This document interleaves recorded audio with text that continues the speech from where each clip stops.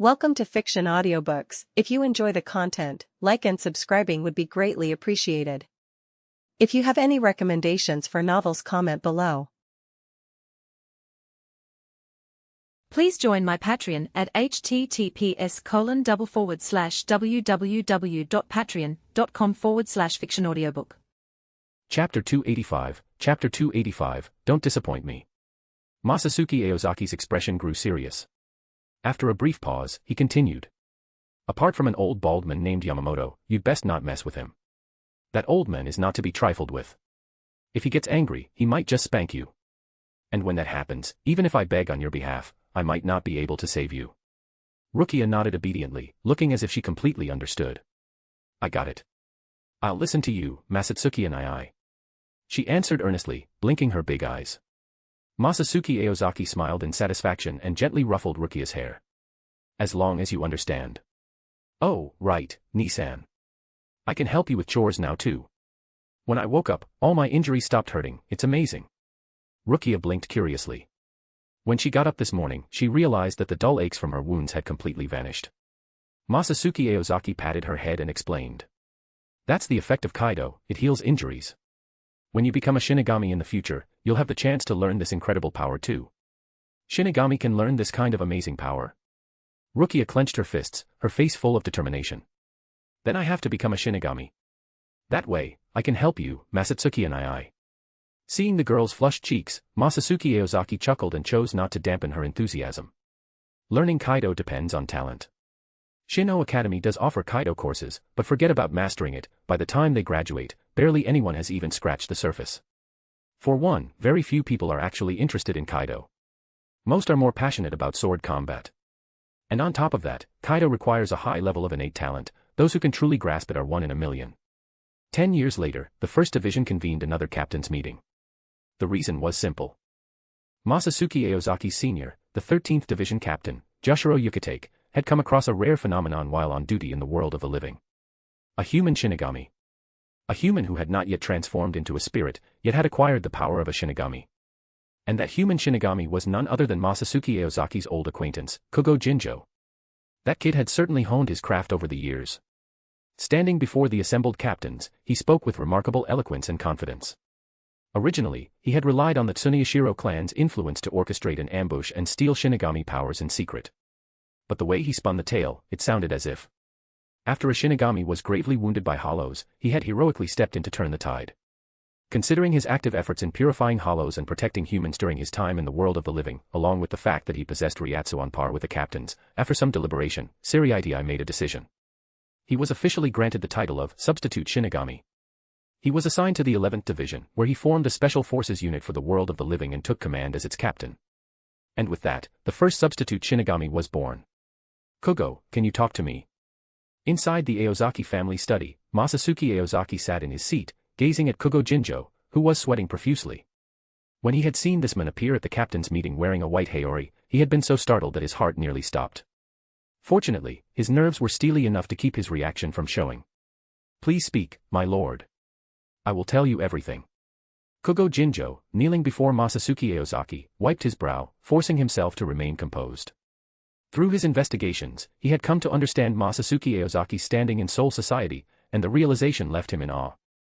Masatsuki was not only a high-ranking noble of Seireitei, but he also had the open support of 2 of the 5 great noble clans, with another neutral clan leaning in his favor.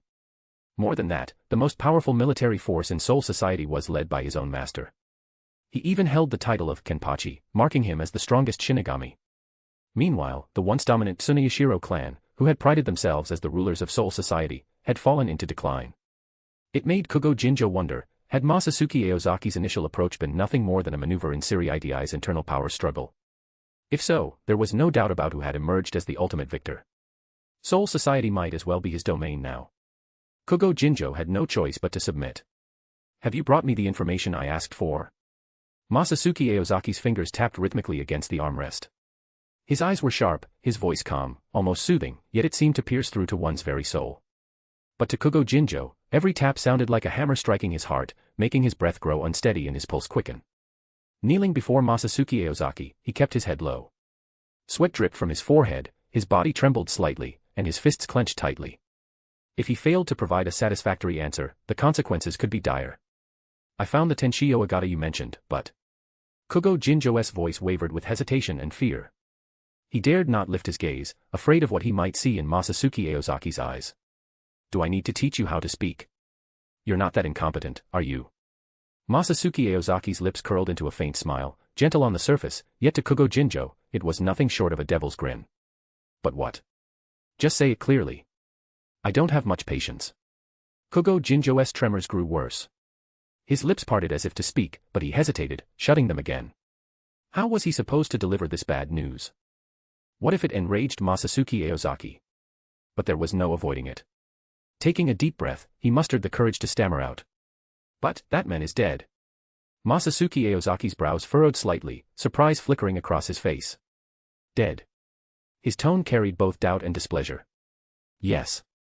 By the time I found him, he was already dead. I examined his body. The situation was strange. There was a wound on his chest, clearly made by a long blade. It didn't seem fatal. I found no other wounds, yet he was dead. Kugo Jinjo spoke quickly, as if fearing that if he delayed even a second, he himself would end up with a blade in his chest. I didn't find his soul in the world of the living, either. I don't know if he came to Soul Society or if he turned into a hollow. Masatsuki Aozaki's frown deepened. A blade wound that shouldn't have been fatal, yet the man died, and his soul was missing. It reminded him of Aizen and Kaname Tozen. Over the years, those two had frequently collected the souls of Fullbringers from the world of the living for their experiments. Aizen believed that the greatest obstacle standing between him and absolute power was the Zero Division of the Soul King's palace. If they were destined to clash one day, and the enemy was overwhelmingly powerful, then preparation was essential. Soul King fragments, pieces of the Soul King's body, still held research value. Masatsuki Aozaki spent his days idling, uninterested in such matters, but Aizen had his own grand ambitions. He wouldn't waste time following Masatsuki's example. It was entirely possible that Aizen had taken Tenshio Agata's soul. Of course, that was just speculation. Masatsuki Aozaki couldn't be bothered to investigate further.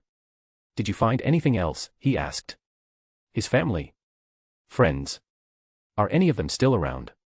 Kugo Jinjo quickly responded. I found his daughter. She was the one who showed me his body. Her name, is it Ora? Masatsuki Aozaki asked. That's right. Ora Agata. After her father died, she changed her name to Ora Michibane. Michibane was her mother's surname. Kugo Jinjo's voice was hurried, as if eager to report everything. But that girl is strange. She doesn't seem to care about Tenshio Agata's death at all. When she talks about him, she's so indifferent that you'd never think they were father and daughter. Where is she now? Before Kugo Jinjo could finish, Masatsuki Aozaki interrupted with a frown. Clearly, he had no interest in their familial bonds. She's in the execution division right now. Jinjo responded. Masatsuki Aozaki nodded in satisfaction, a faint smirk forming on his lips. You've done well, Kugo. When you return to the world of the living, bring her to me. His voice was calm, yet carried undeniable authority. Don't disappoint me, Kugo. Yes. Kugo Jinjo let out a breath of relief, feeling as if he had just narrowly escaped death. 40 chapters ahead. p@trian.com/pinksnake. Chapter 286, Chapter 286, Regret. With a little pressure, Kugo Jinjo's efficiency noticeably improved. In less than 3 days, a young girl with short blue hair passed through the Aozaki family's private senkamen and appeared before Masatsuki Aozaki. When she entered Soul Society, she was still human. Possessing the Soul King's Seketsu meant that, as a Fullbringer, her talent for manipulating souls and reishi was undeniably exceptional. For her, moving freely between the human world and Soul Society was hardly a challenge. Even without relying on Kasuke Urahara's reishi converter, she could easily shift her reishi state. That said, Ora Michibane was, without a doubt, someone who lived her life governed by inertia. When Masatsuki Aozaki first met her, he expressed his wish to adopt her, nurture her strength, and help her reach her full potential.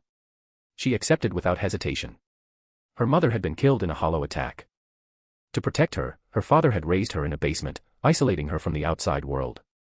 She had no clear goals in life, no attachments to this world. She saw Masatsuki's offer as an opportunity to indulge in her only passion, Fullbring. And so, she gladly agreed. At first, she had no idea what Masatsuki Aozaki was aiming for.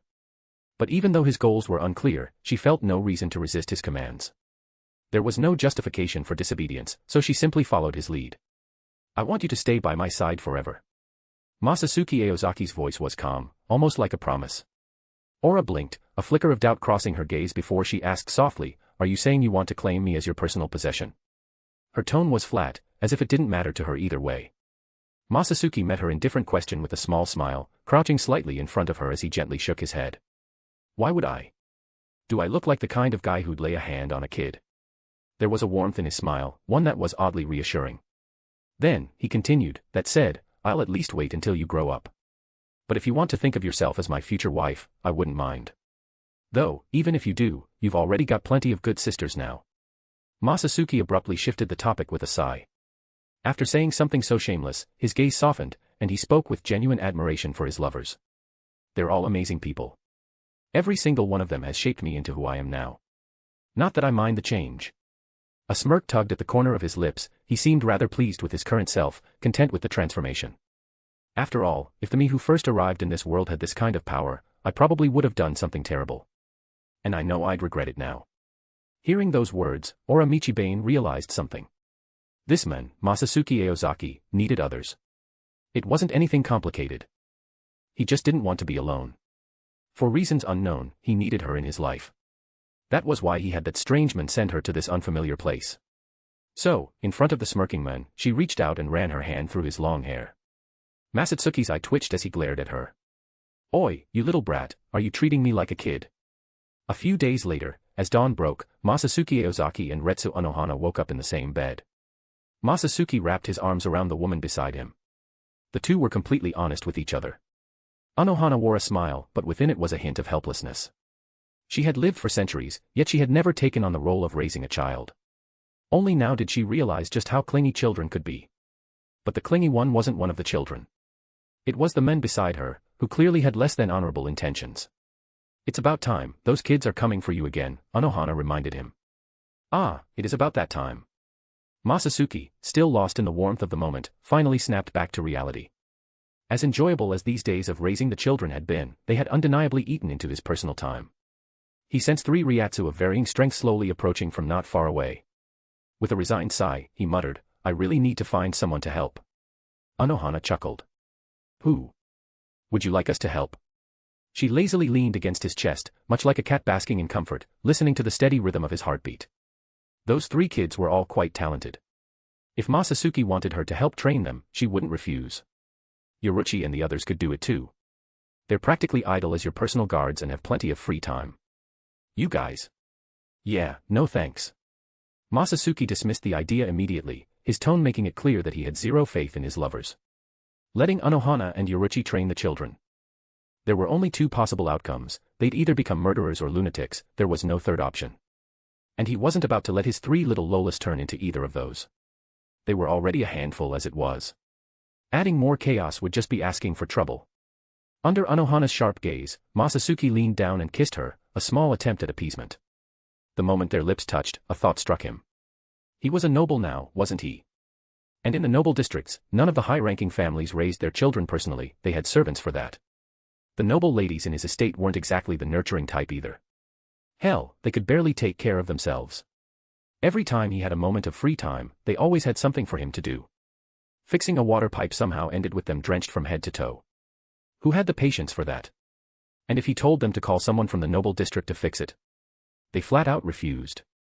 Yeah, best not to count on them for childcare. I've lived as a noble for so long, but I've never really indulged in it, have I? Masatsuki mused to himself. Yoruchi has worn a maid outfit before, sure, but I've never actually had a real maid. Maybe it's time to fix that. As he thought this, he busied himself helping Unohana get dressed. Retsu, I'm going to prepare breakfast with the kids. Make sure you come and eat, he said gently. Unohana smiled warmly, her delicate hand smoothing out his collar with practiced ease. You really do like them, don't you? Masatsuki smirked. Jealous. Maybe just a little. Unohana's smile was subtle yet teasing as she gazed at him. I suppose I'm feeling a bit upset. What should I do about it? Masatsuki didn't hesitate. He pulled her into his arms and pressed his lips against hers. Unohana closed her eyes, savoring the moment. Her arms wrapped tightly around his waist, as if she wanted to pull him entirely into her. 40 chapters ahead. P@Triancom/Pinksnake. Chapter 287, Chapter 287, Beautiful Boy. After breakfast, with Jin Ichimaru heading to the world of the living for his post, Masatsuki Aozaki found himself back at the 11th Division, overseeing operations, a rare occasion. Sitting at his desk, he massaged his temples, preparing to tackle some paperwork, when a sudden, urgent knocking broke the silence. Knock. Knock. Knock. He had barely settled into his chair when the sound echoed through the room. Pushing the door open, Izumo stepped inside. Captain, Rukongai is under attack by Jillians. Masatsuki glanced at the respectful Izumo and asked, puzzled, where's Lieutenant Zaraki? Lieutenant Zaraki has gone to the 1st Division for further training, Izumo replied with a slight nod. Masatsuki sighed internally. These brainless idiots really have a knack for causing me trouble. Maybe I should just build a ranch in Las Noches and keep them all contained. At least then they wouldn't be running around making a mess all the time. Shaking his head slightly, he gave the order, Jillian, huh? Gather 2 squads and come with me. Jillians weren't even a challenge, he could handle them effortlessly. But he wasn't here to be a babysitter. I don't even see any Minos. Yachiru Kusajishi kicked a small rock on the ground, muttering to herself in boredom. Her voice wasn't particularly loud, but the 3 others beside her heard her complaint loud and clear. Masatsuki chuckled at her grumbling and placed a hand on her head, ruffling her hair gently. We're almost there, Yachiru. Just be patient a little longer. Then, his gaze shifted to Ikaku Madarame and Yumichika Iasegawa, who stood behind Yachiru. This is your first time on an expedition. Make sure you give it your all. Hearing this, Ikaku and Yumichika immediately straightened their backs, their expressions turning serious. Yes, Boss Masatsuki. We'll go all out. Satisfied, Masatsuki gave them a nod before turning back to Yachiru. She was grinning brightly, clutching the corner of his sleeve and tugging at it playfully. Masatsuki sighed with a helpless smile. What is it now, Yachiru? She giggled and whined, Aozaki-chan, I wanna eat kanpito. Masatsuki furrowed his brow, pretending to scold her. Didn't I just give you a bag? Yachiru held up the empty bag in her hands, looking pitiful. It's all gone. Masatsuki chuckled, pinching her cheek. You'll have to hold out for a bit. Once we get back, I'll take you to my place, and you can eat as much as you want. And there'll be dessert too. Really? Yay. Aozaki-chan, you're the best. Just as Yachiru was happily imagining all the sweets she'd get to eat, a sudden scream of terror rang out in the distance. At the same time, a familiar Ryatsu surged in the air. A hollow, Ikaku noted, his grip tightening on his Zanpakutō. Judging from the Ryatsu's strength, looks like a Jillian. Without hesitation, he drew his blade, eyes gleaming with excitement. Let me handle it. Wait. Yumichika quickly stepped up behind Ikaku, his expression serious. It looks like someone's under attack. Masatsuki immediately took command. Ikaku, 7th seat. Yumichika, 10th seat. You two handle the hollows, Yachiru, 6th seat, and I will focus on rescuing the civilians. He held onto Yachiru tightly, making sure she didn't rush ahead in excitement. But Yumichika hesitated, his face showing concern. However, Ikaku Madarame cut in without hesitation. Don't worry, boss. Leave that big guy to me. With that, he drew his Zanpakutō. Grow, Hosokumaru. He connected the hilt and scabbard together, transforming his weapon into a sharp spear. In a flash, he stepped forward with Shuinpa and vanished from sight. Yumichika Iasegawa sighed, shaking his head helplessly before dashing after him.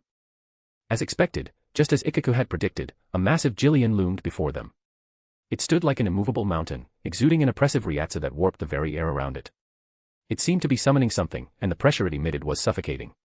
Around it, several hollows bared their fangs, attacking the panicked civilians who scattered in terror, their eyes gleaming with hunger and cruelty. The scene was pure chaos, screams, desperate footsteps, and the relentless advance of the creatures hunting them. Bloom, Fuji Kujaku. With a loud shout, Yumichika activated his Zanpakutō. The blade in his hand unfolded into 4 scythe-like extensions, resembling a peacock's tail. Even in the middle of battle, he couldn't help but admire Masatsuki Aozaki and Yachiru Kusajishi's efficiency. Within mere minutes, they had cleared the area, leaving behind a perfect battlefield. All right, let's finish this. Ikaku roared as he propelled himself forward like a cannonball, charging at the towering Jillian. His speed was immense. Within moments, he had covered dozens of meters and reached the beast's head. With a fierce thrust, he aimed to pierce straight through its skull. Is that it? Mid-air, Ikaku couldn't help but feel slightly disappointed. He had expected a tough battle, yet this seemed far too easy. But in the next moment, clang! A sharp, ringing sound echoed through the air. Yumichika instinctively looked up, eyes locking onto Ikaku. For an instant, golden light flared across the Jillian's pitch-black body. A glowing pillar of energy descended from above, enclosing the Jillian in an impenetrable barrier. That's negation. Before Yumichika could fully process it, Ikaku was already sent flying, crashing into the ground in the distance. He quickly picked himself up, blood trickling down his forehead. Seeing that he was still in one piece, Yumichika exhaled in relief. But when he looked up at the sky, his breath hitched. A massive garganta had torn open above them. Within its depths, 9 identical, monstrous masks loomed. Each white mask was enormous, their bodies compressed together, forming a grotesque, writhing entity. 9 Jillians using negation at the same time. No wonder you couldn't break through. Don't let it get to you. A calm, unassuming voice cut through the battlefield. Then, in an instant, a pure white blade pressure swept across the sky. The negation shattered like fragile glass, splintering into countless fragments. But the attack didn't stop there. The residual force surged forward, tearing through the Jillian it had protected, along with the 9 others above. Boss Masatsuki Aozaki-chan, that was amazing. The 3 voices rang out in unison, filled with awe. Ikaku and Yumichika turned in shock. Masatsuki Aozaki stood quietly behind them, his expression as composed as ever, sliding his Zanpakutō back into its sheath. Only then did they notice, he was holding someone in his arms. A small figure curled up against Masatsuki's broad chest. A girl. Yumichika murmured in confusion. He examined her face closely, her features were undeniably delicate, carrying a feminine softness. But as his gaze traveled downward, a flat, wide expanse made him hesitate. Wait, was this really a girl? Or was this person just like him, a stunningly beautiful boy? Masatsuki didn't seem to notice Yumichika's thoughts. At the question, he simply nodded slightly. Meanwhile, the girl in his arms, blood at the corner of her lips, frowned faintly. She had sensed something, a strange gaze, an inexplicable feeling of malice. But her consciousness was already fading. Before she could think too much about it, exhaustion overwhelmed her, and her head lolled to the side as she slipped into deep sleep. Chapter 288, Peace of Mind. The girl slowly opened her eyes, her gaze meeting an unfamiliar ceiling. She stared blankly at the bright chandelier hanging from the wooden beams above, her mind clouded with confusion. So clean. She murmured the words without thinking. At that moment, an unfamiliar yet gentle voice rang out. You're awake. The voice was clear and soothing, carrying a warmth that seemed to sink straight into her heart, making her feel at ease. She instinctively turned her head toward the voice, only for a sharp pain in her chest to force a strained gasp from her lips. Are you in pain? Let me help you. The pleasant voice spoke again, and before she could react, a handsome face suddenly came into view. His deep, bright eyes shimmered like stars, filled with a gentle concern as he gazed at her. I feel like I've seen you before. May I ask who you are? Her voice was hesitant, and as she met his striking gaze, she felt a sudden shyness creeping over her. I am Masatsuki Aozaki, captain of the 11th Division of the Gotei 13. The man smiled as he introduced himself. At the mention of his name, the girl immediately tensed. She had only heard bits and pieces about Seireitei, but she knew that a captain was an important figure among the Shinigami, a high-ranking existence far beyond her reach. Nervous and unsure of what to do, she fumbled over her words. A noble of Seireitei. I'm sorry, Masatsuki gently shook his head and reassured her. It's all right. There's no need to be nervous. I just came to check on you, Hisana-san. Scratching his head, he let out a slightly apologetic smile. Sorry, I took the liberty of finding out your name. How are you feeling? Does anything still hurt? His gaze remained gentle, full of concern as he observed her carefully. Hisana took a deep breath, trying to calm herself. She looked at Masatsuki gratefully and forced a weak smile, her voice trembling slightly. No. If anything, I should be the one apologizing. I've caused you and the Gotei 13 so much trouble. I'm truly sorry. She lowered her head, deep regret written all over her face. Then, realizing something, she quickly waved her hands, a flicker of urgency flashing through her eyes. And, you saved my life. That's an enormous kindness, I could never blame you for anything. Her voice carried genuine gratitude and sincerity. This is a debt I will never forget. If anything, I should be the one thinking about how to repay you.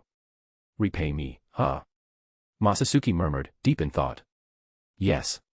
Please, give me the chance. Hisana nodded earnestly. Something flickered in Masatsuki's eyes as he seemed to consider her words. After a moment, he met her gaze and spoke. There might actually be something you can help me with. The second he finished speaking, Hisana's expression brightened with excitement. Please tell me.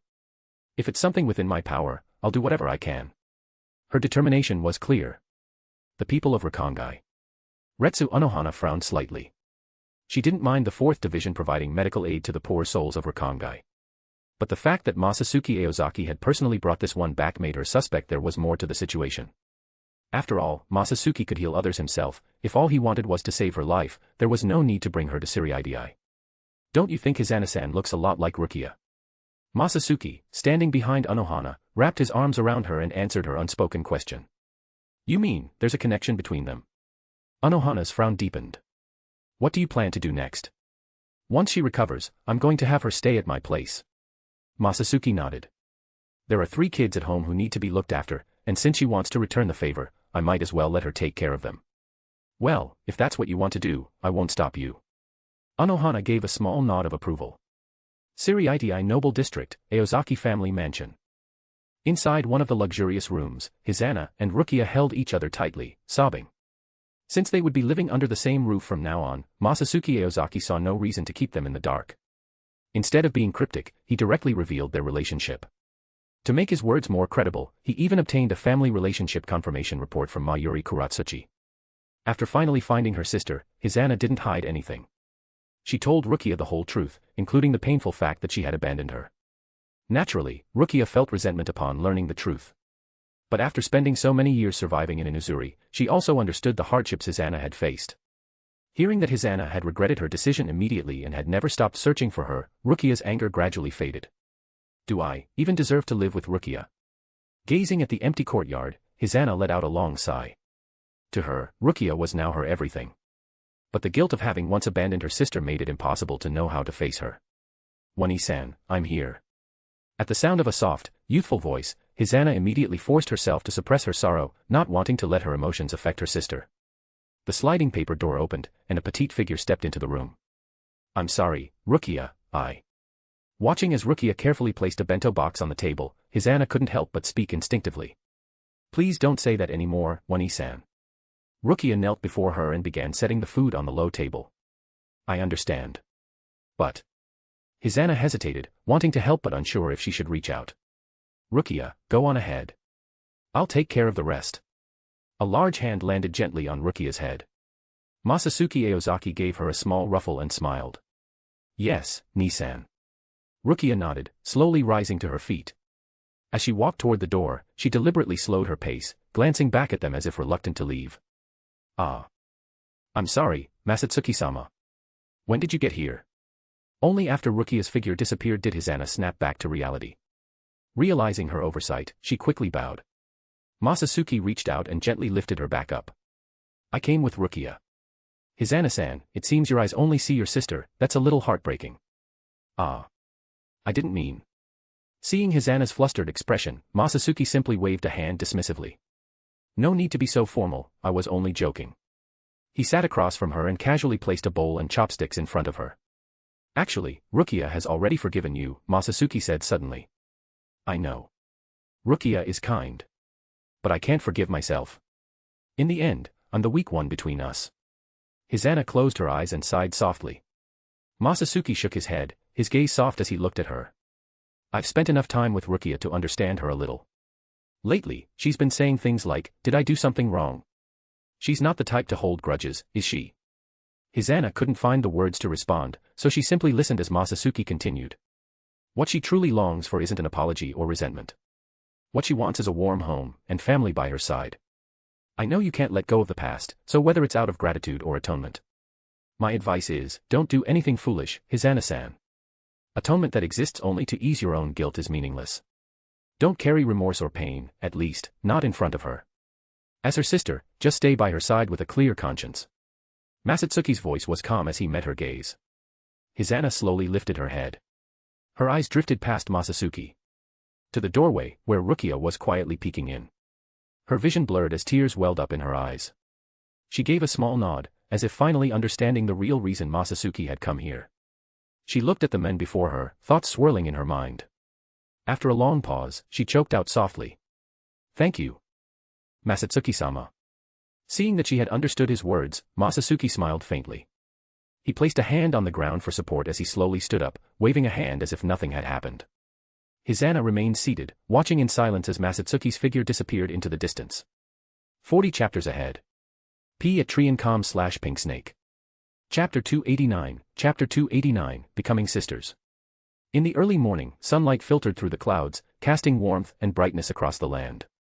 Hisana rubbed her eyes as she slowly woke from a peaceful dream. However, it wasn't the rising sun that had stirred her from sleep, it was the steady sounds of shouting coming from outside her window. Ha! Ha! The voice was clear and resolute, brimming with energy and determination. Pushing open the window, Hisana's gaze fell upon the figure in the courtyard, Rukia. She was practicing her sword swings with unwavering focus, each movement accompanied by a sharp cry, as if pouring all her strength into every strike. Hisana sighed softly, a tinge of worry surfacing in her heart. Ever since Rukia had set her sights on becoming a Shinigami, she had trained with relentless dedication. Each morning, before the first rays of sunlight could fully illuminate the room, Rukia was already outside, throwing herself into rigorous practice. Hisana had tried many times to persuade her to rest more, but the answer was always the same. Nisan once told me that training requires perseverance. If you don't have the will to push through, no amount of practice will make a difference. Even my brother gained his strength only after years of daily training. She would always say this, her eyes shining with firm resolve. Hisana knew that for Rukia, becoming a great Shinigami wasn't just about personal ambition, it was a promise, a tribute to someone she deeply admired. Watching her sister grow stronger with each passing day, Hisana's feelings became increasingly complicated. She understood that, in Rukia's heart, that man likely held a place even higher than she did. The bond they shared, the connection forged through hardship, was something she could never replace. And yet, even as she felt a faint pang of loss, she was also proud that Rukia was walking her own path, chasing her dream with everything she had. Nisan. Nisan. With that person by her side, does Rukia really still need me? The thought lingered in her mind, bringing a quiet sadness with it. But she quickly took a deep breath, pushing those emotions aside. Even if she couldn't guide Rukia in training like he could, she could still protect her in her own way, by supporting her, standing by her side, and helping her reach her dreams. As she reached for her jacket, Hisana caught a glimpse of herself in the mirror. Her reflection was radiant, her complexion fair and smooth, carrying a soft glow. She gently touched her cheek, feeling the warmth of her own skin, an inexplicable sense of joy rising within her. Have I really changed? Murmuring to herself, she recalled the words of praise she had heard recently. Her fingertips brushed over her flushed cheeks, and for a moment, she found herself lost in thought. Since coming here, everything had changed. For the first time in her life, she felt an overwhelming sense of warmth. Family, something she had long been without, had finally embraced her. Rukia, Nimyu Kuratsuchi, and Aura had all witnessed her transformation. They had seen her go from a quiet, withdrawn woman to someone who now laughed freely, who no longer carried the weight of loneliness in her gaze. Her once solemn expression had softened. Her heart had, at last, found peace. She was no longer the woman burdened by suffering. As she reminisced on the time she had spent in the Aozaki household, Hisana found herself momentarily dazed. She was grateful for the love and warmth she had received from this family. And she was thankful to fate for bringing her to him and to these wonderful people. Rukia, how long have you been practicing? Hisana pushed open the door and saw Rukia diligently training with her sword, sweat beading on her forehead. Rukia paused and smiled. Not long, Wani-san, just an hour. Nimyu Kuratsuchi gently wiped the sweat from Rukia's face. Hisana looked at her sister with a mix of pride and concern, knowing how hard she always pushed herself. She stepped forward, softly stroking Rukia's hair. Take a break, don't overwork yourself. Rukia nodded and followed Hisana into the room. Hisana poured her a glass of water, and the two sat on the bed, chatting. She asked about Rukia's training, and Rukia excitedly shared her progress. Nisan said I'm getting stronger, she declared, her eyes shining with confidence. Hisana smiled warmly. Of course, my little sister is amazing. But remember to take care of yourself too, don't push too hard. Rukia nodded obediently. She glanced at Hisana and, after a brief pause, curiously asked, Wani-san, you seem really happy today. Did something good happen? Hisana blinked in surprise, then laughed softly. No, I'm just happy to see you working so hard. But deep down, it wasn't just Rukia's progress that brought her joy, it was the sense of belonging she had found here. Rukia's eyes flickered with understanding. She took Hisana's hand gently. Wani-san, thank you for everything. We'll always be together, right? Hisana felt a warmth spread through her chest, her eyes misting over. She pulled Rukia into a hug and whispered, yes, always. You must be hungry. I'll go make something to eat, go wake up Masatsuki-sama. Wiping at her eyes, Hisana glanced at Rukia, who was still covered in sweat from training, and shook her head. Ever since Masatsuki Aozaki had started personally teaching her, Rukia had become even more dedicated. She had made it clear, her goal was to become a Shinigami and join the 11th Division. Hisana understood her sister's determination and chose not to interfere. "I'm not done training yet, you go instead," Rukia protested, her cheeks flushing as she quickly shook her head. "You stubborn child." Hisana sighed, unable to hide the fondness in her voice. She shook her head and turned toward Masatsuki Aozaki's room. Although the Aozaki household housed noble ladies from various families, Masatsuki Aozaki had his own way of seeing things. Even though Rukia and the others had arrived later, he still preferred to stay with them. With a soft creak, Hisana pushed open the door and stepped inside. Her breath caught. So beautiful. Masatsuki Aozaki lay on the bed, eyes closed, his face serene and breathtakingly handsome. Hisana's gaze lingered on him, unable to help but admire his features. His steady, deep breathing made him look like a celestial being lost in slumber. Carefully, she stepped forward, afraid to wake him. Her heart pounded, a faint blush creeping onto her cheeks. No matter how many times she saw him, she was always struck by his unparalleled beauty. He seemed almost otherworldly, his presence as radiant as the stars. Rukia and the others had given Hisana confidence in her own appearance, but standing next to Masatsuki Aozaki, she couldn't help but feel overshadowed. His brilliance was simply too dazzling. Lost in thought, Hisana suddenly realized something: she wasn't alone. Beside him lay another figure, a young woman with tanned skin. "Hisana-san, have you taken a liking to this bad boy?" A playful voice broke the silence. Yoruichi Shihoin slowly opened her golden eyes, a teasing smirk on her lips. "How about becoming my sister instead?"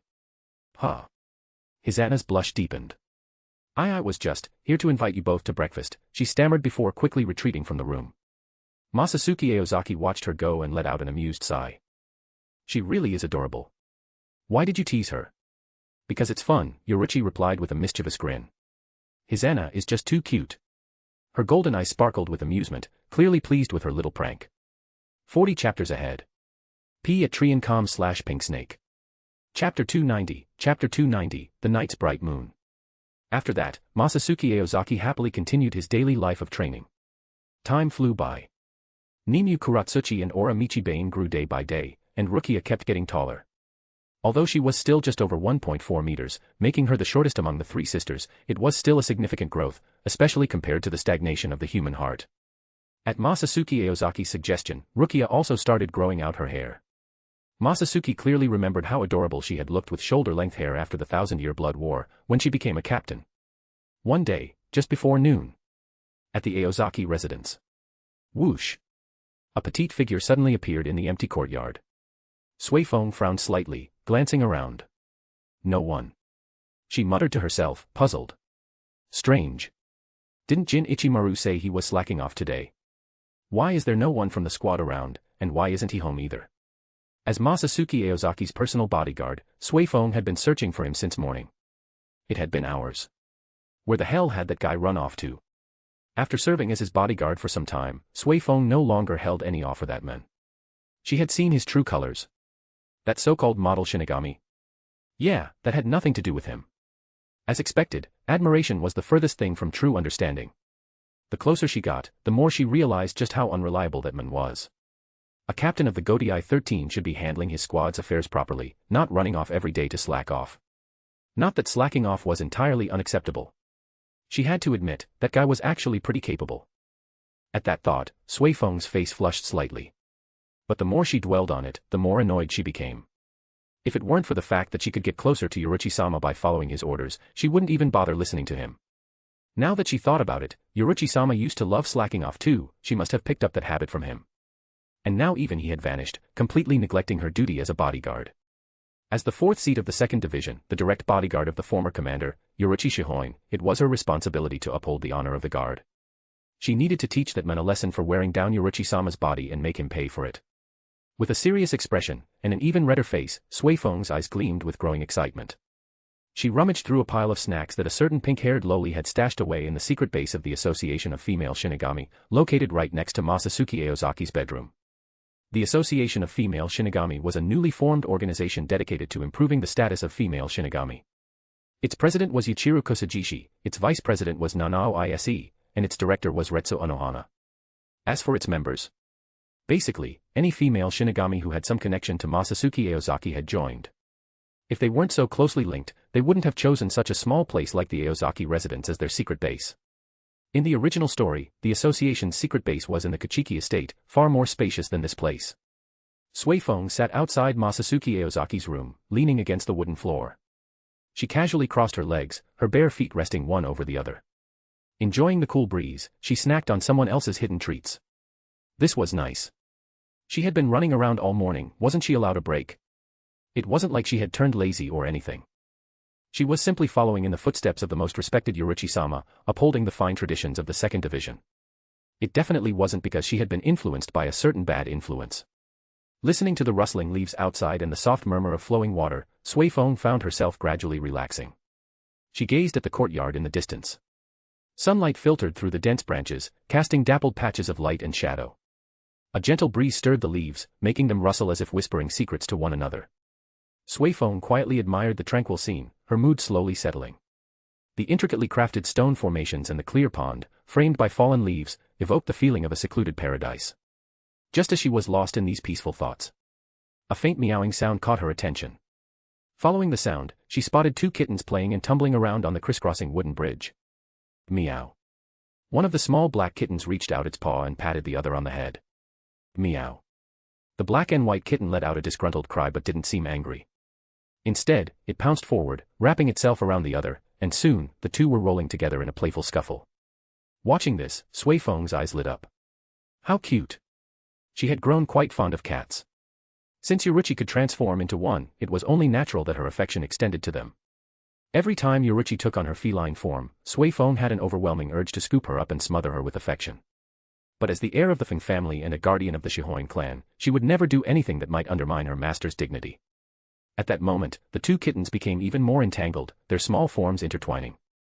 Sui Feng couldn't help but smirk. Masatsuki is more caring than I thought, keeping two cats at home. Then again, it was simply an animal's nature.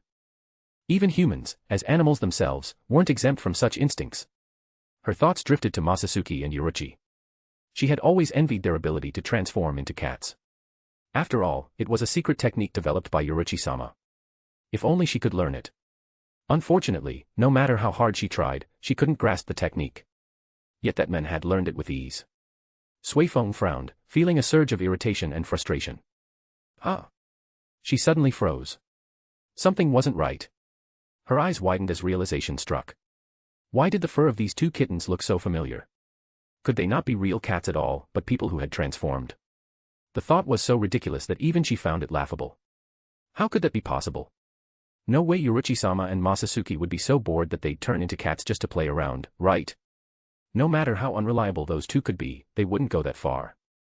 Besides, taking on an animal's form had to come with all sorts of inconveniences. Their body structures, their physical functions, everything would change. Wouldn't it be uncomfortable to be stuck in a cat's body?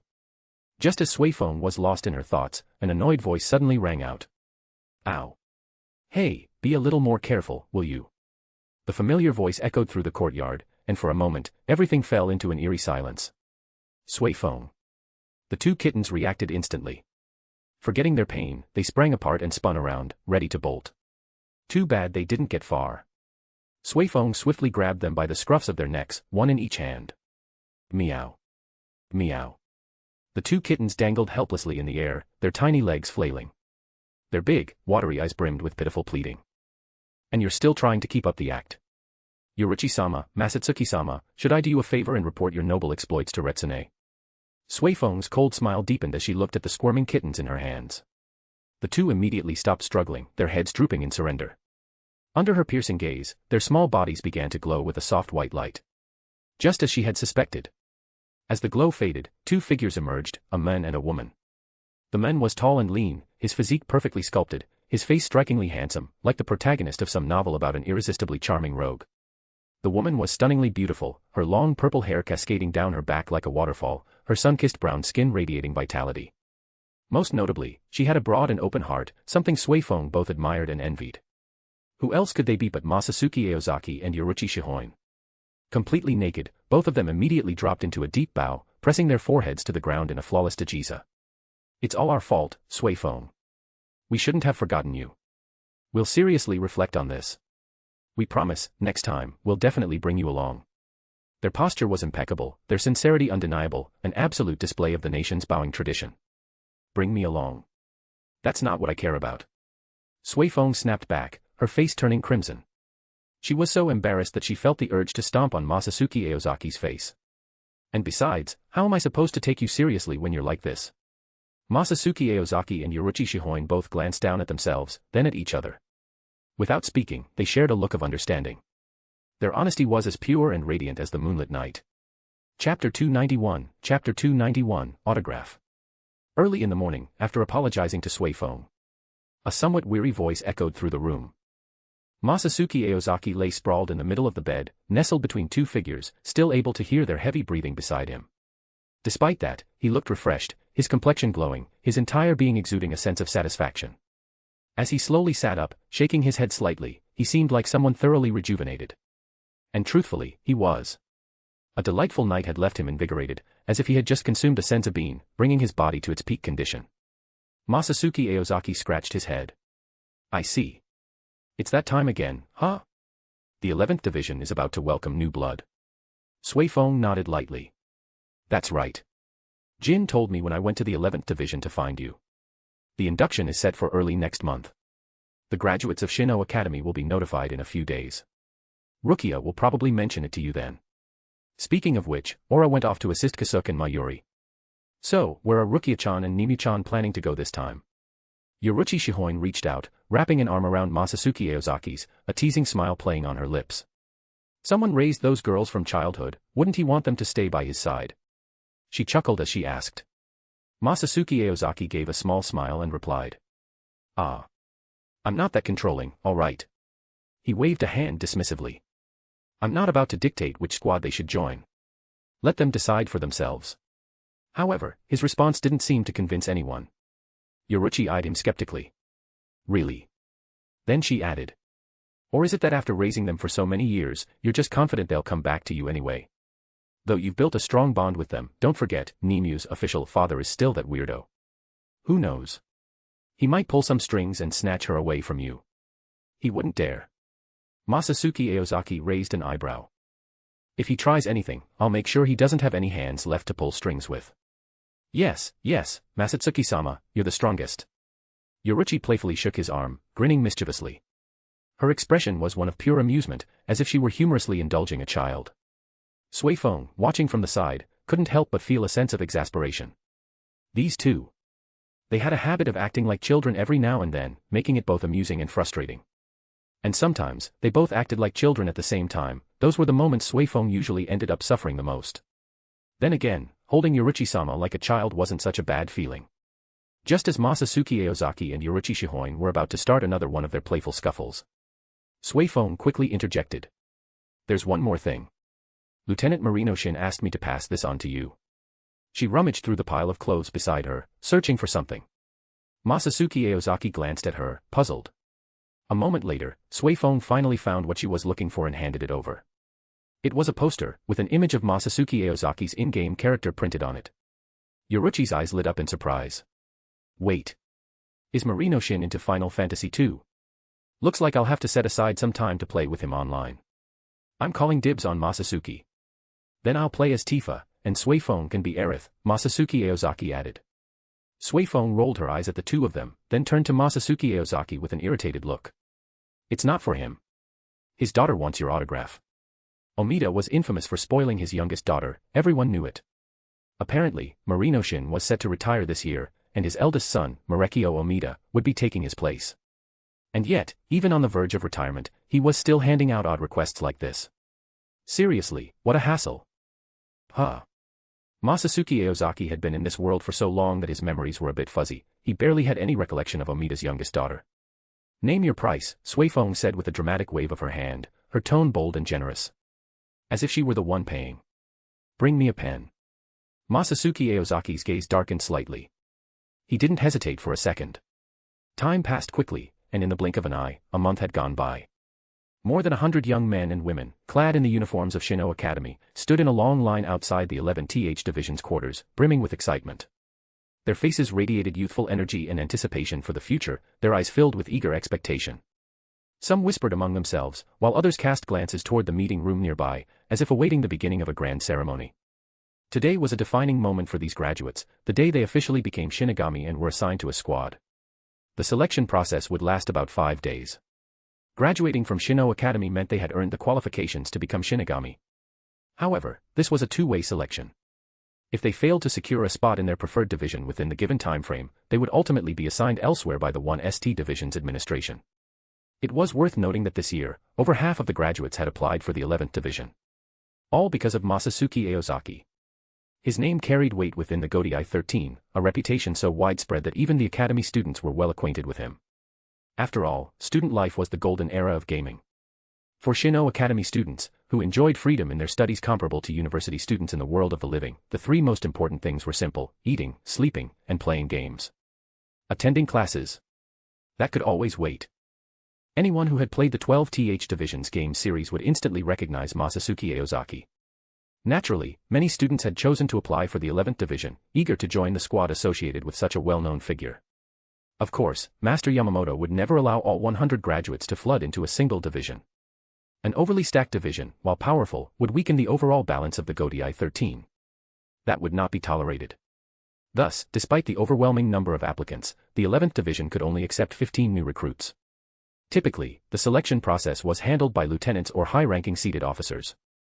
These experienced individuals had keen judgment, capable of identifying the most exceptional candidates among the many hopefuls. Occasionally, a prodigy would emerge, a student whose talent and reputation were so outstanding that captains took direct notice. If such a match was made, there was no need for an interview. The decision would be made instantly. However, Masatsuki Aozaki was different.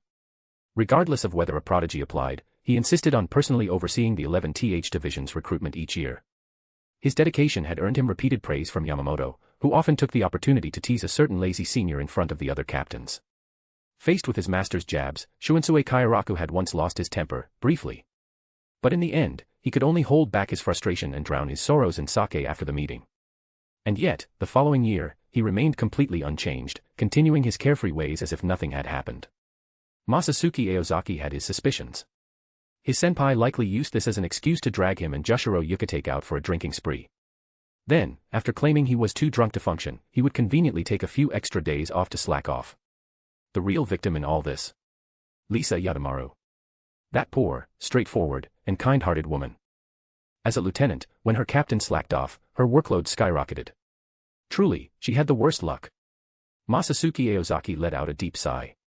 While feeling sorry for his wife, he considered whether he should visit Lisa's dorm tonight. Or better yet, just bring her home and help her relax. 40 chapters ahead. p@triancom/pinksnake. Chapter 292, Chapter 292, Domination. The recruitment standards of the 11th Division differ greatly from those of other divisions. Since the time of the first Kenpachi, Yuichiro Unohana, the 11th Division has been designated as a combat-focused unit. In this division, strength is the sole criterion for everything. If one is powerful enough, they can rise through the ranks, otherwise, they will naturally be eliminated. This was the reason Yuichiro Unohana transferred to the 4th Division. Hundreds of years ago, she was defeated by Kenpachi Zaraki. As a result, she deemed herself unfit to continue holding the title of Kenpachi or serving as the captain of the 11th Division. The selection process for 11th Division members follows the same principle, only graduates with exceptional combat abilities are considered. However, ever since Masatsuki Aozaki took over as captain, a new criterion has been introduced: appearance. Of course, strength remains the most important factor, but if two candidates possess similar levels of power, appearance will also be taken into account. "What's your name, young lady?" Masatsuki Aozaki asked with a gentle smile. Hearing his voice, the girl looked up, her expression carrying a mix of nervousness and shyness. She softly replied, "Masatsuki Nisan." "Oh. I mean, Captain Masatsuki. My name is Momo Hinamori." Masatsuki Aozaki glanced down at the document in his hands, then suddenly raised his brows in surprise before bursting into laughter. 16th class spiritual power. A little genius, huh? Not bad, you're in. Without hesitation, he grabbed the stamp on the table and firmly pressed it onto Momo Hinamori's file, officially marking her acceptance. Calling her a little genius was no exaggeration. Typically, fresh graduates from the Shino Academy fall within the 20th spiritual power class. Those who surpass that level are considered geniuses. Of course, even among geniuses, there are varying degrees. Some graduate in the teens, while others leave the academy already at the level of a seated officer, a lieutenant, or even a captain. Sitting nearby, Jin Ichimaru watched the scene unfold, the corner of his mouth twitching slightly in disbelief. "Isn't she an old acquaintance?" I've seen you two together in Rakongai plenty of times. Who exactly are you trying to fool with this act?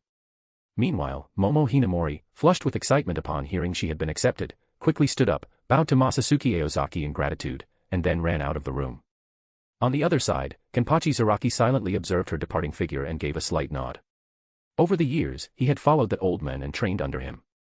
Though he didn't particularly enjoy it, he had endured it, solely for the opportunity to cross blades with the men sitting beside him. Beyond combat techniques, he had also been forced to pick up some common sense. 16th class spiritual power, weak. Incredibly weak. There's no thrill in fighting that. Not worth the effort. Just then, a white-haired boy stepped into the room. His gaze immediately locked onto Masatsuki Aozaki, his expression unfriendly as he silently took a seat. What's your name, kid? Masatsuki Aozaki smiled warmly at the boy, his tone full of enthusiasm. Didn't you tell me to come here yourself? The white-haired boy stared at the infuriating expression on Masatsuki's face and replied, enunciating each word clearly. Toshiro Hitsugaya. Masatsuki completely ignored Hitsugaya's gritted teeth and nodded in satisfaction.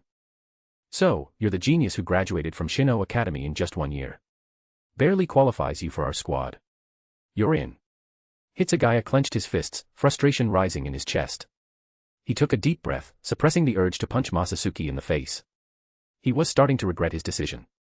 If he hadn't listened to this guy's nonsense, he wouldn't have joined Shin'o Academy in the first place. Over the past year, everyone, teachers, classmates, had sung his praises, calling him a prodigy. When he graduated early, multiple captains personally invited him to join their squads. Among them, the most tempting offer came from the gentle and kind-hearted captain of the 3rd Division, beloved by all. And yet, looking at Masatsuki Aozaki's smug face now, Hitsugaya felt nothing but regret. He must have been out of his mind to turn down the captain's offer and come to the 11th Division instead. With that regret weighing on him, Toshiro Hitsugaya officially became a member of the 11th Division. After several more interviews, a black-haired girl slowly took a seat. It's Rukia-chan. Upon seeing her, Yachiru Kusajishi immediately perked up, waving excitedly. Feeling the weight of everyone's eyes on her, Rukia blushed slightly and nodded back, a little shy. Hired. Masatsuki Aozaki didn't even bother looking at her file this time. As soon as Rukia left, the next candidate stepped forward, a black-haired woman with straight bangs, her hair tied back into a single braid. Unsurprisingly, Masatsuki hired her without so much as a glance at her information. And, on a whim, he appointed Nimue Kuratsuchi as his captain's secretary. Jin Ichimaru had never even heard of such a position. It was obvious Masatsuki had just made it up on the spot. Is this a squad recruitment, or are you just gathering friends and family for a social event? Jin stared at Masatsuki, his face full of disbelief. Oh, come on, Masatsuki grinned. I'm seriously recruiting here. Ha. Jin sighed, rubbing his temples. You're not even trying to act like you're serious. At least when Momo Hinamori showed up, you put on a bit of a show. Now you don't even bother pretending. Heh. Masatsuki scratched his head. Oops, my bad. Whatever, do as you like. Jin shook his head in resignation. But you sure this is okay? Relax, I know what I'm doing. Masatsuki patted his chest confidently. You think they aren't qualified? Jin shook his head. Of course, they were. Every single one of them would be considered a prodigy at Shin'o Academy. He turned to Masatsuki, only to find him grinning from ear to ear as he watched Nimue Kuratsuchi walk away. This guy. Jin shook his head again, completely exasperated. Geniuses, huh? He muttered under his breath. Narrowing his eyes, Jin glanced out the window at the remaining graduates, who were whispering among themselves. Fortunately, the room was protected by a Kido barrier. Otherwise, those brats would have gotten a taste of the real world today, a harsh lesson that would have forced them to grow up fast. Jin's gaze landed on a red-haired man. Out of all the remaining graduates, his Ryatsu was the strongest. Renji Abarai, huh? Jin recalled the name from the files he had reviewed. In 5 days, over 100 graduates had undergone Masatsuki Aozaki's strict screening process. The moon hung high in the sky, casting silver light over the grand Aozaki estate. Ow, Wani-san. Be gentle. That really hurts. Rukia winced at the bruises covering her body, frowning as she complained to Hisana. Hisana sighed, shaking her head.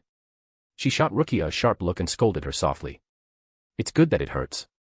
Maybe next time you'll learn to hold back in training. This is the result of your recklessness. With that, she picked up a special medicine developed by the Shinigami Research and Development Institute and carefully applied it to Rukia's wounds. I work so hard to get into the 11th Division, I have to push myself. Rukia gritted her teeth, her voice carrying a stubborn edge. Hearing this, Hisana paused for a moment before letting out a quiet sigh. Do you think Masatsuki-sama would be happy to see you like this? She knew better than anyone how important Masatsuki Aozaki was to Rukia. Ever since they had joined the Aozaki family, the two sisters had experienced happiness they had never known before. To Rukia, Masatsuki Aozaki was everything.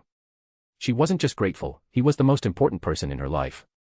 So the moment Hisana mentioned Masatsuki, Rukia immediately quieted down. Any mention of him was enough to hit her weak spot. That's why you have to keep this a secret, Nisan. We can't let Nisan worry. We owe everything to him, and I want to repay him. As she spoke, Rukia buried her face in the pillow.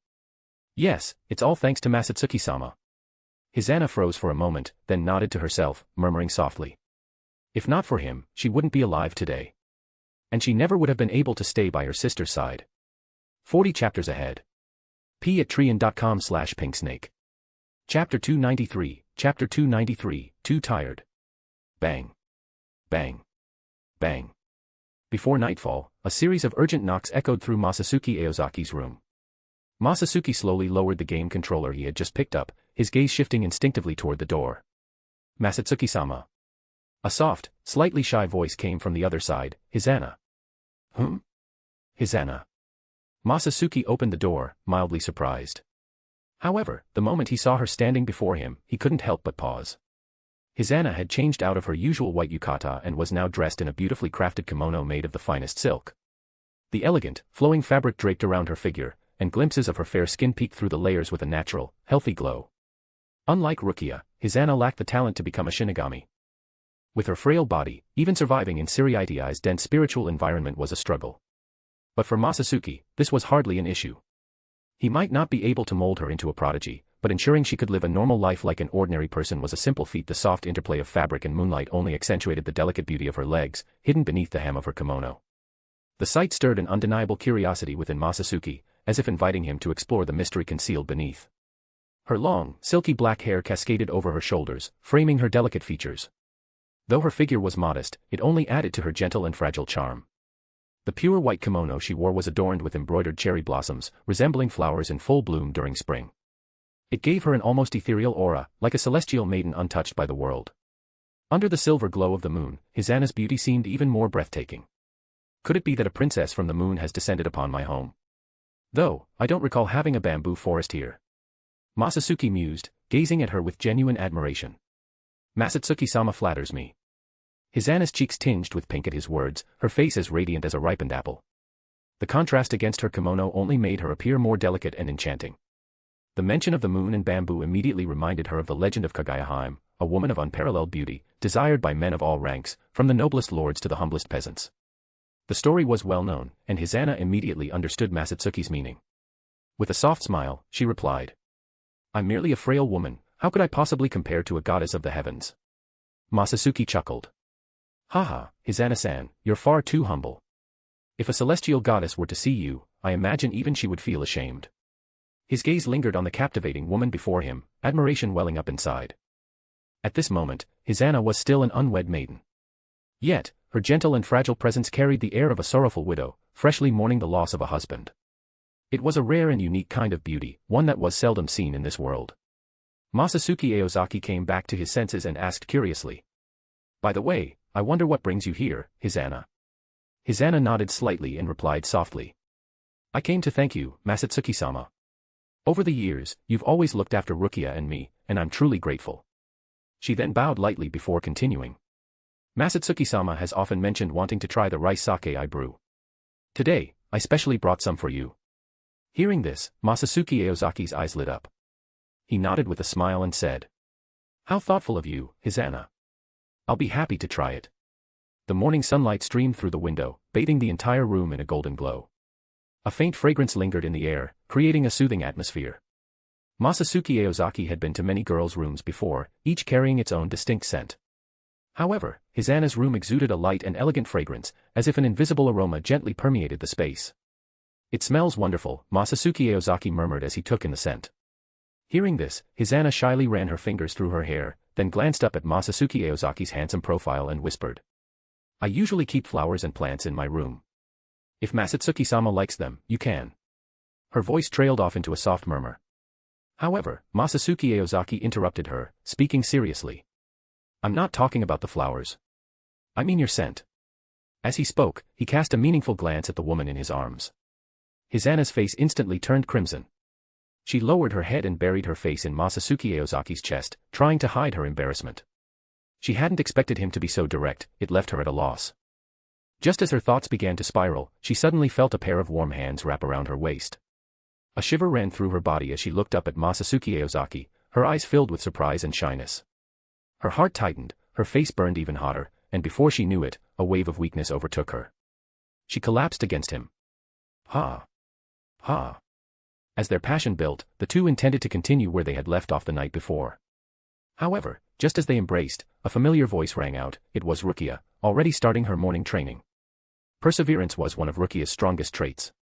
Even though she had been covered in bruises yesterday, she had recovered and was already pushing herself again.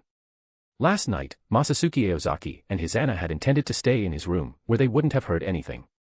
But they had moved here to keep a closer watch on Rukia. Sister. Hisana, whose body had just begun to heat up, instantly lost all strength. Dazed, she rubbed her temple, feeling lightheaded. Last night's battle had already left her drained, and the brief burst of energy just now had only been a fleeting reaction to stimulation. Does she not realize the state her body is in? Getting up so early to train. What if she pushes herself too hard and gets hurt again? Hisana frowned, concern evident in her eyes. She let out a soft sigh, her voice tinged with helplessness. What a stubborn child. Masatsuki Aozaki also let out a small, helpless smile. Rukia wasn't a child anymore. I just don't want her to overdo it, Hisana murmured. She gently ran her fingers over Masatsuki Aozaki's chest, her gaze soft and affectionate. You. Masatsuki Aozaki looked down at the woman in his arms, his eyes filled with fondness and exasperation. He reached out and playfully tapped the tip of Hisana's nose, his voice indulgent. You can't stand to see her suffer, can you? You always worry so much about her. But you have to understand, it's better for her to struggle a little now than to one day face a powerful enemy unprepared and lose her life because of it. I'm not saying she has to suffer, but if she's willing to work hard, let her. As long as I'm here, nothing will happen to her. Masatsuki-sama is right. Hisana's voice grew faint, but before she could finish, a deep drowsiness washed over her. Her eyelids felt unbearably heavy, as if weighed down by 1,000 pounds. She tried to fight it, but exhaustion quickly overtook her, pulling her into a deep sleep. She was so tired. Chapter 294, Apologize to Me. In the Shinigami Research and Development Institute of the 12th Division, there was a dormitory belonging to the laboratory director, or Amichibane. Masatsuki Aozaki sat leisurely, enjoying the dressing service provided by Nimue Kuratsuchi, who stood beside him with an indifferent expression. Aura, you really are amazing. Over the years, I've heard Kasuke and Kiraku praise your talent more than once, Masatsuki Aozaki remarked with admiration. Dressed in a pristine white lab coat, Aura Michibane paid no mind to her battered body. Instead, she offered Masatsuki Aozaki a gentle smile. As you said, I've learned everything I need to. Shall we begin our plan now? Masatsuki Aozaki nodded. Let's begin. Time is running out, and my worries have never lessened. With that, he turned and looked at the charming woman lying on the bed behind him, her face adorned with a playful smile. Leaning down, he placed a light kiss on her lips. At that moment, Nimue Kuratsuchi, standing to the side, watched the scene unfold with an expression that could only be described as looking at pure scum. But Masatsuki Aozaki didn't care. The girl who was once as pure as a blank slate had been molded entirely according to his will. Because of that, he could reveal his true self to her without hesitation. After all, shaping Nimue Kuratsuchi to his liking was far easier than altering Rukia or Aura Michibane. That being said, the Hogyoku isn't something that can be created so easily, Aura Michibane said with a smile, gently caressing Masatsuki Aozaki's cheek. It doesn't need to achieve the same effect as the real Hogyoku. What I need right now is quantity, nothing more. Looking at Aura Michibane's flushed face, Masatsuki Aozaki couldn't help but shake his head and tease, "You're adorable when you blush." The composure on Aura Michibane's face instantly vanished, replaced by a mechanical-like surprise. Masatsuki Aozaki ran his fingers through her silky hair and whispered, "It seems even you haven't noticed. But you're far more captivating when you drop the pretense and show your true emotions." Aura frowned slightly, as if about to argue, but instead, she parted her lips slightly and placed a soft peck on Masatsuki Aozaki's lips.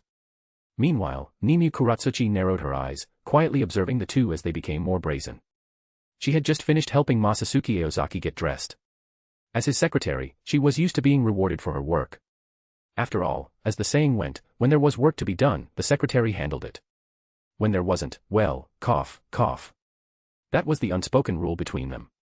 Yet now, thanks to Aura Mishibane's interference, not only had she received no reward, but judging by the situation, she would soon have to repeat the entire process all over again. 2.5 hours later, Masatsuki Aozaki stepped out of the room with Nimue Kuratsuchi. All right, don't get too excited. We'll talk about work tonight, he said, rubbing Nimue's head with a helpless expression as he looked at her flushed cheeks and delicate expression. I'll take you to see your father in a bit, then we'll head home. The rest of the day is yours. Kuratsuchi-sama is not my father, Nimue murmured, her expression slightly downcast. She had no interest in commenting on the rest of Masatsuki Aozaki's words. You really believe that nonsense of his? Masatsuki Aozaki sighed, glancing at the dejected Nimue before taking her slender hand in his. If he didn't care about you, would he be showing up at my place every other day? On the surface, he comes to report on his experiments, but his little eyes always manage to wander toward a certain someone. You're both so dishonest. Masatsuki-sama, I. Before Nimue could finish, a hoarse voice interrupted. Captain Masatsuki, speaking ill of others behind their backs isn't exactly polite, you know. Masatsuki Aozaki instantly recognized the voice. Sure enough, as he turned, he was met with the bizarre face of Mayuri Kuratsuchi. Clicking his tongue in disdain, Masatsuki Aozaki scoffed. Did I say something wrong? Why are you so eager to interrupt? Mayuri scowled and replied in his usual rigid tone. I'm not here to interrupt your conversation, I just have business with you. Masatsuki Aozaki rolled his eyes. Who would believe that nonsense? Your beady little eyes have been darting toward my wife this whole time, and you still claim you don't care. He let out a smug chuckle. Mayuri Kuratsuchi must be disappointed. After all, the cabbage he raised had already been nurtured by someone else, white, tender, and with no reason to leave. However, just then, Mayuri's gaze shifted toward his laboratory, and he slightly tilted his head. Noticing this, Masatsuki Aozaki immediately dropped his playful demeanor and frowned. There's been progress, he asked curiously. Mayuri gave a slight nod and said impatiently. What else? If there wasn't, why would I bother coming to you? Do you think I have nothing better to do? He led them to the vice director's specialized laboratory within the Shinigami Research and Development Institute. This is the technology that leads to the Wandenreich? Masatsuki Aozaki asked, eyes fixed on the constantly flashing screen before him. That's right, Mayuri confirmed before adding. But after years of research, I've discovered that the Wandenreich isn't actually hidden in the shadows of Seireitei. Not there. Then where is it? Masatsuki Aozaki frowned, murmuring to himself. The shadows are just a front. The Quincy actually used them as a medium to construct an enormous alternate space, Mayuri explained, pointing at the screen. This space is as vast as Seireitei itself, existing alongside it without directly interfering. The shadows merely serve as the gateway to that world. I've taken a look inside, and I have to say, they're a terrifying bunch. If it weren't for my recent modifications to Ashisoji Jizo's Bankai, I might have had to change bodies again. I never expected those failures from 1,000 years ago to still wield such power. Going in there was a huge miscalculation. If they decide to invade Seireitei now, it'll be a disaster. Masatsuki Aozaki stroked his chin, deep in thought. I see. No wonder Yurozakuro's ability didn't work, it's in an entirely different space. He had, of course, attempted to locate the Wandenreich through his own means. Yurozakuro was one such method. By merging himself with the Soul Society using its power, he had scoured the shadows of Seireitei, only to find nothing. As expected, some matters were best left to the professionals. The space itself was constructed using the Quincy's reishi manipulation ability, Mayuri continued, glancing at a machine shaped like an archway. By passing through this specially designed Senkaman, one can manipulate the reishi within the shadows to open the boundaries between worlds, allowing for interdimensional travel. Reishi manipulation. Masatsuki Aozaki's eyes lit up. Show me the detailed data. As expected, you're a cautious one. Here, Mayuri said, handing over a document. After a brief pause, he added. So, do you want to head there now? I can start up the machine. He was clearly itching to dissect those pure-blooded Quincy. No need for that machine, Masatsuki Aozaki said, shaking his head. I'll handle it myself. Reishi manipulation, at its core, it was just the ability to manipulate reishi. Since he already possessed that ability, there was no need for a gateway. As long as he understood the technique for crossing over, that was enough.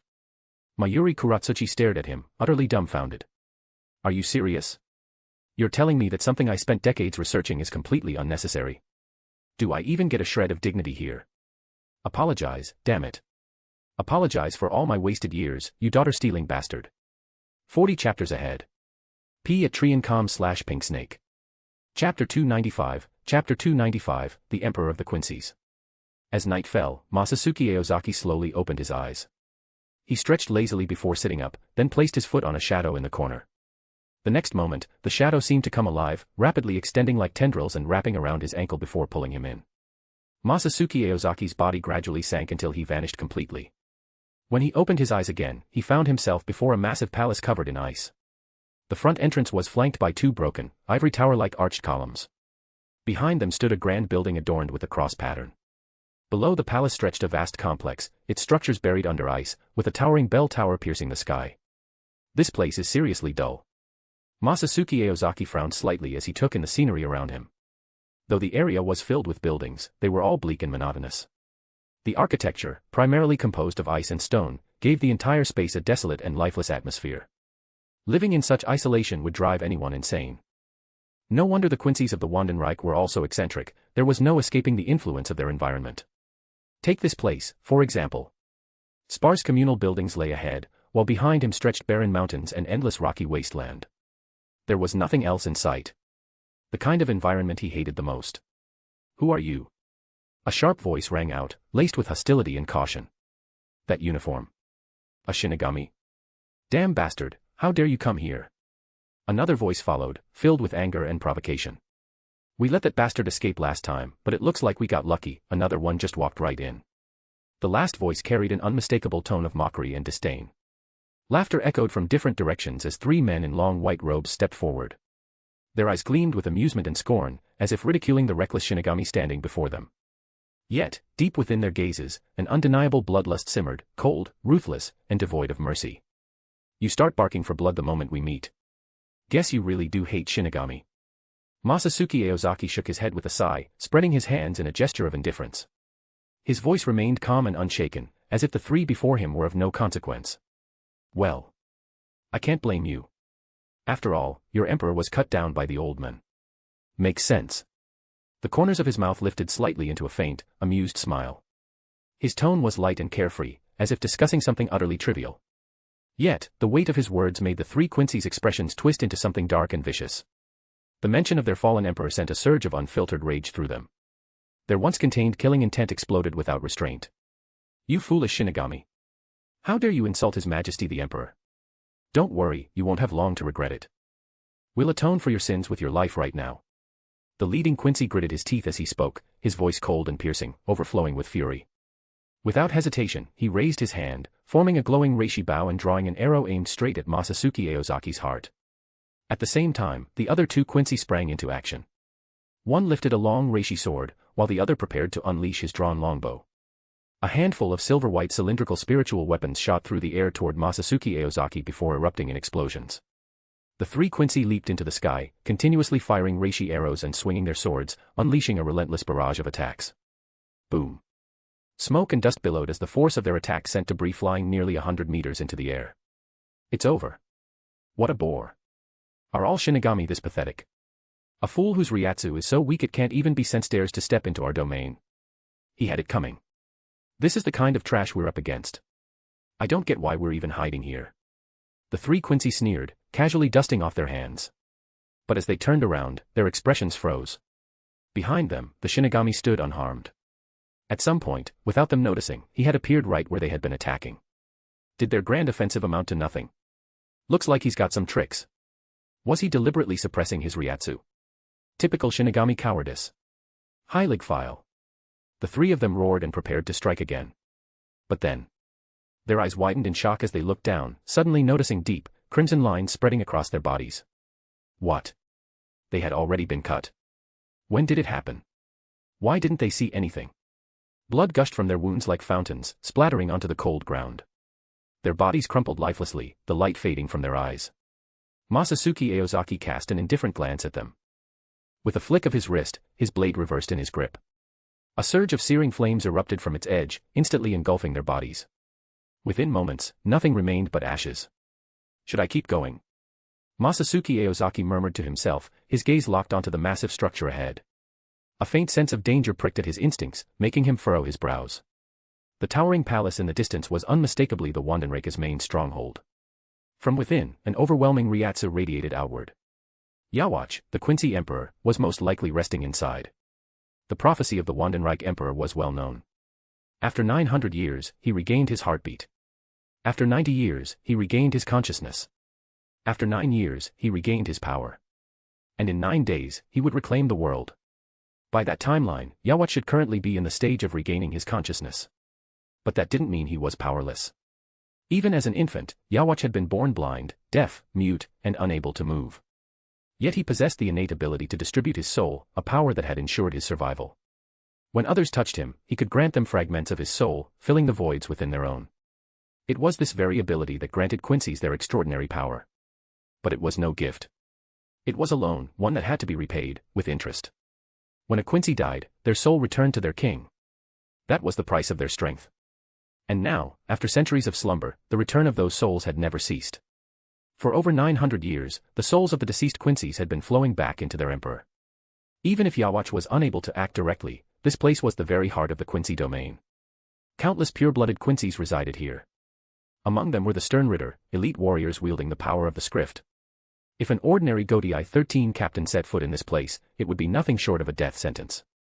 But Masatsuki Aozaki was no ordinary captain. A thought surfaced in his mind. The Soul King's left arm and heart are here. Now that I've made it this far, why not see for myself? Yawatch's power was beyond expectations, but that was no reason to back down.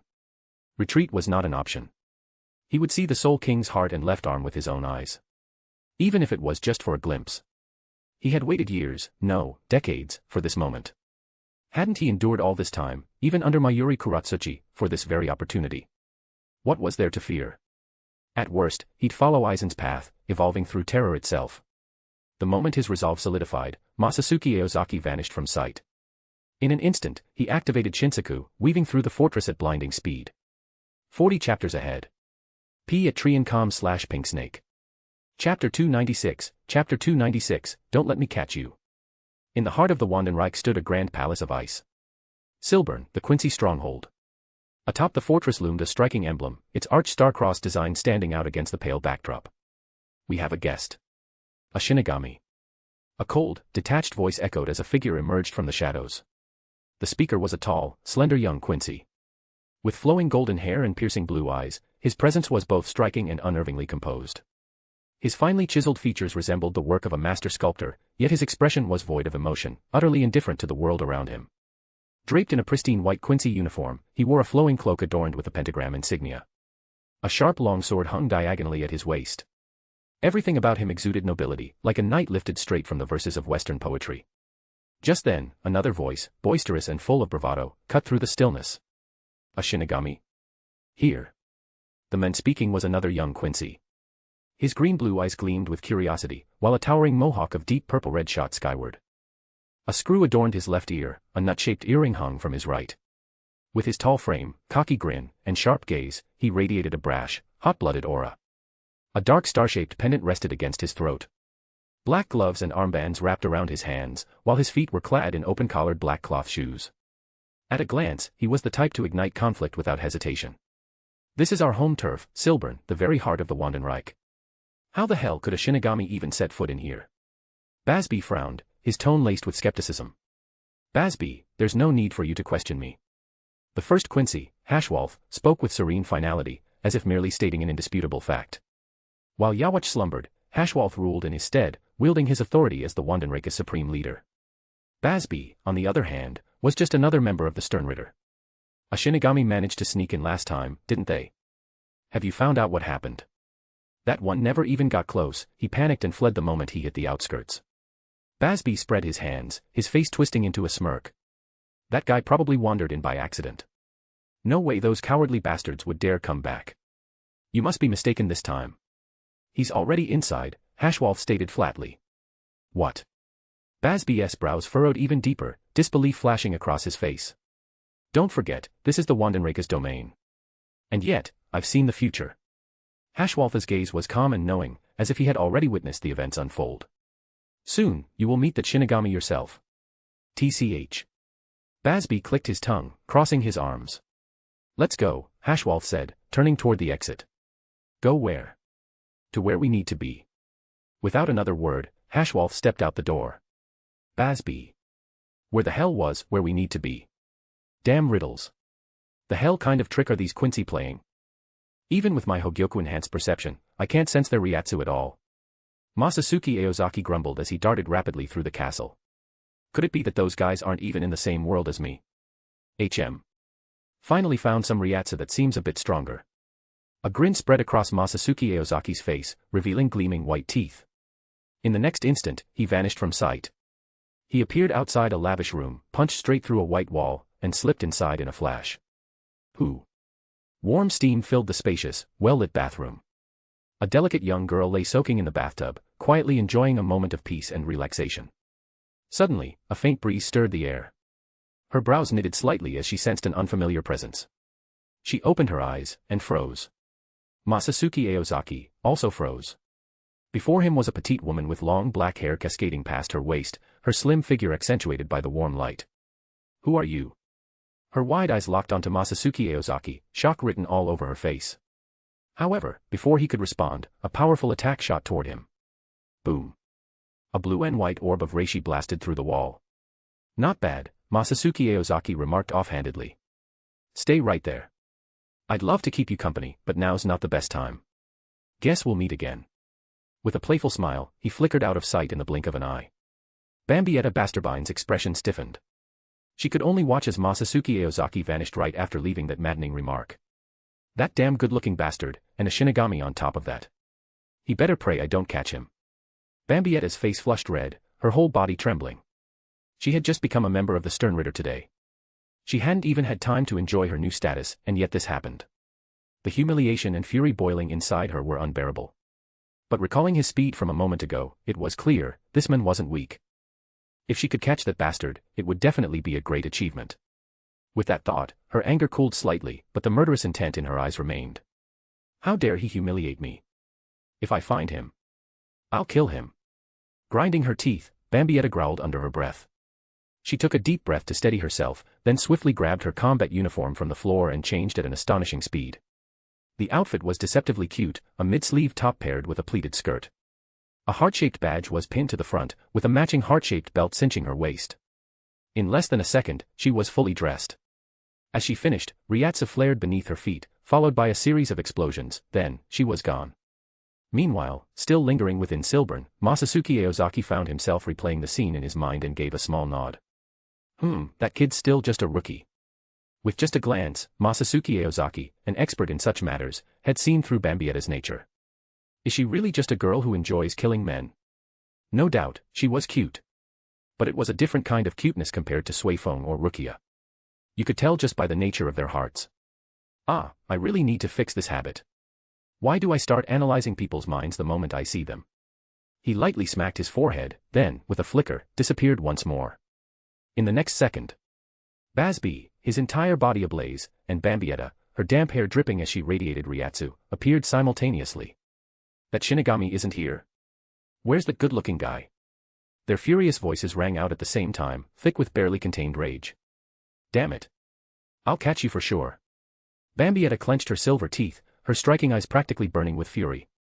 Unfortunately for her, her script was E for explode, not Basby's H for heat, so no actual flames erupted. The thought of that man making a fool of her just moments ago sent a murderous impulse surging through her. She wouldn't be satisfied until she tortured him to death for ruining her mood. What's got you so worked up? Basby scratched his head, puzzled. His own anger was understandable, his power was literally heat. But Bambietta. She stood there, trembling with rage, Ryatsu fluctuating wildly, looking completely unhinged. She was clearly not thinking straight. It's nothing. Bambietta huffed, turning her head away. There was no way she was telling Basby what happened. It was too humiliating. But in her heart, she had already made up her mind. She would find that man. And make him pay. Author's note. 1,000 years ago, when Yamamoto fought Yawatch, the Almighty's vision had already been sealed in advance by the monk using the Soul King's left hand. Until the moment of Yawatch's death, his eyes remained closed. Yet, during the 1,000-year blood war, the closed-eye Yawatch saw the future.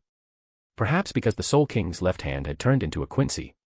Perhaps because Yawatch had already died once. Or maybe, both factors played a role. Personal speculation. But whether the future could actually be changed remained unclear, since the original story never showed it happening. Personally, I believe that while his closed eyes could see the future, he couldn't alter it. Chapter 297, Chapter 297, Complete Vollständig. Basby asked tentatively. What did the Shinigami do to you? Before he could finish, Bambietta cut him off. She stomped her foot in frustration and snapped. None of your business. Say one more word, and I'll kill you right now. Kill me. Basby's eye twitched. I was just being nice, showing concern, and this is how she talks to me. She should remember that I'm her senior.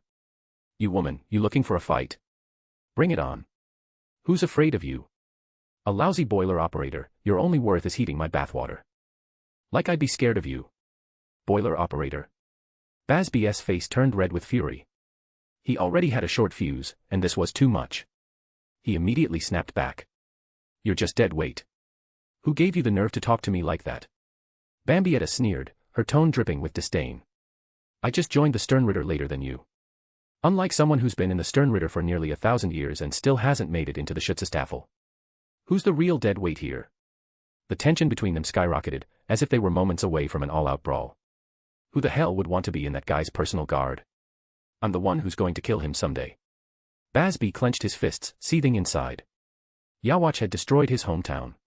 Revenge had always been his goal. But just then, they both stopped arguing, their eyes locking onto something ahead.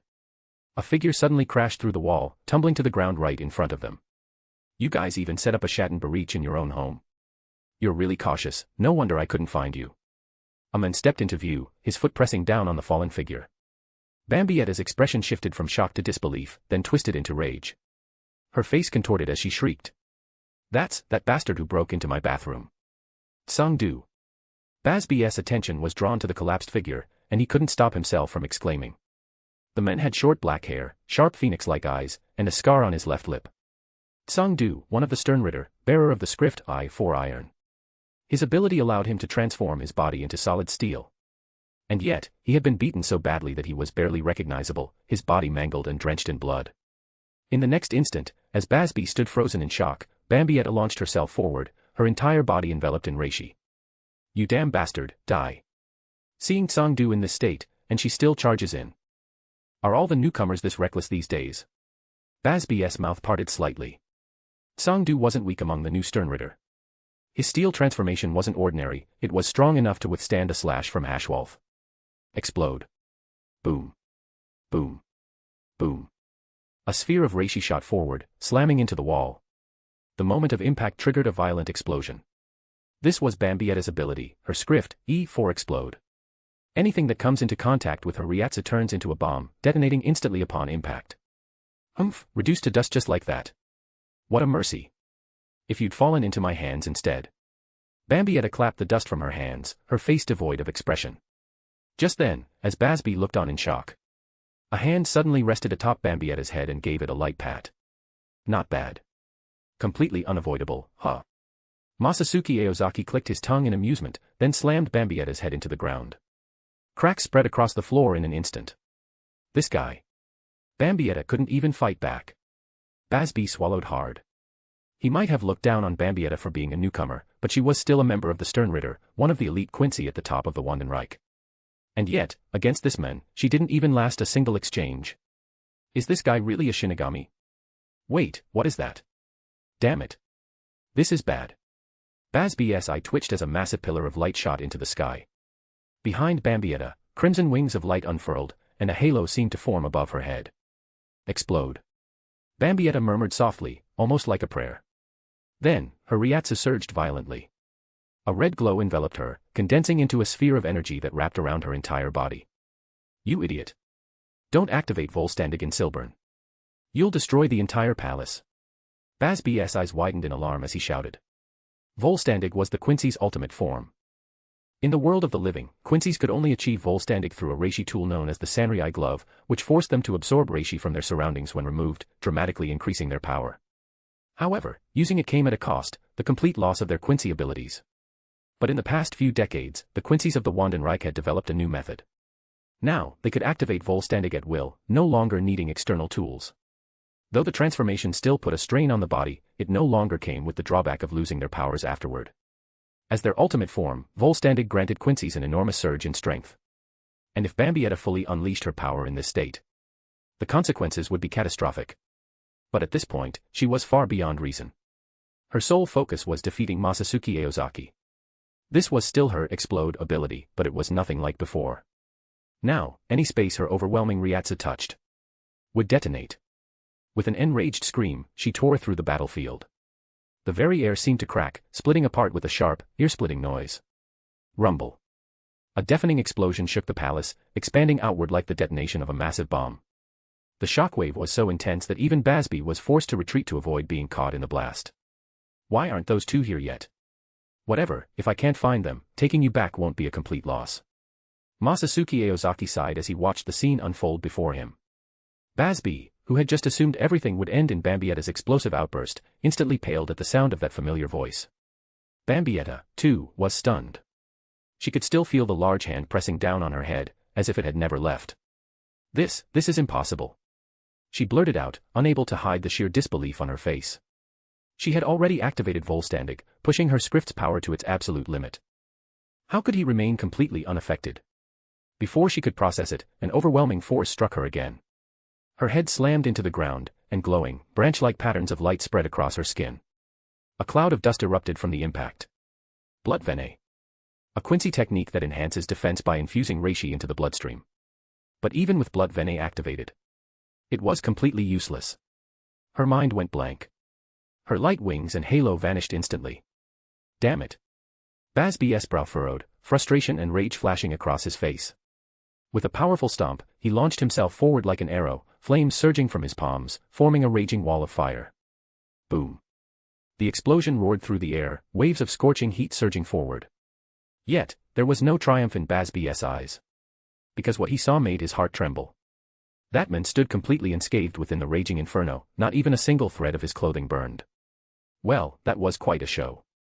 But these flames just aren't hot enough. Masatsuki Aozaki smirked, his voice carrying a mocking edge, as if speaking from the depths of an abyss. Basby's expression darkened, his eyes burning with fury. Don't look down on me, Shinigami. He roared through clenched teeth, his anger boiling over.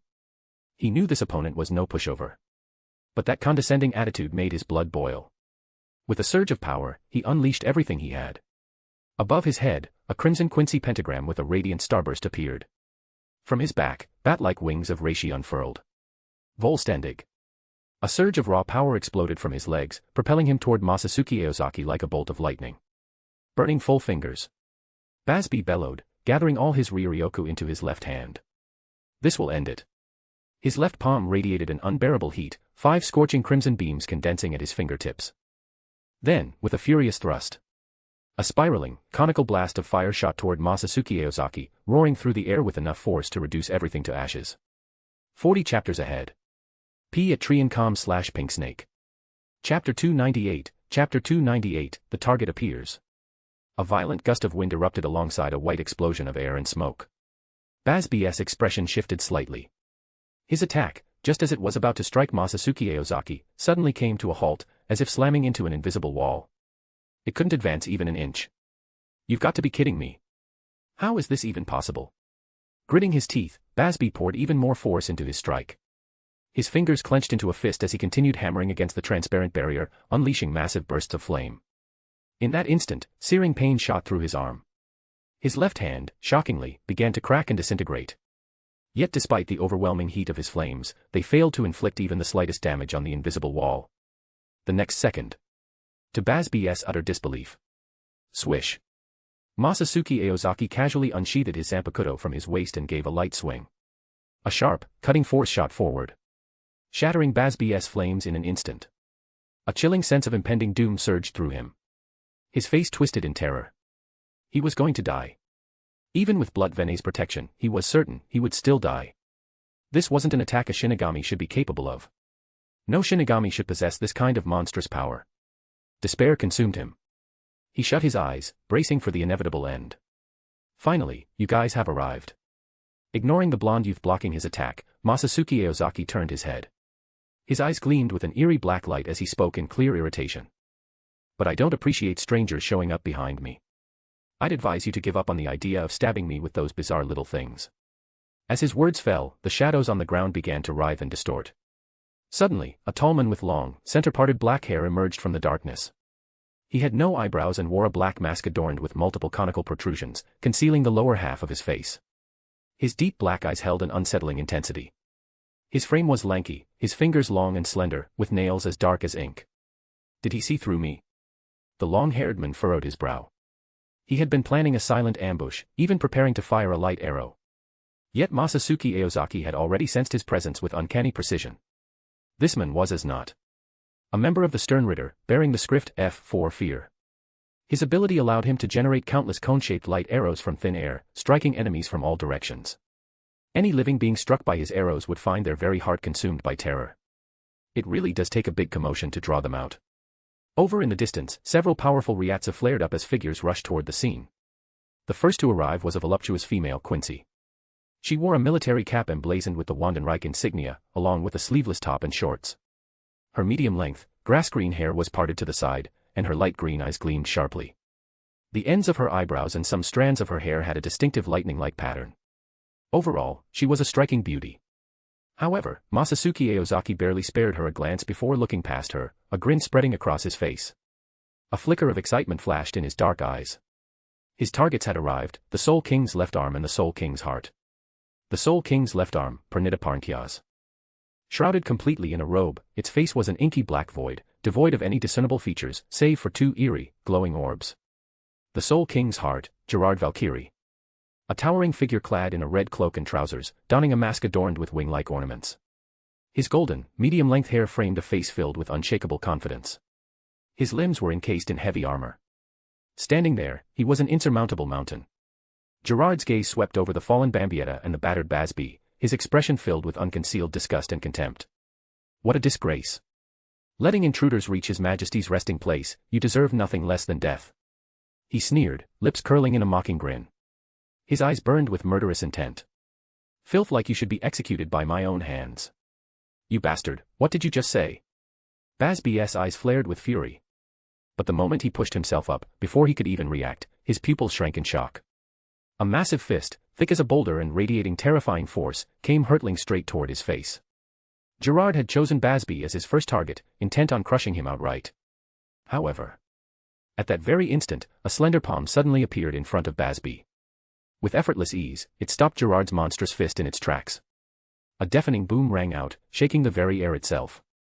A shockwave burst outward from the two figures at the center, distorting the space around them. Despite the sheer power behind it, Gerard's punch was forcibly halted. Hashwolf, what do you think you're doing? Gerard snarled, his teeth clenched in frustration, fury flickering in his gaze. But Hashwolf remained indifferent, his expression unmoved as he replied flatly. With the enemy before us, we should be working together, not fighting among ourselves. Besides, while Basby and Bambietta may have lost, their punishment is mine to decide. His eyes narrowed slightly, exuding an air of absolute authority. Defeat means death. That is the law of the Wandenreich. No one is above it. Gerard scoffed, his eyes filled with scorn. To him, his strength was absolute. He could crush anyone who stood against him. And he had no mercy for the weak. So, you intend to shield him? His voice was cold, his expression mocking. He knew well the history between Hashwolf and Basby, the two had been close since childhood. But he couldn't care less. To Gerard, only the strong were worthy of respect. Hashwolf's gaze remained cold as he slowly withdrew his hand and responded icily. If he is to be executed, I will be the one to carry it out personally. As the leader of the Stern Ritter, His Majesty has bestowed upon me the mask of a ruler. I have the authority to handle all affairs of the Empire. You need only serve as His Majesty's sword. Everything else is none of your concern. TCH. Gerard scoffed in disdain, completely uninterested in such lofty reasoning. Debate had never been his strong suit. A mere Shinigami? I don't need you to tell me, I'll crush him myself. With that, he abruptly raised the massive sword in his hand, his figure vanishing in an instant. In the blink of an eye, he reappeared before Masatsuki Aozaki. At that moment, Masatsuki found himself caught in a pincer attack. Behind him stood as not, Pernita, and a voluptuous female Quincy. In front of him, Gerard's enormous fist, like a wrecking ball, came hurtling toward him. Well, looks like I'm out of options. This is bad, Masatsuki remarked with a smirk. Die. Gerard roared, wasting no words. His towering form loomed over Masatsuki like a mountain, his massive fist crashing down with overwhelming force. The strike was about to land. There was barely a fraction of a centimeter between Masatsuki's face and Gerard's fist. Then, a flash of silver light. Before anyone could process what had happened, their vision blurred. Without warning, Gerard's body was cleaved cleanly in half, split from head to toe. Blood erupted like a fountain, spraying in all directions. At that very moment, the voluptuous female Quincy appeared behind Masatsuki. Lightning crackled around her legs as she launched a vicious sweeping kick. Her name was Candace Catnip, a member of the Sternritter, bearing the script T for Thunderbolt. Masatsuki tilted his head slightly, casting her a brief glance. Then, with a single hand, he caught Candace's leg mid-swing, lifted her effortlessly into the air, and slammed her into the ground with brutal force, sending dust and debris flying. With the matter settled, he casually let go. Candace groaned, rolling to the side, her eyes shut and mouth open in pain. She landed right beside Bambietta, completing the picture of a truly miserable duo.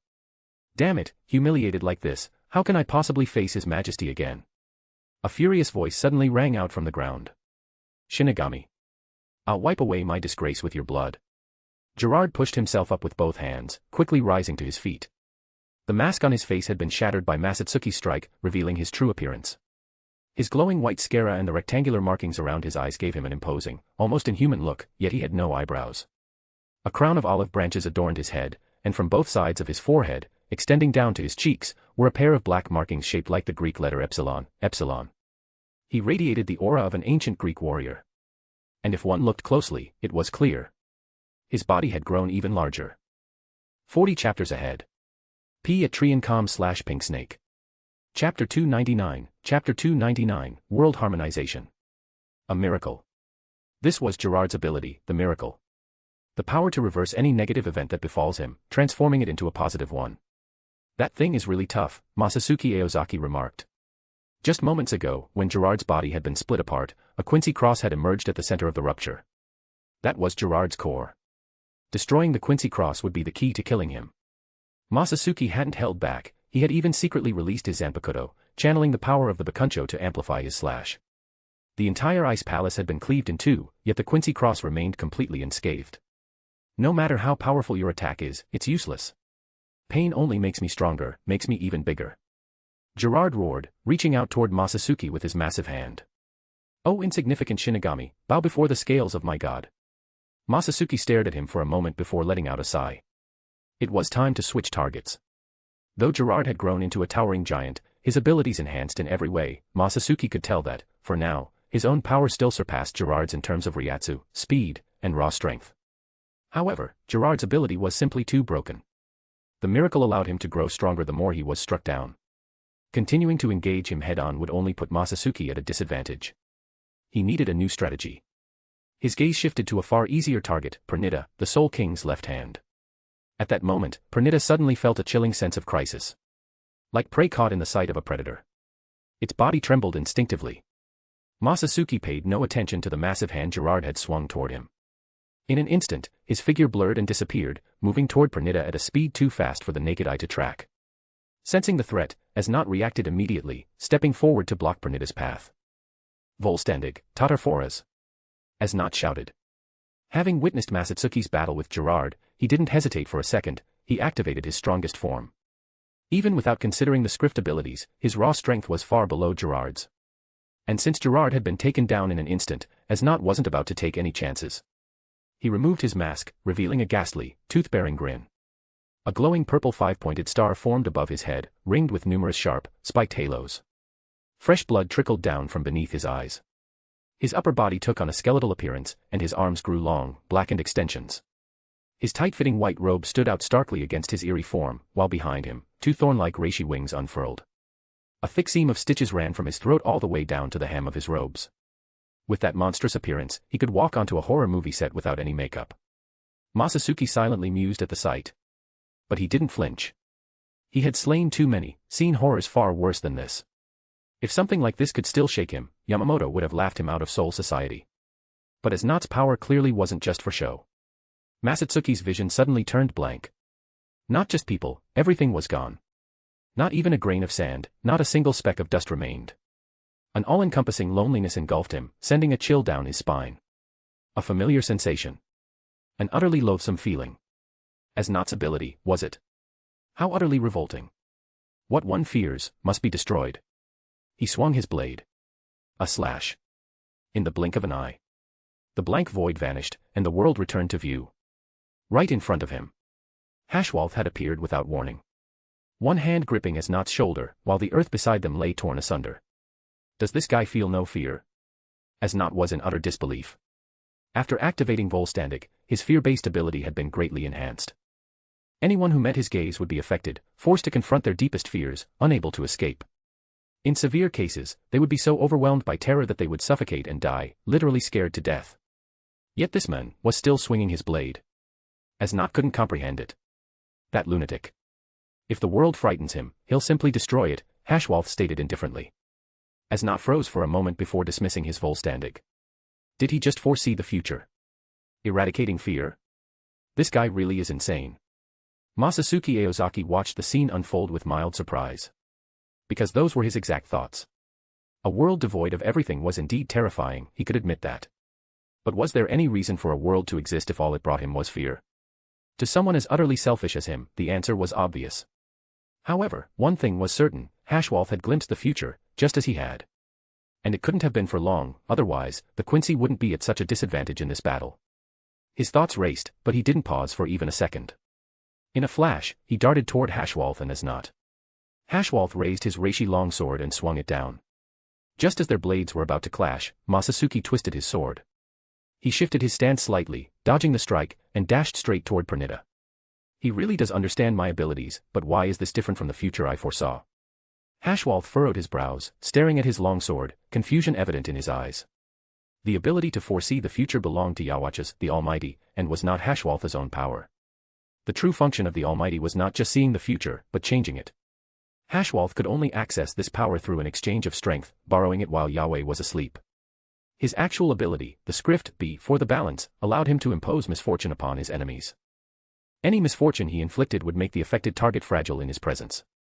And if an opponent could not be afflicted with misfortune, they were considered fortunate, at which point Hashwalth would gather misfortune from across the world and redistribute it to cancel out their luck. What a devious ability, Masatsuki muttered. The flames of Bansho Senrin erupted from his sword, enveloping his body like a burning mantle. He had initially assumed Hashwalth was using the Almighty and had thus disregarded his personal abilities. After all, those two powers couldn't be used simultaneously. Yet at the very last moment, right before their swords met, Hashwalth had switched back to the balance. Fortunately, Masatsuki could foresee the future, or he really might have fallen for it. Now, he blazed forward like a flaming comet. His target, Pernita Parnkias, was now within reach.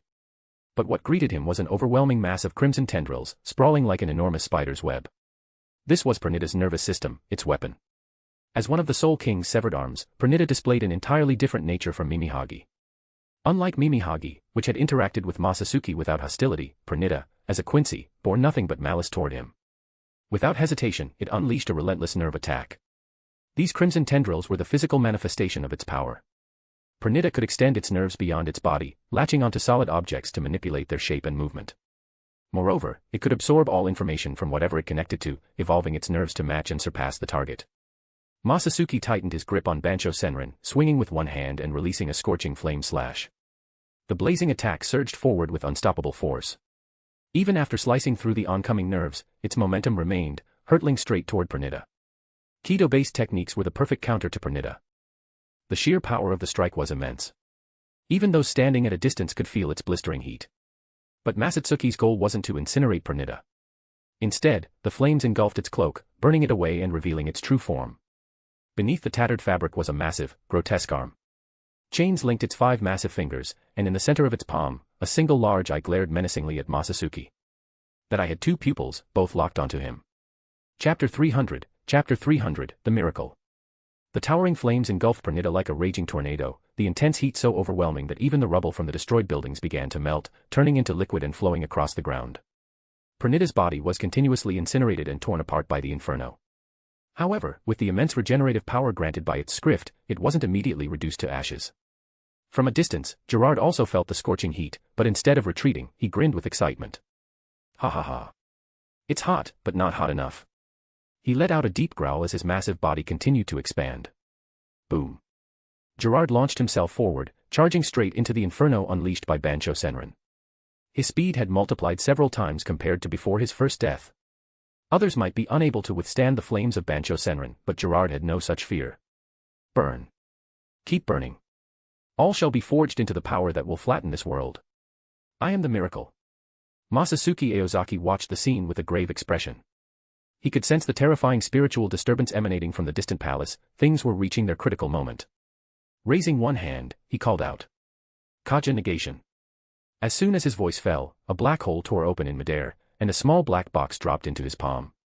The next second, dazzling ribbons of black and white light burst from the box, swiftly wrapping around the burning pernita, before vanishing completely. Kaja negation was a technique developed by Aizen, designed to imprison spirits in another dimension.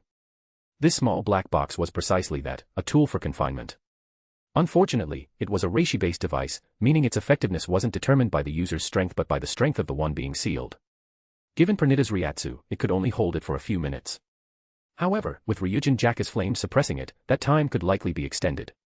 Even a few minutes would be enough. Suddenly, the figures of the Bancho Senran sisters and Enreikyoten appeared behind Masatsuki Aozaki, materializing out of thin air.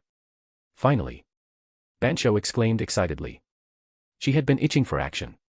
Ever since Masatsuki Aozaki had undergone his evolution, his power had soared, and it had been a long time since he had summoned them for such a serious battle. It's best not to use Bankai, Masatsuki Aozaki warned. I understand, Bancho nodded. However, upon hearing this, Hashwalth frowned, his heart tightening. This Shinigami, he even knew about Metalize, the technique that lets them steal a Bankai. That was one of the Wandenreika's most closely guarded secrets. Metalize was a newly developed technique, one that even most ordinary Echt Quincy within the Empire knew nothing about. Only members of the Stern Ritter were privy to its existence. Hashwalth's gaze instinctively shifted to Bambietta and Bazbi, the first Stern Ritter to have encountered Masatsuki Aozaki. He had already foreseen Bazbi's future. Before his arrival, there had been no chance for Bazbi to leak any information. That left only Bambietta. His expression turned ice-cold, as if he intended to freeze the entire world itself. In his mind, Bambietta was already as good as dead. Had their secret remained undiscovered, they would have had the perfect opportunity. They could have caught Masatsuki Aozaki completely off guard. But now, that advantage was lost. A Shinigami as powerful as Masatsuki Aozaki would undoubtedly possess Bankai. Even though this knowledge wouldn't weaken the power he had already displayed, the psychological impact was where the true advantage lay. It was only natural for a Shinigami, when faced with numerous Quincy, to instinctively activate their Bankai. And at that crucial moment, when they relied on it most, that power would suddenly be stripped away. How would they react? Would they be filled with doubt? Panic? It didn't matter. Victory and defeat were often decided in mere moments. A brief lapse in awareness. That was all it would take. They could deliver a devastating blow to Masatsuki Aozaki, perhaps even kill him outright. Shing! A piercing slash echoed through the air, sharp and deafening. What came into view next was a brilliant burst of crimson, dazzling like fireworks exploding in the sky. At the same time, a blinding arc of sword energy tore through Gerard's body, slicing him cleanly from his right shoulder to his left hip. Once again, he was dead. Hey, big guy, still having fun with your endless sit-ups?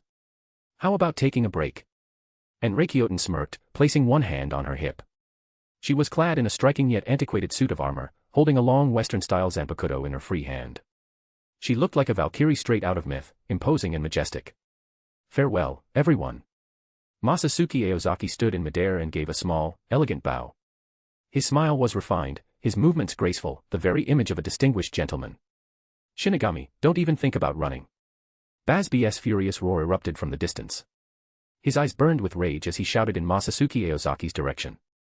Today's battle had been a disgrace. A humiliation of the worst kind. And because of it, he would likely face execution. Anetsu Jigaku.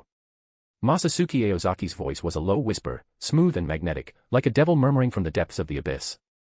The moment his words fell, immense power surged forth. The surrounding ground erupted into a sea of roaring flames, consuming everything in its wake. Masatsuki Aozaki's figure blurred within the inferno, until finally, he disappeared entirely. Bazbi's expression twisted in alarm. His eyes darted to the sky, desperately searching for any trace of the Shinigami. But aside from the towering pillars of fire, there was nothing.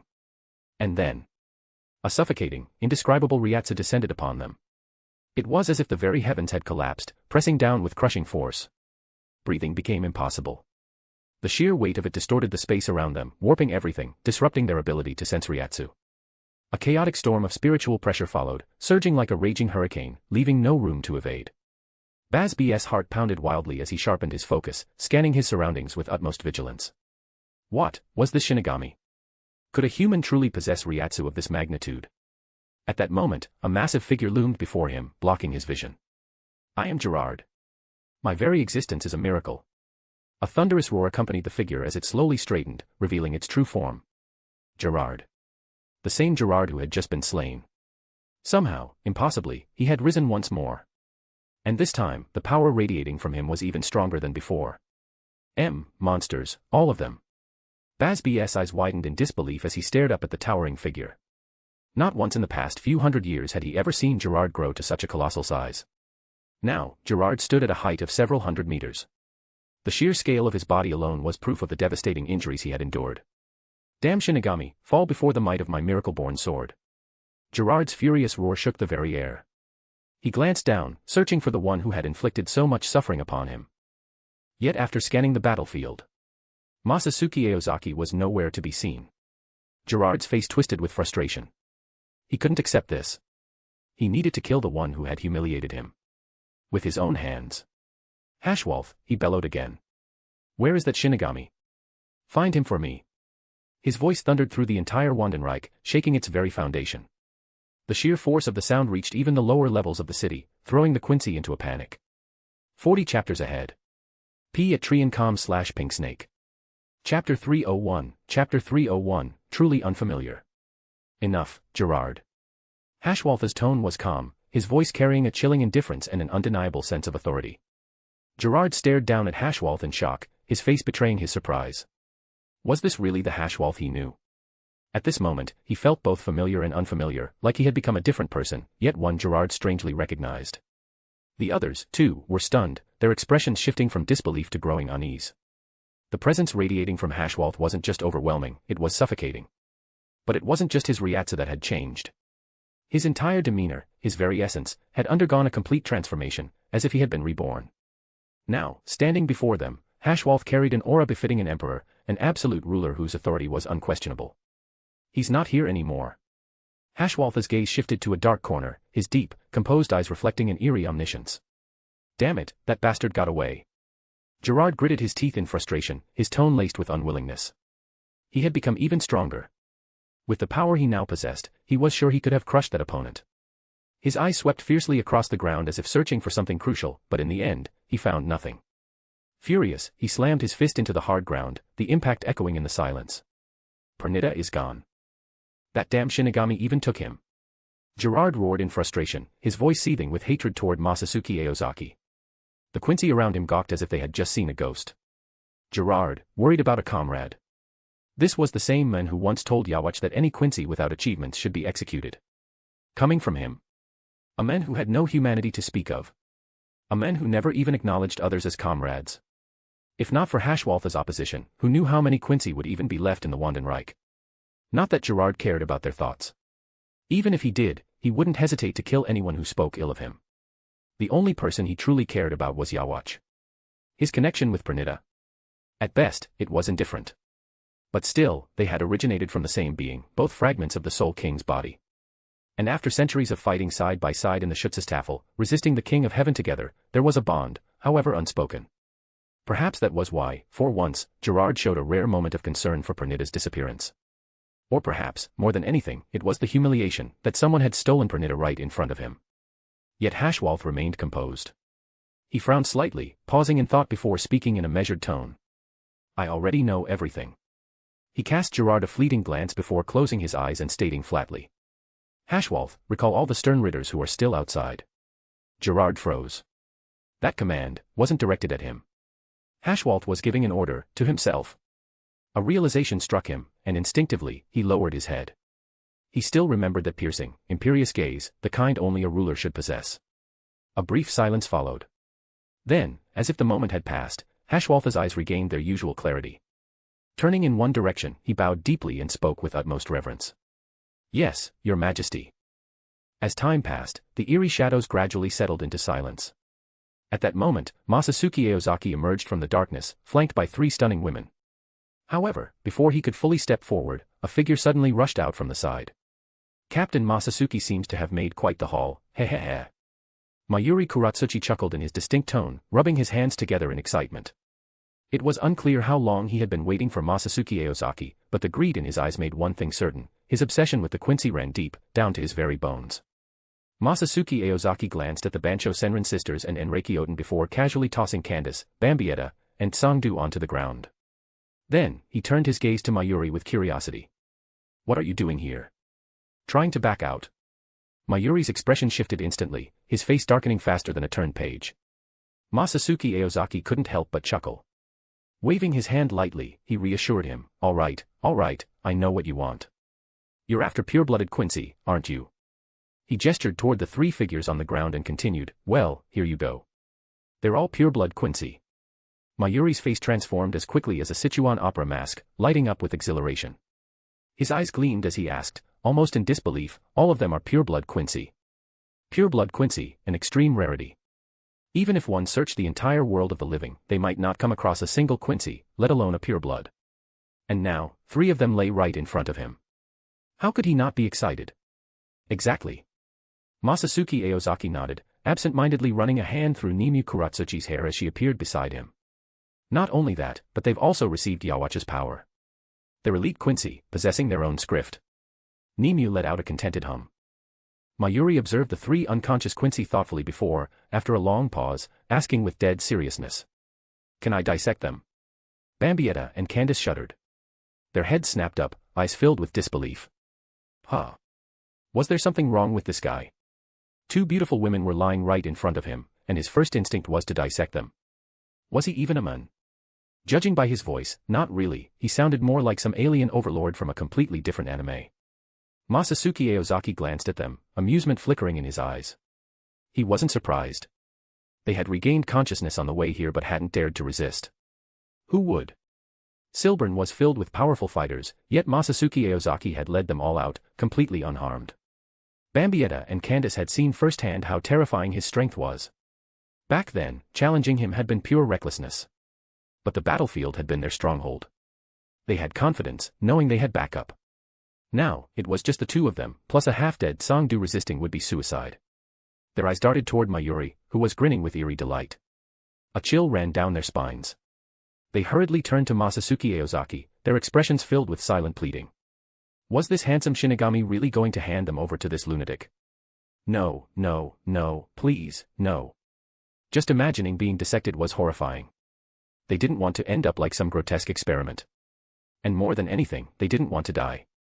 Both women locked their desperate gazes onto Masatsuki Aozaki. He looked refined, elegant, he couldn't possibly be as twisted as this creep, right? Surely, he had some compassion for beautiful women. Noticing their pleading stares, Masatsuki Aozaki smirked slightly and casually spread his hands. They're my spoils of war.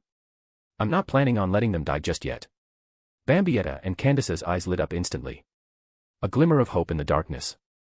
As expected, good-looking people have good hearts. I only want this one. Mayuri furrowed his brows slightly. His sharp mind worked quickly, and in an instant, he made the most practical choice. Lifting a finger, he pointed at Sangdu, who lay motionless on the ground. Masatsuki Aozaki stroked his chin and, after a brief consideration, nodded. All right. Since I promised you, I'll give you one. He's of no real value to me anyway. But let me warn you, this Quincy is no pushover. You wouldn't stand a chance against him. If you plan to experiment on him, I'd recommend killing him first.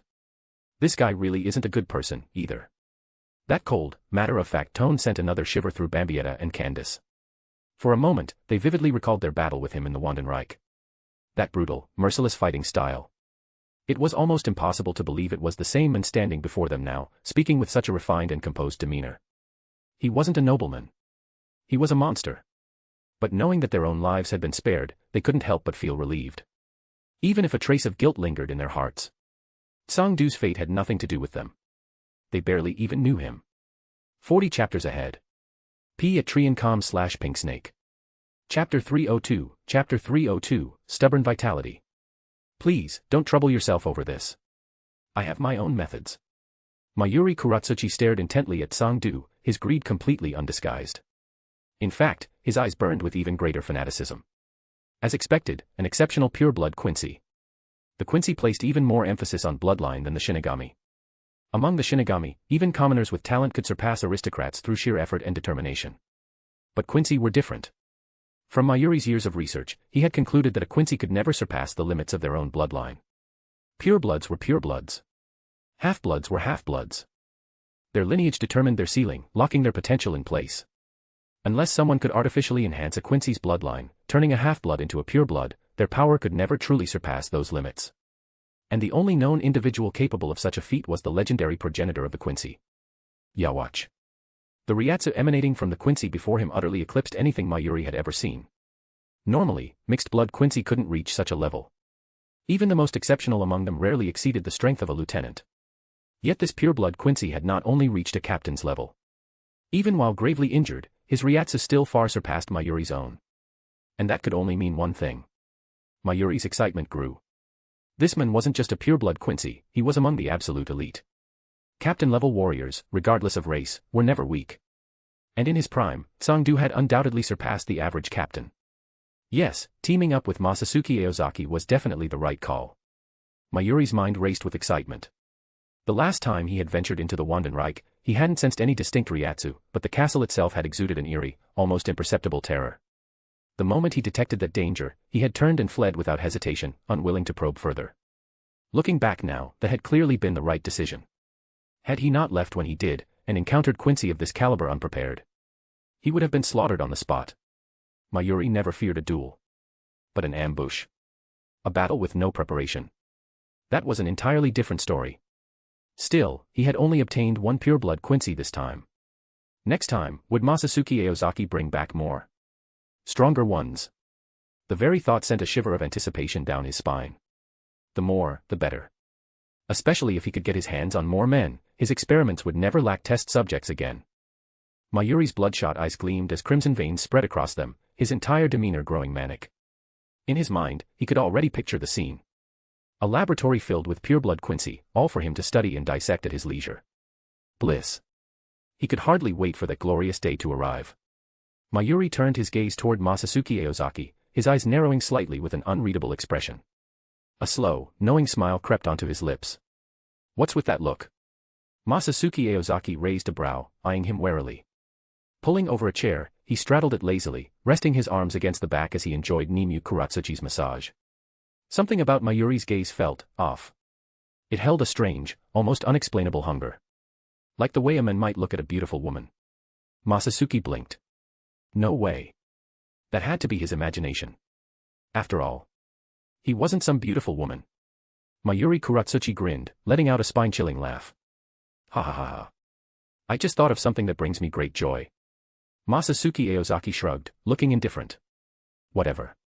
It has nothing to do with me. Must be one of those things that require too much thinking, I can't be bothered.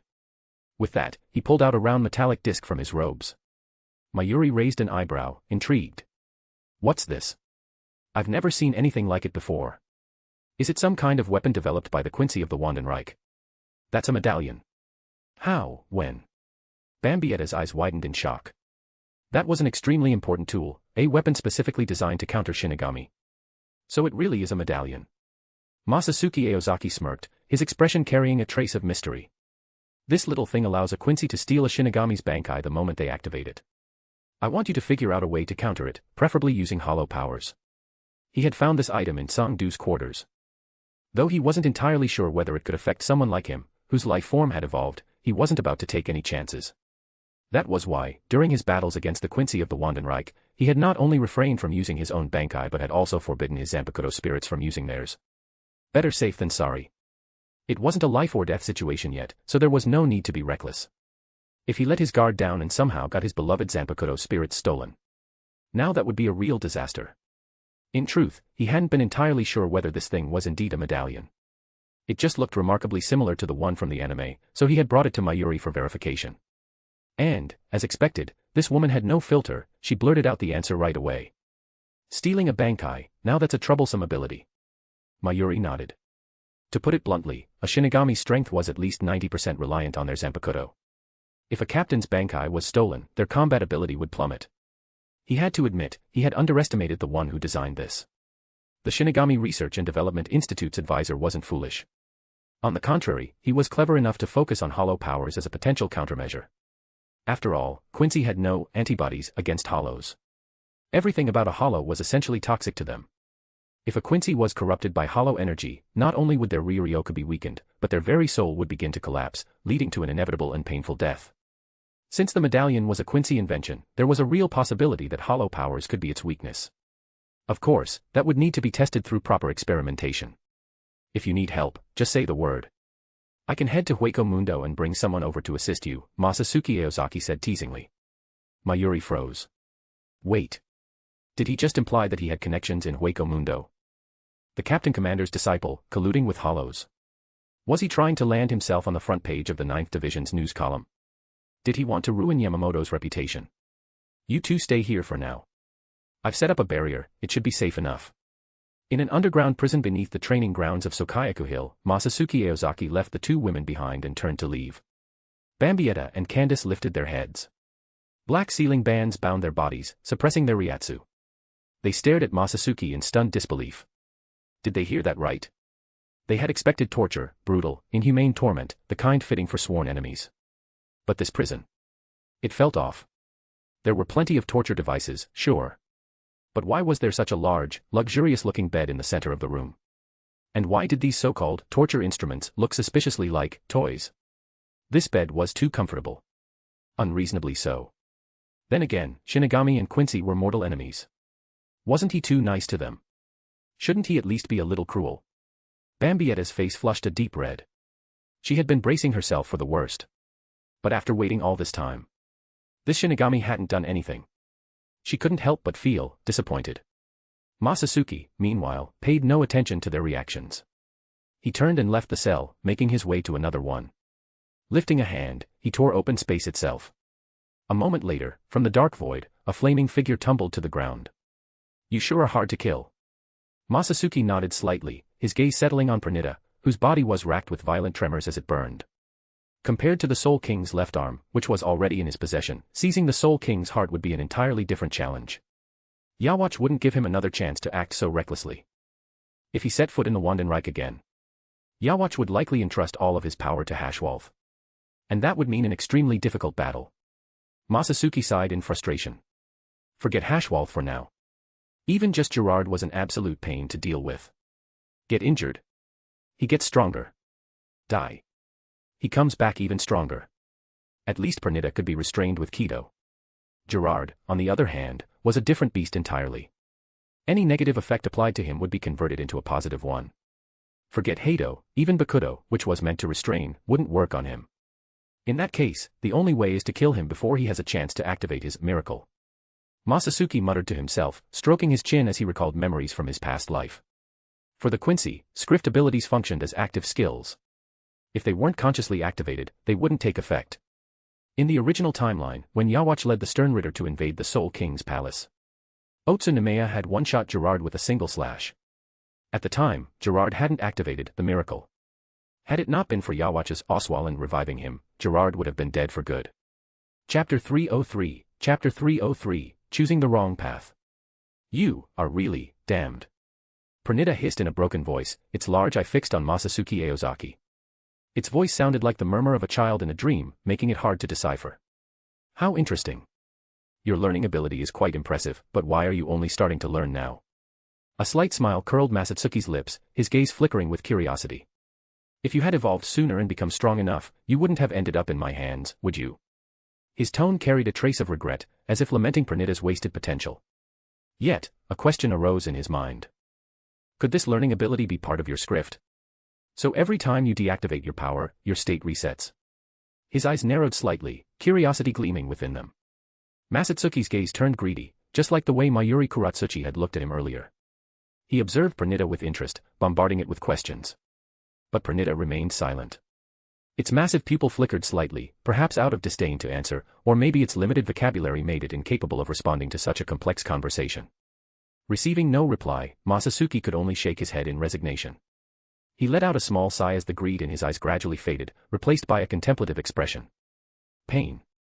A voice suddenly rang in Masatsuki's ears.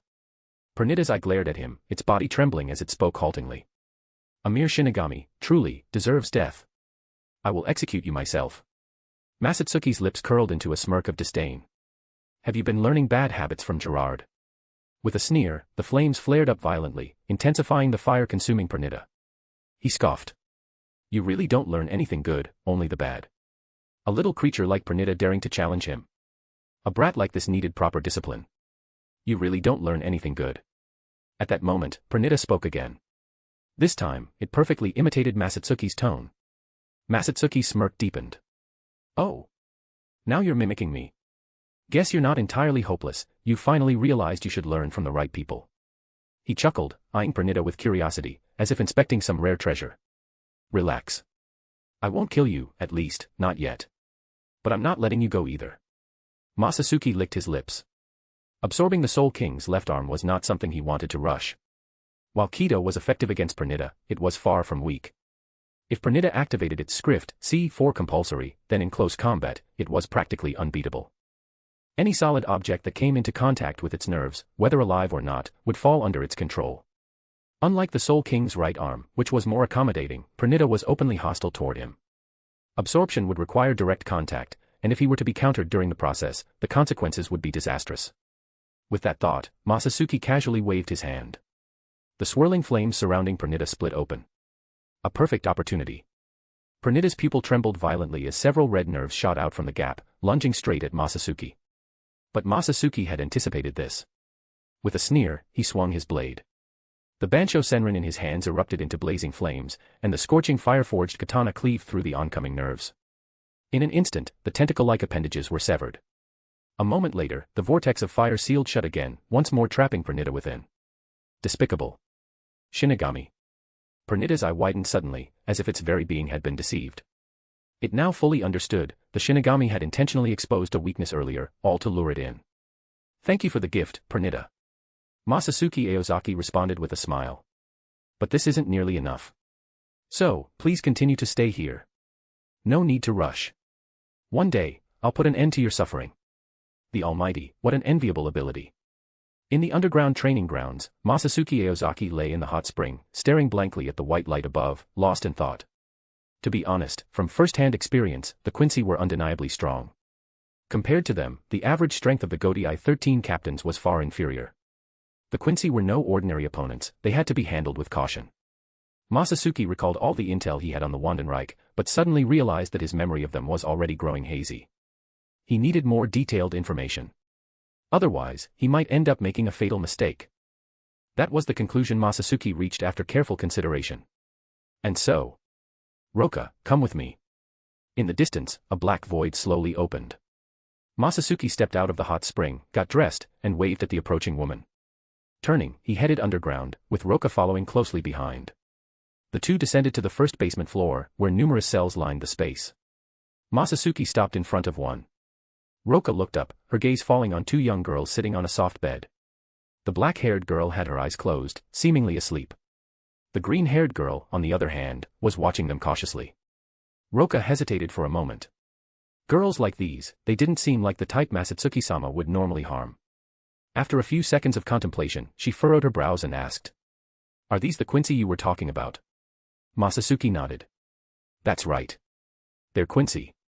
Roka studied the two girls more carefully. Thanks to Masatsuki's influence, the intellectual level of Las Noches had risen considerably compared to Baragon's reign. She knew that for hollows, Quincy were even more dangerous than Shinigami. When a Shinigami killed a hollow, it was a form of purification.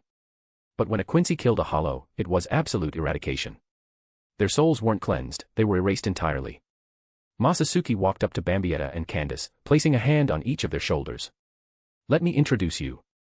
The one on the left is Bambietta Basterbine. The one on the right is Candace Catnip." Roka turned to Masatsuki and asked, "Masatsuki-sama, what do you plan to do with them?" "Roka, I need you to get them talking." "Get them talking." "Simply put, interrogate them. I need to know everything they know about the Quincy."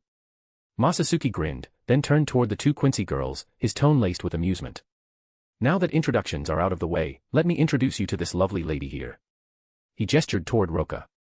"This is Roka Paramia, the medical officer of Las Noches." Then, as if in passing, he added, Oh, and by the way, this young lady once served under a certain mad scientist.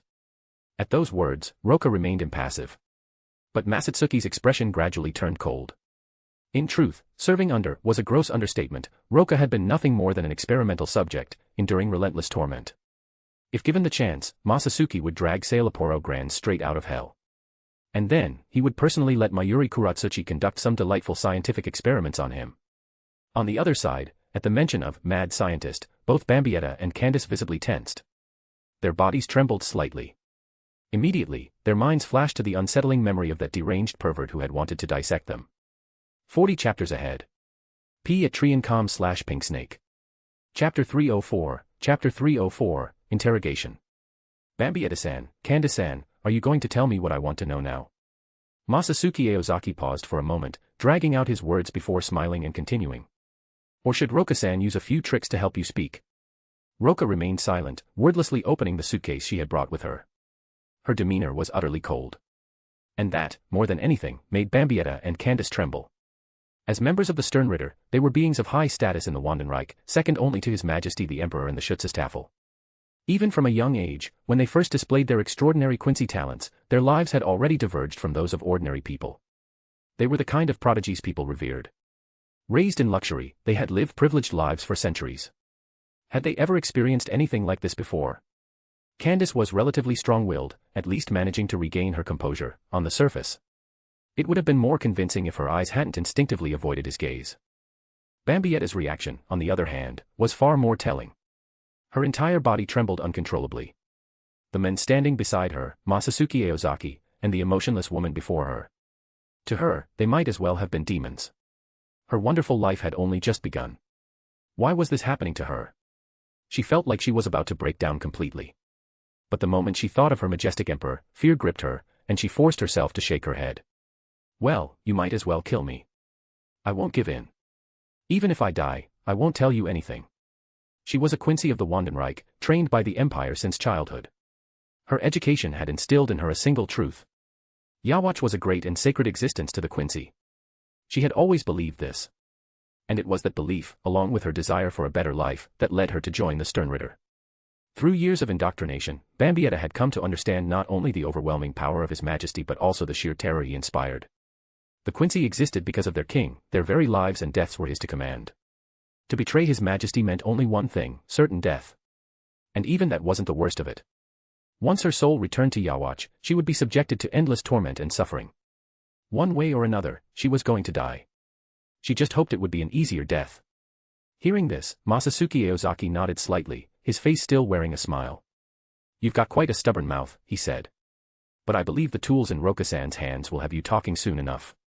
Masatsuki understood Bambietta well. She didn't seem like the type to endure for long. Masatsuki Aozaki slowly stood up and instructed Roka. These two girls are yours to handle. Roka, I'll give you 3 days. I want a detailed report on the Wandenreich. He emphasized. At the very least, you need to interrogate them about their personnel structure and individual abilities. And I need information on the hidden forces of the Wandenreich. I want to know what cards they're keeping in the shadows. After a brief pause, he seemed to realize that simply giving orders wasn't enough, some extra motivation might be necessary. If you fail the task, then I'll have to punish you severely. This. Roka had been ready to accept the order, but that last sentence made her hesitate. Masatsuki narrowed his eyes at her. What's wrong? Do you have an issue with it? Roka glanced at him. Her expression gradually returned to calm, and she shook her head. No. Masatsuki nodded in satisfaction. Good. Don't worry, I won't overlook your contributions. If you complete the task successfully, I'll grant you any reasonable request within my power. A flicker of surprise crossed Roka's eyes before she tilted her head slightly, her gaze thoughtful. Then, Masatsuki-sama, may I begin? Should I take them to Hueco Mundo? Masatsuki looked at her, then after a moment of silence, said. No need. Here is fine. You can use any cell you like. With that, he shot her a glance, signaling that she could start. Roka nodded, her lips curling into an eerily mechanical smile before she turned to face Bambietta and Candace. As the two Quincy girls stared at her in growing despair, Masatsuki turned and left the cell. A wave of cold dread washed over them. Roka approached, grabbed Bambietta by her clothes, and dragged her to a separate cell. She opened the door and tossed her inside. Bambietta hit the ground with a sharp cry of pain. Then, without hesitation, Roka picked up Candace and threw her into another cell just as effortlessly. When Masatsuki stepped out of the dungeon, he found Nimue Kuratsuchi waiting for him. She glanced at him and asked, "I didn't expect Masatsuki-sama to have connections in Hueco Mundo. Who was that just now? The one wearing a mask, was it a hollow?" Masatsuki shook his head, making no attempt to conceal the truth. "That was an Arankar, hollows that have evolved." His gaze fell on the girl before him, a hint of curiosity flashing in his eyes. "But let's not talk about that. Nimue, what are you doing here?" Nimue gave a faint smile. "I came to see if you needed any assistance, and to bring you some food." She gestured toward the pile of supplies behind her. Masatsuki studied the ever-thoughtful girl. He had promised to make it up to her, but he had been so caught up in things that most of the day had already slipped away. At least today was a rest day, they still had time. As morning light bathed Seoul society, its golden radiance drove away the lingering shadows of the night. A man and two women strolled leisurely along the road, having set out from Sokayaku Hill. Leading the group was Masatsuki Aozaki, accompanied by his personal secretary, Nimue Kuratsuchi, and Oramichi Bane, whom he had specially brought back from the 12th Division. The reason was simple, he had just stirred up a storm in the Wandenreich and even taken some of their people. With Hizana and the others living in his home, there was a risk they could be targeted. If Ora stayed with them, she could serve as their protector. Despite her young age, Ora was the third strongest among all of Masatsuki's lovers. The first, of course, was Retsu Unohana. Her current power was terrifying, her Ryatsu had reached the absolute peak of what a Shinigami could achieve. Without even needing to use holification, she had already surpassed her former rival, Kenpachi Zaraki. Second in strength was Ranjika Matsumoto. Her Ryatsu had reached the first-class spirit level. Her Zanpakutō, Yuhaim, was officially recognized by Seireitei as the most powerful among wind element Zanpakutō. And then there was Oramichi Bane, whose strength earned her the third rank. Aizen himself had personally acknowledged her abilities. Her proficiency in Kido alone was already on par with what Aizen had been capable of before fusing with the Hogyoku. And when it came to Kido, Aizen was practically untouchable. Since his Zanpakutō lacked direct combat abilities, he had delved deeply into Kido, mastering it to a terrifying degree. Back in his Shinigami days, he had been able to defeat most captains using Kido alone. That was why Masatsuki had decided. Rather than leaving Ora in the crowded and overly scrutinized Shinigami Research and Development Institute, it was better to build her a lab at home. At least there, she would be surrounded by allies, and if anything went wrong, there would always be someone to step in. A gentle breeze, carrying the faint scent of earth, rippled across the river's surface. The three of them, handsome and elegant, strolled down the road, chatting and laughing as if they were on a carefree outing. They reminisced about the past, sharing family anecdotes and playful banter. At one point, Ora even brought up Rukia. With a smug grin, she boldly declared that she would find Rukia a good match, she couldn't just let her fall into Masatsuki's hands. It was obviously a joke, but if Rukia heard it, she would definitely be furious. Masatsuki, walking ahead of them, made no comment. Instead, he simply reached out, silently taking both their hands, a faint smile tugging at his lips. Decades had passed since he took them in. They had grown. He had heard countless remarks like this over the years. Bold statements like Ora's were nothing new, just playful banter between sisters. There was no need to take them seriously. "Masatsuki, you haven't forgotten what day it is the day after tomorrow, have you?" Back at home, watching Rukia swinging her Zanpakutō, Ora folded her arms and asked. "That?" Masatsuki nodded, his tone light. "Of course I haven't forgotten." He smiled and added. "Don't worry, I've already sent someone to prepare the perfect gift." 40 chapters ahead. p@triancom/pinksnake. Chapter 305, Chapter 305, Elder Brother.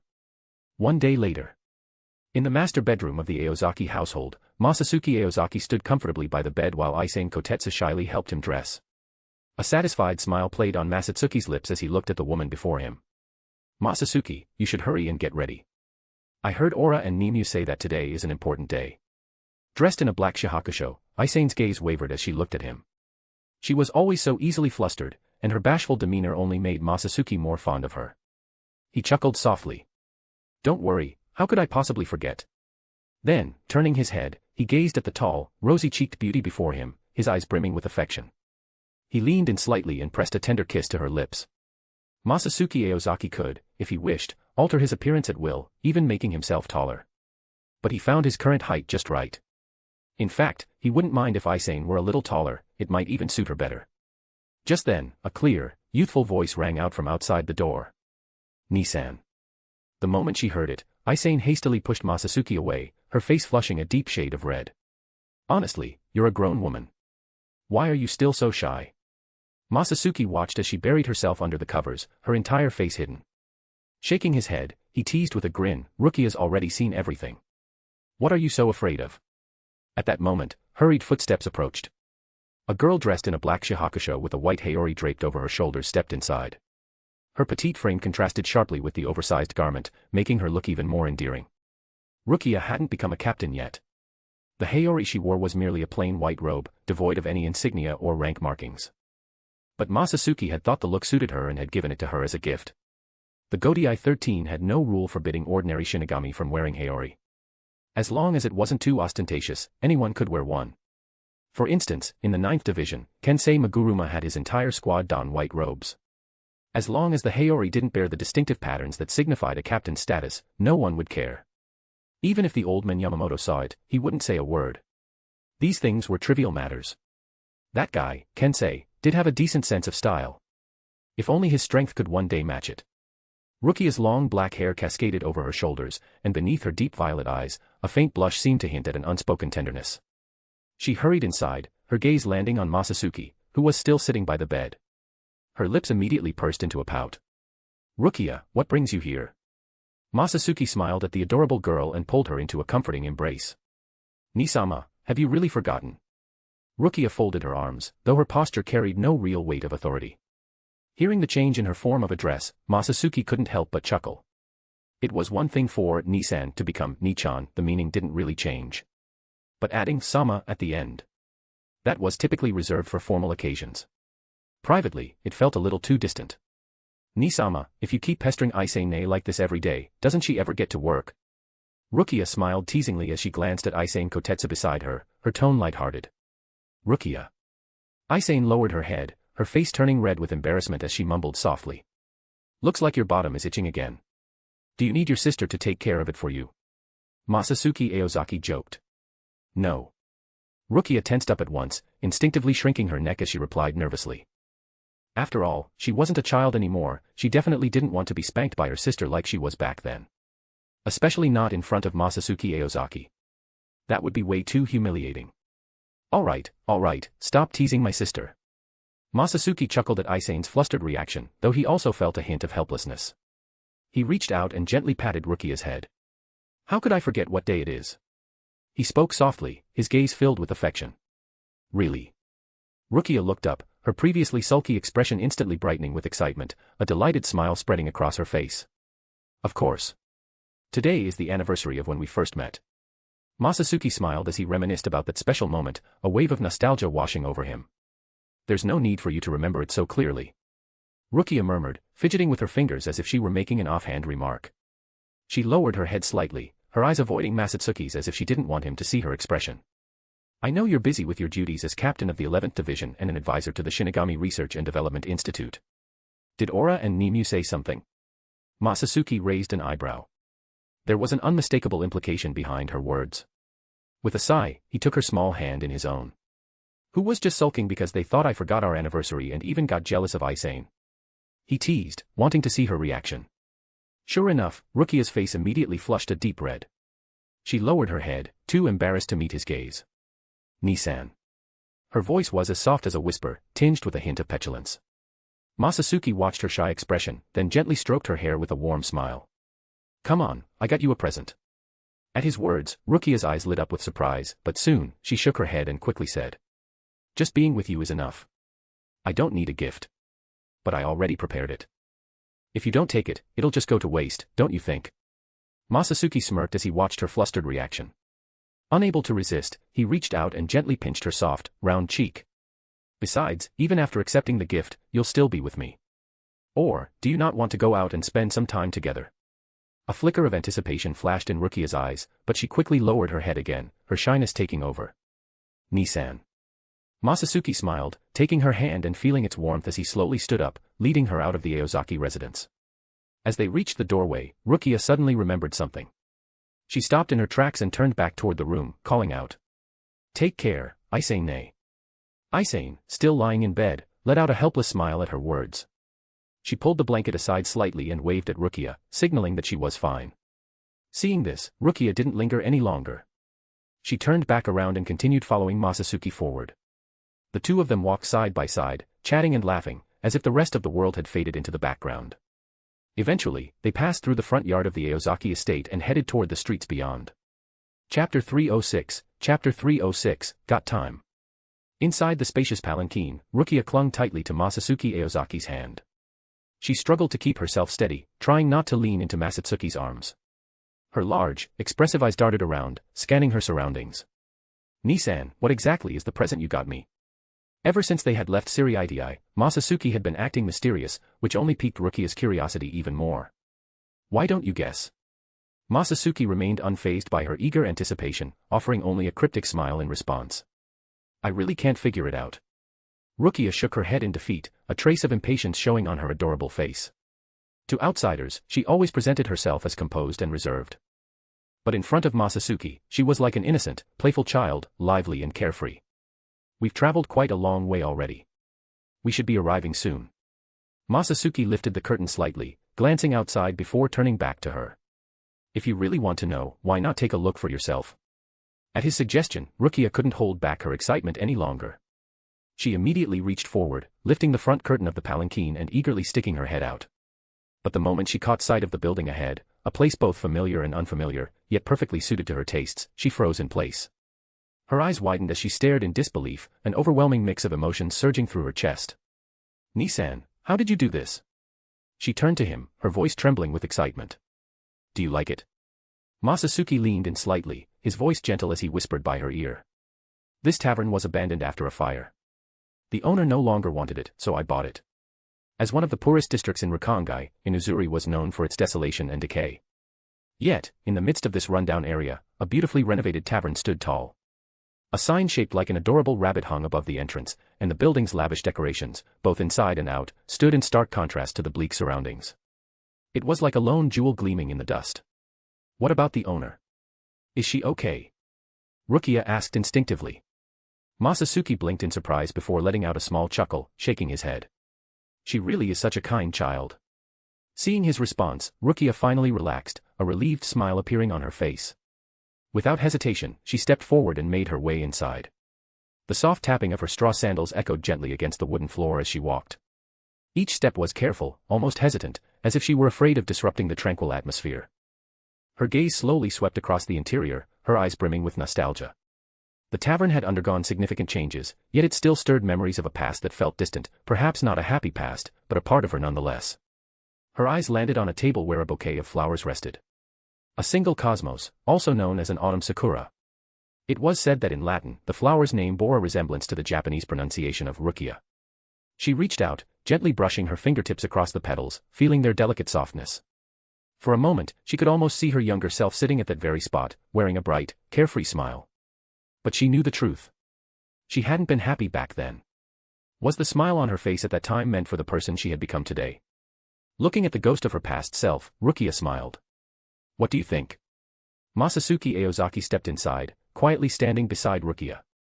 The corners of his lips curled into a warm smile. He was certain she would love this place, it carried memories they had both shared. A place worth remembering. The style doesn't quite match. Rukia turned to look at the familiar figure, a spark of joy flashing in her eyes. Without hesitation, she rushed forward like an excited little bird, throwing herself into his arms. "Really? I thought you liked rabbits. If you don't, I can always have Jin Ichimaru redo the decor." Masatsuki smirked playfully, his voice filled with indulgence. He caught Rukia's small, delicate frame, breathing in her light, elegant fragrance as he leaned in and murmured softly near her ear. This tavern had been designed by Aizen, and Masatsuki thought it looked quite decent. There was no questioning Aizen's skill in design. Even though the place was filled with rabbit motifs for no clear reason, it didn't feel chaotic, rather, it had a unique charm of its own. Convincing Aizen to incorporate all the rabbit designs Rukia liked had taken quite a bit of effort. At first, Aizen had been incredibly reluctant. How was this any different from making him construct bizarre giant statues in Las Noches?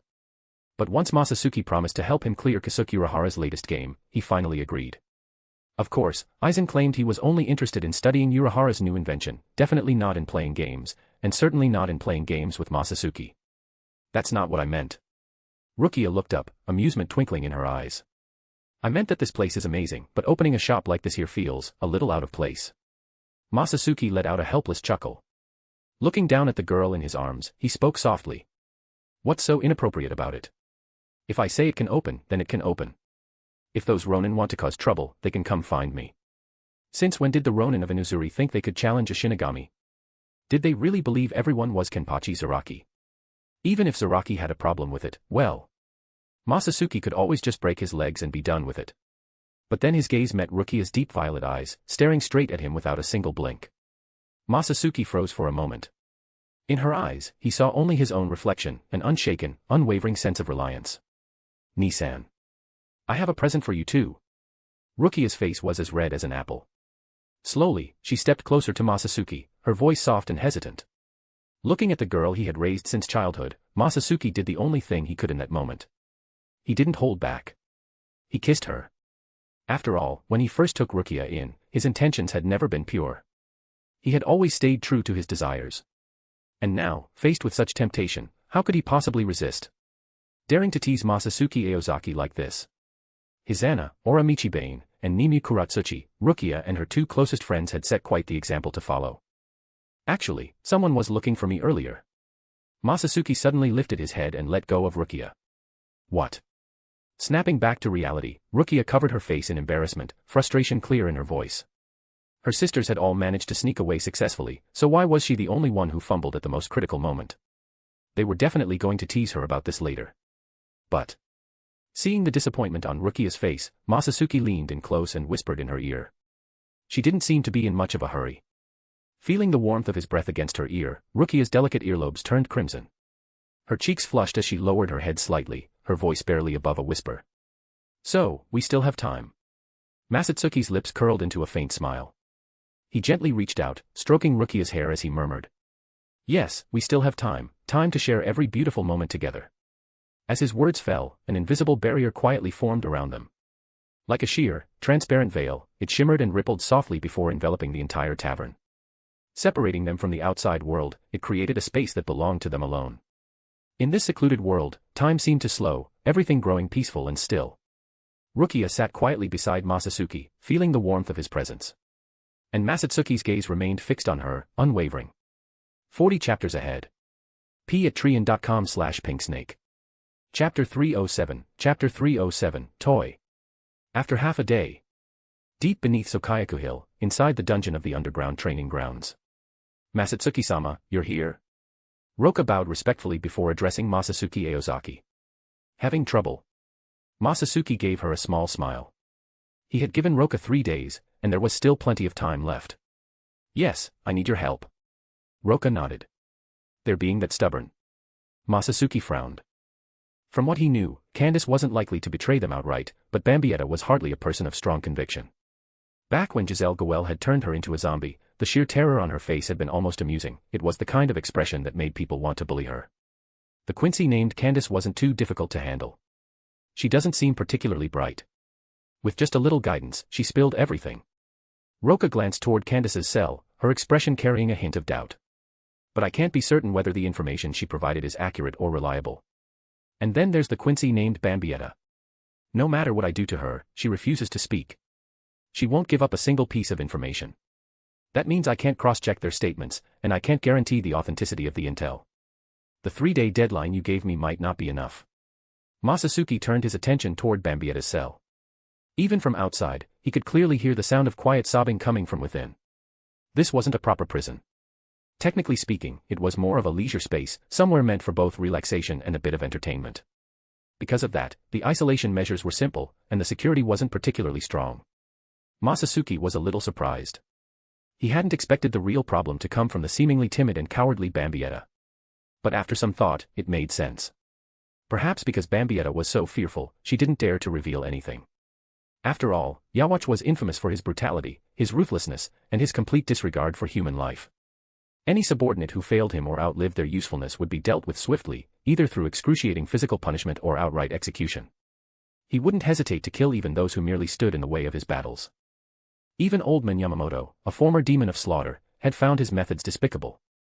And for a Quincy like Bambietta, that terror ran even deeper. Because it wasn't just her body at stake, even in death, her soul wouldn't escape. Yawatch wouldn't care whether she had been coerced or not. So, what do you need me to do? Masatsuki raised an eyebrow. He was good at killing. He'd done his fair share of interrogations, too. But a proper one. Not even once. Sure, he had worked as a guard in the 2ND Division's prison before, but he hadn't been there for long. And in the end, he had only been a warden. Interrogations weren't his job. That's why he had Roka here in the first place. Roka's expression remained indifferent as her calm voice slowly rang out. Although Bambietta still refuses to say anything, based on my observations and judgment, she seems to be afraid of something. That should be the reason for her silence. Masatsuki Aozaki asked with a hint of doubt, so, what do you plan to do? Roka spoke unhurriedly, it's simple. If that's the case, we just need to find a way to eliminate her fear. Masatsuki Aozaki frowned slightly, puzzled. How? Are you saying I should cheer her on? Roka shook her head and continued in the same calm tone, people often become incredibly brave when they lose their reason and fall into madness. And in those moments, they are most likely to forget their fears. Masatsuki Aozaki, ? Roka continued, so, Masatsuki-sama, you just need to ruthlessly ravish her. Just let her be overwhelmed by pleasure until she loses her senses and reasoning. In that case, she won't feel afraid anymore. Masatsuki Aozaki's mouth twitched slightly, at a loss for words. Roka, however, remained unfazed and continued. I've already run some tests. Her body has an extraordinary talent, she's exactly the type that makes for a perfect plaything. And based on my experience, she absolutely won't be able to resist your body. So you can go ahead and enjoy yourself without any worries. Masatsuki Aozaki was utterly speechless, muttering to himself. Where did my old, stoic, no-nonsense older sister go? How did she become so open-minded that she can say stuff like this with a straight face? I definitely didn't teach them this when I gave them health education lessons. Who the hell turned you into this, Roka? Roka glanced at Masatsuki Aozaki. He pursed his lips, still in disbelief. Never in his life had he expected that this normally obedient woman could leave him speechless multiple times in a row with just a few words. Seeing Masatsuki Aozaki remain silent for a long time, Roka thoughtfully offered a second option. If you're unwilling, I have other methods. Though the results may not be as effective, I'll need more time. No. Masatsuki let out a deep sigh, then straightened his posture. He clasped his hands behind his back, his expression one of solemn resolve. It was as if he were embodying the spirit of, if I don't go to hell, who will? With a firm gaze, he spoke slowly. The Quincy are the Shinigami's greatest enemies. For the sake of the Seireitei and the future of all Shinigami, I am willing to sacrifice myself for the greater good.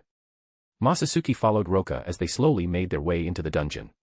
As soon as they entered, Masatsuki was met with a shocking sight. Bambietta was tightly bound with a thick, lengthy rope. One end of the rope was firmly secured to a hook on the ceiling. She was suspended high in the air, her body contorted into a challenging position. The pose exuded a unique aesthetic, one that couldn't help but draw admiration. This was the refined art of shibari, something Masatsuki was intimately familiar with. He had spent 2.5 years seeking out masters to learn from. After years of practice and experimentation, he had finally mastered the craft. Masatsuki took a closer look and noticed that Bambietta's appearance was drastically different from usual. Her once sleek, dark hair was now disheveled, falling haphazardly around her face. Her pristine white military uniform was drenched in sweat, looking utterly disheveled. Her military cap had fallen to the ground at some point. But what caught his attention most was the strange sphere in her mouth, equipped with small holes for breathing. Clearly, its purpose was to prevent her from biting her tongue in a fit of extreme agitation. It was a form of protection. Roka is too kind. Masatsuki shook his head as he observed the Quincy girl before him. This is Roka for you. Just 2 days of interrogation, and she's already reduced her to this state. He felt a deep sense of satisfaction with Roka's methods. She had truly lived up to his expectations, carrying on his legacy with finesse. Masatsuki stepped forward and removed the sphere from Bambietta's mouth. Bambietta struggled to open her eyes, her vision blurry but still able to make out the two figures before her. With great effort, she thrashed against her restraints, her eyes burning with rage. You damned Shinigami, if you've got the guts, kill me now, she spat through gritted teeth, her voice hoarse and weak. Otherwise, when His Majesty awakens, and you fall into my hands, I'll make you suffer 100 times the humiliation you've put me through. Her eyes were fierce, as if she had already imagined every detail of how she would torture Masatsuki. Then, her gaze shifted to Roka, and a twisted smile spread across her face. And you're fond of the Shinigami, aren't you? When I rape him, I'll make sure you watch. Her tone dripped with cruel malice. Roka stood quietly to the side, silently observing Bambietta, completely unfazed by her venomous words. Isn't it normal to stand by and watch? Bambietta, frustrated by Roka's indifference, shot her a vicious glare before turning her attention back to Masatsuki. You bastard, one day, I'll make you beg for mercy at my feet. And right in front of you, I'll kill everyone you care about, one by one. Masatsuki's eyes narrowed slightly, a cold glint in his gaze. Roka, let's have some fun with this new toy. A faint smile played on his lips, tinged with mockery and cruelty. Yes, Masatsuki-sama. Masatsuki's gaze lingered on Bambietta, as if appraising an intriguing plaything.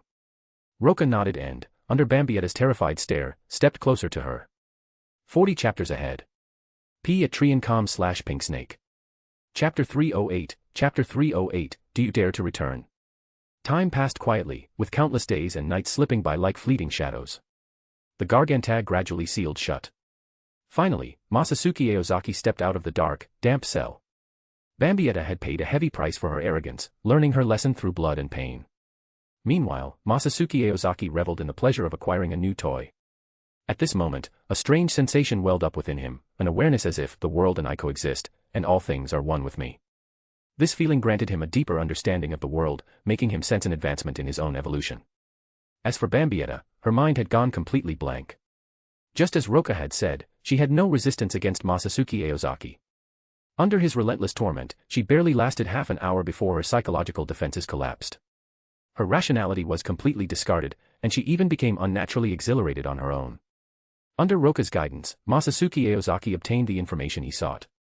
Most of it aligned with what he already knew from his past life, but there were still some unexpected discoveries, including certain contingency measures the Wandenreich had left behind. Masatsuki Aozaki carried Bambietta through the cold, dimly lit dungeon, his steps unhurried. Eventually, he stopped in front of a tightly shut cell door. He pushed it open and, without hesitation, tossed Bambietta inside. Her eyes rolled back as she hit the ground. With a dull thud, the door slammed shut, and the sound jolted Bambietta awake. She groggily ran a hand through her hair, struggling to push herself up from the icy floor. Her vision, initially blurry, gradually cleared. The first thing she saw was a woman with long green hair. Before her was a table laden with an extravagant feast, and she wore a smile of pure contentment, one that had no place in a place like this. Candace, why the hell are you just sitting here, perfectly fine, living so damn comfortably? Bambietta demanded angrily. Candace, sitting cross-legged on the bed and enjoying her meal, paused mid-bite. She scratched her head awkwardly, hesitated for a moment, and muttered, well. Her mind raced. How was she supposed to explain this? Should she tell Bambietta that she hadn't even lasted half an hour before spilling everything? That she had avoided torture simply by giving in? And that, because of her cooperation, she had even been rewarded by the enemy? Candace's face grew hot at the thought. Her heart pounded in her chest. Like hell she was going to admit that. Was she, Candace, supposed to just throw away her dignity? Especially in front of Bambietta, the woman she had never gotten along with. No way. She couldn't afford to lose face now. She cleared her throat and forced a calm tone. Oh. Judging by your appearance, it looks like things haven't been going too well for you lately. Been through a lot, haven't you? Candace wore a smug expression, showing no guilt whatsoever for her betrayal. Bambietta's face twitched slightly, a faint, unnatural blush creeping across her cheeks. She glanced cautiously at the tall man behind her, hesitated for a moment, and stammered. I'm actually quite happy. No, I mean, I'm doing just fine. As soon as she finished speaking, she instinctively lowered her head, avoiding Candace's skeptical gaze. Candace eyed her suspiciously, full of doubts. Bambietta's clothes were in tatters, barely covering her at all. How could she possibly call this fine? Was she just putting on a tough front, refusing to admit defeat? That would make sense. But then, what was with that genuine smile on her face? There was a strange, heartfelt sense of happiness behind it. Candace couldn't understand it at all. Just as she was lost in thought, a large hand suddenly landed on her head, gently stroking her soft, flowing hair. The hell? Which bastard dares to touch my? Candace whipped around in fury, ready to teach the offender a lesson. But the moment she saw that familiar face, her outburst was cut off instantly. What was that? You were about to say something. Masatsuki Aozaki smiled, his hand still moving lazily through her hair. And nothing. Candace deflated like a popped balloon, bowing her head and muttering softly. Not just the same color. Even the texture is similar to Nell's. Masatsuki Aozaki continued to absent-mindedly run his fingers through her hair, as if savoring the sensation. Candace's eye twitched violently. You're touching my hair, but thinking about another woman. Damn it, you absolute scumbag. She felt an intense internal struggle, should she fight back? Every Quincy in the Wandenreich knew how much she valued her hair. But when she looked up and met his eyes, brimming with amusement, she felt a wave of helplessness. Fine. Forget it. She abandoned the idea entirely. You really are fierce. Masatsuki Aozaki chuckled, seemingly unfazed by her reaction. All right, enough standing around. Get ready, we're leaving soon, he said casually. Leaving? Wait, are we free? We can go back to the Wandenreich. Candace's eyes widened in disbelief. Could it be, this guy was actually a decent person? A surprised smile spread across her face. The despair she had been feeling was suddenly replaced by hope. She never expected there to be a way out of this. Freedom. Masatsuki Aozaki let out a short laugh, as if he had just heard the most ridiculous joke. Why would I let you go? I'm just moving you somewhere else.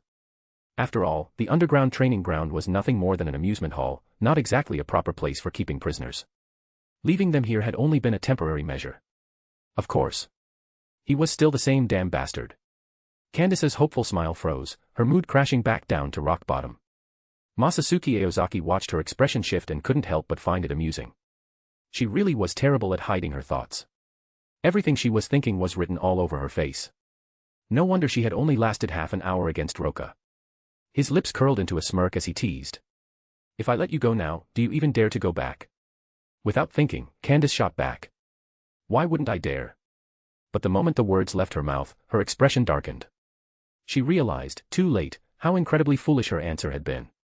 Bambietta, ever the opportunist, turned to her with a deadpan stare that practically screamed. Are you stupid? Leaking Wandenreich intelligence was an unforgivable betrayal. But even if that wasn't the issue, even mere defeat in battle was a crime punishable by death. They had lost to Masatsuki Aozaki. If they returned, they would undoubtedly be executed. And if the Wandenreich discovered that they had spilled classified information, it would be far worse. Even death wouldn't bring them peace. They had never seen His Majesty, the Emperor, awake before. But judging from the Wandenreich's ruthless laws, they could easily imagine what kind of ruler he was, merciless and tyrannical. Failure meant death. Defeat meant death. Even standing in the Emperor's way, even by accident, meant death. For traitors like them, execution would only be the beginning. But at the same time, what was the point of hiding here, just to live a few more years? Once the Emperor awakened, if he used Oswalin on them. Even though they were newcomers to the Wandenreich and had never personally witnessed its power, they knew enough about its effects. The more they thought about their inevitable fate, the heavier the weight of dread became. Candace and Bambietta exchanged glances, their hearts sinking. Chapter 309 needs to be weakened. Masatsuki Aozaki looked at the two and chuckled. In the future, you might get the chance to meet Mayuri Kuratsuchi again. Why? Candace blurted out instinctively. She absolutely loathed that creepy man who wanted to dissect her. To have him research a way to block Oswalin, of course. Masatsuki Aozaki waved a hand dismissively, his tone carrying an air of authority. You belong to me now, spoils of war. Sure, I took you by force, but I never return what I've claimed. Hearing this, Bambietta's eyes practically sparkled, her gaze glued to Masatsuki Aozaki with undisguised admiration. Candace, on the other hand, couldn't help but feel a hint of gratitude welling up inside her. After all, who would want their life to be at the mercy of someone else? Though, technically speaking, she was the one who had been borrowed. But when it came to Quincy's, was there really such a thing as borrowing? Why take out a loan when you can just steal outright? Masatsuki Aozaki had no clue about the bandit-like thoughts running through Candace's mind. Leading the two of them, he left the underground training arena and headed toward the Aozaki estate. To assist Ora Michibane with her research, he had long since constructed a massive underground research facility, fully equipped with all necessary protective measures. It was the perfect place to keep them confined. Back at the underground laboratory beneath the Shinigami Research and Development Institute, Mayuri Kuratsuchi momentarily froze in confusion. Masatsuki Aozaki had only been gone for a few days, why was he back so soon? He had just been about to enjoy some relaxing research time. Captain Masatsuki, what's this about? Mayuri Kuratsuchi set down the syringe in his hand, his expression puzzled. He had been in the middle of administering an anesthetic to Tsangdu for some time now. He had been running drug experiments on him, carefully maintaining his ryatsu and bodily functions at their weakest state, just enough to keep him alive. A research subject of this caliber wasn't something Mayuri was willing to let die so easily. And of course, when he had mentioned dissection earlier, he hadn't just been trying to scare Candace. After all, he was extremely well versed in the practice of live dissection. Masatsuki Aozaki stepped up to him, his expression serious. Do you know about Oswalin? Mayuri Kuratsuchi's brow furrowed slightly, a flicker of confusion passing through his eyes. He had conducted extensive research and combed through countless texts and records. He could confidently say he was well informed. But Oswalin.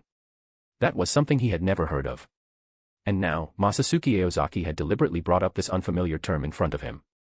Why? Mayuri's frown deepened. Masatsuki Aozaki was unpredictable as ever. It was impossible to guess what was on his mind. Oswalin is a ritual through which Yawatch, the progenitor of the Quincy, reclaims power, Masatsuki Aozaki said. Once activated, this ritual can either strip a Quincy of their power or bestow it upon them. What a dangerous and terrifying ability, Mayuri Kuratsuchi murmured, a sinister grin creeping across his face. With such power, Yawatch would hold absolute control over all Quincy. The pure-blooded Quincy lying on the operating table. Masatsuki Aozaki's 2 trophies. I see. So that's what you're getting at, Mayuri Kuratsuchi mused, the corners of his mouth curving into an eerie smile. A sharp glint flashed in his eyes as if he had already deciphered Masatsuki Aozaki's intentions. You want me to find a way to counter Oswalin? He asked, his tone laced with amusement. Masatsuki Aozaki frowned slightly at Mayuri Kuratsuchi's smug expression. You already have a solution. His voice was calm, but deep down, he felt a surge of anticipation. This guy always managed to deliver unexpected surprises. Mayuri Kuratsuchi chuckled. As you probably know, I once brought the soul of a Quincy back to the Soul Society. At the time, I noticed something unusual. When a Quincy dies, their soul doesn't go to the same place as an ordinary human's. It's as if they're being summoned, drawn toward some unknown destination. After meeting you, I finally understood their connection to Yawatch. That must be where they're going. As he spoke, Mayuri Kuratsuchi shot Masatsuki Aozaki a sidelong glance. This man knew far too many things he didn't. He would love to crack open that head of his and see just how many secrets were hidden inside. A true treasure trove of knowledge. Shaking his head, Mayuri Kuratsuchi continued. The link between Yawatch and the Quincy is a direct soul connection, with Yawatch holding complete dominance. This ritual, Oswalin, likely operates under the same principle. His gaze sharpened. If I was able to snatch Quincy souls away from Yawatch before, then with further research, there's no reason I can't find a way to counter this so-called Oswalin. But Mayuri Kuratsuchi deliberately drew out the word. Masatsuki Aozaki's brow twitched. Having known him for so many years, he could tell right away when the guy was about to say something annoying. But what? Masatsuki Aozaki asked impatiently. I don't have any Quincy souls to experiment on, Mayuri Kuratsuchi said, shrugging. And the souls of Ect Quincy may be different from those of Gemished Quincy. Spreading his hands, he sighed dramatically. For the sake of Captain Masatsuki's prized possessions, I suppose I'll just have to sacrifice this one on the table. He let out an exaggerated sigh, as if lamenting the loss of a precious research specimen. Fine, fine. Just get started on the research already. I'll bring you 2 more next time, Masatsuki Aozaki said, rolling his eyes. But not right now. I already tried, I can't get into the Wandenreich anymore. Those sneaky bastards changed the lock codes. Swallowing Pernita's power would still take some testing. And Gerard was still in the Wandenreich. He had planned to check on him when he had the time. But now, those damn Quincy had literally changed the locks to keep him out. Unbelievable. Wandenreich Quincy, and you have the nerve to complain. You're a bandit who steals people. Do you even realize breaking and entering is illegal? It seems you made quite the scene last time, Mayuri Kuratsuchi muttered, stroking his chin in thought. But he wasn't the type to give up easily. A true mad scientist thrived on challenges. Don't worry about the locks. I'll figure something out. He wasn't Masatsuki Aozaki's equal when it came to raw strength. But when it came to brains, that was his domain. As Masatsuki Aozaki stepped out of the lab and called for the elevator, the doors slid open to reveal a familiar figure. Inside stood the ever-lazy, blonde-haired director. Keisuke Urahara was leaning against the wall, a small glowing screen in his hands, fingers tapping away furiously at the buttons on either side. On the screen, a game character that bore a 99.9% resemblance to Masatsuki Aozaki was mid-battle. A hulking, muscle-bound warrior clad in a white martial arts uniform. At that moment, he was being flipped onto the ground, his head locked between the long, toned legs of a sultry woman dressed in a revealing red kunoichi outfit. With a sharp cry of pain, his character slammed into the floor. KO. The woman gracefully landed, pulled out a folding fan from nowhere, and flashed a triumphant peace sign. Masatsuki Aozaki's eye twitched. No way. You're telling me you actually lost using me as the main character? Fuming, he clenched his fists in frustration. Keisuke Urahara. Didn't you see? My opponent barely had any HP left. That was just an input error. Keisuke, I think my Shiranui is too overpowered. She needs a nerf. Masatsuki Aozaki spoke with absolute seriousness. Game balance was important, damn it. How could a protagonist be losing like this? Clearly, the enemy character was broken. Keisuke Urahara's eye twitched. This has nothing to do with the character. That was just my mistake. It's my first loss today. And for the record, your character has the highest win rate in the entire game. If we buffed you any more, or nerfed other characters, it would completely break the balance. Don't forget, we need to sell this game. 40 chapters ahead. P at Triancom/Pinksnake. Chapter 310, Lieutenant Hitsugaya. It does cost money. I almost forgot. Masatsuki Aozaki stroked his chin thoughtfully, then nodded. How about buffing this character a little? You didn't listen to a single word I said, did you? Keisuke Urahara's mouth twitched. If you don't understand game balancing, just sit back, collect your money, and play your games in peace. Isn't that exactly what I'm doing? Masatsuki Aozaki replied, completely unfazed. Keisuke Urahara looked up at him, puzzled. You haven't just been sitting at home playing games this whole time, have you? More or less. I play games, spend time with Yoruichi and the others, go out once in a while. It's a pretty dull life. Keisuke Urahara took a deep breath. This guy's life was way more comfortable than his. They were both captains, so why was there such a massive gap? Meanwhile, neither his lieutenant nor the deputy director ever let him have a moment of peace. After glancing around to make sure no one else was listening, Keisuke Urahara leaned in and asked in a hushed tone. Masatsuki. You wouldn't happen to have another person like Jin Ichimaru, would you? Maybe recommend someone to me. Managing the squad all day is exhausting, I don't even have time to play games, or do experiments. Masatsuki Aozaki thought for a moment, then said. There is someone similar to Jin, but they're still in training and don't seem too interested in scientific research. Oh, and don't even mention it. Jin's been so busy helping train him that he barely has time for squad duties anymore. Ryusuke and Izumo are drowning in work every day, and honestly, they're still a step behind Jin. Keisuke Urahara. Why does it sound like you're the one suffering here, when they're the ones doing all the work? Masatsuki Aozaki snatched back the game console, nodding as he selected his character. You don't need to worry about managing the squad. Mayuri has an assistant named Akon, right? He's from the Nest of Maggots too. I think he's a decent choice, his strength is passable. You should give him a shot. Oh. Keisuke Urahara raised an eyebrow. He knew Akon. Decades ago, he had personally pulled him out of the Nest of Maggots. But back then, the kid had a nasty temper, and Keisuke had neither the time nor the patience to train a troublemaker. His talents had caught Mayuri Kuratsuchi's eye instead, and he ended up becoming Mayuri's assistant. If anyone else had suggested this, Keisuke would have done a thorough background check first. But if Masatsuki Aozaki was recommending someone, that was different. The guy had a talent for spotting potential. Otherwise, how would he have picked out such an amazing friend like himself? Alright, I'll let him try it out. I'll start him off as fourth seat. Keisuke Urahara reached down, swiped the game console from Masatsuki Aozaki's hands, and was about to turn to leave. When Masatsuki suddenly looked up and asked. Keisuke. Do you still have any Tenshintai left? We're out. Keisuke Urahara shook his head. The captain commander banned its distribution, so there's no stock. You need one. Didn't Jin already master Bankai? Wait, is this for that genius kid in your squad? Man, the next generation is scary. If you want one, I can make it happen, but it'll take some time. It's for Shiro-chan. Get one ready for me. Masatsuki Aozaki nodded. Toshiro Hitsugaya's reputation as a prodigy wasn't just for show. Before even entering the Shino Academy, he had already reached the third rank of spiritual power and had seen the materialized form of Hyarinmaru. Whether it was during his academy years or after joining the 11th Division, his focus wasn't on raising his Ryatsu level, it was on mastering his control over it. Reaching this level of power in just his 50s.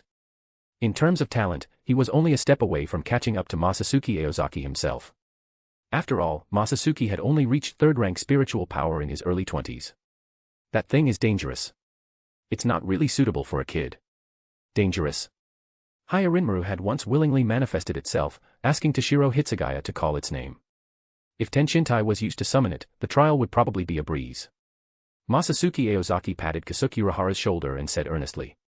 Keisuke, have a little more faith in the younger generation. I believe in him. Seeing Masatsuki Aozaki's confidence, even Keisuke Urahara couldn't help but feel a sense of trust forming in his heart. The 3rd district of West Rakangai, with Mt. Koifushi to the north. This land belonged to the Shiba clan and was once Shiba Kaien's personal training ground. Now, it had long since been abandoned, overgrown with weeds. Jin Ichimaru and Toshiro Hitsugaya sat before Masatsuki Aozaki. Jin Ichimaru could be considered half a mentor to Toshiro Hitsugaya. Since Hitsugaya joined the Gotei 13, all his training had been under Jin's guidance. Kenpachi Zaraki had wanted to take him on as a disciple as well. After all, Hitsugaya's talent was plain for all to see. With proper training, he could one day become a formidable opponent. But while Kenpachi was an absolute powerhouse, stronger than Jin even when going all out, he was not suited to be a teacher. Jin was simply the more reliable choice. Under Hitsugaya's watchful gaze, Masatsuki Aozaki picked up a large, humanoid-shaped whiteboard from the ground. He examined it for a moment before speaking. This is what the Tenshintai is for. Then, turning his attention to Hitsugaya, he continued.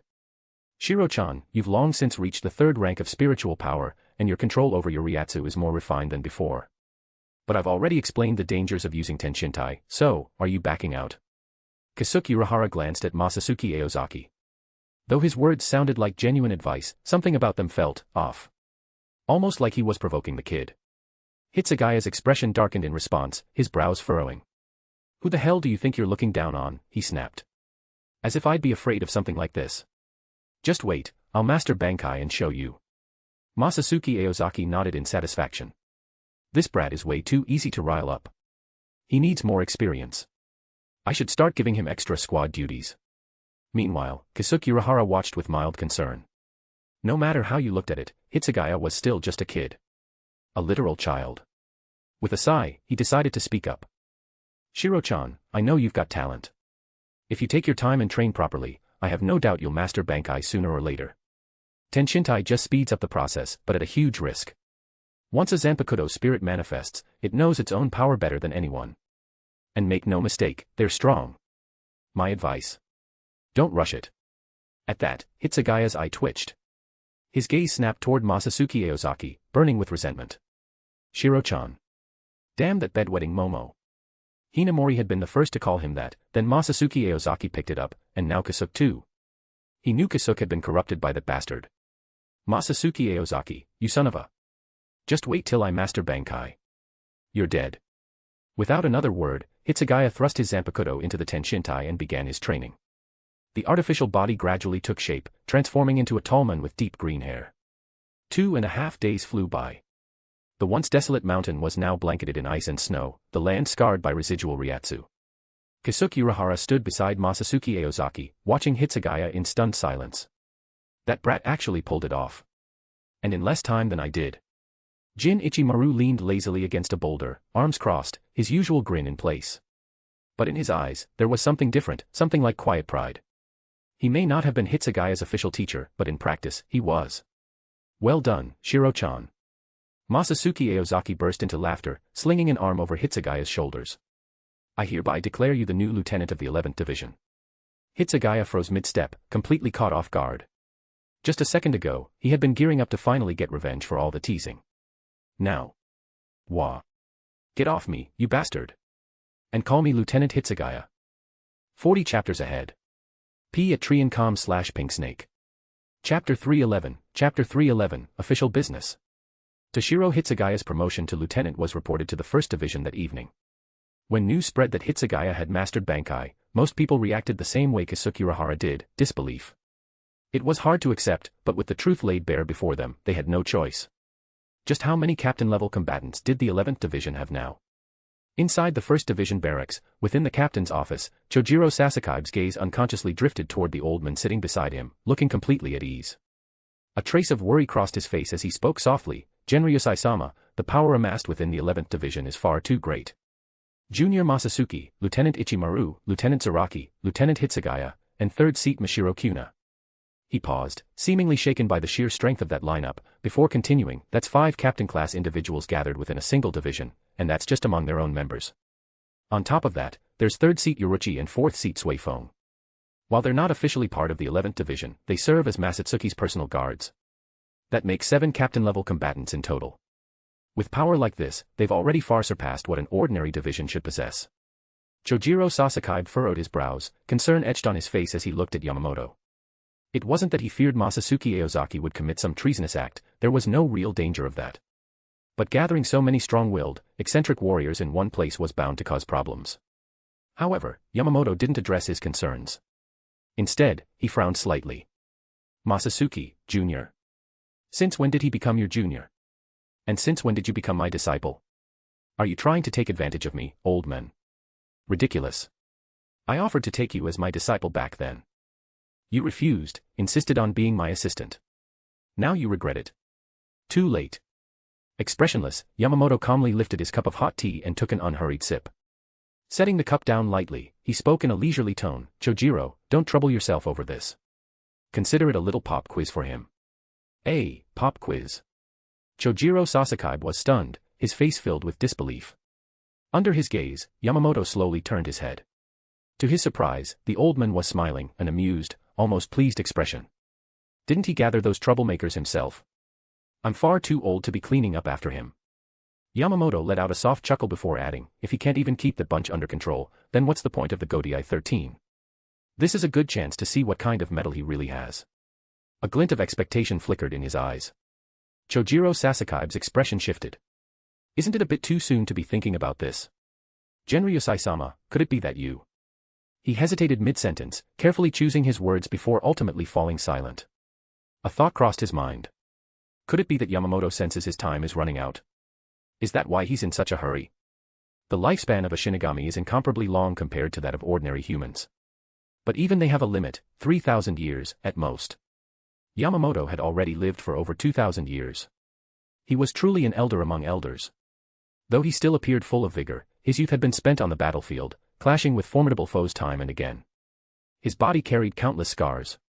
Would he even last until 3,000 years?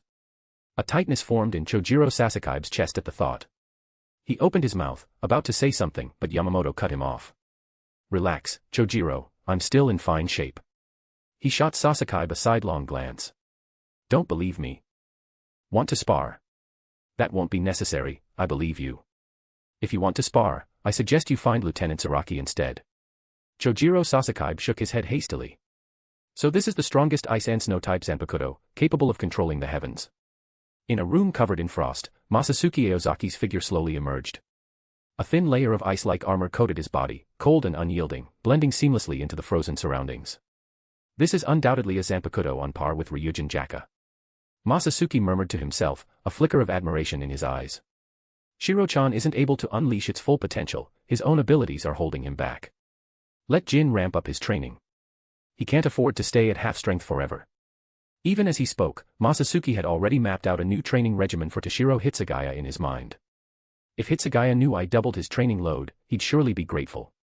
Masatsuki thought smugly, feeling quite pleased with himself. He withdrew his Ryatsu, and the ice and snow that had blanketed the entire room slowly receded under his control.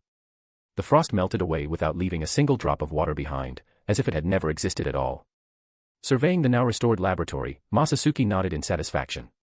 He could still feel the lingering chill in the air, and the corners of his lips curled up slightly. With this level of power, he no longer had to worry about destroying the world, he could finally cut loose. Now then, time to take care of business.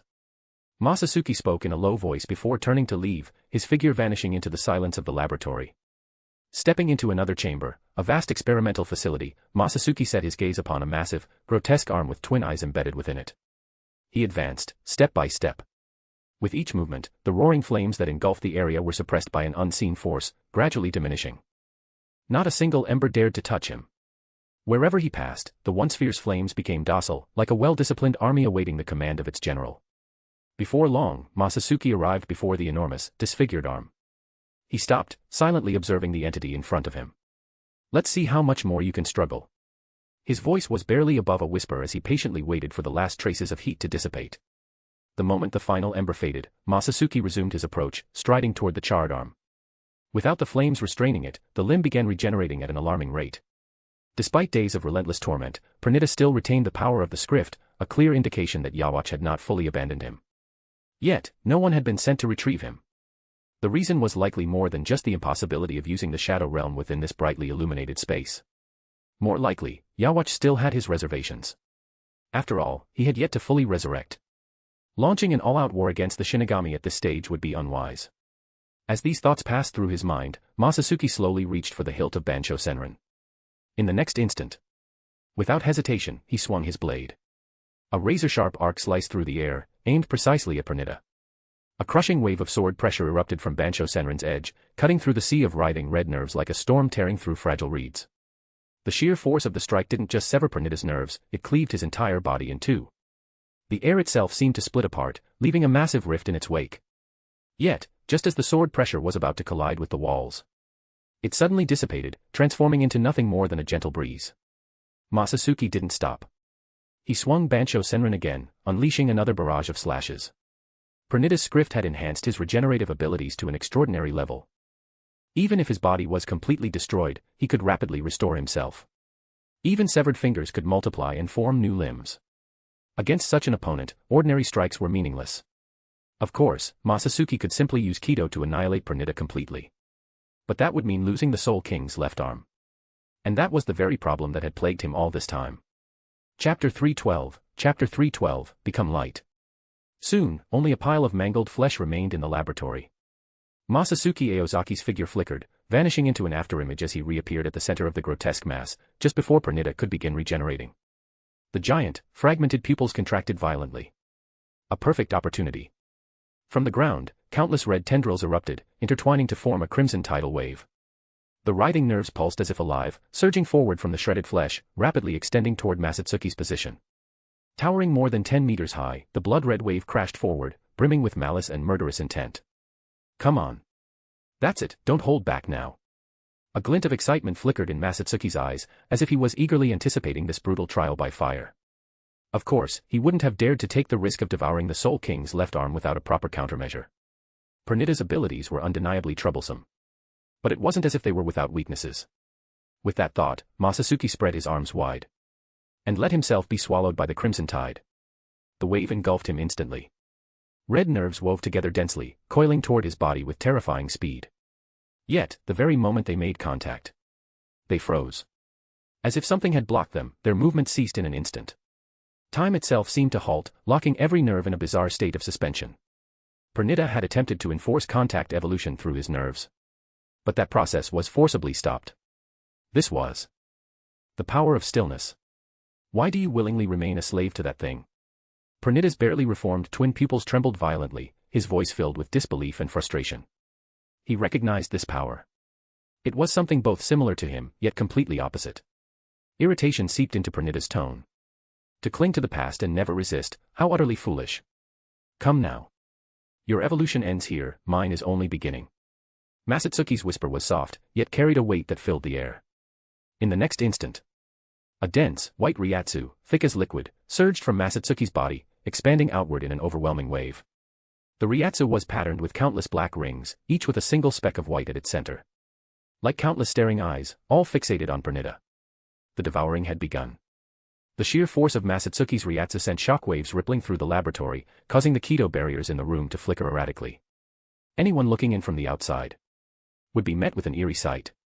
The entire laboratory had turned blindingly white, as if engulfed in an impenetrable mist.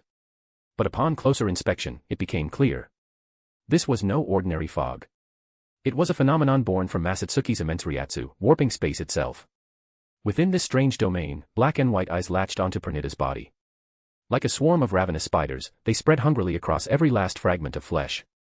They multiplied and intertwined, forming an intricate, all-consuming web that spanned the entire laboratory. The scene was grotesque beyond words. Anyone with a fear of clusters or confinement would have collapsed on the spot. Immediately, an enraged roar echoed through the air. Lowly mortal. How dare you defile a god? You deserve 1,000,000 deaths. With that furious outcry, every fragment of Pernida's flesh began to tremble violently, as if writhing in unbearable agony. At the same time, an overwhelming force surged from the deepest depths of Masatsuki Aozaki's body, unleashing a torrent of astonishing Ryatsu. Pernida's spiritual form underwent a rapid and drastic transformation. Its once precise control over Reishi crumbled entirely, spiraling into complete disorder. Its body gradually disintegrated, breaking into countless tiny fragments that scattered through the air, only to start converging toward Masatsuki Aozaki. It was as if he had shattered some kind of barrier. His bottleneck had been utterly destroyed.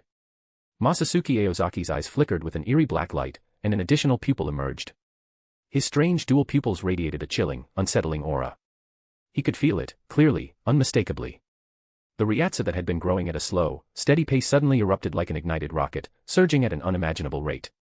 This power was like a raging torrent, flooding through every cell of his body. His rapidly increasing spiritual pressure was beyond measurement. Black and white Reiatsu patterns spread across his entire body. The fusion between Masatsuki Aozaki and the Hogyoku had deepened to an unprecedented level. Feeling the boundless power coursing within him, his gaze fell upon his Zanpakutō, only to watch as it faded into nothingness in his grasp. His brows furrowed. That blade had been his trusted companion in battle. And now, it was gone. Was it time to let go? A fleeting sense of loss passed over him, but he soon exhaled softly, loosening his grip. The scattered reishi drifted away.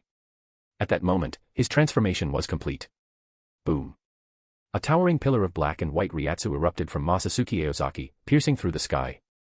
The translucent Kido barrier surrounding the space strained under the sheer force of his power, cracks spreading across its surface. Yet, almost immediately, a new, reinforced six-sided transparent wall rose in its place, sealing the laboratory within a formidable, airtight defense. The entire lab was thrown into chaos, filled with violent energy fluctuations. The surrounding space twisted and warped, as if on the verge of collapse. Amidst this storm of power, Masatsuki Aozaki slowly opened his eyes. Within the upheaval caused by his Reiatsu, his long hair floated weightlessly behind him, moving as if caught in an unseen current, like a god descending upon the world. He landed as lightly as a feather, his movements calm and deliberate. As if even the smallest careless action might shatter this fragile world. As he touched the ground, the overwhelming and terrifying Reiatsu began to subside. The black and white energy swiftly retracted, fading until it vanished completely. Masatsuki Aozaki's eyes returned to their original state, yet at the center of his chest, the Hogyoku pulsed with a black and white glow. The only sign that he had changed. As expected of the left arm of progress. My Reiatsu has increased by more than just a single level. Masatsuki Aozaki looked down at his empty palm. He flexed his fingers slightly. A sudden burst of pressure detonated from his hand, sending shockwaves rippling outward. From his fingertips, an invisible force erupted, forming a devastating air cannon that instantly tore through the already ravaged laboratory, further reducing it to wreckage. The blast raged forward before finally slamming into the indestructible Super Reiatsu barrier, dissipating upon impact. Just the flick of a finger had unleashed destruction beyond comprehension. Terrifying. Let's test some other abilities. Masatsuki Aozaki's voice was barely a whisper. Before him, space itself split open, revealing a gaping void of pure darkness. His body fragmented, dissolving into countless shimmering particles of light. And then, he was gone. Far from the Soul Society, in a distant and desolate world. The scattered photons gathered once more, reconstructing the form of Masatsuki Aozaki amid an endless, barren desert. Chapter 313, Chapter 313, Sure enough, it's not me. Can light form movement transform the body into glowing reishi to achieve high-speed movement? Masatsuki Aozaki pondered, intrigued by this peculiar ability. He attempted to use light form movement again. His body instantly turned into a brilliant flash of light before reappearing elsewhere. The speed was astonishing, almost like teleportation. Moreover, during light form movement, his body lost all physical form, allowing him to evade enemy attacks effortlessly. It was similar to Aura Mishibane's ability to atomize herself using reishi and soul manipulation, except this technique also granted incredible speed. This speed is unbelievable. Masatsuki Aozaki tested light form movement several more times, and each time, he could feel its unparalleled velocity. Even the Shinsaku technique he had previously developed couldn't compare. It truly felt like instantaneous movement. He doubted any other technique could be faster. Frager. Masatsuki Aozaki called out softly. He extended his hand, and a surge of black and white Reiatsu rapidly converged at his fingertips. The sheer intensity of the Reiatsu fluctuations made the air around him dense and heavy, and even the space itself began to tremble. Before the attack had fully taken shape, the surrounding area shattered like fragile glass, revealing deep black fissures. A black and white sphere of Reiatsu gradually coalesced at his fingertip, emanating a terrifying pressure. The force of its energy shook the space around it as if threatening to tear the world apart. The barrier Masatsuki Aozaki had set up upon his arrival couldn't even withstand the pressure and was already on the verge of collapse. Frager. Aizen, what a shame you never got to use this. It's quite the impressive ability. Even Masatsuki Aozaki couldn't help but marvel at the destructive power before him. Frager was an ability that came with the fifth stage of Hogyoku fusion. In the original timeline, Aizen had also gained this power upon reaching the fifth stage of his evolution. His transformation at that point was nothing short of monstrous. His forehead had developed slitted, eye-like openings, his face turned pitch black like ink, and his former skin split apart, peeling to either side of the darkness. 3 gaping holes appeared in his upper torso, and his Zanpakutō fused completely with his hand. But what truly solidified his inhuman form was the massive set of 3 pairs of butterfly-like wings sprouting from his back, each wing ridge lined with grotesque skulls. By then, Aizen had lost all resemblance to a Shinigami, bearing an eerie and terrifying resemblance to a hollow. His Frager was unleashed from the skulls on his wings, and a single blast was already more powerful than any Heido he had ever cast. The sheer force was enough to inspire dread, capable of annihilating everything in its path. Though its range wasn't as wide as some other destructive techniques, its raw power was astonishing. However, Masatsuki Aozaki had not undergone a monstrous transformation like Aizen. As a result, his method of using Frager differed. Masatsuki Aozaki had no doubt, if he were to unleash the Frager in his hand, even an Aizen who had evolved to the 3rd stage of destruction wouldn't survive a direct hit. Shaking his head at the thought, he waved his hand, dispersing the Frager into reishi. The barriers he had set up were far too weak to withstand such an attack. Having personally experienced the sheer force of a fully formed Frager, he now had a rough estimate of its power. If Frager is this strong, then Ultra Frager must be even more terrifying. I need to find someone to test it on. Masatsuki Aozaki's fingers twitched with anticipation. He was eager to put it to use but hadn't found a suitable target yet. Ultra Frager was the enhanced version of Frager. In Aizen's monstrous form, this technique functioned by having all the skulls on his wing ridges simultaneously release powerful bursts of Ryatsu. These waves of energy formed 4 circular constructs of solidified Ryatsu, which then detonated the enemy. Masatsuki Aozaki lacked Aizen's mutated, butterfly wings, but thanks to his exceptional control over reishi, he could easily construct reishi rings on his own. For him, this ability was far more practical than the old man's Bankai. After all, using this move eliminated the risk of accidentally burning the world to ashes, unlike Zanka no Tachi. Besides, Frager alone was already more than enough to handle most enemies. Next, I need to take some time to quickly familiarize myself with my current power. Returning to the Soul Society now was clearly not a wise decision. Having evolved to an entirely new level, Masatsuki Aozaki's Ryatsu, slashes, speed, defense, and recovery had all undergone tremendous enhancements, far surpassing his past self. If he couldn't control his strength properly while sparring or interrogating someone, the consequences could be disastrous. Thus, the best approach was to first understand and master his power in this vast, uninhabited desert. But not having my Zanpakutō feels really strange. Masatsuki Aozaki frowned slightly, a vague sense of loss welling up within him. After decades as a Shinigami, he had long been accustomed to wielding a blade in battle. The weight of a sword at his waist had become second nature to him. Now that his waist was empty, the absence felt unsettling. You've got some nerve to say that. Our home is gone, and from now on, we can only live inside your heart. Bansho's playful voice echoed in his mind, tinged with a hint of grievance. Masatsuki Aozaki shook his head with a wry smile, a flicker of guilt passing through his eyes. He had, after all, willingly let go of his blade. But it wasn't because he wanted to abandon his Zanpakutō, nor was it that the Zanpakutō had abandoned him. Rather, he had felt an unmistakable sense of detachment, as though that sword was no longer meant to exist. In the past, it had served as a bridge between him and Bansho Senran. But now, it felt like an obstruction. He realized that the blade had already fulfilled its purpose. Masatsuki Aozaki couldn't help but recall something Senran had once told him. So, it really wasn't me after all. He shook his head, a look of relief settling on his face. Reaching out, he watched as the surrounding quicksand dissolved into reishi. The reishi gathered and gradually took shape in his hand, forming a katana. From the outside, it was identical to the old Bansho Senran. But he knew, this blade was empty. Just a shell. A decorative piece with no real substance. But that didn't matter.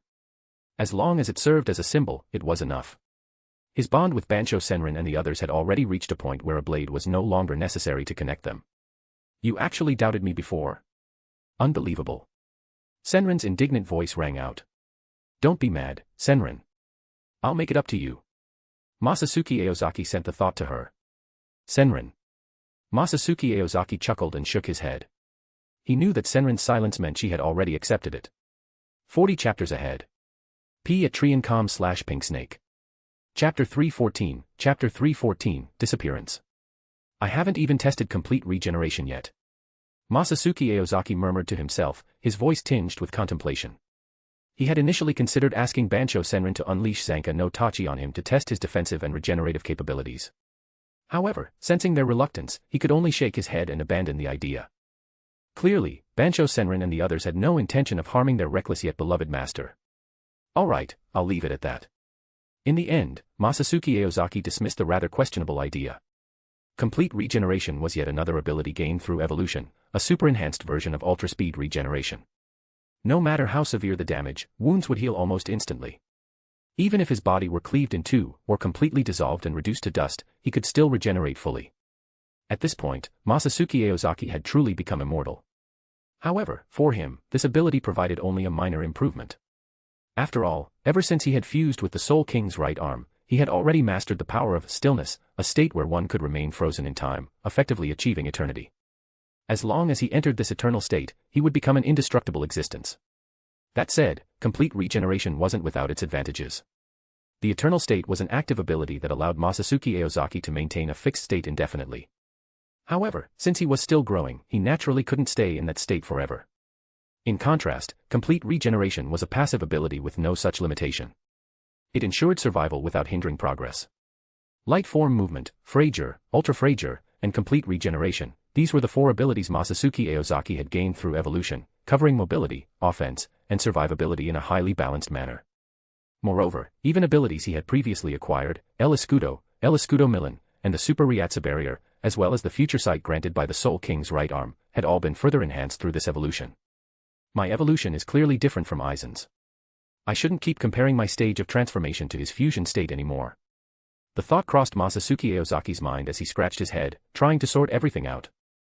Just then, an overwhelming surge of energy erupted, violently interrupting his train of thought.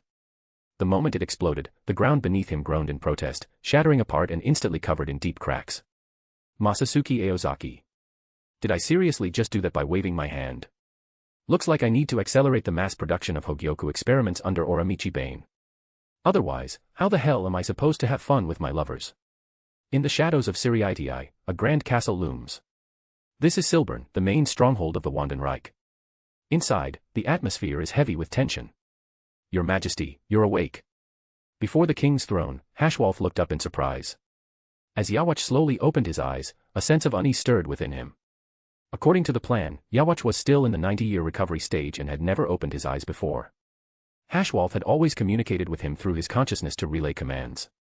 Yet, there were still more than 10 years before he would regain the Almighty. Why had His Majesty awakened ahead of schedule? Hashwolf's gaze was filled with uncertainty. The man who slowly stood up was none other than the Quincy King, Yawach. Pernita has returned to me, he said in a deep voice, his eyes on Hashwolf. Hashwolf froze. This was completely unexpected. Originally, Masatsuki Aozaki had only restricted Pernita's movements. Hashwolf had assumed that the Shinigami recognized Pernita's identity and wouldn't dare kill the Soul King's revered left arm. But it seemed he had miscalculated. Why? If they had the chance to kill it before, why wait until now? Yawach stepped forward. Altering the Reishi array to control access to the Shatten Breach is merely a temporary solution, not a long-term one. That Shinigami, Masatsuki Aozaki, is a real threat. Prepare to relocate the Empire. As he spoke, a faint smirk tugged at the corners of his lips. But before we leave, I have a grand gift to prepare for an old friend.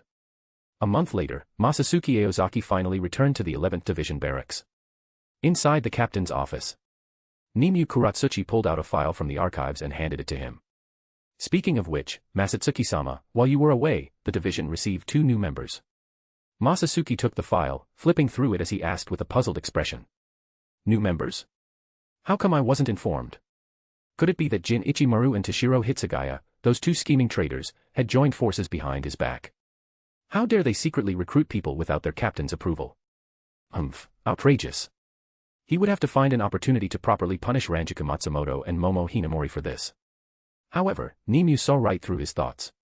Shooting him a look of disdain, she said. It was a direct order from the captain commander. Lieutenant Hitsugaya and Lieutenant Ichimaru had nothing to do with it. Under Nimue's gaze, Masatsuki's heart skipped a beat involuntarily. But realizing he had lost the chance to discipline Ran and Momo, he grumbled in frustration. TCH. Damn it. Nimue pushed the file toward him, her face full of contempt. As Masatsuki flipped through the pages, she continued. Your frequent customer, the head of the Kasumiyaji clan, Lady Rurakayo Kasumiyaji, has gone missing. This incident alone has turned all of Soul Society upside down. The Gotei 13 has deployed a significant number of personnel to search for her. As she spoke, Nimue cast a glance at Mashiro Kuna, who was lying on the sofa, playing a game. Every time she was assigned to lead the search for Rurakayo, she showed an unusual level of enthusiasm.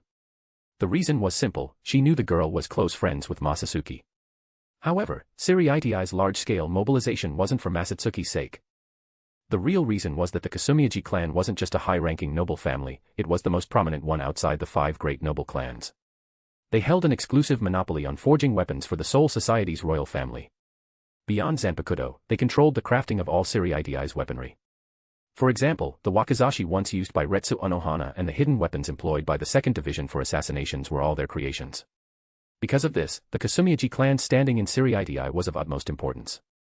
As the head of the family, Rurikayo's significance was unquestionable. Naturally, her disappearance had sparked a major crisis, prompting Seireitei to exhaust all means to locate her. She disappeared this soon. Masatsuki raised an eyebrow, a flicker of surprise on his face. He remembered that this event wasn't supposed to happen just yet, he hadn't expected it to unfold so quickly. Still, he didn't dwell on the matter. With a slight shake of his head, he continued reading the file. In short, finding Princess Rurikayo is now the top priority for every division. To that end, our 11th Division has deployed a considerable number of personnel, which has only increased our workload. Every division has reassigned manpower, but we've only received 2 new recruits. So far, they seem capable. Nimue stood beside Masatsuki, watching his indifferent reaction. A surge of irritation welled up inside her. Puffing her cheeks, she openly expressed her dissatisfaction. You've worked hard. Masatsuki noticed the shift in her mood and chuckled, shaking his head. Setting the file down, he stood up and, with practiced ease, ran his fingers through Nimue's long hair. Chapter 315, 9th Seat. Shusuke Amagai. What was this guy's deal again? Masatsuki Aozaki frowned, lightly pinching his chin with his right hand as he muttered to himself, lost in thought. Nimue Kuratsuchi couldn't help but roll her eyes at Masatsuki's response. With a sigh, she reminded him. Masatsuki-sama, were you even listening to me? He was brought in to help the squad find Princess Rurikayo-sama. Thinking about how she usually maintained a deliberately cold and detached demeanor, the contrast made her unexpectedly cute in this moment. I don't really remember. Something about him doing shady things. But he's probably just some minor, unimportant character. Masatsuki Aozaki nodded slowly. Of course, what he couldn't recall wasn't the reason Nimue mentioned for Amagai Shusuke joining the 11th Division. His spiritual perception had already picked up on 2 unfamiliar Ryatsu near the office. The stronger one was likely Shusuke Amagai, just a top-tier, ordinary captain. Comparable to Grimjow of the Espada, a 3rd-class spiritual powerhouse on the verge of reaching 2nd class. Not someone worth paying much attention to. Knock, knock, knock. A series of knocks echoed at the door. Masatsuki Aozaki frowned slightly. Seeing that Nimue had finished fixing her hair, he gestured for her to open it. When he saw the visitor, Masatsuki was slightly taken aback. It was a man he had never seen before.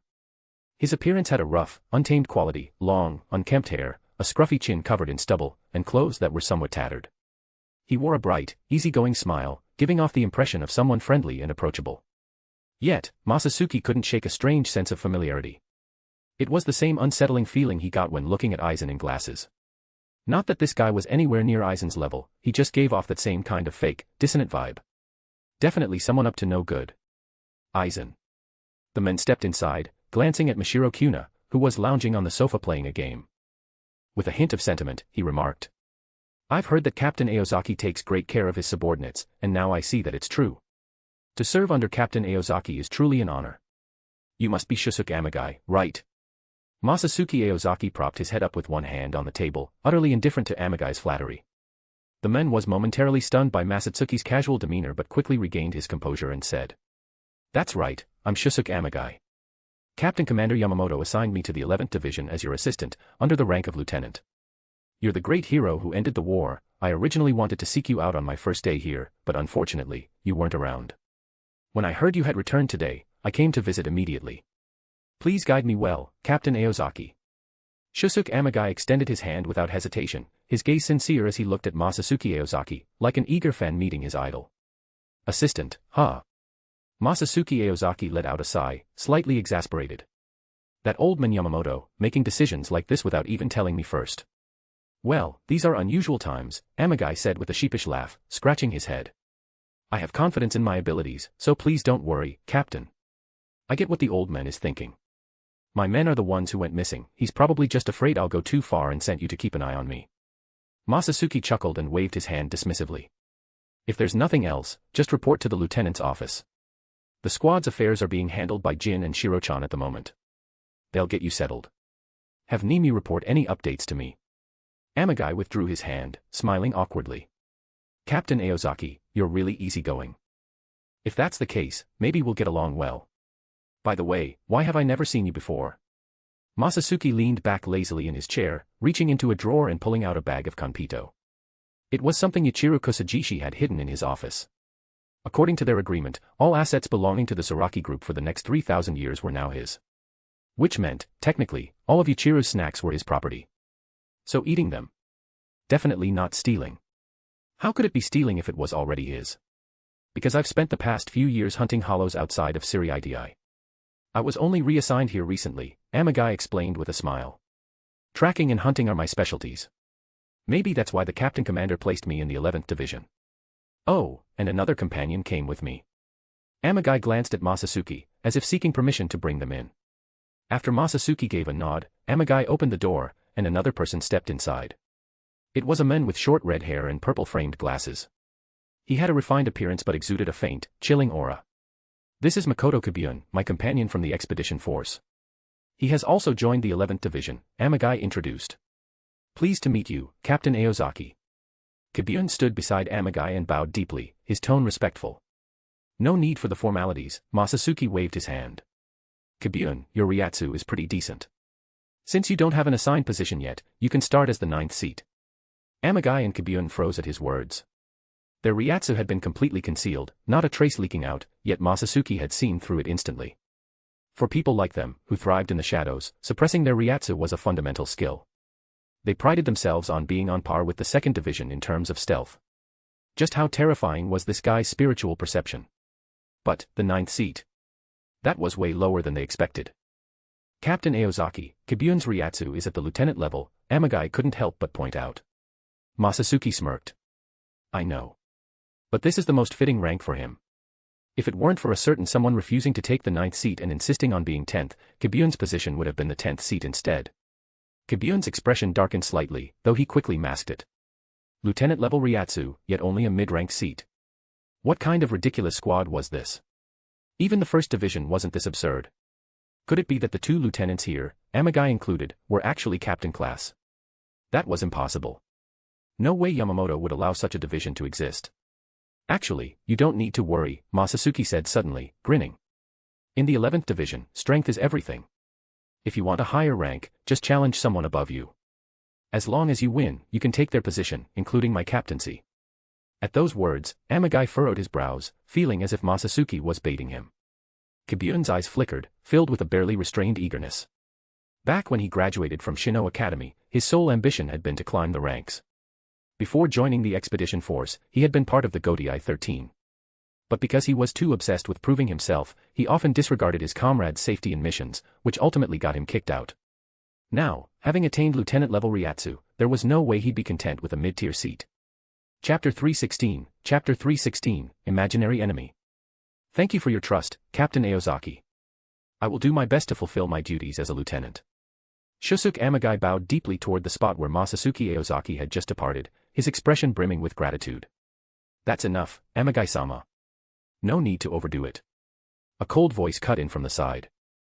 Makoto Kibune leaned against the wall, adjusting his glasses as he looked at the man who was still maintaining his bow. Hearing this, Shusuke Amagai's face, buried so deeply that his expression was hidden, curved slightly at the corners of his mouth, forming a faintly cold smile. That expression was a stark contrast to the bold, friendly, and approachable demeanor he had displayed just moments ago.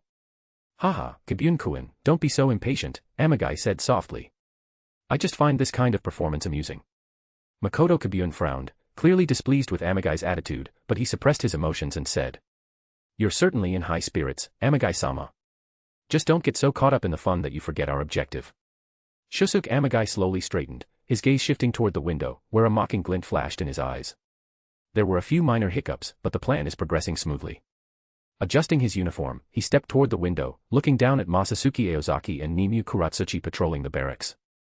I thought it would take longer to gain the trust of the captain commander's prized student, he said, the corners of his mouth lifting slightly in satisfaction. But I didn't expect him to have such blind faith in that senile master of his, he doesn't even suspect us in the slightest. He shook his head with a cold smile. Looks like we can move forward with our plans sooner than expected. His reflection in the glass remained expressionless, his dark eyes deep and unreadable. So, what are my orders now, Lieutenant Amagai? Makoto Kibune stood beside him, also gazing in the direction Masatsuki Aozaki had disappeared. Disdain and resentment flickered in his eyes. An ignorant fool. Sooner or later, he'll pay the price for his stupidity. As always, just do what you do best, Kibune, Amagai said with a chuckle, then turned toward the lieutenant's office. That Masatsuki Aozaki holds significant prestige in the 11th Division. To the members, he's already seen as the strongest Shinigami, surpassing Yamamoto himself. He seems like a dangerous individual. Best not to provoke him for now. If we want control of this squad, we'll have to start elsewhere. Win over the trust and support of the others. Leadership isn't just about strength. If we have the people on our side, they'll follow us willingly. The division will be ours. Shusuke Amagai shifted his gaze toward Kibune, a faint smile playing at his lips. For someone like you, that shouldn't be difficult, right? Makoto Kibune gave a small nod of agreement, letting out a cold chuckle. Naturally. Amagai nodded in satisfaction. Then I'll leave it to you. He flashed a broad smile. Over the past few days, Amagai had been observing the 11th Division, and what he had learned had surprised him. 3 lieutenants. A squad of this size, yet all its affairs were managed by the lieutenants, while Captain Masatsuki Aozaki was frequently absent.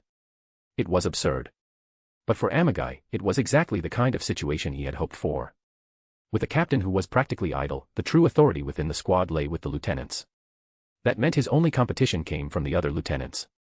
With the right strategies, they wouldn't have to be obstacles, he could make them assets. A knowing smile flickered in Amagai's eyes. This division was the perfect choice. At the same time, a wave of scorn washed over him. That fool trusted a complete stranger without the slightest doubt or caution. Such naivety, it was laughable. Like master, like student. A bunch of idiots. On the way to the Aozaki residence, Nimue Kuratsuchi couldn't help but ask. He just arrived, and you're already acknowledging him as a lieutenant so easily. Is that really okay? If the team members are dissatisfied, it could stir up trouble. And in the end, won't you be the one dealing with the mess? Honestly, Nimue didn't quite understand. According to the 11th Division's rules, shouldn't newcomers have to prove their strength in front of the squad first? Despite her delicate appearance as a secretary, Nimue was also the 8th seat of the division, a rank she earned with her fists. As an artificial soul, she had undergone technical adjustments that accelerated her growth, surpassing ordinary Shinigami like Rukia. That was why she had received personal training from Masatsuki Aozaki early on. Among the 3 sisters, her strength was second only to Ora Michibane, who possessed the Soul King Seketsu. But Rukia was quickly catching up. After all, she too had begun receiving private training from Masatsuki Aozaki, and her growth would be rapid. Trouble. You're giving those 2 way too much credit, Masatsuki Aozaki replied with a smirk. Outplaying them in schemes. Could they outwit Jin Ichimaru? Winning in a fight? Could they take down Zaraki Kenpachi? What a joke. Besides, the 11th Division was full of lunatics. And what made them submit? Fists. If your fists were big enough, those lunatics would listen. If not, it didn't matter what you said. Worrying about this? Nimue might as well go home and get some sleep. As the sun dipped below the horizon, darkness quickly consumed the world. At the 11th Division headquarters, Zaraki stood in the training grounds, mindlessly swinging his Zanpakutō. Every now and then, a twisted grin would creep onto his face, his eyes gleaming with wild intensity. Until footsteps approached. The bells in his hair jingled with an unusual sound. Kenpachi frowned, irritation flashing across his face. That Ryatsu, so weak, and yet it dares come near me. He had no natural talent for sensing Ryatsu. So, to compensate for that flaw, the Shinigami Research and Development Institute had created these bells for him. They not only detected the direction of Ryatsu but also its intensity. Through the volume and vibration frequency, the bells conveyed the results directly to Kenpachi. And whoever was approaching now was weak. So weak, it wasn't even worth his attention. Lieutenant Zaraki, still training this late? Makoto Kibune stepped up to the fence, adjusting his glasses with a mild, almost polite smile. As a lieutenant-level Shinigami, Kibune wasn't exactly weak. In fact, his strength surpassed that of 90% of the division's members. And with his subtly gentle demeanor and habit of putting others first, he had quickly earned favor among the squad. In just one day, he had already become somewhat familiar with many of them. Kenpachi Zaraki responded coldly, not even sparing Kibune a glance. He simply continued swinging his blade, its edge slicing through the air with sharp, piercing force, almost as if it were cutting through the very fabric of space itself. Yet, he wasn't satisfied. Still not fast enough. Still not strong enough. When will I finally catch up to Aozaki? I can't wait to fight him. Lieutenant Zaraki, you're quite dedicated. How about taking a break? Makoto Kibune, unfazed by Kenpachi's indifference, had a flicker of shadow cross his eyes. But it was gone in an instant, replaced by his usual pleasant smile. He asked casually. Did Captain Commander Yamamoto teach you these techniques? Or, are you using Captain Masatsuki Aozaki as your imaginary opponent right now? Though phrased as a question, the certainty in Kibune's voice was undeniable. After all, he had done his research, gathering plenty of information about Kenpachi Zaraki and Masatsuki Aozaki long before this conversation ever took place. 40 chapters ahead. P@Triancom/Pinksnake. Chapter 317, Chapter 317, What Are You Even Saying? Kenpachi Zaraki had always wanted to defeat Masatsuki Aozaki and had challenged him multiple times. The key issue was that, as a lieutenant, Jin Ichimaru and Toshiro Hitsugaya were constantly swamped with work. Yet Kenpachi. He did nothing. This was the information Makoto Kibune had gathered, and from it, he drew a conclusion. Kenpachi Zaraki had no real authority. He had been sidelined. There was no way he and Masatsuki Aozaki could be on good terms. Lieutenant Zaraki, you seem a little bored. Normally, when Captain Aozaki isn't around, the squad's affairs are left to the lieutenants, aren't they? I just came from the office. Lieutenant Ichimaru and Lieutenant Hitsugaya were inside, looking incredibly busy. Makoto Kibune deliberately steered the conversation toward Masatsuki Aozaki and the other lieutenants. He studied Kenpachi Zaraki with a subtle smile. This was his first target. A Shinigami who had the privilege of learning under Yamamoto himself. Not a direct master-disciple relationship, but still. If Yamamoto valued him enough to personally train him, he was no ordinary Shinigami. If they could turn him, he'd be an invaluable asset. What the hell are you talking about? Kenpachi tilted his head, visibly annoyed. Where did this weakling come from? Some kind of comedian. Jumping in out of nowhere, spewing a bunch of pointless nonsense. What a pain in the ass. If it weren't for Masatsuki Aozaki's orders not to kill comrades indiscriminately, he would have cut this guy down for interrupting his training. Don't you think Captain Aozaki is being a bit biased? Makoto Kibune's lips curled slightly, his face nearly concealed in the shadows. Lieutenant Hitsugaya is still just a kid, yet he was made a lieutenant and entrusted with squad management. Doesn't that seem a little odd to you?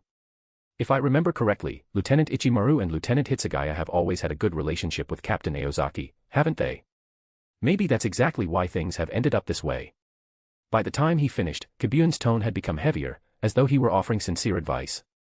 In truth, this was his usual tactic, sowing doubt, manipulating thoughts, making people act on their own accord. And now, Kenpachi Zaraki, a Shinigami personally recognized by the Captain Commander, would soon be dancing to his tune. A good relationship. Kenpachi's gaze shifted toward him, a flicker of doubt in his eyes. The moment their eyes met, a flash of excitement flickered in Makoto Kibune's own. Finally, he had Kenpachi's attention. A good start. Lieutenant Zaraki, have you really never questioned your current situation? How did it end up like this? Makoto Kibune's voice grew serious, his gaze deep and probing. His words weren't just a suggestion, they were a challenge. When Captain Aozaki isn't here, Lieutenant Ichimaru and Lieutenant Hitsugaya run the squad. You're a lieutenant too, yet it's as if the squad has nothing to do with you. You only get called in when there's a mission. And every mission is dangerously high stakes. Nearly every time, you're sent to fight a powerful opponent. Doesn't that seem strange to you? Have you never wondered why? What's there to wonder about? Kenpachi looked genuinely puzzled, as if the question itself was ridiculous. Not worrying about anything, just fighting and getting stronger, wasn't that a good thing? What? Hearing Kenpachi Zaraki's words, Makoto Kibune was momentarily stunned, unable to process what he had just heard. He's the lieutenant, yet he has no real authority. And he doesn't care? To someone as ambitious and power-hungry as Makoto Kibune, this was incomprehensible. Is there something wrong with that? Kenpachi Zaraki glanced at him, confused. Kibune was at a loss for words. He stared at the men before him in disbelief. Does he really have no desire for power? It was one thing for the lower-ranked squad members, but Kenpachi Zaraki was a lieutenant. And yet, he held no authority whatsoever. He wasn't angry. Didn't he think it was unfair? Makoto Kibune felt as if his entire worldview had been shattered. He couldn't help but raise his voice. Don't you see? This is proof that Masatsuki Aozaki doesn't trust you. He's treating you like you don't even matter. If you'd just listen to me. Before he could finish, a searing pain exploded in his shoulder. Blood sprayed into the air. He dropped to one knee with a sickening crunch, his shoulder blade had snapped. The agony twisted his face into a grimace. But that wasn't the worst of it. A bone-chilling pressure surged through him, seeping into his very core. The overwhelming bloodlust made his breath hitch. As if he had been cast into an abyss with no escape. He realized it then. Kenpachi Zaraki intended to kill him. Blah, blah, blah, what the hell are you even talking about? Kenpachi stood above him, expressionless, staring down like a predator sizing up its prey. You've been running your mouth this whole time, and I haven't understood a damn thing you've said. So all this nonsense was just to get me to listen to you. Then why not challenge me properly? If that's what you want, then just try and cut me down. This guy's insane. Who the hell just swings their sword without a word? And against a fellow squad member, no less. This is completely absurd. Makoto Kabyun's mind shattered. But from the very beginning, he had made a fatal mistake. Kenpachi didn't resent Masatsuki Aozaki. In fact, the real problem was that someone like Kenpachi should never be given power in the first place. My boss told me not to attack my own squad mates. For a brief moment, hope flickered in Makoto Kabyun's eyes. Then, Kenpachi raised his sword once more, this time aiming directly at Kabyun's chest. But you were the one who challenged me first. So I can cut you down now, right? Swoosh. A sharp, whistling sound tore through the air. The jagged edge of the blade carved a cold, merciless arc. The glint of steel sent a chill down the spine. And then, a blood-curdling scream shattered the silence. Makoto Kabyun was sent flying like a broken kite. A deep, grotesque gash split open his chest, blood gushing uncontrollably. His eyes widened with despair and regret. I shouldn't have come here. I really shouldn't have come. Where the hell is Amagai? Hurry up and save me. This man. He wasn't normal. He was a complete lunatic. His vision blurred. Blood poured from his wound, his body going numb. The pain, the blood loss, his consciousness faded rapidly. Within seconds, he blacked out. TSK, that idiot actually had the guts to challenge Kenpachi. Not far away, Ikaku Madarame stood with his arms crossed, an amused smirk on his face. Go, Ken-chan. Nearby, Yuichiro Kusajishi raised her hands excitedly, cheering. You probably shouldn't encourage him, Yumichika Iasegawa sighed. If this keeps up, that guy's gonna get himself killed. In a blur, Shusuke Amagai appeared at the training grounds. His gaze landed on Makoto Kabyun, and for a moment, his facial muscles twitched. Shock and anger flickered in his eyes. But it lasted only an instant. He quickly regained his composure, his face clouding with concern. Amagai crouched down, swiftly propping Kabyun up against the wall to slow the bleeding. A moment later, he tore a strip of cloth from his sleeve and wrapped it tightly around the wound. Once he finished, he let out a quiet sigh, rising to his feet. His brows furrowed as he surveyed the scene before him. Chapter 318, a cliched turn of events. Lieutenant Zaraki, I don't know what Makoto Kabyun did, but don't you think he went a little too far? In the tense atmosphere, Shusuke Amagai raised his voice, fully embodying the image of a concerned superior. Anyone witnessing this scene wouldn't suspect he had ulterior motives. He wanted me to listen to him. That means he challenged me. I simply accepted, Kenpachi Zaraki replied with an indifferent smirk, glancing at him dismissively. Upon hearing this, the surrounding squad members immediately lost interest. A challenge is a challenge, if you take a beating, you take it standing. That's the rule of the 11th Division. If you're weaker, you find a way to get stronger. Complaining that someone else is too strong is meaningless. Kenpachi Zaraki's expression remained calm. He felt no guilt whatsoever for severely injuring Makoto Kabyun. If it had been a long-time comrade, he wouldn't have exactly felt sad, but maybe there'd be some reaction. But for someone like Makoto Kabyun, a newcomer he barely knew. Not worth the emotional investment. Honestly, if it weren't for Masatsuki Aozaki's order forbidding the killing of teammates at random, he would have cut the annoying bug down on the spot. This squad. Noticing the abrupt shift in the atmosphere, Shusuke Amagai felt a twitch at the corner of his eye. What the hell was wrong with this squad? That guy just slashed his own subordinate. And no one had anything to say about it. How is someone like this even a lieutenant? He had assumed Masatsuki Aozaki was just an idiot, but it turned out his approach to squad management was downright ruthless. Just then, there was a soft swish. Yuichiro Kusajishi crouched by the fence, eyeing Makoto Kabyun, who was already unconscious. She shook her head with a smile. This guy's so weak, but he still dared to challenge Ken-chan. Gotta admit, that's pretty brave. Lieutenant Amagai, don't worry, someone's already gone to inform the 4th Division, Iasegawa Yumichika said, giving Yuichiro a sideways glance. He immediately noticed she hadn't given this new lieutenant a nickname. This guy hasn't even challenged me, and yet he went straight for the lieutenant. I'm really being underestimated. Ikkaku Madarame strode over, his Zanpakutō resting on his shoulder, his expression fierce. If I get the chance, I wouldn't mind giving this newbie a lesson myself. Listening to everyone's comments, Shusuke Amagai's eye twitched again. Thank you, Lieutenant Kusajishi, 10th Seat Iasegawa. Sorry for the trouble Makoto Kibune has caused. He bowed slightly before swiftly carrying Makoto Kibune away from the training grounds. His next stop, the 4th Division. Not just because he was immersed in the act. The wounds on Makoto Kibune's shoulder and chest were deep, serious injuries. If he didn't receive treatment soon, with his level of strength, he might not make it.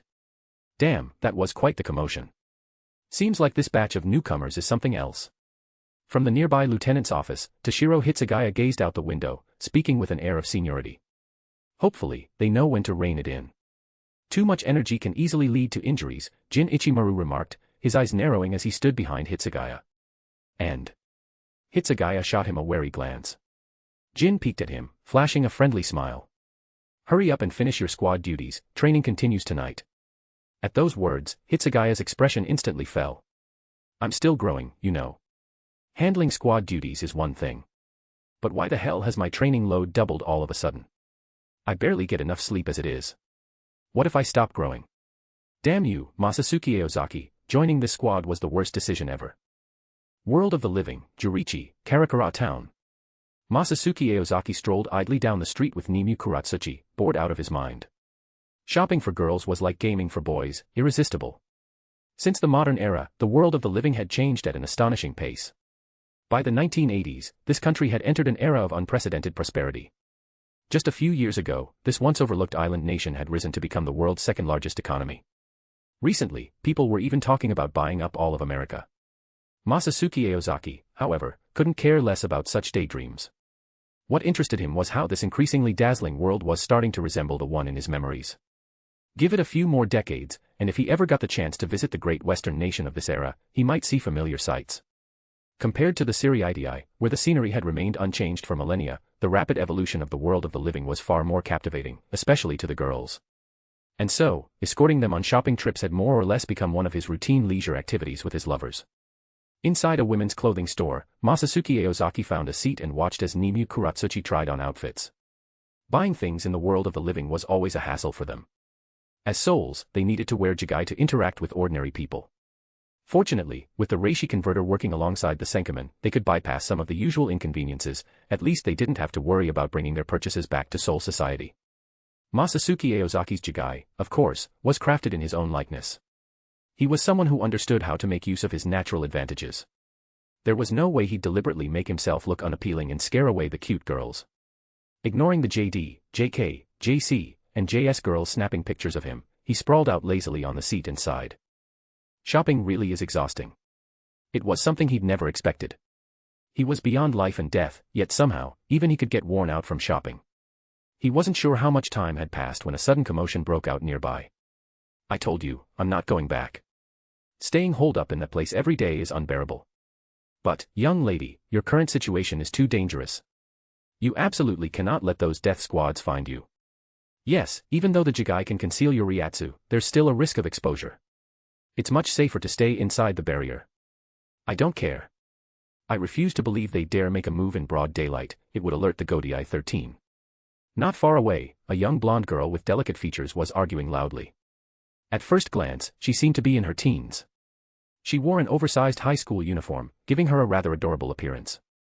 The two men standing behind her exchanged glances, letting out helpless sighs. The leaner one was Ryusei Kenzaki. The tall, muscular one was Rosaburo Enkagawa. They were also known as Kenryu and Enryu, both loyal retainers of the Kasumiyaji clan. Watching their princess acting so recklessly, a bitter smile crept onto their faces. Rurikayo Kasumiyaji might not understand the gravity of the situation, but they did. This wasn't a leisure trip, they were fugitives. For years, the elders of the Kasumiyaji clan had suffered relentless suppression at the hands of Gyokaku Komoi. Naturally, tensions had reached a breaking point. Seizing the opportunity, Gyokaku Komoi launched a purge under the name of the clan head. He even planned to eliminate Rurikayo herself and seize total control of the Kasumiyaji clan. Now, they were being hunted by the death squads he had sent after them. Just as they were contemplating their next move, a thick mist spread across the street, swallowing everything in sight. This presence. It's Komoi's death squads. Kenryu and Enryu's expressions changed drastically, their pupils shrinking as they quickly stepped in front of Rurokayo. Reacting immediately, they discarded their jigai and drew their Zanpakutō, ready to unleash them at a moment's notice. Figures emerged from the mist, and the battle was on the verge of erupting. The assassins, wearing ninja-style uniforms layered with samurai armor, drew their blades and charged. Their weapons, each uniquely shaped, were clearly different from the standard Zanpakutō. These were the signature weapons of the Kusumiyaji clan. Bakoto. Damn it, they found us so quickly. Bloom madly, Benishidare. Kenryu roared, gripping his blade with both hands as pink petals bloomed from its surface. Rock, Daichimaru. Enryu followed suit, releasing his Zanpakutō. The long sword gleamed before morphing into a pair of massive black gauntlets. Even with their weapons released, they dared not relax. They were outnumbered by a dozen elite assassins. And releasing their Zanpakutō was no special advantage. They knew the Bakoto were not true Zanpakutō, but they still possessed similar release abilities. Damn it. They're launching an attack here of all places, aren't they afraid Soul Society will find out? Kenryu gritted his teeth, blocking the strike of an oncoming assassin. Meanwhile, Rurokayo Kusumiyaji was in a panic. She ran frantically, eventually stumbling into the nearest shop. And in her blind escape, she inevitably tripped. Just like a cliché scene straight out of an anime. She fell right onto a man who was casually resting inside. Chapter 319, The Quincy. I don't know if I should call this good luck or bad. The young lady Soul Society has been searching for over half a month, and I just happened to run into her. But this looks like trouble. Masatsuki Aozaki moved the unknown object that had been sitting on his face onto his lap. Rurokayo Kusumiyaji felt the warmth and breath beneath her, a flicker of confusion crossing her face. Why does this feel so familiar? She looked down, her face flushing slightly. At that moment, Enryu's expression changed drastically. What's going on? His eyes widened in shock. The once lively street, bustling with people, had fallen into complete silence. One by one, the pedestrians collapsed as if struck by an invisible force.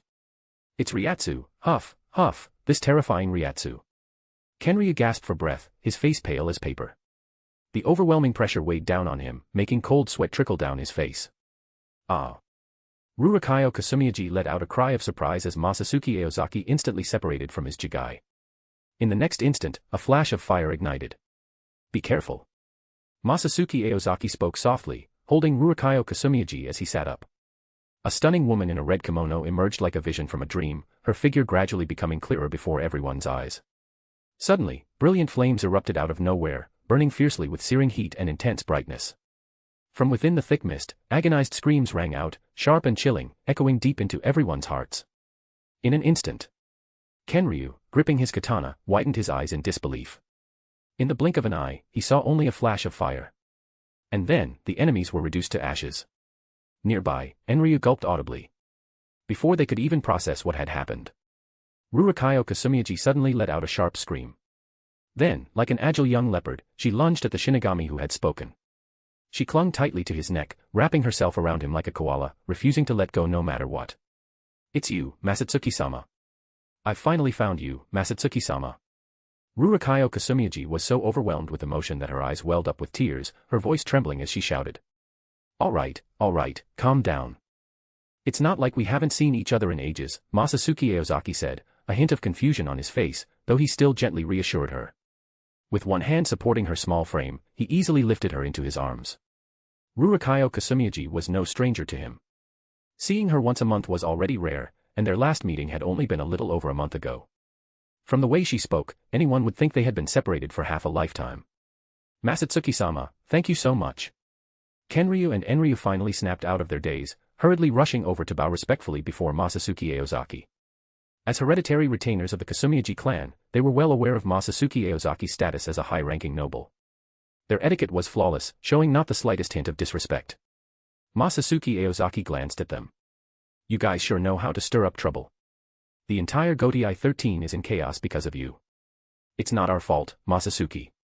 It's all Gyokaku Kumoi's doing. I knew that guy was bad news from the start. Rurokayo Kusumiyaji huffed angrily, her eyes blazing with frustration. That bastard even tried to kill me.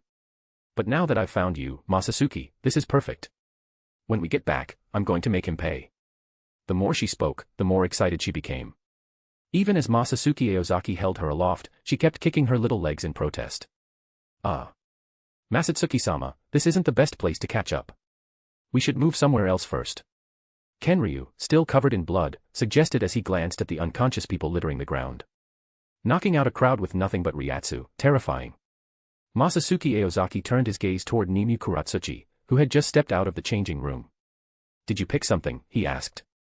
Nimue nodded, carefully folding the clothes and placing them into a bag before leaving a thick stack of bills on the counter.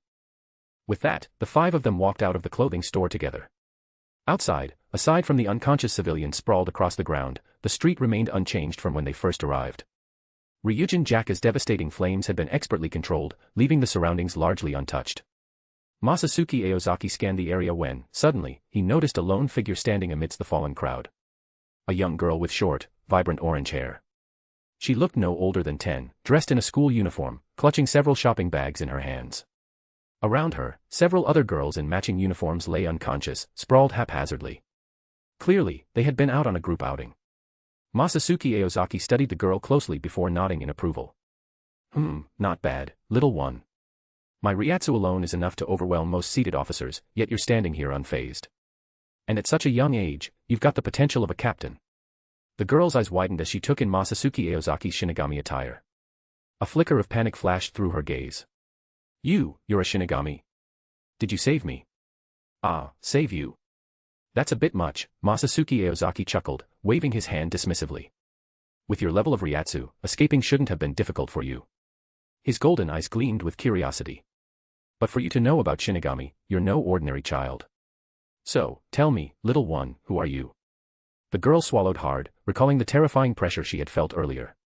Actually, I'm a Quincy. She cautiously glanced up at Masatsuki Aozaki, as if fearing the kind-looking men who had Rurikayo practically starry-eyed beside him. Oh. A Quincy, huh? Masatsuki Aozaki clapped his hands together, a knowing smile creeping onto his lips.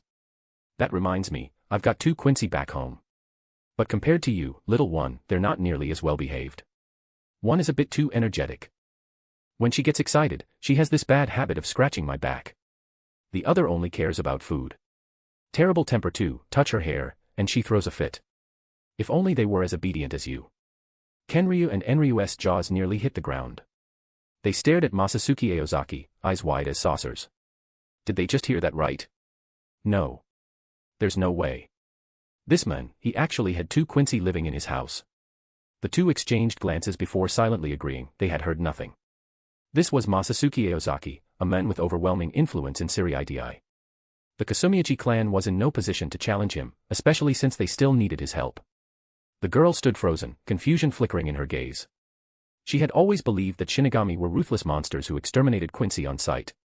Yet here was a Shinigami, gentle, kind, speaking of Quincy in such a casual, even affectionate manner. Was he the only one? Or, were other Shinigami like this too? If only that were true.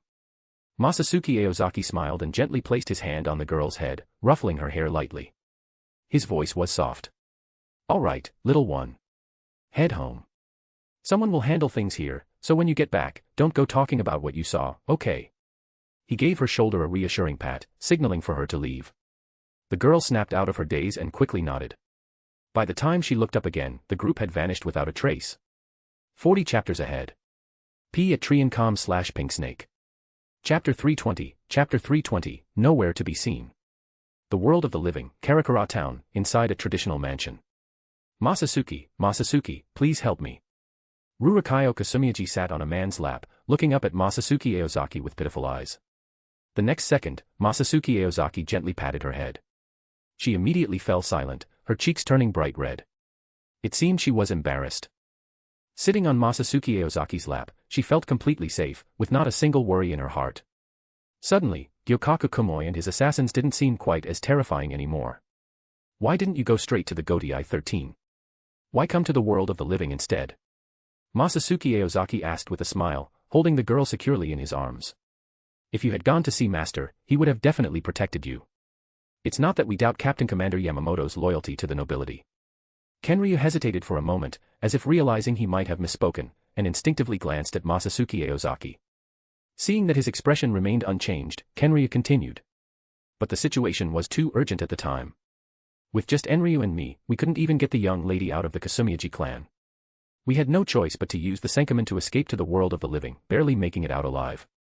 Masatsuki Aozaki raised an eyebrow. Rurikayo is still young, so it's understandable that she couldn't take on Gyokaku. But you two, hereditary retainers, compared to that old bastard, you're doing a terrible job. How did you let him gain full control over the family's power? You didn't have any contingency plans. Kenryu let out a bitter laugh and sighed helplessly. Masatsuki-sama, you may not know this, but while Enryu and I are hereditary retainers, Gyokaku was deeply trusted by the previous family head. After the former head passed away, Gyokaku took over all family affairs in the young lady's name.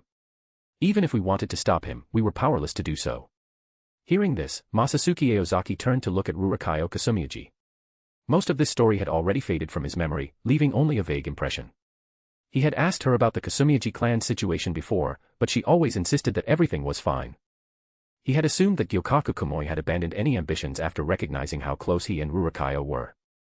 Now it was clear, she had been putting on a brave face all along, never telling him the full truth. Perhaps Gyokaku Komoi had sensed the pressure Masatsuki Aozaki posed, which was why he had chosen to rebel so early.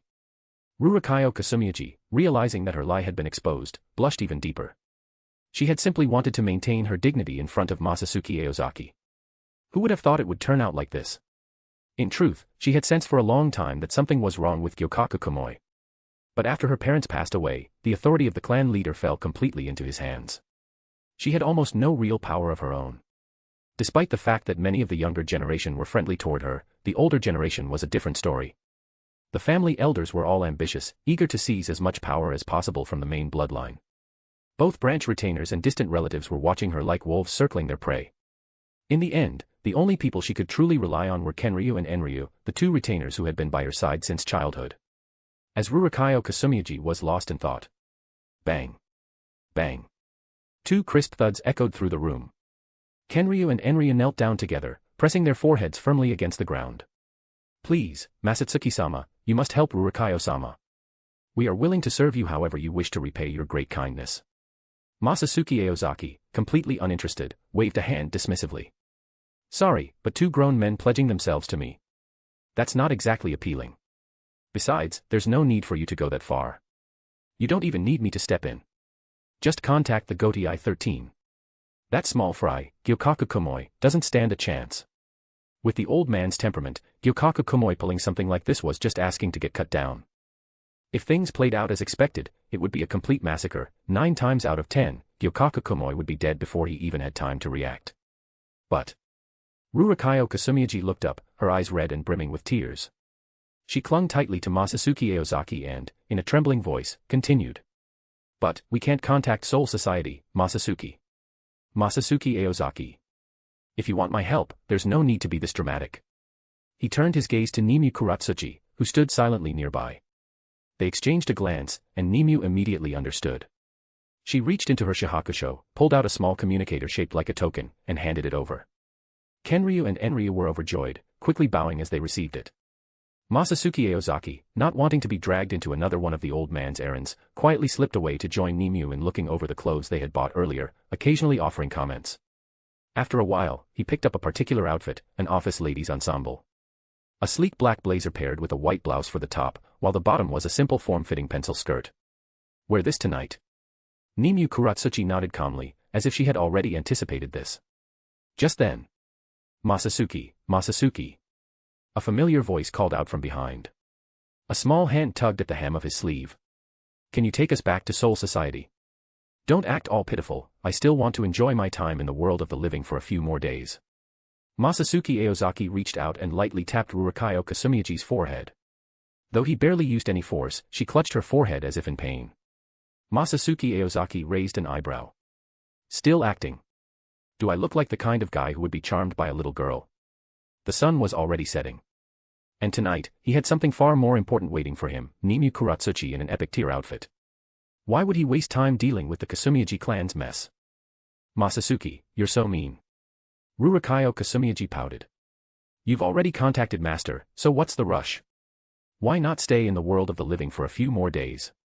Masatsuki Aozaki looked at her with feigned confusion. Rurikayo Kasumiyuji blinked. That's right. Why didn't I think of that? With the captain commander stepping in, there was nothing to worry about. She had finally managed to escape to the world of the living, could stay by Masatsuki's side, and didn't have to fear for her safety. Why go back so soon? I've decided, I'm not going back today. Rurikayo Kasumiyaji folded her arms and declared her decision with conviction. Kenryu. Enryu. Perfect. I visit the world of the living all the time, I know my way around. I'll show you a good time for the next few days. Masatsuki Aozaki ruffled Rurikayo Kasumiyaji's golden hair. Almost instantly, her face flushed red. Looking at her adorable expression, Masatsuki Aozaki had the sudden urge to pinch her cheek. But before he could act, a deep, familiar voice interrupted him. 11th Division Captain, Masatsuki Aozaki. Masatsuki Aozaki. He turned toward his communicator, where Yamamoto's stern face filled the screen. The old man frowned and asked gravely. 11th Division Captain, Masatsuki Aozaki. Are you, as reported, currently with the head of the Kasumiyaji clan? Masatsuki Aozaki turned, his expression calm. The head of the Kasumiyaji clan. Haven't seen them. And who's standing right next to you, then? For a split second, Yamamoto felt something stir within him, his blood rushing, his pulse quickening. Damn brat. Calm down. Stay calm. Shigakuni, you must stay calm. It's been so many years. You should be used to this by now. Taking a deep breath, his voice returned, steady and firm. Captain Masatsuki, can you confirm that the person beside you is indeed the head of the Kasumiyaji clan, Rurikayo Kasumiyaji? Masatsuki Aozaki sighed.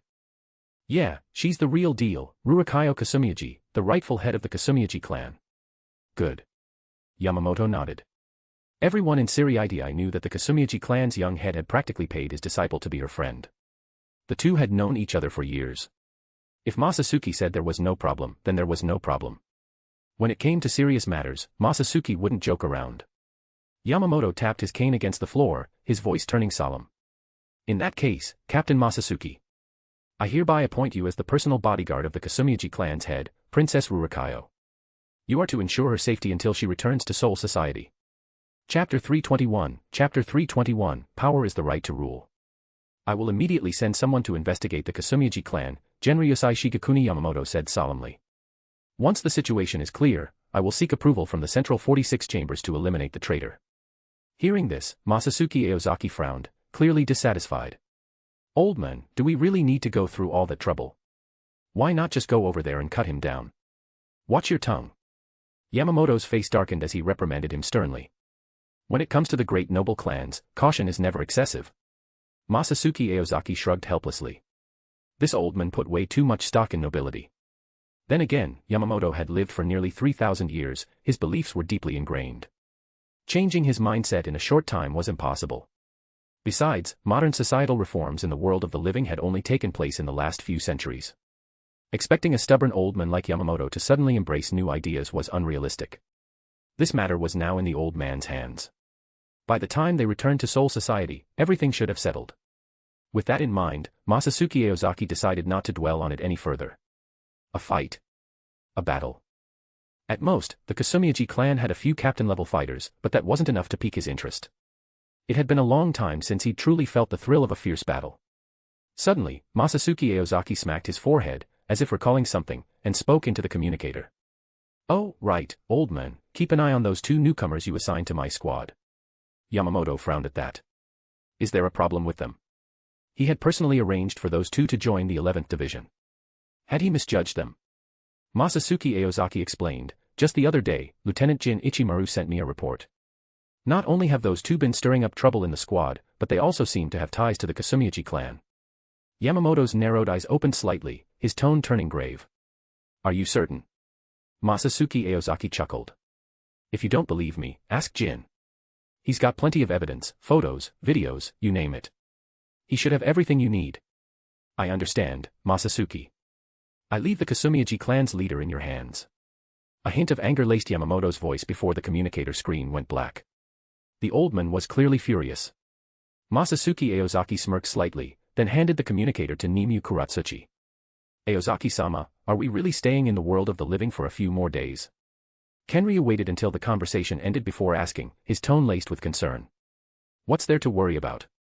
Rurikayo Kasumiyaji suddenly leaped up and wrapped her arms around Masatsuki Aozaki's neck, swaying excitedly. Masatsuki is the strongest. The best Shinigami. He's not afraid of those bad guys from Gyokaku. Kenryu sighed in exasperation. It wasn't that he doubted Masatsuki Aozaki's strength. After all, the title of Kenpachi was only given to the strongest Shinigami. He might not surpass the captain commander, but he was certainly far from weak. Still, Rurokayo was too important to them. Even knowing how powerful Masatsuki Aozaki was, Kenryu couldn't help but worry. Kenryu remained silent for a moment before letting out a long sigh. Aozaki-sama, since you're responsible for protecting the family head, what should we do? Masatsuki Aozaki glanced out the window. The sky had darkened completely, and night had settled over the city. Taking Nimue Kuratsuchi's hand, he spoke with a serious expression. It's late. Get some sleep. This. Kenryu was momentarily speechless. Meeting Masatsuki Aozaki's serious gaze, he wasn't sure what to say.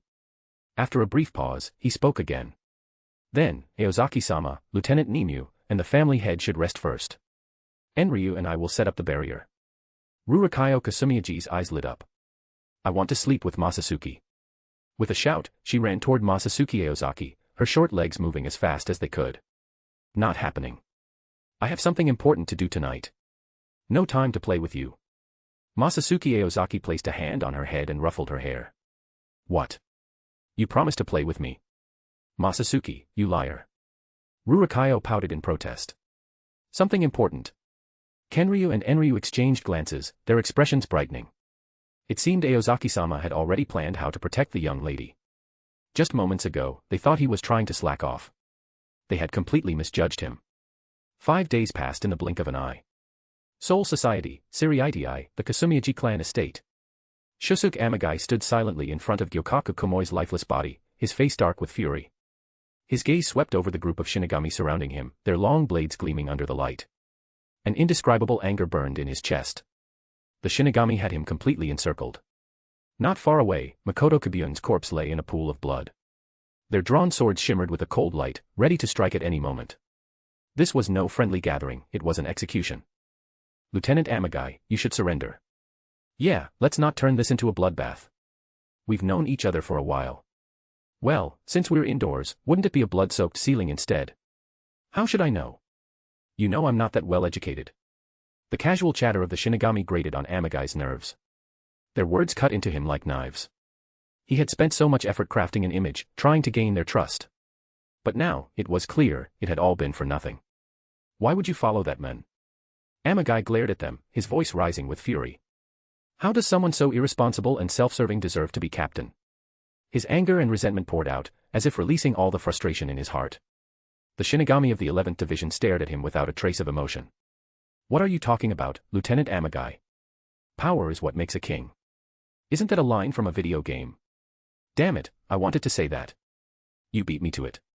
The squad members responded one after another, indifferent to his outburst. Power is what makes a king.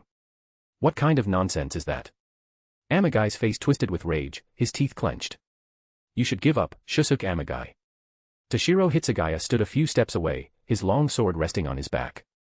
He glanced at the men who, just days ago, had been a fellow officer and scoffed. You don't actually think you have a chance of winning, do you? If you surrender now, you'll avoid death. The worst that'll happen is being thrown into Mukon.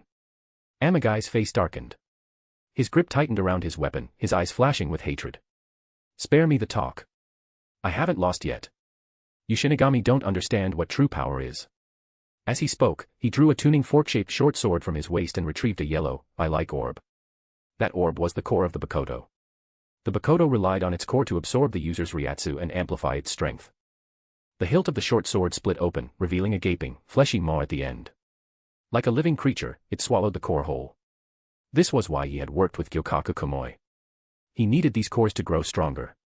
This blade had devoured multiple cores already. With it, he could defeat that so-called strongest Shinigami in 1,000 years. He was absolutely certain of it. As long as I have this sword, the Bakoto, Shinigami power is nothing to fear. I'll show you just how ridiculous your so-called strength really is.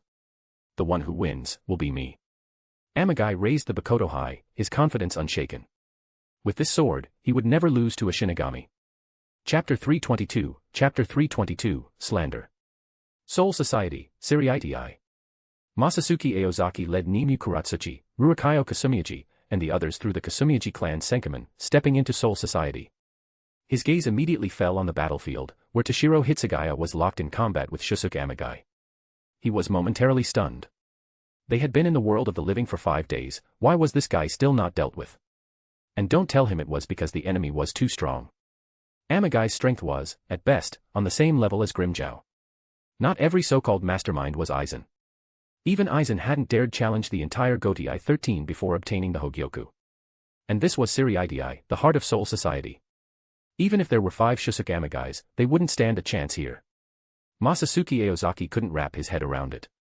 Scanning the battlefield, he caught sight of a familiar figure and led the group toward him. "Senpai, is that guy really that tough? It's been this long, and he's still standing?" Masatsuki Aozaki asked. "So, it's you, Junior." Shunsui Kairaku lifted his straw hat slightly, glancing at Masatsuki with a lazy smile. Beside him stood 2 striking women. One was Lisa Yadamaru, the lieutenant of the 8th Division, someone Masatsuki knew all too well. The other was an elegant, intellectual beauty with long black hair, Nanao Ise, who had long since grown into a mature woman. "The siege has only just begun." "You're back too early," Lisa Yadamaru said, clearly unimpressed. "You should have stayed with the Kasumiyaji clan's head and played around a little longer in the world of the living." "Oh. You sound upset," Masatsuki Aozaki teased. "I'm not. Come on, don't be so stubborn. I really haven't spent much time with you lately, I'll make it up to you." Lisa Yadamaru huffed and shot him a glance. "You should be more concerned about that so-called genius lieutenant. Lieutenant Amagai isn't weak, and that weapon of his, the Bakoto, has some rather peculiar abilities."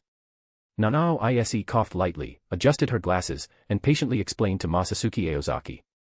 "Lieutenant Hitsugaya is struggling against it." Noticing her gaze, Masatsuki turned his head and met her eyes directly, unfazed. "Shiro-chan is really disappointing me. I had Jin Ichimaru personally train him, and yet he's still underperforming.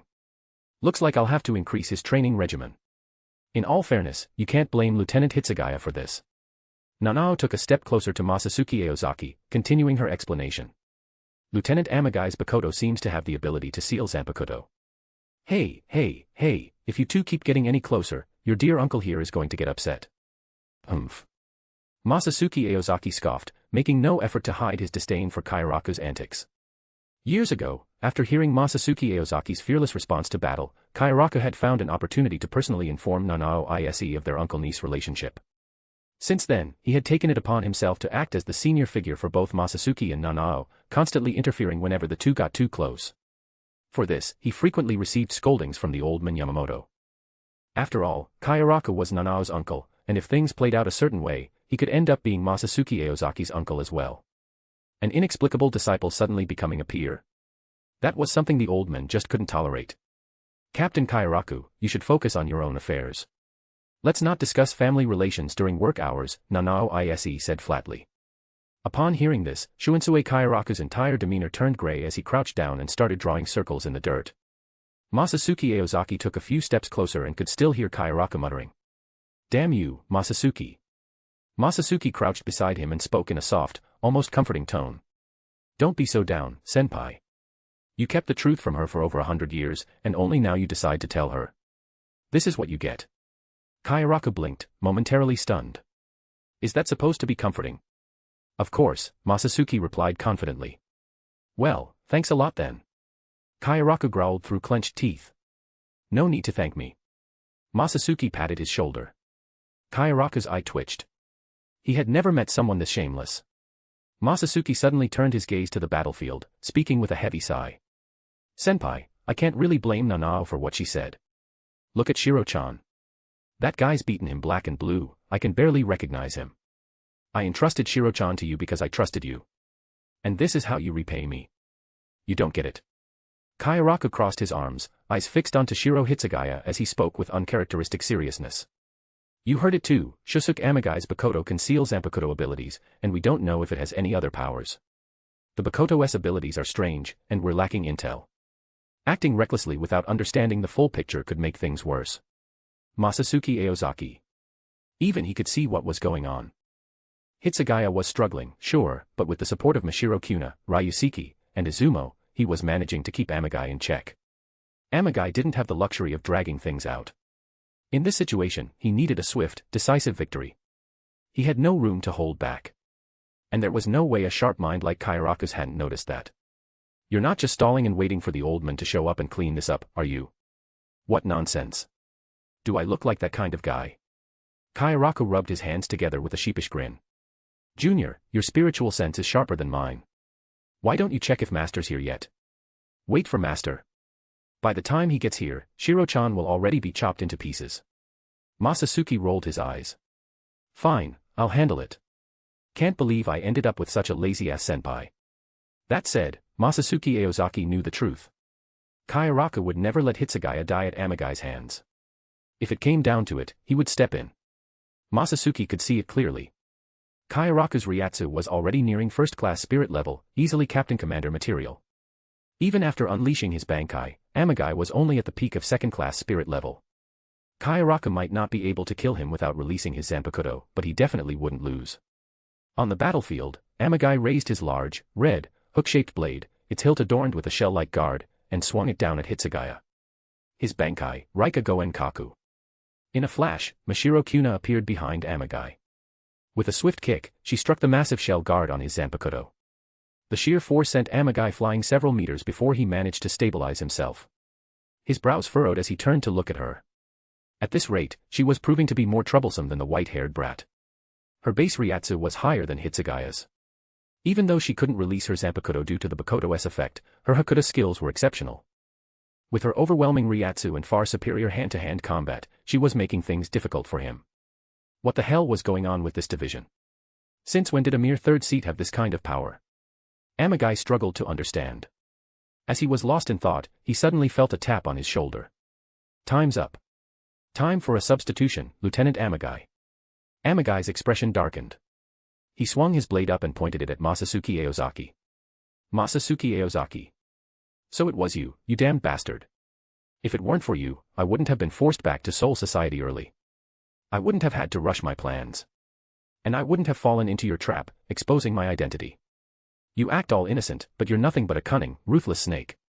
By the end, Amagai's voice was trembling with pure rage. He had assumed Masatsuki Aozaki was just another fool like Yamamoto, that he had a chance to seize control of the 11th Division. But in just a few days, Makoto Kibune had nearly been slaughtered by Kenpachi Zaraki. And in the eyes of the squad, Amagai himself had become nothing more than a joke. Masatsuki Aozaki. Sending people to tail you was Jin Ikamaru's idea. What the hell does this have to do with me? I've been in the world of the living playing with Lolis this whole time. Watch yourself, I might sue you for slander. 40 chapters ahead. P at Triancom/Pinksnake. Chapter 323, what even are you? Masatsuki Aozaki stood motionless, as if waiting for Amagai to make the first move. Shusuke Amagai sneered, his face full of disdain. You're not even drawing your sword. Standing before me empty-handed, are you an idiot? His tone dripped with mockery, as if Masatsuki was nothing more than a pathetic insect. Or do you really think this will help you resist the Bakoto's power? But a Shinigami without a Zanpakutō is no different from an ant. There was a haughty arrogance in his voice, as if he found Masatsuki's supposed ignorance amusing. And let me enlighten you, it's not just that the Bakoto prevents Zanpakutō from being released. It also suppresses a Shinigami's Ryuryoku. As a Shinigami, you have no chance of winning. His laughter echoed, filled with wild arrogance, as if he had already won. As if he had completely forgotten the fact that Mashiro Kuna had just kicked him across the battlefield. In his mind, it was impossible for every Shinigami to possess monstrous strength without relying on their Zanpakutō. In the original timeline, he had even believed that sealing Ryujin Jaka alone would be enough to defeat Yamamoto. Seeing that Masatsuki still hadn't moved, Amagai smirked condescendingly. So, you really don't dare to use your Zanpakutō in front of me anymore? How foolish. Did you come all this way just to die? Then let me grant your wish. With a triumphant look, Amagai raised his left hand. At this moment, his tuning fork-shaped Bakoto was no longer just a weapon. It coiled around his arm like a black dragon, its mouth forming a jagged blade glowing with an eerie green light. A strange energy pulsed through the air. The blade's power spread outward, surging toward Masatsuki and the Zanpakutō at his waist. This was the unique ability of the Bakoto. It emitted sound waves that negated a Shinigami's Ryuryoku, preventing the release of a Zanpakutō. Yet, despite all his confidence, Amagai couldn't shake an uneasy feeling. Masatsuki Aozaki's reputation was too great. He had to be absolutely certain, he had to completely erase any chance of Masatsuki using his Zanpakutō. But then, without warning, a sudden sense of dread gripped him. A chill ran down his spine. His instinct screamed at him, danger. Without thinking, he reflexively raised his Zanpakutō, positioning its massive shell-like handguard in front of his chest as a shield. A heartbeat later. An unfathomable force slammed into him through the guard. Amagai's eyes widened in shock. Across from him, Masatsuki Aozaki calmly extended his right hand. His slender index finger reached forward, exuding an overwhelming power. With just that one simple gesture, Amagai felt an unprecedented fear take hold of him. He struggled to resist. But he couldn't. There was no stopping it. Boom. With a mere flick of ryatsu from Masatsuki's fingertip, Amagai was sent flying like a cannonball. Bang. A deafening crash rang out as he smashed into a wall with incredible force. The structure couldn't withstand the impact and collapsed instantly. A cloud of dust billowed into the air, and Amagai's figure vanished beneath the rubble. His fate? Unknown. Masatsuki Aozaki smirked. This is what you meant by granting my wish. Doesn't seem like nearly enough. There was nothing but scorn in his expression. Casually, he waved his hands, as if the devastating attack he had just delivered was of no consequence. Release his Zanpakutō. What a joke. If he actually needed to release his Zanpakutō just to deal with Amagai, then what was the point of fusing with the Hogyoku in the first place? Zanpakutō. Completely unnecessary. Not to mention, he didn't even have a real Zanpakutō anymore. Using its abilities was nothing more than a thought away. And this Bakoto, was it supposed to stop him? How? I don't even have a sword. What exactly are you sealing? A real card master doesn't even play the game, kid. Get it? Boom. A thunderous explosion roared in the distance. A hand reached out from the rubble. Moments later, Shusuke Amagai slowly crawled out. He stared at his Zanpakutō, his grip tightening as he noticed the deep cracks along its blade. A cold shiver ran down his spine. How is this possible? That hand, one that looked no different from an ordinary person's, had shattered his bankai with nothing more than a flick of a finger. Had it not been for the shell handguard absorbing most of the impact, he would already be dead. What kind of monster is this Masatsuki Aozaki? Why is a creature like him even a Shinigami? This level of raw strength, was it something a Shinigami could even possess? Time's up. The voice from ahead was eerily calm. Amagai's pupils shrank in alarm. Without hesitation, he kicked off the ground, rolling to the side in a desperate attempt to evade. The moment he moved, a crushing force descended where he had just been standing. Even though he had narrowly escaped, the sheer pressure of the attack still followed him like a phantom, manifesting into a razor-sharp shockwave. The force slammed into his side, carving through his flesh and bursting into a mist of blood. It was unbelievable. Masatsuki Aozaki had just unleashed sword pressure, with nothing but a hand chop. Even more terrifying. The residual force alone was on par with a captain-level Zanpakutō strike. Damn it, just what are you? Amagai planted his Zanpakutō into the ground to support himself, panting heavily. Sweat poured down his face like rain. He glared at Masatsuki, his expression contorted. Frustration. Maybe a little. But what burned even stronger was hatred. Hatred toward the Kasumiyachi clan. Hatred toward Gyokaku Komoi. Hatred toward Yamamoto. And most of all, hatred toward the men standing in his way, Masatsuki Aozaki. Masatsuki was too strong. Too strong to defeat. But Amagai refused to let go of his vengeance. For centuries, he had carried the grudge of his father's murder. He had to kill Yamamoto. He had to avenge his father. He couldn't fall here. Goen Ryuga. Amagai roared and slammed Raika Goen Kaku into the ground. A flood of searing hot flames erupted from the earth. Massive pillars of fire shot into the sky like writhing serpents, their scorching heat twisting the very air. Boom. The inferno surged forward, all of it converging toward Masatsuki Aozaki. Die, Masatsuki Aozaki. With a furious snarl, Amagai watched as the raging flames swallowed Masatsuki whole. Whoa now, that's some serious firepower. A few feet away, Shunsui Kairaku raised a hand, conjuring a Bakudo number 81. Danku to block the oncoming heat. Clicking his tongue, he let out an exaggerated sigh of admiration. I won. Is this the power granted to me by Father's spirit? Amagai exhaled, lowering his gaze. Then, his expression darkened into one of contempt as he glanced toward Kairaku. Just as I thought. The Gotei 13 is nothing but a nest of hypocrites. Your own junior disciple just died right in front of you, yet you don't even look remotely sad. As expected from that old man's student. Cold and heartless. Amagai sneered. But before he could continue, Kairaku let out a light chuckle, cutting him off. You don't seriously think my little junior is that fragile, do you? That fire of yours couldn't even break through Danku. And you thought it could kill my junior. His usual laid-back demeanor faded, and a sharp, icy glint flickered in his eyes. That chilling gaze seemed to pierce right through Amagai's soul, sending a shiver down his spine. If you still have the strength, you'd better start running. Because if you don't, you'll die. A sudden dread gripped Amagai's heart. His gaze snapped toward the flames. And his blood ran cold. The white Haori was still intact. Not even a single burn mark. Masatsuki Aozaki's unscathed figure emerged from the inferno, staring at Amagai with chilling indifference. Then, his body dissolved into countless shimmering light particles. And in an instant, he vanished. The very next moment, Masatsuki Aozaki was already standing right in front of him. So fast. Panic surged through Amagai's mind. He swung his blade in desperation, unleashing dozens of flaming pillars that merged into a scorching net, engulfing Masatsuki from all directions. Goen Ryuga, Hamura. His strongest technique. The most powerful move he had ever mastered. Chapter 324, Dust. Masatsuki's palm slowly descended. Then, with a sharp crack, the handguard of Rika Goen Kaku shattered completely under Shusuke Amagai's stunned gaze. A moment later, his vision blurred as his body was cleaved in half from the chest down. His eyes gradually lost their light. Hiss.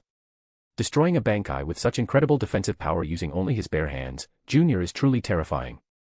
Shunsue Kairaku glanced at Masatsuki Aozaki's hand in awe, feeling an itch to examine his own Zanpakutō. After a brief moment of thought, he dismissed the impractical notion.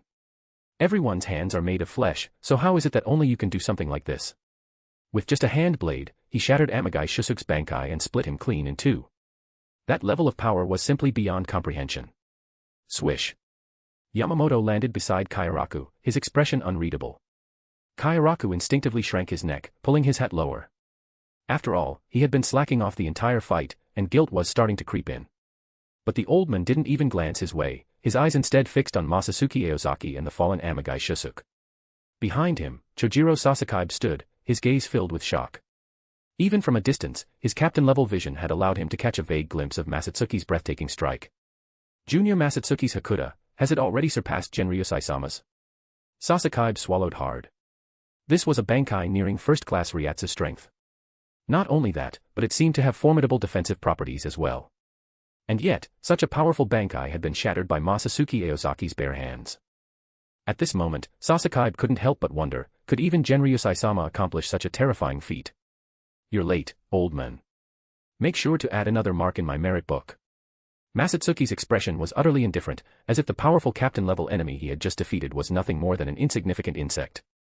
Yamamoto gave a slight nod. His gaze lingered on Amagai Shusuke's broken form, a trace of sorrow flashing in his eyes, though he said nothing. Masatsuki noticed the old man's expression and glanced at Shusuke, as if remembering something. This guy's father had some connection to the old man, didn't he? Cough. A weak cough suddenly broke the silence. Amagai Shusuke's lifeless eyes twitched slightly, as though experiencing a final moment of clarity before death. But his Ryatsu was fading fast, flickering like a candle in the wind, ready to be extinguished at any moment. He was dying. Masatsuki Aozaki. I have both Bankai and the Bakoto. So how did I lose to a mere Shinigami? His voice was weak, forced through clenched teeth, laced with unwillingness and disbelief. He simply couldn't understand.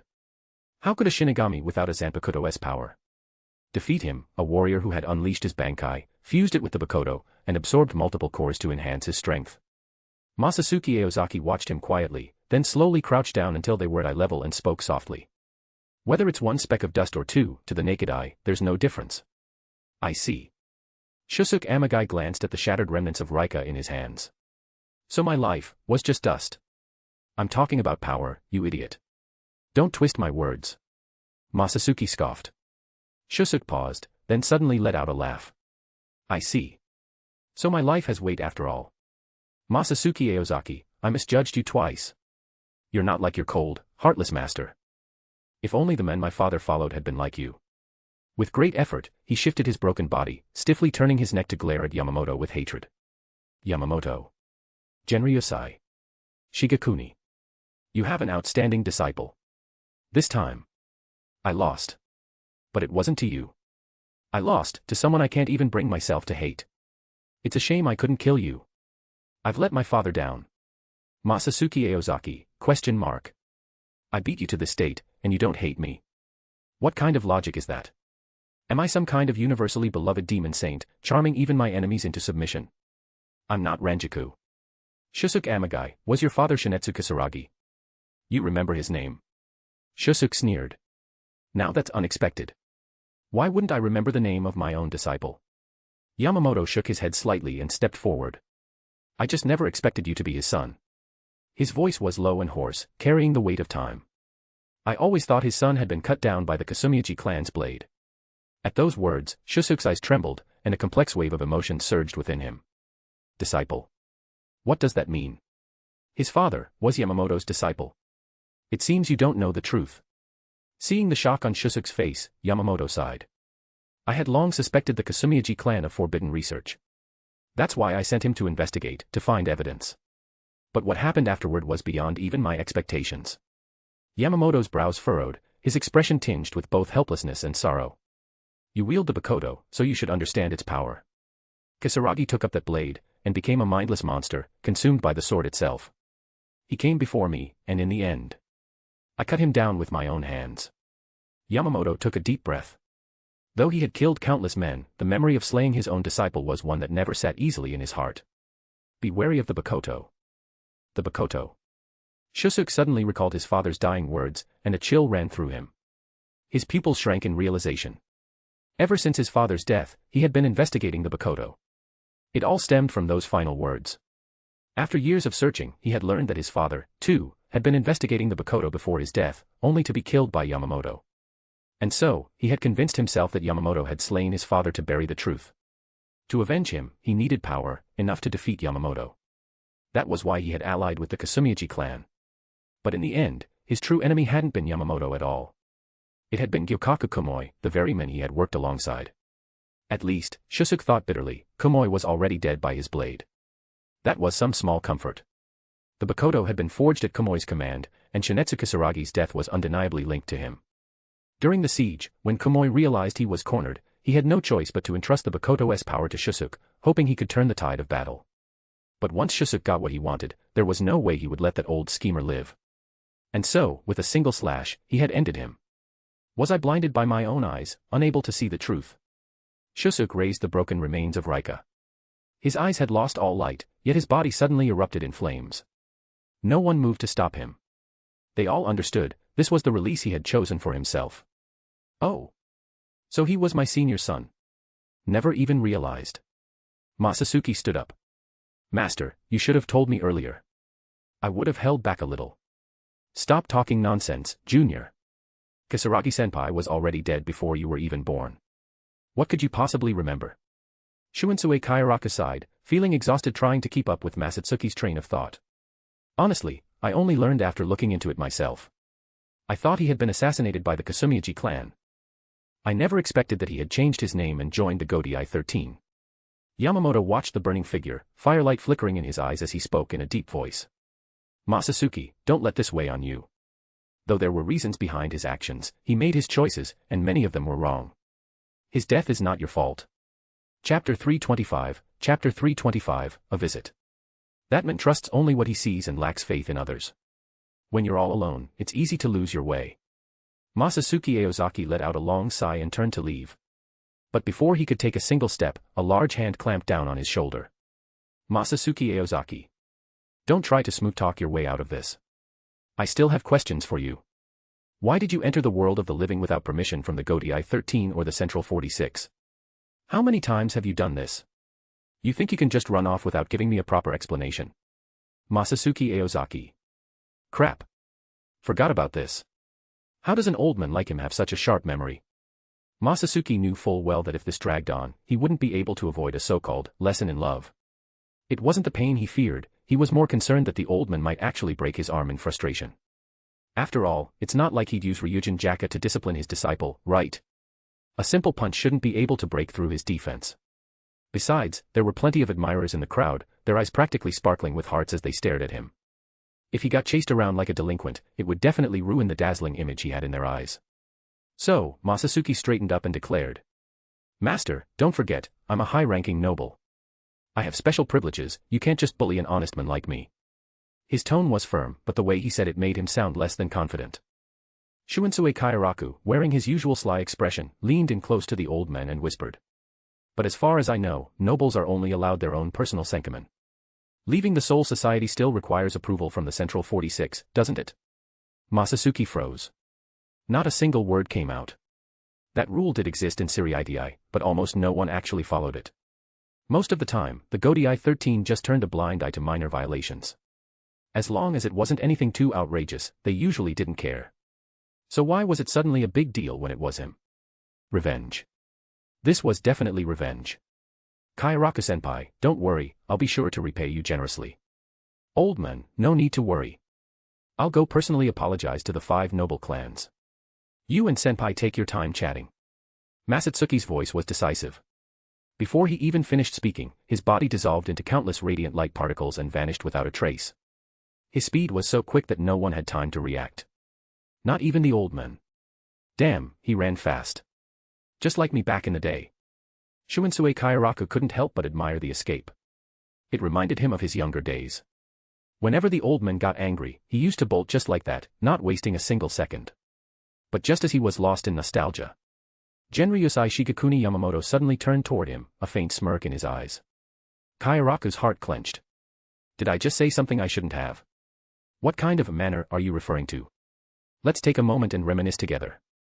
Yamamoto's tone was laced with amusement, as if he were about to unearth some embarrassing tale from the past. Kairaku instantly felt a chill run down his spine. Sweat beaded on his forehead. Why does my mouth always get me into trouble? Old man, stay back. A few days later. Aozaki residence, master bedroom. Sunlight streamed through the curtains, casting a warm glow on Masatsuki Aozaki's face. Slowly, he opened his eyes, squinting against the brightness. Turning his head, he saw Kakakushiba nestled in his arms, her eyes closed, breathing evenly, fast asleep.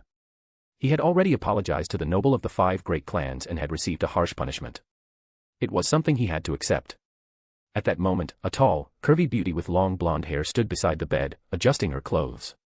Her delicate features carried a hint of laziness and charm, her eyes brimming with an effortless allure. Ranjika Matsumoto, of the 1st Division. She had volunteered to oversee Masatsuki's trial. You're up early today. No lazing around.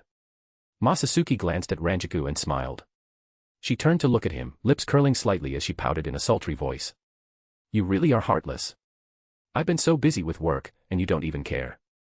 Masatsuki raised an eyebrow. What happened? Ranjiku sighed, exasperation clear in her tone. Ugh, those troublesome nobles again. She hesitated for a moment before continuing. The captain commander didn't order this to be kept a secret, so I guess I can tell you. A few days ago, the captain of the special forces, Rojuro Odoribashi, sent a report. Lately, there's been a string of noble disappearances in Seireitei. And the weird thing is, there are no clues at all. It's like they just vanished into thin air. None of them are major figures like the Kasumiyaji clan's head, but still, this is serious. The captain commander wants it resolved as soon as possible, so both the 1st and 8th divisions are swamped right now. She shook her head, looking a little worn out. Anyway, I gotta go. If I'm late, Sasaki will nag me to death. She quickly straightened her clothes, then leaned in to plant a quick kiss on Masatsuki's lips before hurrying out. Masatsuki lay there for a moment, listening to her footsteps fade into the distance, his gaze fixed on the ceiling. Something about this situation felt off. The noble district was deep within Seireitei, hardly an easy place for people to disappear from. With someone like Rojuro leading the special forces and patrolling day and night, how could nobles just vanish right under his nose? There had to be more to this. Just as he was lost in thought, a knock sounded at the door. Come in, he responded. A blushing Hizana stepped inside. Masatsuki couldn't help but find her shyness a little endearing. The corners of his lips curled up slightly. He stood up, adjusting his clothes before asking in a gentle tone. Still not used to this, Hizana. Did something happen? Her face turned even redder as she lowered her head, her voice barely above a whisper. Aozaki-san, someone is here to see you. They say they're from the Kasumiyaji clan. Masatsuki nodded, unsurprised. It made sense. After all, he had saved their clan head, not shocking that they'd come to show their gratitude. Still, he was curious. What kind of gift would such an old and prestigious family bring? Gently, he moved Kakaku aside, stroking her hair once before swiftly getting dressed. The next instant, his body dissolved into countless particles of light and vanished. A moment later, Masatsuki's figure reformed inside a reception room, where he calmly took his seat. He noticed that the bright lights were being blocked by a small figure. Lifting his gaze, he saw a familiar face. Aozaki family head, marry me. Standing before him, Rurokayo Kasumiyaji crossed her arms, her tiny face flushed red as she declared her words with unshakable determination. Masatsuki Aozaki. 40 chapters ahead. P at Triancom/Pink Snake. Chapter 326, Not Scared at All. Marriage, huh? Coming from a kid like you, it's surprisingly hard to refuse. Masatsuki Aozaki stroked his chin, a faint smile forming at the corners of his lips as he gazed at the girl before him. The pint-sized princess of the Kasumiyaji clan barely reached his waist. Marrying her gave off an inexplicable sense of guilt, yet, technically speaking, it was perfectly legal. This was tricky. See. I knew you'd think so too. Rurikayo Kasumiyaji jumped up excitedly, clenching her fists with confidence. Then it settled. We're getting married. From now on, you're my fiancé. Masatsuki nodded. Marriage isn't a problem, but do the elders of the Kasumiyaji clan agree? Despite how things might look, he wasn't exactly new to this. Leaving aside the girls in Hueco Mundo, every one of his lovers in Seireitei was already legally married to him. Marriage wasn't prohibited in Soul Society, on the contrary, it was encouraged, with financial incentives provided to boost Shinigami birth rates. The marriage subsidies Masatsuki had received were enough to buy a house in the noble district. After all, Shinigami reproduction rates were notoriously low. Take Sojin Kuchiki, for example. After centuries of effort, all he managed was a single heir, by Akuya. Rurikayo nodded, immediately catching the underlying meaning in Masatsuki's words. He was asking whether the Kasumiyaji clan would allow her to marry into the Aozaki family. The Kasumiyaji were different from most noble families. For generations, they had been a matriarchal clan, with only women serving as family heads. Traditionally, the head of the family would take a husband into the household rather than marrying out. As the head of the Aozaki clan, Masatsuki had faced similar offers before, like when the former head of the Shihoin clan invited him to marry in. He declined. Had he agreed, not only would it have caused problems for himself, but it would have severely impacted the Shihoin clan's reputation. As a key noble house, their image was crucial. Even though the current head of the Shihoin clan was a good person who might not have cared, certain traditions couldn't be ignored. And after the chaos brought by Gyokaku Kumoi, the weakened Kasumiyaji clan had to tread carefully. They couldn't afford to offend the Shihoin clan. You're not planning to marry into the Aozaki clan, are you? Masatsuki chuckled, half joking. I've already convinced the family elders. They have no objections to our marriage, nor will they require you to marry into the Kasumiyaji household. Rurikayo spoke with surprising confidence, already carrying herself like a proper family head. This decision wasn't made on a whim. She had thought it through carefully and even gathered opinions from her elders. First, Masatsuki Aozaki was captain of the 11th Division, the 11th Genpachi. A man of overwhelming strength. Second, he was a high-ranking noble, holding an esteemed status with the backing of other major noble houses. His influence was at its peak. And most importantly, he was very good-looking. After weighing all factors, both Rurikayo and her cousins agreed, this was the ideal choice. Her cousins, by the way, were now the new ruling elders of the Kasumiyaji clan. As for the older generation, well, after the recent upheaval, most of them were dead. Now, a new era had begun. An era for the young. After we marry, you will remain the head of the Aozaki clan, and I will remain the head of the Kasumiyaji clan. We will be husband and wife, but our individual statuses won't change. However, if we have a daughter in the future, I hope she will inherit the position of Kasumiyaji family head. Once she succeeds me, I will step down and leave the Kasumiyaji clan, fully becoming part of the Aozaki family. This was a carefully planned arrangement, one that she and the other clan members had agreed upon. The Kasumiyaji weren't fools. If Rurikayo married Masatsuki, the Aozaki and Kasumiyaji families would become in-laws. Not that they intended to exploit his influence, but at the very least, they wouldn't have to fear the predatory eyes of other nobles. If the Kasumiyaji clan were ever bullied, would Masatsuki Aozaki, the husband of their clan head, really stand by and do nothing? Impossible. Absolutely impossible. Masatsuki Aozaki was infamous for spoiling his wives. Now that you put it that way, it sounds like I'm the one getting the short end of the deal. Masatsuki smirked. She wanted his protection. She wanted his body. Where in the world was there such a one-sided bargain?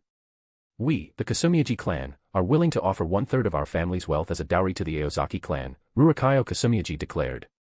Make it 50%, Masatsuki Aozaki said with a smile, raising 5 fingers. Deal. Rurikayo nodded so quickly it was as if she feared he might change his mind. For her, keeping 50% of the clan's wealth was already a victory compared to having it carved up by the other noble houses. You're pretty sharp, Masatsuki said, sitting up with a chuckle. Of course. I spent a long time coming up with this plan. Hearing his praise, Rurikayo's face lit up with a proud smile, her demeanor shifting in an instant. Gone was the calculated strategist and family head, in her place stood the mischievous young lady she had always been. When's the wedding? Give me a date so I can have Yashiro submit an application to the Golden Seal Nobles meeting. Masatsuki reached out, running his fingers through her golden hair as he spoke. The Golden Seal meeting. Isn't that only for marriages between the 5 great noble houses? Rurikayo asked, eyes wide with surprise. I thought we just needed to go through the Noble Council in Central District 1. Did you forget? I'm part of the Shihoin clan, and also the son-in-law of the Shiba clan. Masatsuki spread his hands and grinned. Strictly speaking, I'm the head of the Aozaki clan, but I also count as a member of both those families. That makes me an honorary member of the 5 great noble houses, understand now. And it's not just the Golden Seal meeting. My marriage also has to be announced at a captain's meeting, where all captains and lieutenants will be informed. Masatsuki spoke from experience. He had attended quite a few of these special captains' meetings, always as the main topic of discussion.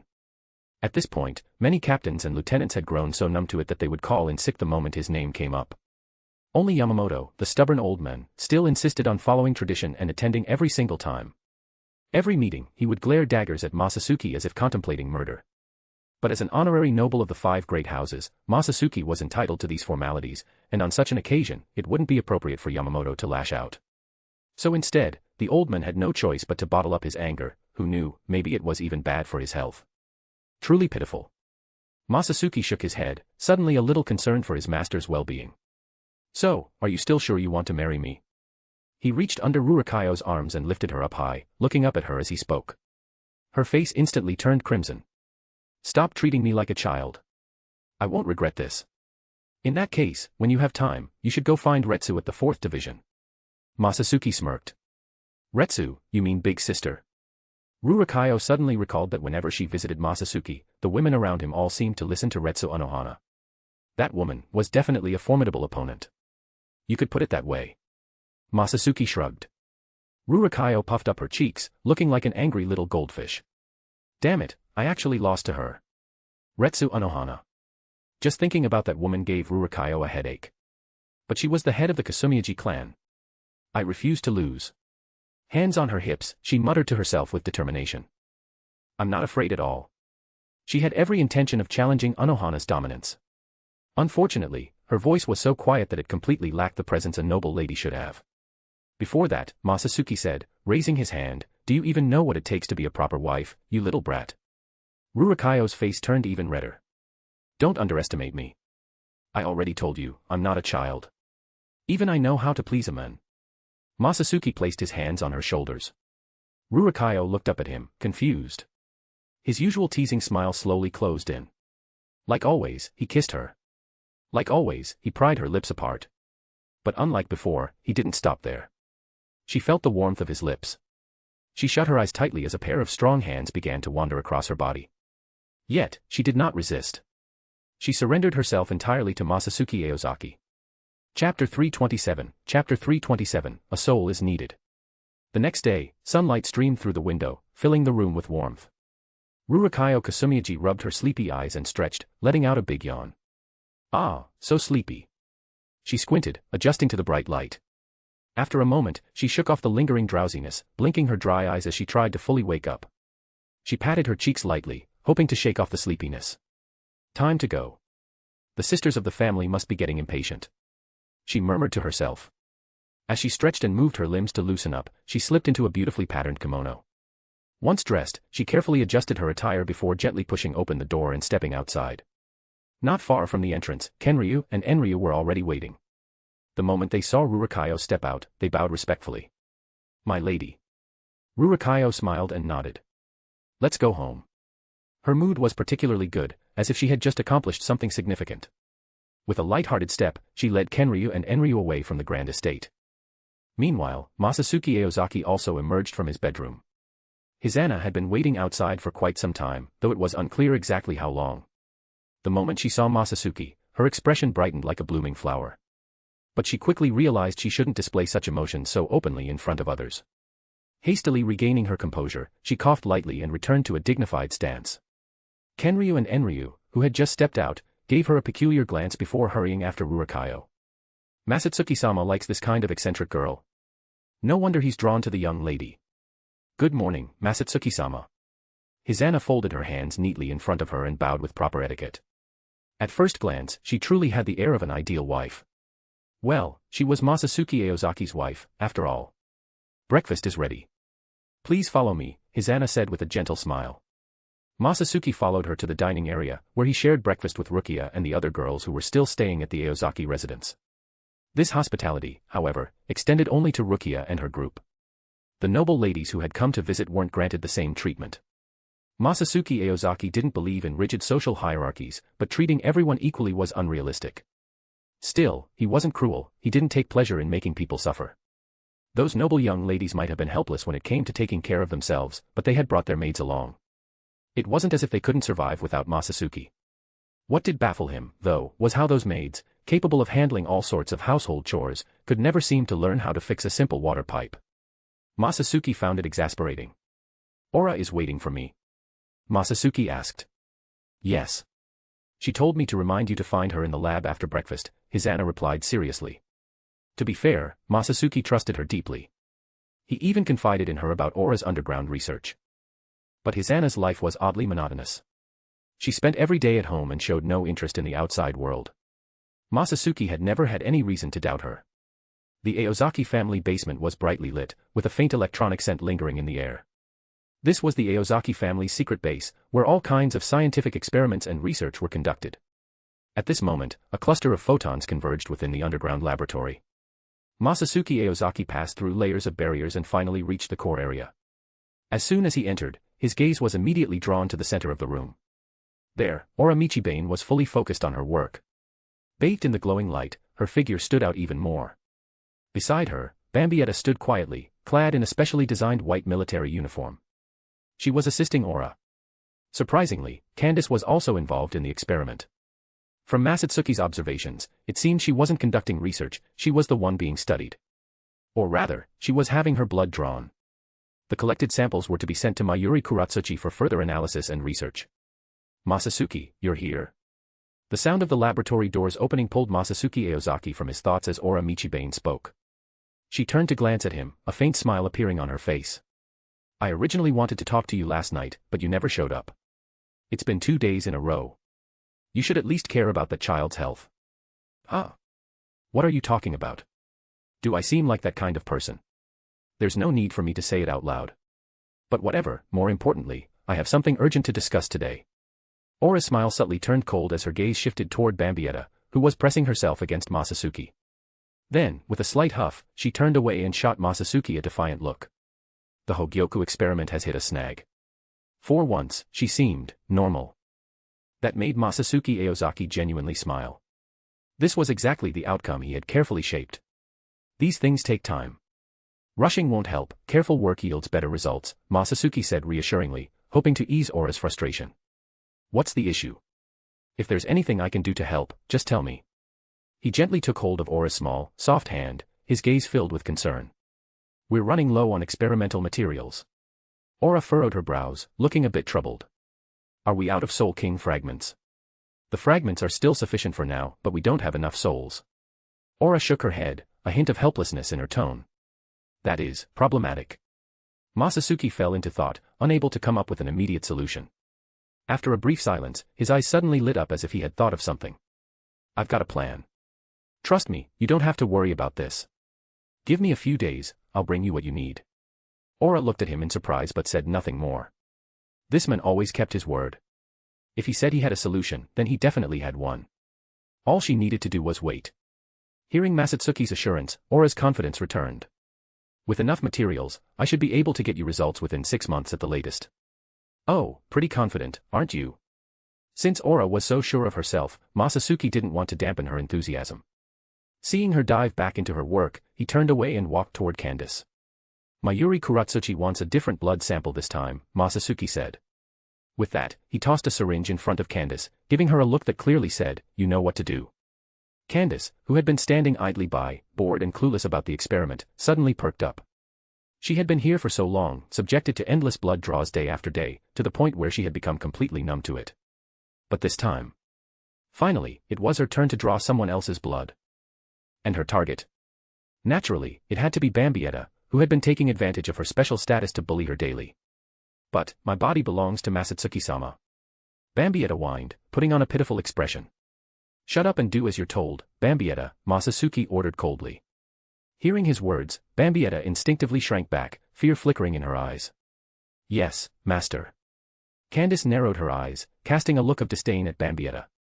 To be so easily tamed by a man, reduced to nothing more than a pet, what a pathetic creature. Candace, what are you waiting for? Masatsuki turned toward her, placing a firm hand on her head and ruffling her hair.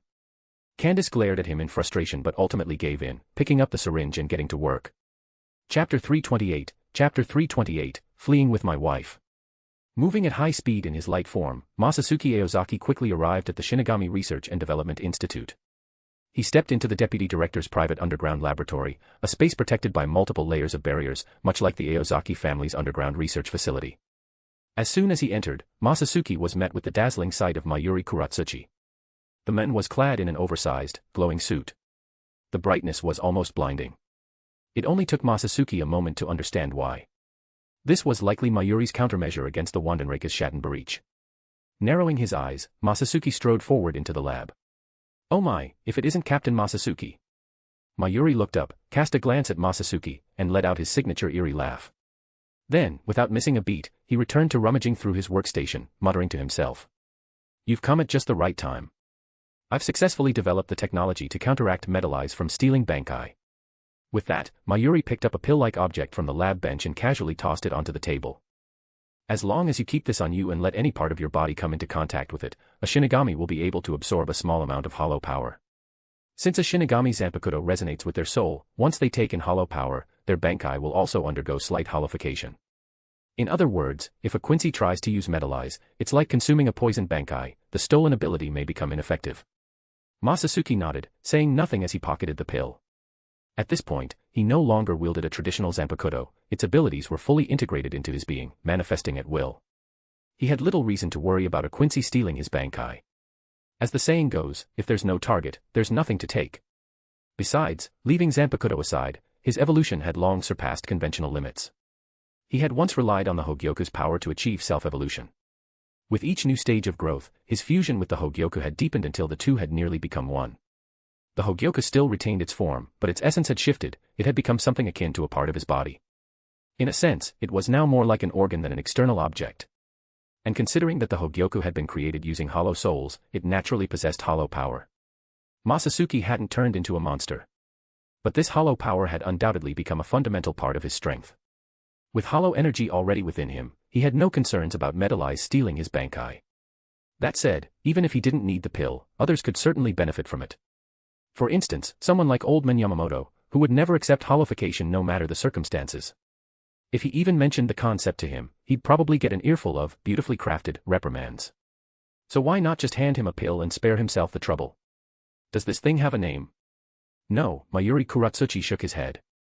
Then let's call it the Shinyaku. Suit yourself, Mayuri scoffed before cutting straight to the point. Did you bring what I asked for? Masatsuki Aozaki reached into his coat and pulled out several slender glass tubes, each about the thickness of a pinky finger.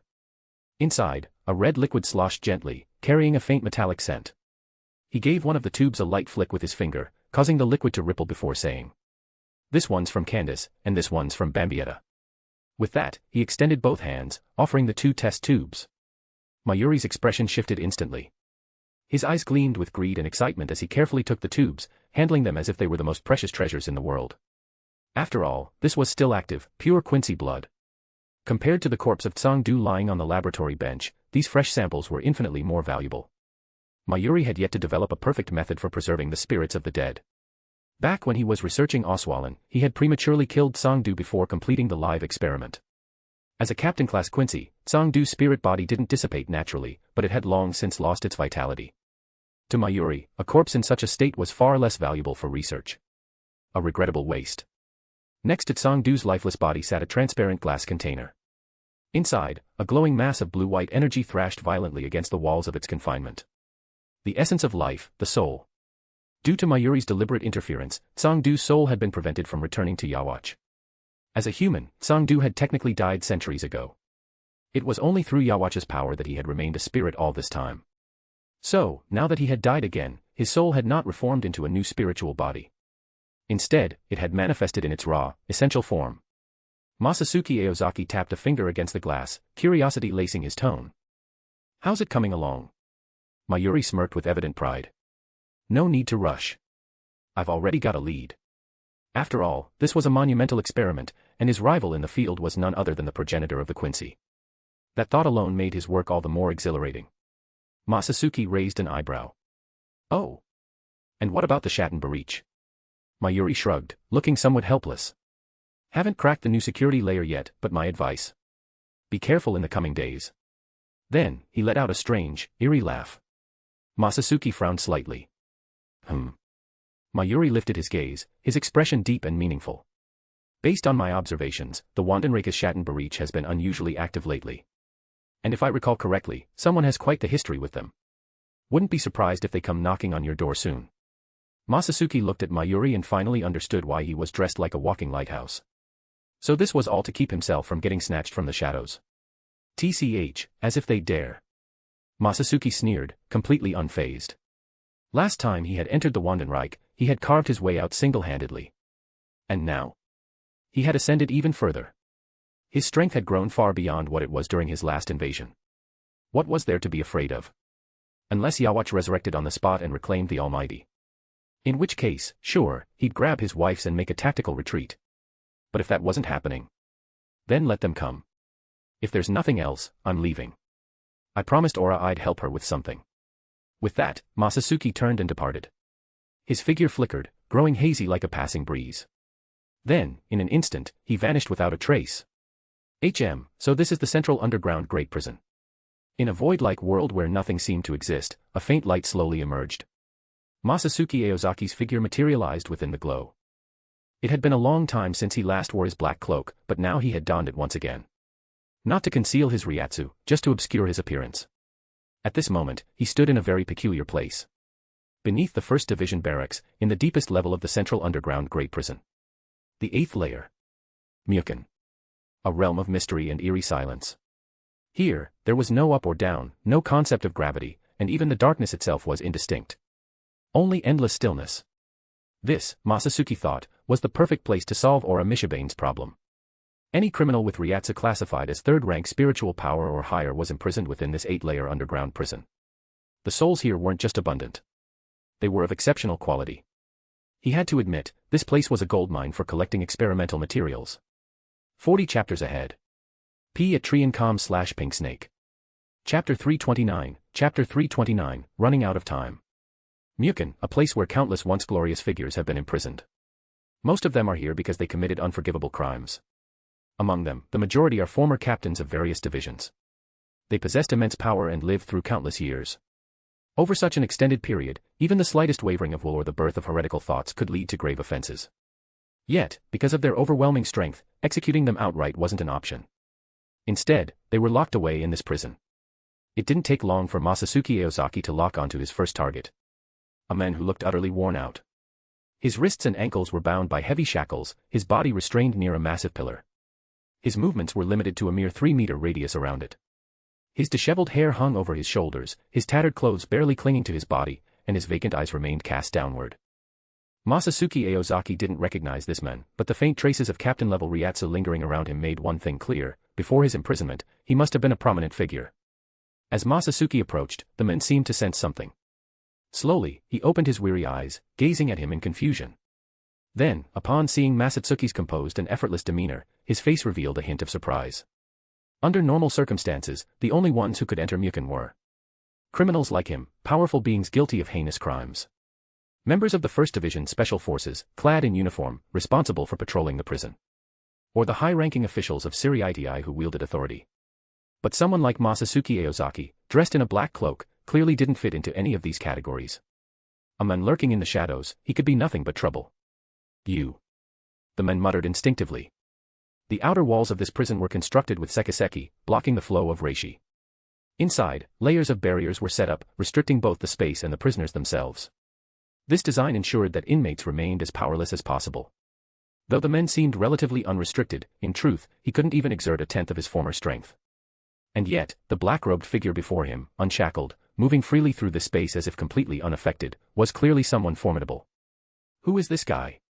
A flicker of fear crossed the man's eyes, but it was quickly replaced by excitement. Masatsuki Aozaki, however, gave him no time to think. With a slight shake of his head, he vanished in an instant. A sharp pain shot through the man's chest.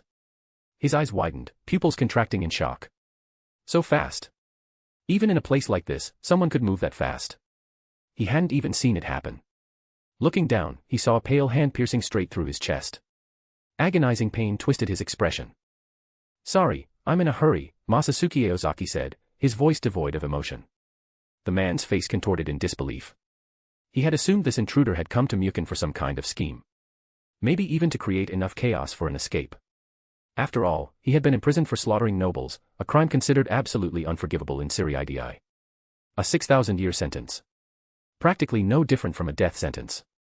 For a brief moment, a glimmer of hope had sparked in his heart. But now, that hope was instantly crushed. He never imagined that the reason this man had come was to take his life. An enemy? How? He had been locked away for centuries, who would still hold a grudge against him? Unless, had he failed to kill all his enemies before he was imprisoned? Had someone survived? Masatsuki Aozaki said nothing. He simply withdrew his hand. Resting in his palm was a bead, glowing with a brilliant green light. I haven't done something like this in a long time. Feels like my technique has gotten rusty. Masatsuki Aozaki gazed at the lifeless man before him and let out a soft sigh. With a casual wave of his hand, an ink-black satin barich rapidly unfolded. Given his abilities, once he understood the principles, replicating the Wandenrake's shadow space was no challenge. Masatsuki placed the man's soul inside. Then, he turned his head and shifted his gaze to the other side, his tone calm. This should be our first real meeting, shouldn't it?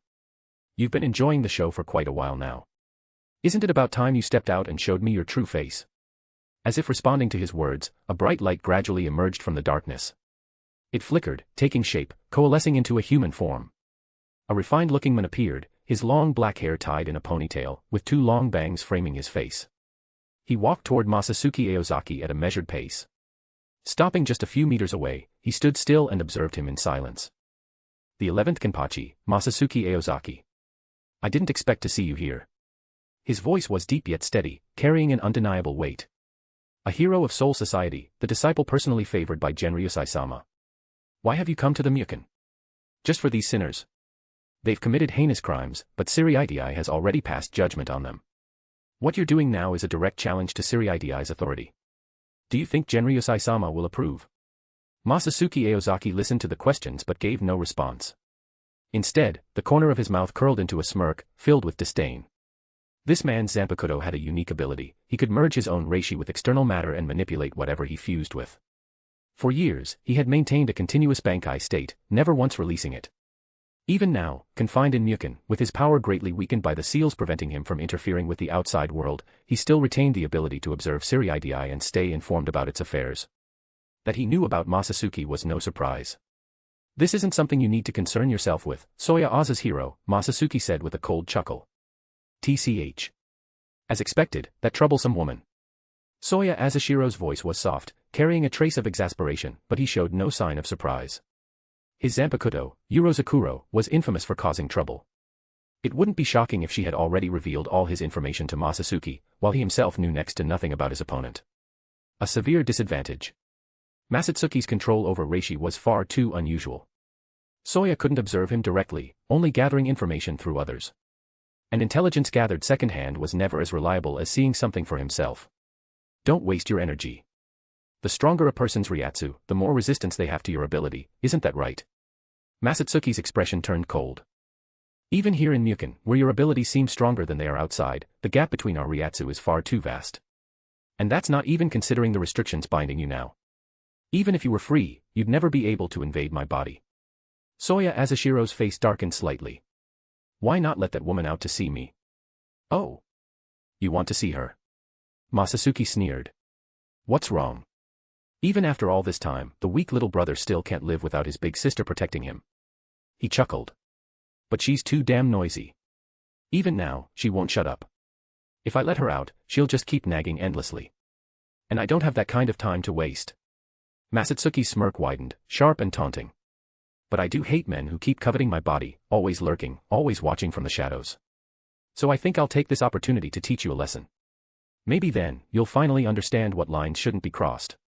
Consider it my way of giving her closure, fulfilling her wish. Masatsuki grinned, baring a row of perfectly white teeth. That smile, twisted and cruel, carried a chilling aura, like a demon baring its fangs. Chapter 330, cremated in a single slash. Masatsuki Aozaki watched as Seireitei's slowly raised his right hand toward him. Narrowing his eyes slightly, Aozaki spoke in an indifferent tone. Give up, Masatsuki Aozaki. I know you're strong, your power rivals that of the Captain Commander. But against my Bankai, brute strength is meaningless. The figure you're seeing now is merely what I choose to let you see. The real me is everywhere. When I activate my Bankai, my body merges with all of Seireitei itself. So tell me, do you have the resolve to destroy the entire Seireitei just to kill me? His voice carried a deliberate challenge. But before he could even finish his taunt, Masatsuki Aozaki's figure flickered. In an instant, his hand was already pressing down on Azashiro's head. Kill you? Masatsuki said lazily. If I did that, Urozakuro would just throw a fit. His tone was light and unconcerned, as if Azashiro's life or death was no more than an afterthought. And in truth, it was. The only connection Masatsuki had to this man was Urozakuro. But trying to distract me with words like that. Masatsuki smirked, his gaze sharp. You really aren't suited to be Kenpachi. It was as if he could see right through Azashiro's thoughts. Azashiro's ability was fusion. Once something was merged with him, they became one. Which meant that if the reishi composing a fused object were damaged, Azashiro himself would suffer the consequences. And that applied even to the body he had materialized from the surrounding reishi. Masatsuki's eyes grew cold. With a slight squeeze of his fingers, Azashiro's reishi construct shattered instantly. Even the reishi making up his body began to disintegrate. Masatsuki turned his head. Behind him, another identical reishi avatar of Azashiro had silently appeared. At the same time, the air around them suddenly shifted, as if stirred by an unseen force. From calm stillness, it became violently agitated. The once gentle air turned into countless invisible ropes, lashing out and tightly binding Masatsuki's body. Beneath his feet, the ground churned, rising in waves of rock and earth, surging forward layer upon layer, trying to entrap him. A chorus of agonized screams echoed throughout Mukon, a chilling, blood-curdling sound. And then, a searing wave of flames erupted, slicing through the air like a merciless blade. Heido number 96, Ito Keiso. A forbidden sacrificial Heido, one so powerful that even its user suffered damage upon casting. The spell burned part of the caster's body to cinders as an offering, unleashing a devastating inferno. A towering, katana-shaped pillar of fire engulfed everything in its path, its destruction unmatched. Though in pure might, it may not compare to the flames of the old man Yamamoto. By fusing with the bodies of the imprisoned souls within Mukon, Azashiro had layered dozens of Ito Keiso together. All aimed at Masatsuki Aozaki. The pressure was immense. The turbulent reishi storm raging through Mukon was like an infernal dance of flame spirits. They burned wildly, feeding the blazing inferno, forming a massive katana-shaped vortex of fire. Amid this hellish spectacle, Kenpachi Azashiro stood motionless, his face pale. His breath was ragged. It was clear that losing such a vast amount of Ryatsu and fused reishi in one instant had placed a tremendous strain on him. His fists, slick with sweat, clenched tightly as he silently watched the roaring flames before him. Time passed. The fire continued to rage. Yet within the churning, surging pillar of flames, there was no movement. As if everything had already been decided. The blazing inferno roared on, casting blinding flashes of light into the darkness of Mukon. Soya Azashiro muttered under his breath. It's over, the 11th Kenpachi. His voice carried a faint sense of regret, along with quiet relief. But in the very next moment, a chill crept up his spine. His eyes widened in disbelief as he took in his surroundings. At some point, the space around them had become enclosed within a thin, transparent wall. It was barely visible, yet it sealed them off completely, like a mirror separating them from the outside world. Super Ryatsu barrier. Azashiro's heart sank. Just then, Masatsuki Aozaki's voice rang out again. Causing such a commotion. What if the old man notices? Then, in a mocking tone, he added. No wonder Urozakuro is always worried about you, kid. You really don't think things through. You should be grateful I covered up all this noise for you. The raging inferno surged like a dragon, rising high into the air, its devouring force crashing toward the barrier with unstoppable momentum. But then, something unexpected happened. The flames, instead of burning through, were completely halted. The invisible wall held firm, blocking them entirely, preventing even a sliver from escaping. It had stopped right at the edge of Mukon's defensive barrier. Azashiro's eyes widened further. This phenomenon. It was unnatural. A deep sense of unease settled over him. Impossible. He murmured. Dozens of Ito Keiso stacked together, how could any Shinigami withstand that? He should have been reduced to ashes. Did I mishear? It must be a newly installed defensive barrier in Mukon. He tried to reassure himself, but his gaze remained fixed on the blazing pillar of fire. Then, just a few seconds later, the reflection of the inferno in his eyes revealed a sight that sent shockwaves through his mind. A dark silhouette emerged from the flames. Step by step, it advanced, completely unfazed by the raging Kido flames erupting around it like a volcanic inferno. As the figure moved forward, its darkness became more pronounced, swallowing the fiery glow. A force, utterly different from the flame's heat, distorted the surrounding air. Asashiro's pupils shrank. Confusion. Shock. He had no idea what was happening before him. Countless thoughts raced through his mind, only to be discarded one by one. But deep down, he already knew, this was what he had always dismissed as futile struggle. Then, from within the fire, a figure fully emerged. A strange smile played across his lips. Like an angel stepping into the depths of hell. Those guys are my trophies, the voice said, disturbingly calm, brimming with unshaken confidence. But fortunately, they all belong to Mukon anyway. That means I still have plenty of time to deal with them. How can this be? This is impossible. Asashiro's voice trembled, laced with disbelief. Enough already, stop making a fool of yourself. Masatsuki Aozaki's voice suddenly boomed. Soya, you really haven't grown up at all. His words struck like a thunderclap, and Asashiro's entire being trembled. Not just the physical form he had materialized. Everything he had fused with. All of Seireitei shuddered in response. A nameless chill swept through the Soul Society. Only a select few could sense the shift. Inside the First Division barracks, an old voice murmured. It's getting colder. Has the season changed again? The man's gaze fell upon the cane in his hands. His tone, uncharacteristically gentle, carried a rare warmth. Then. I'll leave it to you, Ryujin Jaka. Why? Asashiro's voice rose involuntarily. You should have been reduced to ashes. The realization of what he was feeling, of what this feeling was, made his breath catch. No. It couldn't be. Even as he tried to banish the thought, an uncontrollable sensation surged within him. It was a feeling he hadn't known for centuries. One he hadn't felt since childhood, since the downfall of his family, since he and his sister were thrown into the execution grounds. Since they had stood before the gaping maw of a Minos Grande. Fear. That was the answer. And the moment he recognized it, an involuntary scream tore from his throat. Wah! His body recoiled, stepping backward. From every direction, voices echoed, tinged with frustration. Masatsuki Aozaki, your strength is beyond what I imagined. But what you've done today is nothing short of betrayal against the Shinigami. Chapter 331, Villainous Deeds. Masatsuki Aozaki, I've seen everything you've done. Kenpachi Asashiro's voice echoed through the air, laced with condemnation and dissatisfaction. You conspired with Sosuke Aizen, scheming for your own selfish desires, slaughtering both civilians and Shinigami alike. His tone grew harsher, like a judge passing sentence. The former captain commander worked tirelessly to cast aside personal emotions and serve as a cog in the machine that keeps Soul Society running. But your existence changed that. The Gotei 13 is already in turmoil. If you keep running wild, it's only a matter of time before you plunge Soul Society into chaos and disrupt the balance of the three worlds. His warning rang out like a tolling bell, resounding through the space.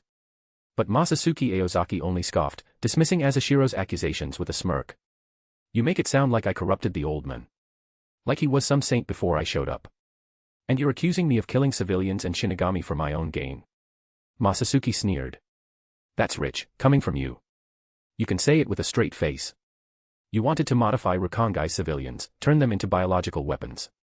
And yet, you have the nerve to stand here and pass judgment on me. You sure have a thick skin. He exposed Asashiro's hypocrisy without hesitation. You're wrong. I didn't do it for personal gain, Asashiro replied, shaking his head slightly. His voice was calm, as if he were merely stating a fact. Eliminating hollows is simply a Shinigami's duty. Masatsuki let out a dry laugh, waving a hand dismissively. You can lie to yourself all you want, but do you really think I'd fall for that? Shinigami exist to maintain balance across the three worlds. Destroying hollows is part of that responsibility.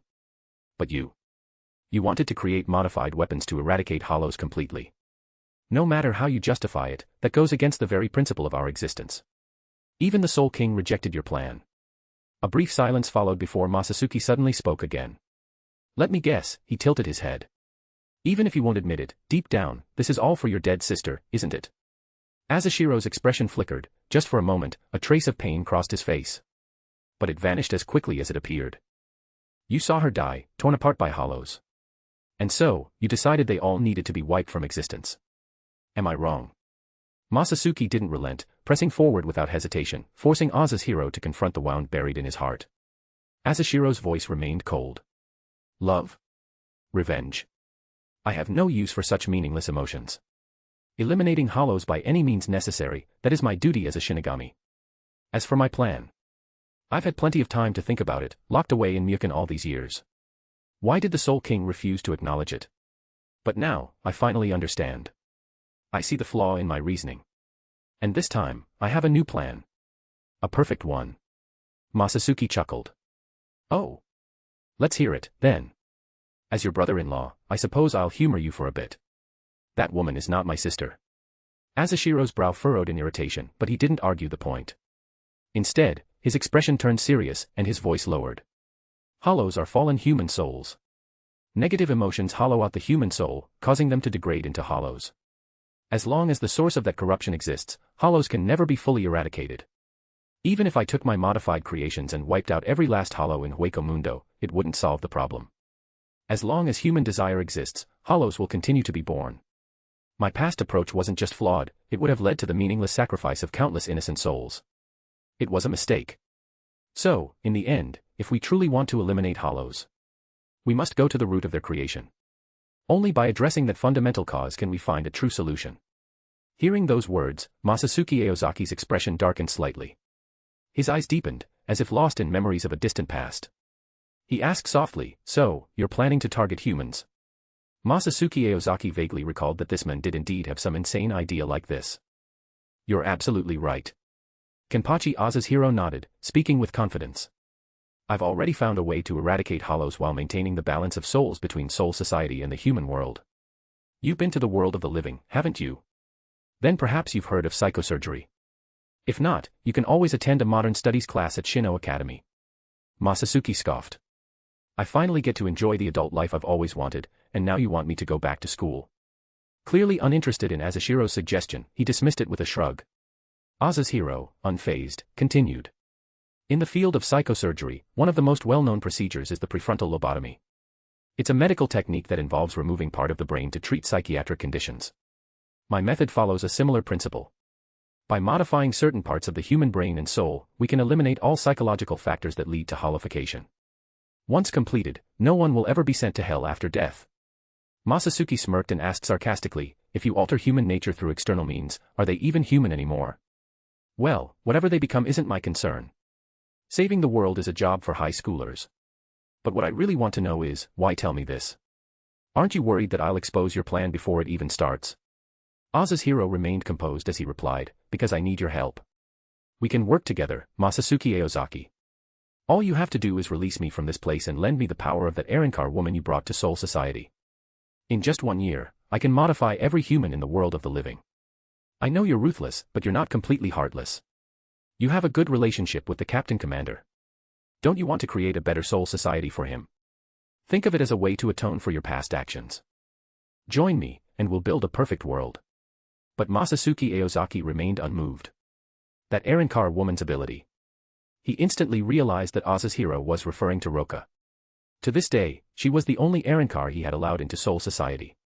Roka possessed an ability known as Telaraña, a technique born from Seireitei Granz's experiments. With it, she could establish a connection with various substances, sharing Ryoryoku and information. Seireitei had once attempted to use this ability to disperse and preserve his consciousness across every plant in Hueco Mundo, aiming for true immortality. But before his research could fully develop, Masatsuki Aozaki had cut him down, shattering his dream of eternal life. Although Masatsuki couldn't recall every exact detail of the original events, he could easily deduce Asashiro's intentions. He wanted to use Roka's Telaraña to further enhance his fusion ability. By his own estimation, it would take 100,000 days to modify the entire world of the living on his own. But with Roka's power, that timeframe would shrink to just 1 year. Atonement. Masatsuki Aozaki responded calmly. Sorry, but I feel no guilt for what I've done. The thought of atonement has never even crossed my mind. Besides, the old man's getting sentimental in his old age, always preaching about justice and righteousness. What you're planning might sound noble, but if this were a shounen manga, you'd be the textbook villain. And the old man. He'd never agree to it. 40 chapters ahead. p@triancom/pinksnake. Chapter 332, Unable to Merge.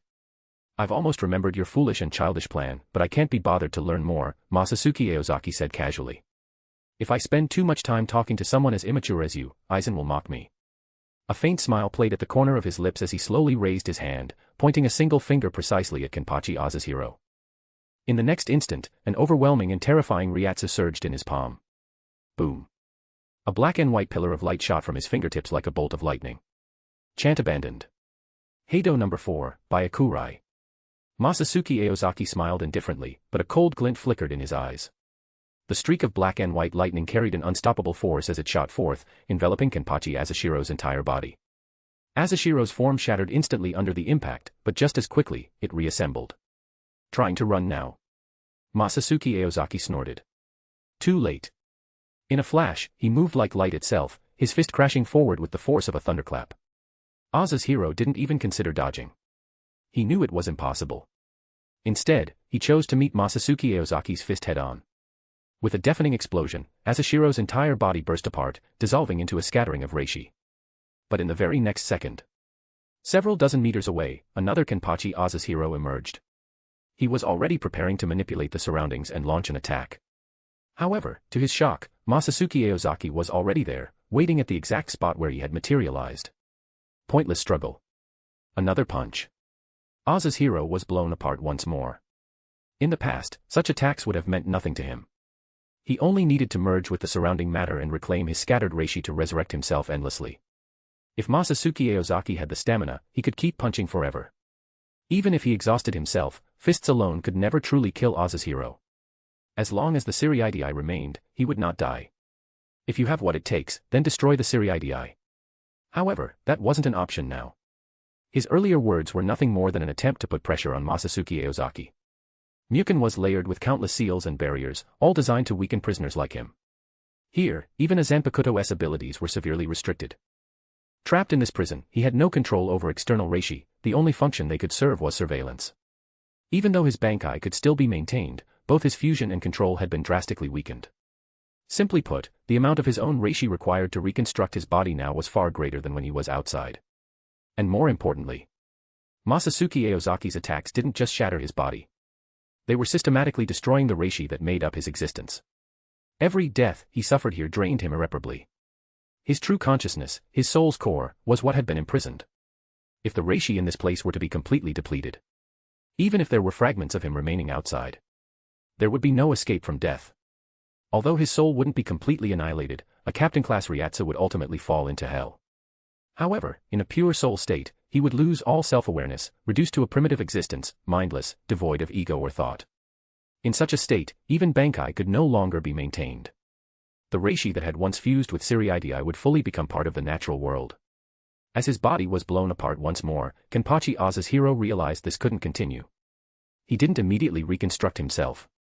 Instead, he manipulated the dwindling reishi he had left and scattered like the wind, drifting into the distance. Mukon had long been reshaped into a unique space, layered with countless barriers. It was a chaotic void, devoid of light, indistinguishable from darkness, and even Reiatsu perception was hazy and unreliable. If he could put enough distance between himself and Masatsuki Aozaki, avoiding direct confrontation, then it would be difficult for the other men to pinpoint his presence in a short amount of time. Even if Masatsuki Aozaki's Reiatsu perception was extraordinary, with billions of reishi dispersed across every corner of Mukon, completely eradicating him would be impossible, unless Masatsuki Aozaki obliterated Mukon itself. This was Mukon, the deepest prison for Soul Society's most dangerous criminals, fortified with countless defensive measures. Masatsuki Aozaki couldn't remain here indefinitely. If Azuhiro could hide long enough, he might just be able to wait him out. With that thought, he let out a faint breath of relief. But at that moment, a sudden, violent gale erupted from nowhere. Boom. A deafening explosion rang out as a surge of Reiatsu crashed like a tidal wave. The very fabric of space seemed to twist, the world spinning in disarray, and the air itself trembled under the pressure. This wind, it can't be fused. The sheer force of the Reiatsu within it repels my reishi. Is this the power of Ranjika Matsumoto Zanpakutō? No. This Reiatsu. A sense of disbelief overtook Oz's hero as he turned his gaze behind him. And what he saw was Masatsuki Aozaki. Standing there, utterly at ease, hands at his sides. The raging wind howled around him, laced with streaks of white ryatsu, billowing his robes as it poured from his very being. The immense force he radiated sent shivers down the spines of every imprisoned Shinigami still clinging to life in this place. And then, despite their fear, excitement stirred in them as they stared at the chaotic, empty void ahead. A foreign ryatsu. It wasn't Yamamoto. It wasn't Shunsui Kairaku. It wasn't Jushiro Yukitake. Since when did Soul Society have someone like this? What a terrifying ryatsu. Could even that old man Yamamoto match this? An extraordinary monster had arrived. What was someone like this doing here? Oz's hero wanted to flee. But against this ryatsu, one that far exceeded the limits of any Shinigami, how could he possibly escape? Masatsuki Aozaki's presence sent shockwaves through all of Mukon. The sheer intensity of his unleashed ryatsu evoked both fear and reverence. And Kenpachi, Oz's hero, before such overwhelming power, felt utterly powerless. He tried to run, but quickly realized he couldn't. This suffocating despair made it clear, Masatsuki Aozaki's strength was beyond anything he had ever imagined. A crushing wave of ryatsu surged through the space. Azashiro's body, still in particle form, was forcibly expelled, rematerializing against his will. He crashed to the ground, disoriented and disheveled. He looked down at himself in shock, his body suddenly unresponsive. But what stunned him even more? Masatsuki Aozaki had completely enveloped the space with his ryatsu, precisely locking onto every single reishi. And with terrifying precision, he had forcibly expelled Azashiro's reishi from its fused state. Was such mastery even possible for a mere Shinigami? Even the Quincy, renowned for their control over reishi, would struggle to achieve something like this. For the first time, fear crept into Azashiro's heart. The composure and elegance he had displayed upon entering had long since vanished. Now, he was kneeling on the ground, gasping for breath, his gaze locked onto Masatsuki Aozaki, full of confusion and horror. What the hell is this guy? This was Mukon. The 8th level of the true underworld prison, suppressed by countless layers of powerful barriers. And yet, even with all these restraints, he was still able to release such an unfathomable surge of ryatsu. This was no power a Shinigami should possess. In all these years I haven't seen him, just what has happened to him? I thought I had everything under control. How did things turn out like this? Chapter 333, the title of Kenpachi. What exactly do you want? Kenpachi, Oz's hero, gritted his teeth as he forced himself to stand, a flicker of anger flashing in his eyes. But before he could finish speaking, a fist suddenly filled his entire vision. Boom. With a deafening impact, Azashiro's body was shattered by the blow. However, unlike before, he didn't disperse into reishi. This time, his form was torn apart into a mess of scattered flesh and blood. A tidal wave of excruciating pain crashed over him, nearly driving him into unconsciousness. At that moment, a powerful surge of ryatsu swept through like a raging storm. Under the crushing force of Masatsuki Aozaki's ryatsu, Azashiro's body had no choice but to rapidly reassemble, once again taking its original shape. His face was pale, blood dripping from the corner of his mouth, his entire form disheveled and battered. Masatsuki Aozaki crouched beside him, staring down coldly. So weak. Without your Zanpakutō, is this really all you've got? His voice was frigid and merciless, dripping with disdain as if mocking Azashiro's helplessness. Azashiro's brows furrowed. Because of his Zanpakutō's unique abilities, and the fact that he had never once undone his Bankai, he had never needed to train his physical body. His strength had remained stagnant. His body had long since weakened to the level of an ordinary soul from Rakangai. If his Bankai were forcibly undone and his ryatsu insufficient, then forget standing against a Gotei 13 captain, he wouldn't even be able to fend off a regular Shinigami. Damn it. A heavy weight settled in his chest. The reason he had approached Masatsuki Aozaki in the first place was twofold. 1, because he had witnessed him appear in Mukon without reason, casually slaughtering sinners, a blatant violation of Seireitei's rules. That alone had been reason enough to step in. And 2, because Masatsuki Aozaki had someone he needed. There had even been a possibility of cooperation. Even if conflict arose, Oz's hero had believed that his Bankai would ensure his invincibility. But he had been wrong. Horribly wrong. Masatsuki Aozaki's abilities were far beyond what he had imagined. His sheer ryatsu and mastery over it were monstrous, beyond anything that should be possible. Oz's hero had made a fatal mistake. If he had never revealed himself, he could have remained hidden, waiting for the right opportunity. But now, he was nothing more than prey on the chopping block, powerless before his enemy. He closed his eyes, bracing himself for death. However, at that moment, Masatsuki Aozaki suddenly shook his head and chuckled. It seems you've reached your limit too. There was a trace of regret and resignation in his tone. Kenpachi Oza's hero? No. I don't feel like calling you that. I'll stick with Soya Oza's hero instead. Disappointment was evident in his voice.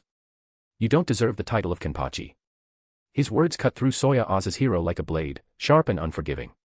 Azashiro's expression darkened instantly. The name Kenpachi is mine. I earned it when I defeated Kenpachi Kurashiki. It's not up to you to decide whether I deserve it. Oh, really? Masatsuki Aozaki smirked, a flicker of disdain playing at his lips. He seemed utterly indifferent to Azashiro's defiance. After all, when Retsu lost to Zaraki, she had intended to pass the Kenpachi title to him. And yet, Masatsuki himself had defeated Zaraki. Strictly speaking, since the second Kenpachi, none of the successors in Seireitei had truly lived up to the title. By that logic, he should be considered the third Kenpachi. Not that he cared enough to explain. When are you finally going to see yourself for who you really are? Masatsuki sighed, speaking in a tone one might use with a stubborn child. Soya Oza's hero lay on the ground, his gaze complex as he looked at Masatsuki. The light of Masatsuki's Ryatsu slowly dimmed, as if he were melting into the surrounding darkness. Oza's hero took a deep breath, forcing himself to steady his thoughts. Masatsuki Aozaki, what is it that you really want? Masatsuki grinned, flashing pristine white teeth. Women, of course.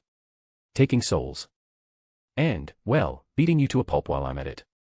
His carefree tone carried a wild, reckless amusement. 4 women. Oza's hero frowned, murmuring to himself. Could it be Sakuro? Is she deliberately getting in my way? Masatsuki scoffed, rolling his eyes. You're the one who came to me, remember? So how exactly are we the ones blocking your path? His words dripped with mockery. TCH. This guy doesn't even understand what you're trying to do for him. Masatsuki suddenly turned his head, looking off into the distance. Oza's hero blinked, realizing that last remark wasn't directed at him. His mind drifted back to a certain woman. Whenever he had spoken to her, the people around them had reacted the same way. Masatsuki turned back, looking down at him. You ungrateful bastard. Have you forgotten how you survived in the first place? Azashiro's breath hitched. His mind was suddenly pulled back, centuries into the past. Heido number 73, Soren Sokatsui. A black-haired boy watched in horror as his sister's body shattered, engulfed in flames along with the massive hollow that had trapped her in its jaws. That creature had been more than just an ordinary hollow. It had stood at the very threshold of becoming a Minos. The boy's legs buckled, and he collapsed to his knees, staring blankly ahead. The upper half of the hollow was gone, its body rapidly disintegrating without a trace of ultra-speed regeneration. Mocking voices from the noble spectators echoed above. Another colossal hollow emerged, its fangs descending toward the boy's face. In that instant, something inside him shattered. The sky, the earth. Everything twisted. When he came back to himself, the ground was littered with corpses, and reishi drifted like dust in the air. Hollows, nobles, it didn't matter. Their severed limbs tangled together in a grotesque, nauseating mess. A woman had shielded him. His sister? No. Sakuro. Soya Oza's hero had never forgotten that day. And he never would. He remained silent for a moment before finally speaking. Masatsuki Aozaki, what does that woman want from you? Masatsuki chuckled and shook his head. Nothing bad, really. She just wants you to become strong. That's all. Oza's hero let out a quiet sigh. Masatsuki Aozaki, if it's Sakuro's words, then I suggest you. Before he could finish, Masatsuki interrupted him. Why do you always think of yourself as weak? Oza's hero stiffened. You never fight me head-on, do you? Masatsuki continued. Every move you make, every step you take, it all screams that you think you're weak. That's because I am weaker than you. It's that simple. That's not what I meant. Masatsuki waved his hand dismissively. The way you fight, it's designed to make you seem weak. It has nothing to do with your actual strength. Oza's hero couldn't argue. Ever since the day he had been sent to the execution grounds, he had never truly believed, deep down, that he was strong. He's seen right through me. Just as that thought crossed his mind, Masatsuki's grin widened. So, show me what you're really capable of. Oza's hero was silent for a moment before asking. Was it that woman, Sakuro, who told you to do this? You could say that, Masatsuki replied with a nod. Am I really that strong? Among the Shinigami? Yeah, you are. Chapter 334, put it on. Kenpachi Oza's hero steadied his breathing, bracing himself before calling out a name. Sakuro. A familiar voice immediately echoed in response. Hee hee. Oh my, is that you calling for me? What's wrong? Been alone too long and feeling lonely. Soya Aza's hero remained silent, standing still. Sensing his mood, Yurozakuro smirked in amusement. Was this all within your expectations? Aza's hero finally spoke, his voice carrying both resignation and uncertainty. Yurozakuro let out a playful, bell-like laugh before nodding.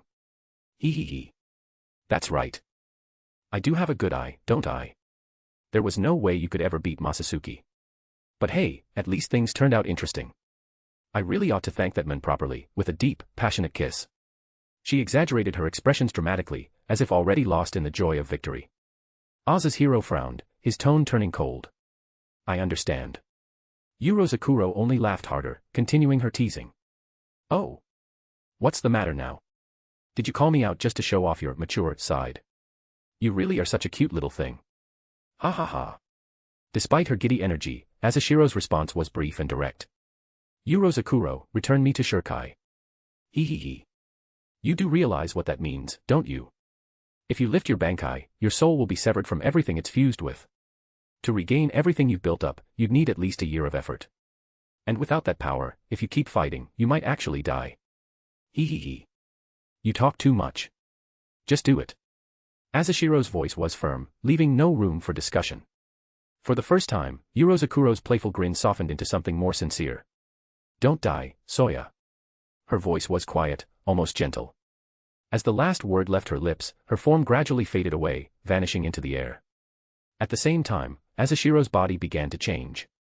Countless reishi converged upon him, drawn to his presence. In that instant, the average temperature in Seireitei rose by 3 degrees. A warmth surged through Asashiro's chest. He took a deep breath, slowly opening his eyes. Before him, Yurozakuro had returned to its Shirkai form, now resting in his grasp. The blade appeared utterly unremarkable, just like an ordinary asachi, devoid of any extravagant ornamentation. However, Masatsuki Aozaki could sense the anomaly within it. It had compressed and condensed all the reishi that had once been fused with Seireitei, transforming into an unparalleled weapon. Aza's hero tightened his grip around the sword, feeling its immense power. Having lost the ultimate shield of his fusion-based immortality, he had now gained the ultimate spear, one that could pierce anything. His expression was solemn as he held the densely packed mass of Ryatsu, its weight far exceeding that of Sokayaku. Then, in a low voice, he declared his name. The 8th Kenpachi. Kenpachi Aza's hero. Masatsuki Aozaki's gaze turned serious as well. Drawing his blade from his waist, he responded in kind. The 11th Kenpachi. Masatsuki Aozaki. As their words fell, their Ryatsu clashed, intertwining in the air. Hee hee hee. That's Masatsuki for you. So strong. You took him down in an instant and crushed his Shirkai with your bare hands, he couldn't even fight back. Walking along the dark path, Masatsuki Aozaki heard the familiar laughter and turned his head. Yurozakuro stood beside him, beaming with amusement. The only reason Masatsuki had bothered to teach Soya Aza's hero a lesson was because of this woman's request. Despite his immense power, Aza's hero, according to her, had always been a coward. He had lived in fear ever since childhood. The Aza's hero family had once been one of Seireitei's great noble houses, a clan of heroes. But one day, everything changed. They were framed by envious noble families, and most of them met a tragic end. Aza's hero and his sister were dragged to the execution grounds, forced to fight hollows. To protect him, his sister pushed herself beyond her limits, unleashing a Kido spell she was never meant to use. The cost was her life, her body detonated, taking with it the massive hollow that had latched onto her. Confronted by the terror of both the hollows and the nobles, Yurozakuro had revealed herself to shield Aza's hero. Her power had wiped away all malice around him. She once told Masatsuki Aozaki. Kenpachi Aza's hero had never truly chosen to become a Shinigami out of conviction. His desire to exterminate hollows wasn't driven by duty or belief. It was because his sister, who had never been particularly strong, had once said to him. You have the talent to be a great Shinigami and carry on the honor of our ancestors. Aza's hero had never escaped the weight of those words. Even after becoming a Shinigami, everything he did was merely because his sister had once told him to. Deep down, he was still the same boy who had trembled on the execution grounds centuries ago. A man with extraordinary strength, but a fragile heart. That was one of the reasons Masatsuki had dismissed him as unworthy of the title Kenpachi. And what Yurozakuro wanted, was for him to finally face his fears. To face himself. TCH. If it weren't for a certain someone's request, I wouldn't have wasted my time with this. Masatsuki clicked his tongue in annoyance. 10 minutes ago. Hee. Look who it is, Soya. Long time no see. What a perfect chance. Let's completely crush him. Masatsuki. Masatsuki Aozaki heard Yurozakuro's voice in his mind the moment he first encountered Soya Aozaki. He responded internally, why would I even do that? Do you hate him that much? Yurozakuro immediately shook her head, laughing. No, hee. It's just that I need to tear apart that fragile facade of his. He can't keep hiding in that shadow forever. Before finishing her sentence, she grinned and stood on her toes, planting a soft kiss on Masatsuki's cheek. This is what I want to do, and deep down, it's what he wants too. Glancing at the completely unaware Soya Aozaki, Yurozakuro left those words behind before her figure slowly faded away. Back to the present.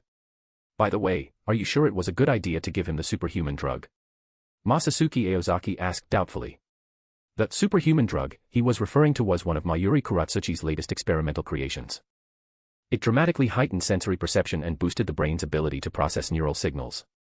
On the surface, it sounded like an incredible enhancement, but the side effects were extreme. The drug didn't actually enhance physical abilities. The body still had its limits, and its response to neural commands wouldn't improve. If the body couldn't keep up with the brain's accelerated processing speed, a severe disconnect would occur, thoughts and actions falling out of sync. In simple terms, the body would become overwhelmed, unable to process the sheer influx of signals in such a short span, leading to sluggish, unnatural movements. At Yurozakuro's suggestion, Masatsuki had personally given this drug to Soya Aozaki. And not just any dose, the undiluted, original formula.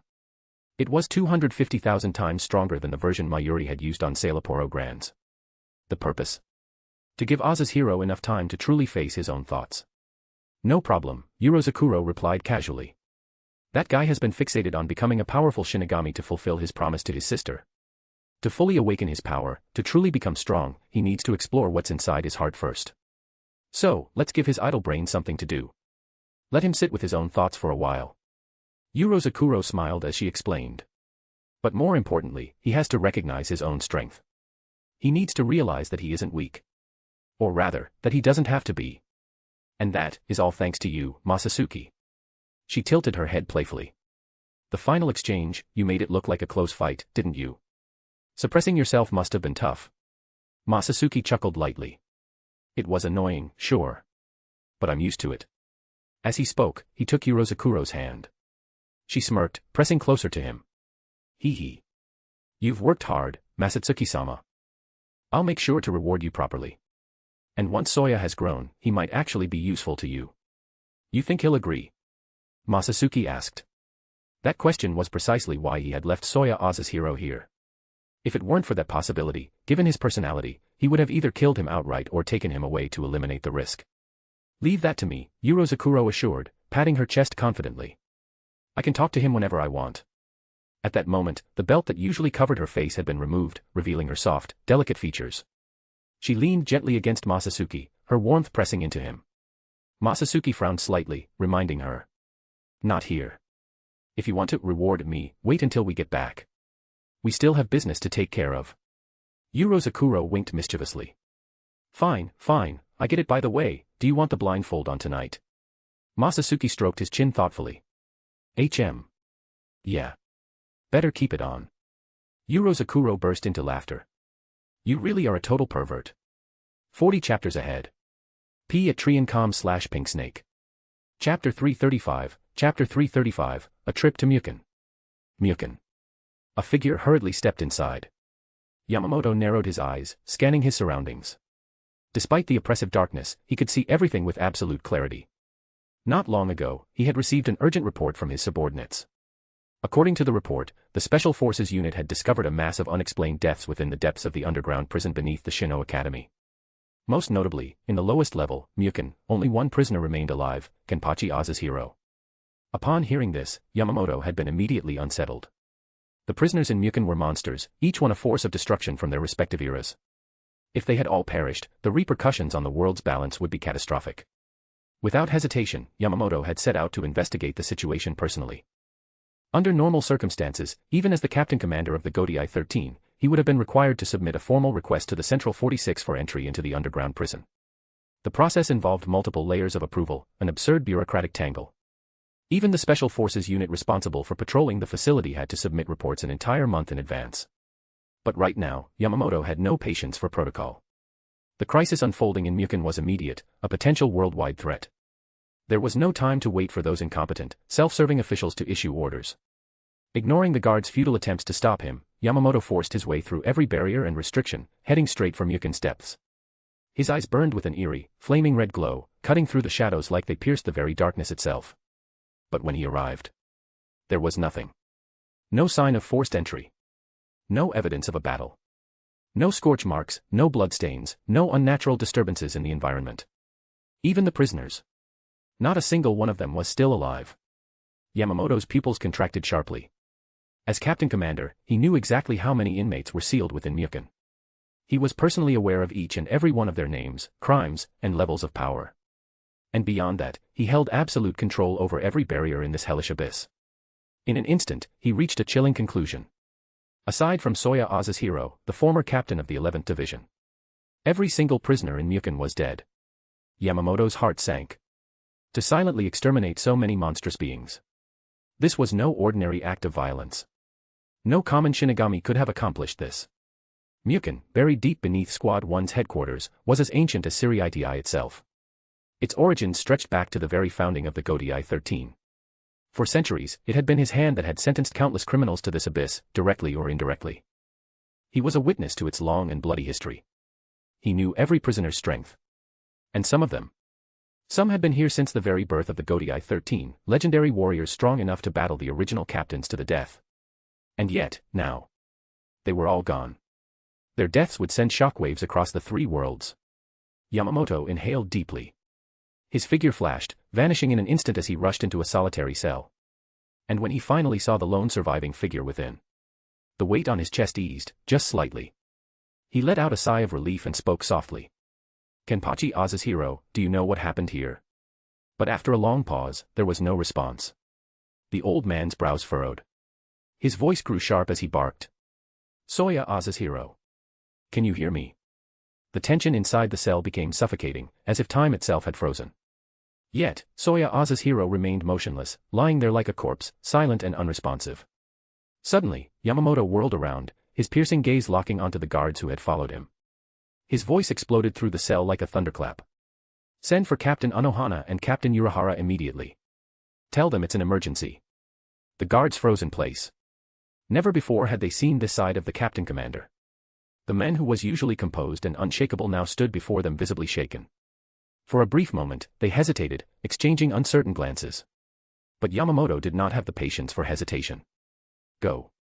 His roar was deafening, sending a tremor through their very bones. The guards flinched, then snapped to attention. Why yes. At once. They turned on their heels and sprinted away. Now alone in the suffocating stillness of the cell, Yamamoto stood motionless. "Seireitei, Noble District. How much for this one?" Ora Michibane asked. The elderly shopkeeper behind the counter grinned, revealing a set of pristine white teeth. "Ah, Miss Michibane, you've got a keen eye. This is the latest model, there's not another one like it in all of Seoul Society. Since you're a member, I'll give you a special price. 1.2 million Kansas." Ora Michibane hesitated for a few seconds, about to decline. For some time now, she had felt a growing desire for a child. But she also knew that Masatsuki Aozaki had his reservations. When the time came, he always took precautions. And so, she had no choice but to channel her unfulfilled maternal instincts into collecting these adorable dolls. She really liked this one. But her room was already overflowing with them. Not to mention, 1.2 million Kan for a single doll was excessive, even for her. Even a Gotei 13 captain's entire month's salary wouldn't be enough to buy 2 of these. Masatsuki wasn't short on money, but still, she felt the need to show some restraint. After all, for a scientist, self-control was important. Maybe next time. Wrap it up. A familiar voice cut through her thoughts. Ora Michibane didn't even flinch. Instead, she smiled. She knew that voice all too well. Masatsuki Aozaki. She had long since grown accustomed to his habit of embracing her from behind without warning. "Masatsuki," she murmured. Hearing her call his name, Masatsuki grinned, resting his chin on her shoulder. "What a waste. Really? I don't think so." A sly glint flashed in his eyes as he leaned in, whispering close to her ear. "Take it. I have other gifts for you." Gifts? Ora Michibane raised an eyebrow, intrigued. Her mind wandered back to a certain promise Masatsuki had once made to her. Surely, it hasn't been that soon already. Curious yet doubtful, she let him take her hand as they walked toward the laboratory. Once inside, Masatsuki casually lifted a hand and snapped his fingers. Snap. A crisp sound echoed through the room. The shadows at their feet suddenly stretched and unfurled, spilling out dozens of jade-like orbs onto the floor. Each orb gleamed with a luminous radiance, their quality evident at a glance. They landed with a series of sharp, crystalline clinks, as if deliberately showcasing their worth. Ora Michibane's lips curled into a satisfied smile. So these were the new experimental materials Masatsuki had gathered for her. She narrowed her eyes, studying the orbs carefully, already calculating how best to use them for her next round of research. All Captain class. She muttered, eyes gleaming with fascination. What did you do? Masatsuki smirked. Just took a stroll through Mukon. Chapter 336, Soul Annihilation. The room was silent, save for the faint sound of air flowing. Yamamoto slowly opened his eyes, his gaze sharp as a hawk's, piercing through everything before him. Despite having gone 3 days without rest, his expression showed no sign of fatigue or weariness. At this moment, the time had reached 6:30 a.m., the moment Yamamoto had been waiting for. 3 days ago, Retsu Unohana, captain of the 4th Division, and Keisuke Urahara, captain of the 12th Division, had entered the underground prison beneath the Shino Academy. They had solemnly promised the old men that they would return with an answer within 3 days. And now, the time had come. Reporting to Captain Commander. Captain Unohana and Captain Urahara have arrived.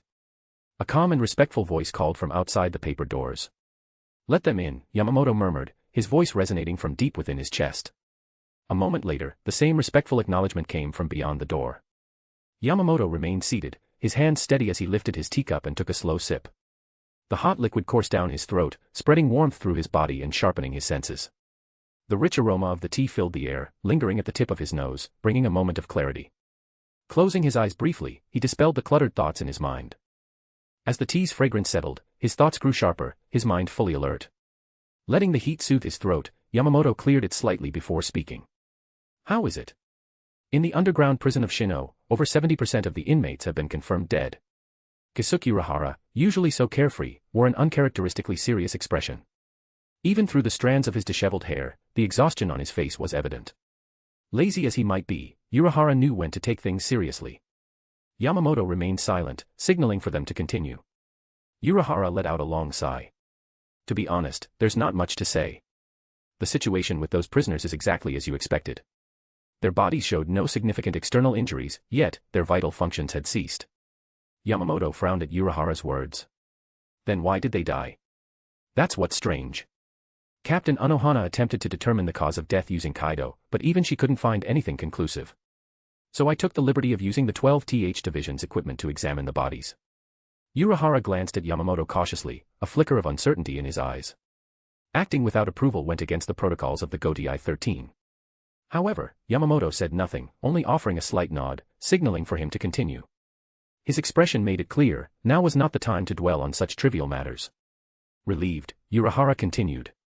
After a detailed examination, we found that they had no souls, or rather, their souls had vanished. What do you mean by, no souls? Yamamoto's frown deepened. A soul is the foundation of a spiritual body, the very core of life itself, bound to its vessel. Generally, when a captain-level individual dies, their spiritual body does not simply dissipate. Their soul remains attached to their body, even if that body is broken into pieces. The residual reishi would not merge into the cycle of the 3 worlds but would instead await the Kanso ritual, where both the body and the fragmented spirit particles would be sent to hell. Yet now, those prisoners' bodies lay perfectly intact within the 1st Division barracks, and their souls had disappeared without a trace. This was beyond strange. It completely defied everything Yamamoto had known for thousands of years. According to my speculation, along with Captain Unohana's, these spirits may have had their souls stolen while they were still alive, or perhaps their souls were outright erased. Keisuke Urahara spoke with rare seriousness. And without a soul, a spirit naturally dies. The old man across from him had clearly never encountered such a phenomenon before. But Urahara had, not only had he seen it, but he had also done something similar himself. After all, not everyone had the experience of creating a Hogyoku. Though the materials he used back then were hollow souls, the principle was largely the same. When collecting experimental subjects, he had to extract the hollow soul first, only then did the hollow truly die. The difference was that those hollows were too weak. When they died, they left no physical remains, unlike these prisoners. Thinking back, Urahara couldn't help but recall the mysterious intruder who had once broken into the Shinigami Research and Development Institute. That person had rummaged through his lab. Though they ultimately left empty-handed, their goal may very well have been the Hogyoku. Fortunately, the Hogyoku was now in Masatsuki Aozaki's hands. There was Northwest's safer place in the world. Masatsuki's strength was undeniable, and Urahara had complete confidence in him. Yamamoto furrowed his brows, lost in thought. But his thoughts were completely different from Urahara's. Kill a soul. Neither Shinigami nor hollows had the ability to do that. A Shinigami could purify souls, while a hollow could only consume or assimilate them. At their core, both were simply part of the natural cycle of the three worlds. Neither could truly erase a soul from existence. As far as Yamamoto knew, only one race possessed that ability. The Quincy. For the past few centuries, Yhwach had been defeated, so why had he continued his war against the Quincy in the world of the living? It wasn't just about settling the war from 1,000 years ago. More importantly, the Quincy's ability to erase souls threatened the balance of the three worlds. Hollows slain by Quincy did not re-enter the cycle, they were completely erased from existence. But as far as Yamamoto knew, the Quincy only had that effect on hollows. Killing a Shinigami should not result in total soul erasure. Had some Quincy survived all this time? Had they developed a new technique capable of erasing a Shinigami's soul? A heavy sense of unease settled over Yamamoto. The Quincy in the world of the living were all human, and a human body could not enter the soul society. His thoughts drifted to the Quincy whom Yhwach had turned into spirits 1,000 years ago. Yamamoto cleared his throat and asked. What about Kenpachi Oza's hero? What's his condition? His vital signs are stable, Retsu Unohana replied, but he seems to be in a state similar to a coma. Urahara nodded in agreement. We haven't found a solution yet. I'm afraid there's not much we can do for him. Hearing this, Yamamoto let out a heavy sigh. Very well, leave him be for now. We have more pressing matters to handle, matters that could determine the fate of the Soul Society. If those Quincy were truly still alive, if they had the power to slaughter so many prisoners, they posed a dire threat to the Gotei 13. Just then, a voice called from outside. Reporting, Captain Commander Sama. What is it? Yamamoto asked. 2 individuals have requested an audience with you. Before the guard could finish, his words suddenly cut off. Yamamoto frowned. Something was off. Before anyone could react, a bright, carefree laugh echoed from outside. The sound filled the room, drawing everyone's attention. Moments later, the door slid open, and a woman stepped inside.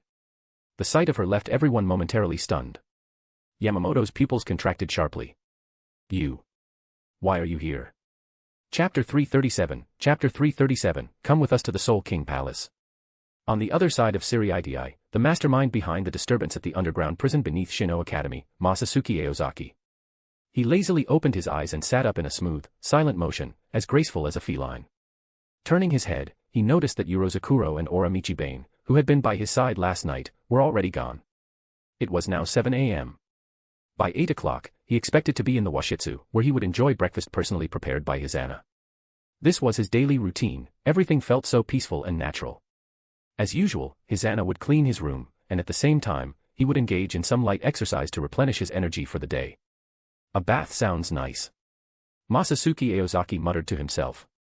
He got up and walked to the bathroom, savoring the warmth of the hot water. By the time he had thoroughly washed, half an hour had passed. Stepping out of the bathroom, he changed into a fresh set of clothes, looking completely revitalized. After drying his hair with the help of Ryujin Jaka, he calmly made his way toward the washitsu. A faint, soothing fragrance filled the room, bringing an air of tranquility. Masatsuki-sama. The inner court troop is here. As soon as he stepped through the open door, a gentle voice greeted him. The girl standing there bowed slightly, her tone soft and melodic. Masatsuki Aozaki blinked in surprise before clapping his hands together, a teasing lilt in his voice. Well, that's it then. Guess it's time for the Last Supper. With that, he turned toward Hisana, a trace of helplessness on his face. Hisana, after I die, I'll leave the children in your care. Our children. Hisana's cheeks flushed at his words, a hint of shyness flickering in her eyes. Yes, I will take good care of them, she said quietly. Masatsuki Aozaki stared at her, momentarily speechless. When did I say our children? I was talking about Rukia and the others. Shaking his head, he sighed. Also, shouldn't you at least show some concern for whether I live or die? Hisana giggled softly, lowering her gaze. Because I know Masatsuki-sama is just joking again. That is the inner court troop delivering an order from your master. Why would they harm you? Masatsuki Aozaki let out a resigned sigh, rubbing his forehead. There were some things, darker truths, that he had chosen not to tell this kind and gentle girl. In the end, he simply waved a hand, his gaze soft with fondness. All right, be good and wait for me at home. Hisana smiled warmly, her eyes brimming with affection. Yes, she replied softly. Masatsuki Aozaki turned and pushed open the door, his silhouette disappearing as he left. Outside the gates of the Aozaki estate, a member of the inner court troop suddenly appeared. With a speed befitting the 2nd Division, he used Shuanpa to reach the entrance, kneeling on one knee as he respectfully saluted Masatsuki Aozaki. Captain Aozaki, by order of the Captain Commander, you are to proceed immediately to the 1st Division. The inner court soldier's voice was steady and formal. Masatsuki Aozaki narrowed his eyes slightly, his tone calm. Did the old man say what he wanted from me? The soldier kept his head bowed as he replied. Apologies, Captain Aozaki, but I am not privy to the details. The Captain Commander only ordered me to deliver this message. Hearing this, Masatsuki Aozaki's expression turned contemplative. It seemed this wasn't about his own actions being exposed. If it were, the one sent after him would have been the captains themselves, not just a messenger from the inner court troop. All right. Thanks, oh no. I'll head there shortly. Masatsuki Aozaki nodded in acknowledgement. The inner court soldier hesitated for a brief moment, seemingly surprised. He hadn't expected the esteemed Aozaki-sama to remember his name, especially since his face was still hidden beneath his mask. With renewed composure, he bowed once more before vanishing in an instant. Masatsuki Aozaki's body dissolved into photons, streaking toward the 1st Division at an astonishing speed. Masatsuki Aozaki hummed a cheerful tune as he strolled along, his mood light. With each step, his body shattered and reassembled in a dazzling display, as if he were performing a grand spectacle. He wasn't particularly worried about Yamamoto's summons. After all, he had plenty of experience when it came to covering his tracks. If he had done anything questionable, he was confident he hadn't left any evidence behind. With one final photon recombination, Masatsuki Aozaki landed steadily in front of the 1st Division's gates. The division members looked at him with admiration, clearly captivated by his strikingly elegant arrival. Smiling warmly, he gave them a slight nod before striding casually into the captain's office. Upon entering, his gaze swept over the room's occupants, a flicker of surprise crossing his face. Genryusai Shigekuni Yamamoto sat at the head seat, sipping his tea leisurely, paying no mind to the 2 members of the royal guard beside him. Kiryu Hikifune, Senjimaru Shitara, Retsu Unohana, and Kasuki Urahara, who was lingering in the corner. It was an unexpectedly high-profile gathering. Yo, Kiryu, Senjimaru, Retsu, you're all here too. Masatsuki greeted them naturally, his tone casual and familiar. Yamamoto. Did you not notice your master is sitting right here? You little brat, in front of outsiders, address me as Captain Commander. Before he could reprimand him, Kiryu Hikifune waved enthusiastically. Hey, you finally showed up, Masatsuki. Masatsuki Aozaki chuckled at her. It had been 70 or 80 years since Kiryu ascended to the Soul King Palace, yet she hadn't changed a bit. Senjimaru Shitara covered her mouth with a sly smile. I didn't expect Masatsuki-chan to still remember me after all these years. Of course. How could I forget? Masatsuki Aozaki nodded before taking a seat next to Kasuki Urahara, directly across from the 3 women. There was no way he was sitting beside any of them. If there had only been 2 of them, he might have sat between them. But with 3. No chance. Kiryu and Unohana weren't even seated together, Senjimaru was between them. Sitting between Senjimaru and either of the others. That was a trap. Better to face all 3 at once. Senjimaru Shitara clapped her hands. Oh my, that's something you should say to Kiryu. She'd love to hear it. Senpai, don't say things like that. Kiryu waved a hand dismissively, entirely unbothered. Not far away, Retsu Unohana raised a delicate brow but said nothing. In terms of seniority, this woman had been around longer than even herself. Still, she hadn't taken that final step. Surprisingly innocent. Masatsuki Aozaki shot Unohana a playful wink. She huffed softly, taking a sip of tea, but at an angle only he could see, she gave him a subtle glance. A silent message. Masatsuki Aozaki immediately got the hint, nodding slightly. Looks like he wasn't getting out of paying the price for that one tonight. Shifting his attention to the 2 Royal Guard members sipping their tea, he grinned. Haven't heard anything about new recruits joining the Royal Guard lately, so what brings you 2 down here? On vacation. That stuff doesn't matter. There's nothing to do up there anyway. Other than being stuck in one place, it's basically the same as a vacation. Kiryu Hikifune waved her hand dismissively. That's because. Masatsuki Aozaki hesitated. It's because of you, Masatsuki. Kiryu Hikifune grinned. Come with us. The moment those words left her mouth, everyone in the room reacted with shock. Even Yamamoto's eyes widened slightly. Masatsuki Aozaki's expression stiffened. Why? There were still things he needed to do.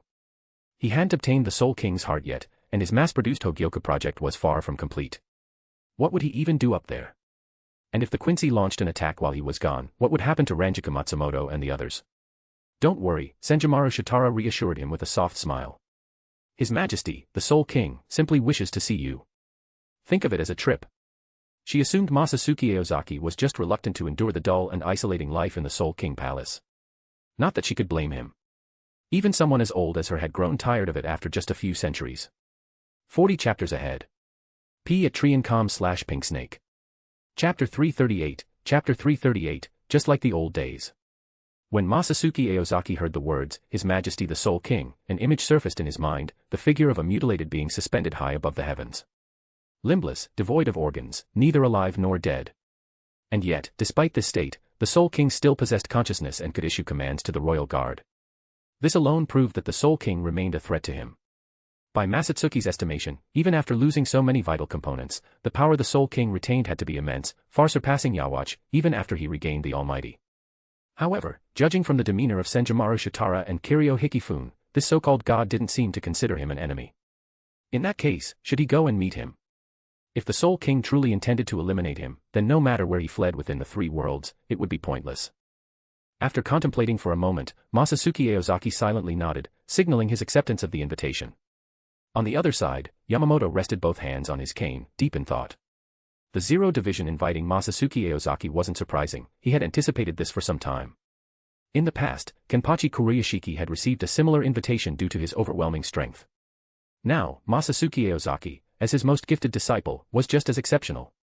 An invitation made perfect sense. But, why wasn't it an invitation to join the Zero Division? Why did the Soul King himself want to see him? That boy, despite always putting on an act as if he feared Yamamoto, had already surpassed him in strength. There was no doubt about that. To be more precise, his power was so great that he didn't even seem like a Shinigami anymore. Had the Soul King sensed something unusual about Masatsuki and wanted to confirm it personally? Or did the recent incident in the underground prison of Shino Academy catch the Soul King's attention? Was he seeking answers from Masatsuki Aozaki? Even though Kasuke Urahara and Retsu Unohana had close ties to the matter, neither had personally been part of the investigation. So why Masatsuki? Something felt off. Yamamoto narrowed his eyes at Masatsuki Aozaki. Only to find that the boy first looked deep in thought. And then shot him a smug, almost defiant expression, as if saying, "Who do you think I am? This brat. What is there to be so arrogant about? Do you actually think I envy you for being able to ascend to the Soul King Palace? What an idiot." The corner of Yamamoto's eye twitched a few times before he finally let out a long, heavy sigh. Then it settled. The time is set for 3 days from now. Masatsuki, make sure you're prepared. Kiryu Hikifune spoke with a rare serious expression. Got it. Masatsuki Aozaki nodded firmly. Since we're back in Soul Society, Kasuke, take us to the 12th Division for a tour. I'm curious to see how it's changed. Senjimaro Shitara turned to Kasuke Urahara, a hint of anticipation on her face. Yamamoto leaned on his cane, silently watching the three leave. Behind him, Masatsuki Aozaki and Retsu Unohana also stood in silence. Only after their figures disappeared did Yamamoto finally turn around. Narrowing his eyes, he spoke in a solemn tone. When you arrive at the Soul King Palace, remember, do not flaunt your power. That flashy, half-baked swordplay of yours, keep it to yourself. I refuse to be embarrassed. If they ask about the underground prison at Shino. Yamamoto paused in thought before continuing. Captain Unohana will brief you. Just tell them what she says. Understood, old man. Masatsuki Aozaki gave a small nod, signaling his understanding. He had always carried himself with restraint, this request was hardly an issue. Hiding his strength. That was his specialty. Yamamoto raised a hand, gesturing toward the nearby tea table. Masatsuki Aozaki immediately picked up a cup of fine tea and handed it over. The old man nodded in satisfaction before continuing. What you truly need to be cautious of in the Soul King Palace is the Royal Special Forces, Zero Division. As for the others, you don't need to worry much, they're just Shinigami promoted from the Gotei 13. Even Tenjiro Karinji, who doesn't know you, should still show me some respect. But the ones you should be wary of, the ones who could pose a real threat, are two specific members of Zero Division. Yamamoto's gaze grew sharp. One is Otsunomiya, the master of Huden, known as the God of the Sword. The other is Zero Division's leader, Hayasubichibe, the monk who calls the real name. They are, respectively, the creator of the Zanpakutō and the one who names all things in Soul Society. They predate even my time, and their strength is immense. I wouldn't call them my allies. Frowning, Yamamoto's voice grew heavier. Otsunomiya isn't much of a problem. As long as you don't provoke him, he won't go out of his way to make things difficult for you. But the monk who calls the real name. That old monk looks kind and harmless. Don't be fooled, he's far more cunning than he lets on. He's from the same era as the Soul King and the 5 great noble clans.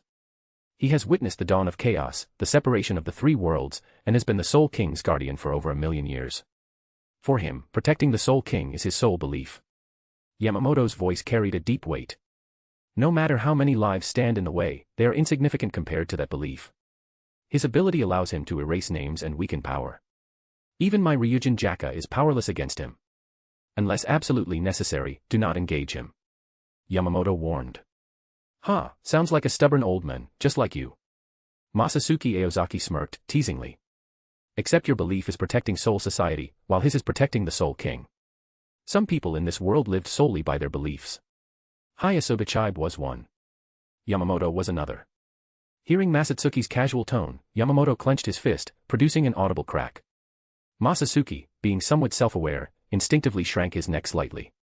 Yamamoto exhaled and spoke again. Masatsuki, your strength is far beyond that of a normal Shinigami. Hayasubichibe will never allow anything that threatens the Soul King to exist. If he so much as suspects you could be a danger, he will not hesitate to erase you. You must be extremely careful. Restrain yourself. Masatsuki Aozaki stroked his chin and mused aloud. Old man, the way you're talking, you're making this trip sound like a one-way ticket. Yamamoto's expression darkened. Boy, don't say I didn't warn you. In all my thousands of years in power, the Soul King Palace has never invited an outsider up. There are only 3 ways to enter. You either invade it head-on, join Zero Division, or get recruited into their Divine Soldier unit. But you've been summoned directly, without being made a member of Zero Division or the Divine Soldiers. That alone is cause for concern. Being cautious is the least you can do. Masatsuki Aozaki raised an eyebrow, a faint smirk forming at the corner of his mouth. But what if I do everything right, stay as careful as possible, and still end up fighting them? For the sake of the 3 worlds, should I just accept my fate? Yamamoto's gaze grew deep and unreadable. He was silent for a few seconds. Then, without warning, he gripped his cane tightly. And pressed down hard. In an instant, the cane disintegrated into a cloud of ash, revealing the ancient Zanpakutō hidden within. Under Masatsuki's stunned gaze, Yamamoto slowly drew his sword, its gleaming blade catching the light. He sneered, his voice laced with disdain. Accept your fate. Boy, when have I ever taught you to die a coward's death? Before he had even finished speaking, the blade of Ryujin Jaka erupted into flames. Blistering fire roared skyward like a dragon, setting the very heavens ablaze. Beneath the burning sky, Yamamoto's grin turned ferocious. Even if you die, find a way to take their heads with you. Remember, aside from the Soul King, no one is untouchable. And besides, I'm still in good shape. Might as well see if this old blade is as sharp as it used to be. Masatsuki Aozaki widened his eyes, staring at Yamamoto in disbelief. Even now, the old man was still thinking about how the Soul King must remain alive, for the stability of the 3 worlds. Classic old man. Damn it, I'm actually touched. Chapter 339, Chapter 339, A Sword Through Both Sides. Master. Masatsuki Aozaki called out softly. Yamamoto turned to him, his expression questioning. Seeing Masatsuki hesitate, a flicker of expectation rose in Yamamoto's heart. This brat. So he's not completely heartless after all. Did I impress him? But under Yamamoto's watchful gaze, Masatsuki Aozaki let out a long sigh and spoke slowly. Old man, I'll admit, you do look pretty damn cool right now. Hearing this, Yamamoto secretly felt pleased with himself. But before he could bask in that pride, Masatsuki's next words struck like a sudden blow. But, if you keep this up, don't blame me when the barracks are reduced to rubble. What? Yamamoto's face twisted in alarm as he quickly turned around. Before his eyes, the 1st Division barracks lay in ruins, shattered tiles, charred beams, and lingering embers painting a scene of utter devastation. The proud stronghold of the Gotei 13 had been swallowed by flames, its collapse imminent. That damn old man is unbelievable. He burned down the barracks himself, and now he wants me to pay for the repairs. Masatsuki Aozaki sprawled across the table, his face full of frustration. And the worst part? He had the audacity to call it an advance payment for my protection fee. The nerve. As if it's set in stone that I'll end up fighting Zero Division. Ha! Has he ever stopped to consider that he's so old, a strong breeze might shatter his bones? Why would I ever need his protection? Don't you think so, Aizen? Deep beneath Seireitei, inside a secret underground laboratory, Masatsuki Aozaki vented his frustration to Aizen, ranting about a certain greedy old man. Aizen, meanwhile, sat silently before a massive screen. The pale light reflected off his glasses, creating a glare that concealed his eyes. He was reviewing data intently, only giving an occasional, half-hearted nod to show he was technically listening. Who did you just say you're about to fight? Aizen suddenly asked, his voice calm yet oddly sharp. Zero Division. What, are your ears going bad now? Masatsuki shot back, irritated. Aizen's body stiffened for a solid 2 seconds. Then, in an instant, his head snapped up, his eyes widening in shock as he stared at Masatsuki Aozaki. Is it finally happening? Zero Division. His voice trembled slightly. Yeah. Didn't I tell you? I'm heading to the Soul King Palace soon. Masatsuki tilted his chin upward, a smug grin spreading across his face. The Soul King Palace? Aizen's breath hitched. His expression, usually unreadable, was now filled with unconcealed excitement. Like he'd been waiting a very long time to hear those words. But before he could speak, Masatsuki Aozaki shook his head and laughed. Relax. We're just going for a little sightseeing tour. No one's starting a war. A tour. For a split second, Aizen just stared. Then realization dawned. What a waste of my excitement. After a brief silence, he added in a calm tone. If you get the chance, don't forget to gather intel on the Soul King Palace and Zero Division. If I can obtain detailed information about them, I might be able to devise some countermeasures in advance. Upon hearing this, Masatsuki Aozaki showed no sign of joy. Instead, a trace of pain flashed across his face as he looked at Aizen and asked.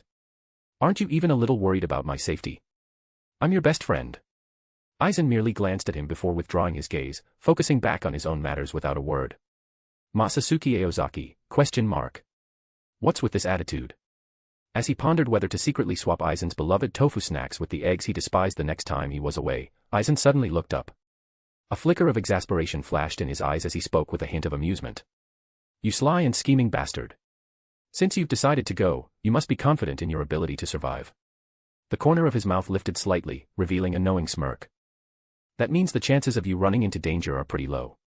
Of course, that doesn't mean it's impossible. But you've evolved into a being beyond even me, how could you possibly lose to them? Masatsuki Aozaki raised an eyebrow and let out a small chuckle. Oh, so you really have that much faith in me. He walked over to Aizen, a smug grin spreading across his face. Aizen gave him a flat look and responded. I only have faith in myself and the Hogyoku. After all, the Hogyoku is my creation. But Masatsuki Aozaki simply slung an arm around Aizen's shoulder, waved a hand dismissively, and grinned. Come on now, no need to be so shy, Aizen-chan. There's nothing wrong with being honest with your good friend.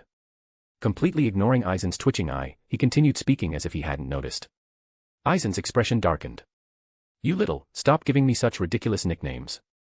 Though he was inwardly exasperated, he maintained his usual composed demeanor, adjusting his glasses as he replied indifferently. If you're just here to talk nonsense, you can leave now. Masatsuki Aozaki, however, didn't leave. Instead, he suddenly asked with a serious expression. Sosuke, we're good friends, right? Aizen frowned slightly. After a brief hesitation, he answered. Reluctantly. I suppose. Masatsuki Aozaki pressed on. And good friends should have each other's backs, right? Aizen's lips curled into a barely noticeable smirk. I wouldn't know about having each other's backs, but if you want me to stab you twice, I'm quite skilled at that. Masatsuki Aozaki sighed helplessly and, after a pause, called out Aizen's name again. Sosuke.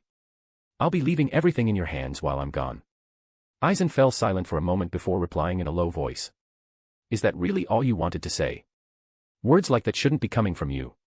He paused, then added coolly. Trust and dependence are the habits of the weak. For people like us, they're unnecessary. Masatsuki Aozaki grinned, stood up, and asked teasingly. Do you really believe that? Of course. Aizen's response was a little sharper than usual, his irritation clear. He knew this kind of conversation didn't suit his persona. It was a sign of weakness, yet he couldn't entirely suppress his emotions.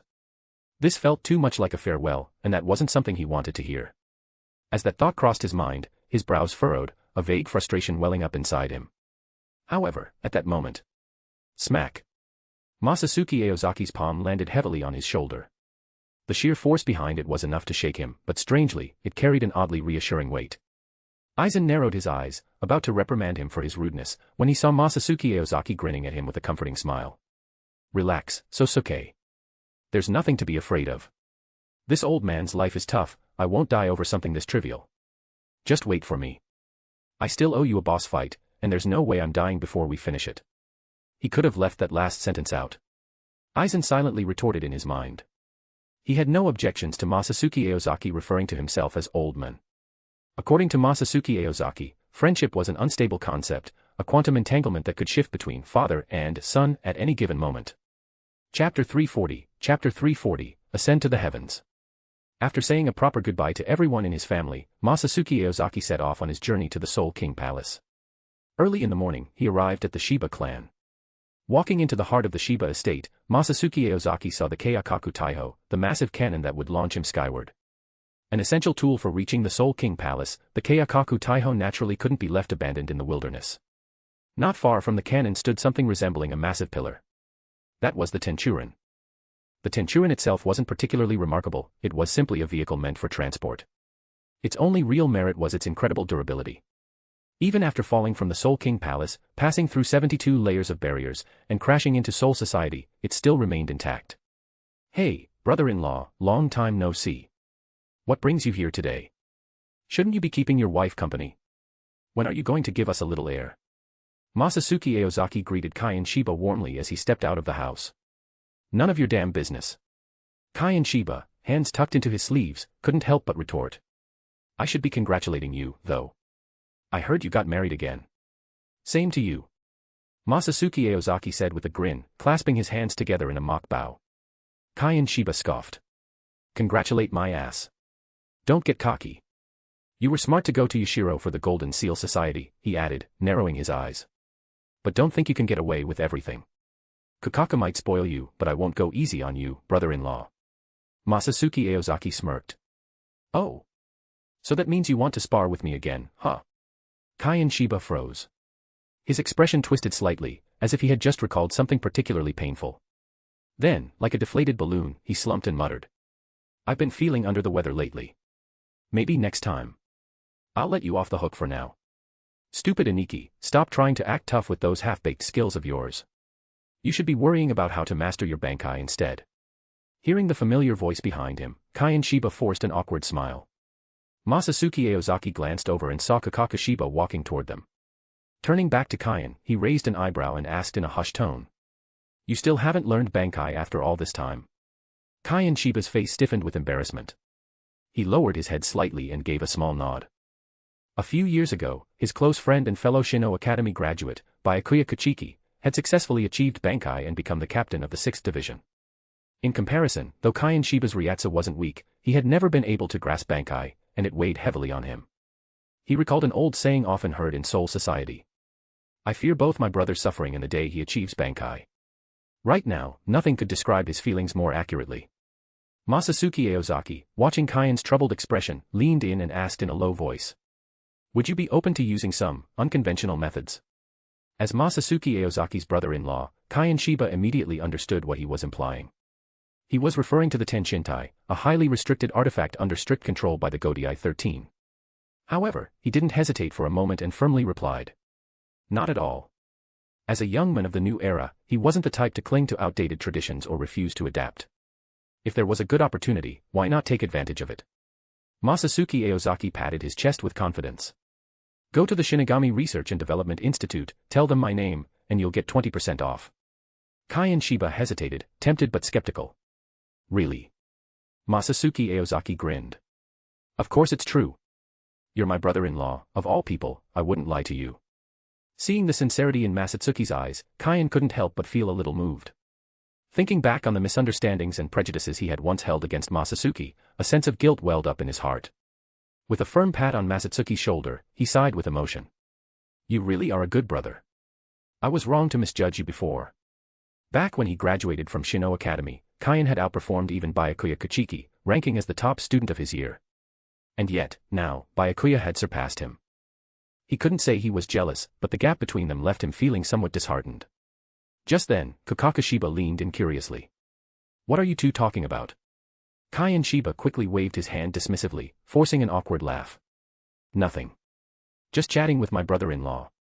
Anyway, I'm done here, so I'll be going now." Without looking back, he turned and walked away, leaving Masatsuki Aozaki and Kakaku standing there, exchanging glances. Yeah, right. If my sister finds out I even considered cheating my way to Bankai, she'd never let me live it down. And if Miyako hears about it, that'd be even worse. A lecture would be unavoidable. Of course, it wasn't that he was afraid of his wife, he just didn't want to bully women. Kakaku turned to Masatsuki, a smile forming on her lips. "Are you ready?" Masatsuki scratched his head. Honestly, there's not much to prepare. Kiryu Hikifune and Senjumaru Shitara had been incredibly accommodating. Over the past few days, they had gone over everything, making sure all his food, clothing, and accommodations in the Soul King Palace were fully arranged. There was nothing left for him to do. 72 barriers. That's quite a lot, Kakaku muttered. She didn't particularly care about the actual distance between the Soul King Palace and Seireitei. But from her perspective, she could clearly see just how many layers of separation lay between them. "Don't worry. I'll be back soon." Masatsuki Aozaki was right there, and his lips landed on Kakaku's. "Sneaky," Kakaku muttered, the corners of her mouth curving upward. As the mysterious gateway to the Soul King Palace opened, Masatsuki Aozaki clapped his hands together, standing just outside the towering structure. Kiryu Hikifune and Senjumaru Shitara approached, watching his profile. "Nervous, Masatsuki?" Kiryu asked. "We're about to ascend to the heavens and meet the most revered being in existence." "I was a little at first, but now." "Not really. It's actually better this way, I'm less likely to mess up." Masatsuki grinned, looking as if he had done this 100 times before. Facing the Soul King now didn't feel much different from when he had first arrived in Soul Society and encountered Aizen in Rakangai. He thought back to that moment. Back then, the difference between them had been like heaven and earth. But now, he had become a towering presence in the eyes of many. That said, he would never be arrogant enough to believe he was the only force that mattered in the world. With that, the conversation ended. The three of them stepped forward into the massive pillar-like structure. Before long, Masatsuki felt the Tenchurin being loaded into the Keikaku Taiho. The members of the Shiba clan gathered, channeling their Ryuryoku to charge the cannon's core. As the spirit core's glow intensified. Boom. A deafening blast echoed through the air. The Tenchurin shot out, streaking straight toward the heavens. At the 1st Division barracks, Yamamoto stood alone in an open courtyard. Leaning on his cane, he gazed up at the sky. With the aid of his Ryatsu, he could see the long pillar piercing through the sky, gradually aligning with the blazing sun. The harsh sunlight made him squint slightly, his aged fingers tightening around his staff. His expression deepened, eyes clouded with thought. 40 chapters ahead.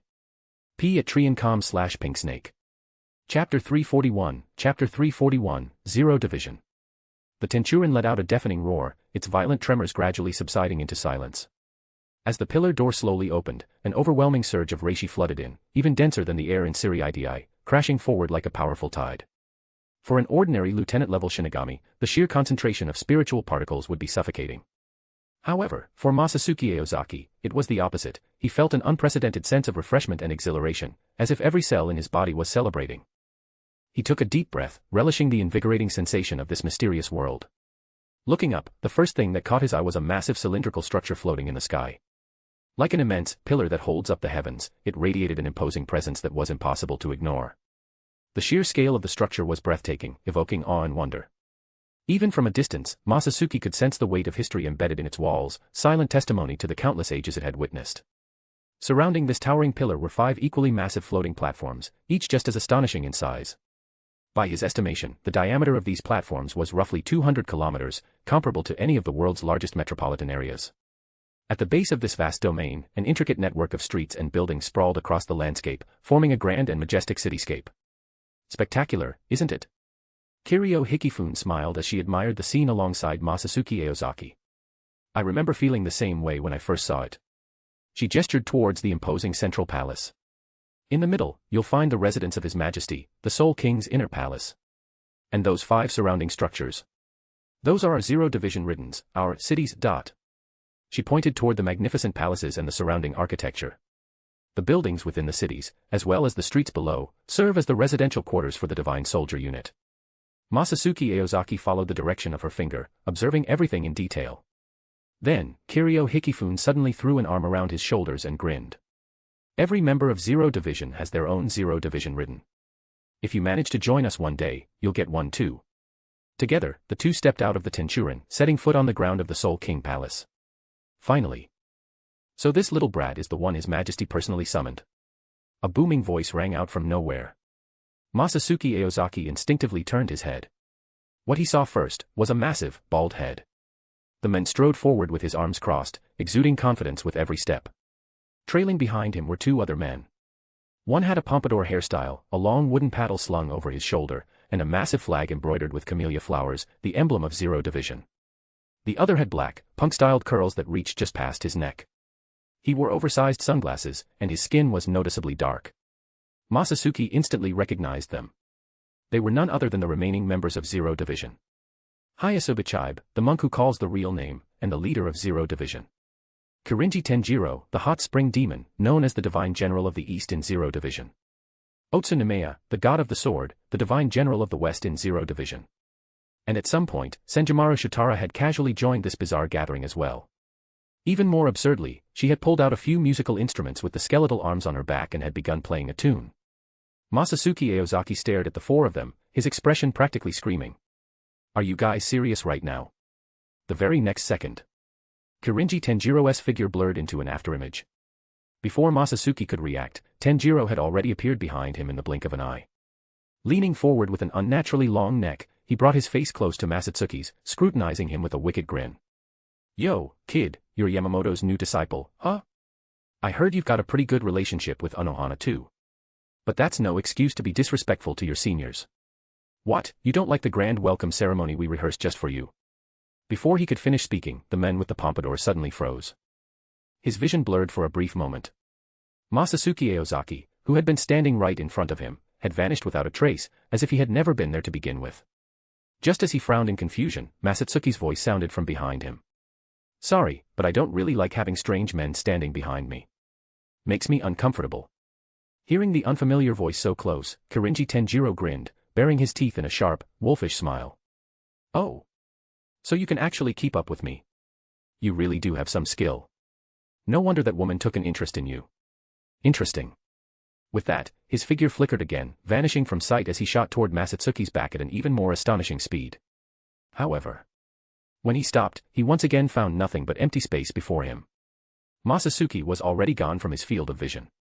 Kirinji Tenjiro's heart tensed slightly, his expression shifting.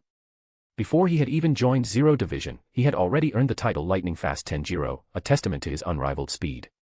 Back then, in all of Seireitei, there wasn't a single person who could match him in pure footwork. And now, after becoming one of the royal agents of Zero Division, his Ryatsu had been enhanced by the Soul King's power, allowing him to surpass the limits of a Shinigami.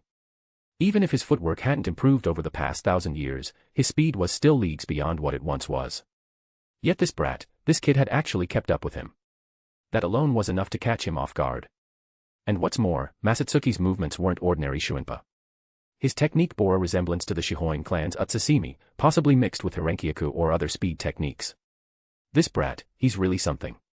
Masatsuki Aozaki smirked slightly, the corner of his mouth curling up. He hadn't forgotten old man Yamamoto's warning. But since it was the Soul King himself who had summoned him, there was no point in hiding his strength. After all, what in this world could escape the Soul King's gaze? Still, just to be safe, he held back a little, choosing not to use his light form movement technique and instead relying on his own self-developed shinsaku. Seeing this, Kirinji Tenjiro's grin widened, his eyes flashing with excitement. Lowering his stance slightly, his muscles tensed, he was clearly preparing to continue the match. It had been a long time since he had encountered something this interesting. However, before he could make a move, a large, powerful hand clamped down on his shoulder. Kirinji glanced to the side in confusion. Beside him stood a bald man with thick eyebrows and large, piercing eyes. The bald man let out a loud, hearty laugh before bellowing. Come on now, don't get all worked up over a kid. It's been a long time since we've had a newcomer in the Soul King Palace, this is a moment worth celebrating. As if remembering something, he continued. You must have heard about me from Yamamoto already, right? That's right, I'm the monk who calls the real name. Though, whatever he told you probably wasn't anything flattering. You know, it really bugs me when people call me by that name, and he still went and told you. What, does he not trust me? Seriously, that's just outright intimidation. Well, I've got plenty to say, but let's save the talking for the banquet. Saying this, he turned to look at Masatsuki Aozaki. Masatsuki, sensing the man's gaze, met his eyes without hesitation. The bald man grinned widely, flashing a row of perfectly white teeth, then burst into booming laughter. Come along, guest of the Soul King. We've been preparing for this for a long time, you're gonna love it, ha ha ha ha. His voice was bold and full of energy, carrying an irresistible enthusiasm. Though his presence radiated an overwhelming sense of pressure, there was not a hint of hostility in his expression or tone. In fact, his friendly demeanor almost made it seem like he held genuine goodwill toward his new guest. But Masatsuki Aozaki knew better. It's all just an act. This bald-headed monk wasn't nearly as harmless as he looked. If anything, he was probably even more cunning than Masatsuki's own seniors. Chapter 342, Special Class Chef. 5 newcomers. Sit over there. Your posture's too high. Way too high. In other words, your attitude is so high. I am the #1 Zanpakutō forger. Otsunomaya.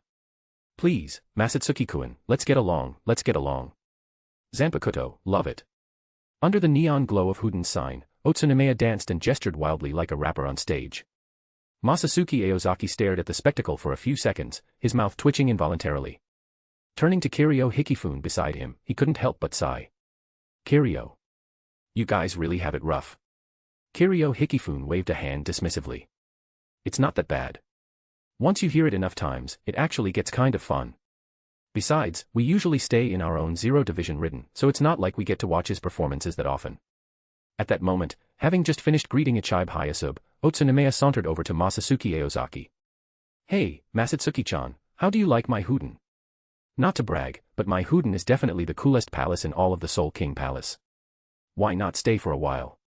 I guarantee you'll have the nicest experience.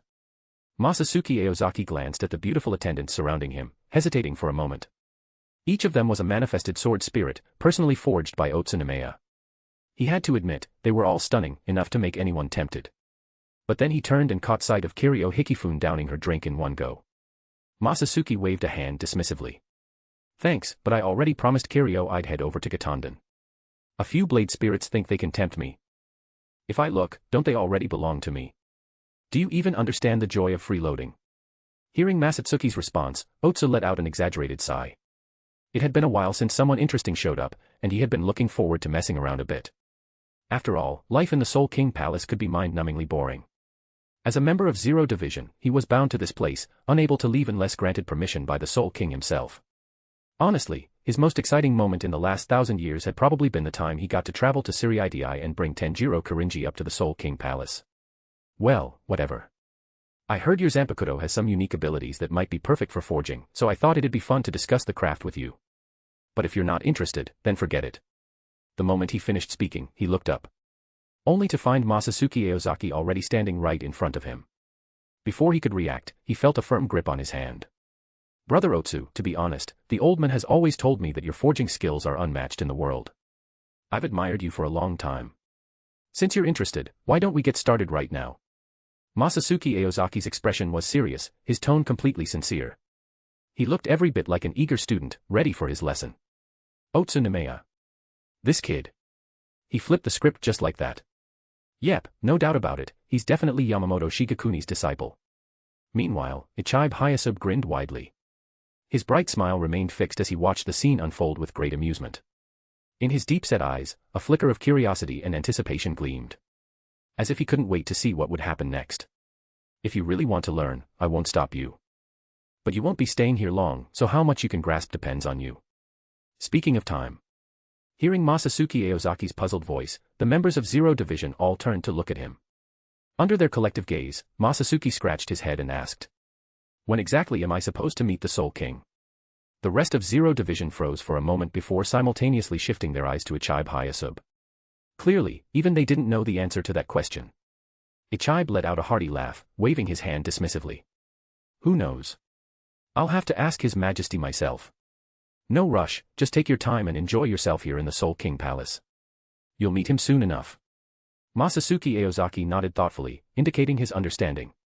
None of the Zero Division members, including Kiryu Hikifune, saw this as a big deal. They had all been present when the Soul King personally ordered Masatsuki's arrival. There was no question that it was the king's will. And the Soul King never joked. If he said he would meet someone, that meeting was inevitable. It was only a matter of time. In fact, they found this situation rather amusing. It wasn't every day a new face showed up in the Soul King Palace. This was a rare chance to liven things up a bit. With business concluded, the gathering shifted into a more relaxed and festive atmosphere. After the long overdue merriment finally came to an end, the members of Zero Division dispersed from Huden, each returning to their respective Zero Division ridden.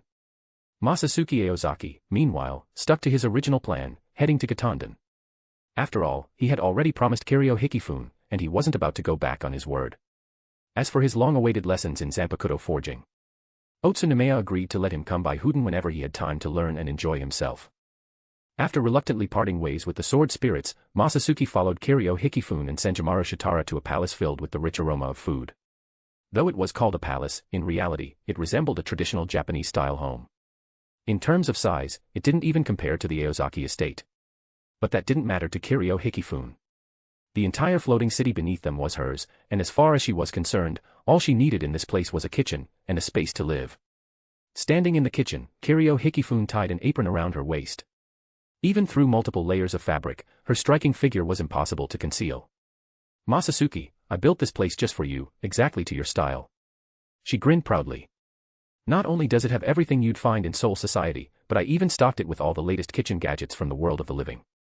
With your skills, I'm sure you'll have no trouble using them." By the end of her sentence, her smile was practically glowing. Masatsuki Aozaki, however, simply curled his lips in mild annoyance. After decades apart, they had finally reunited, living under the same roof, no less.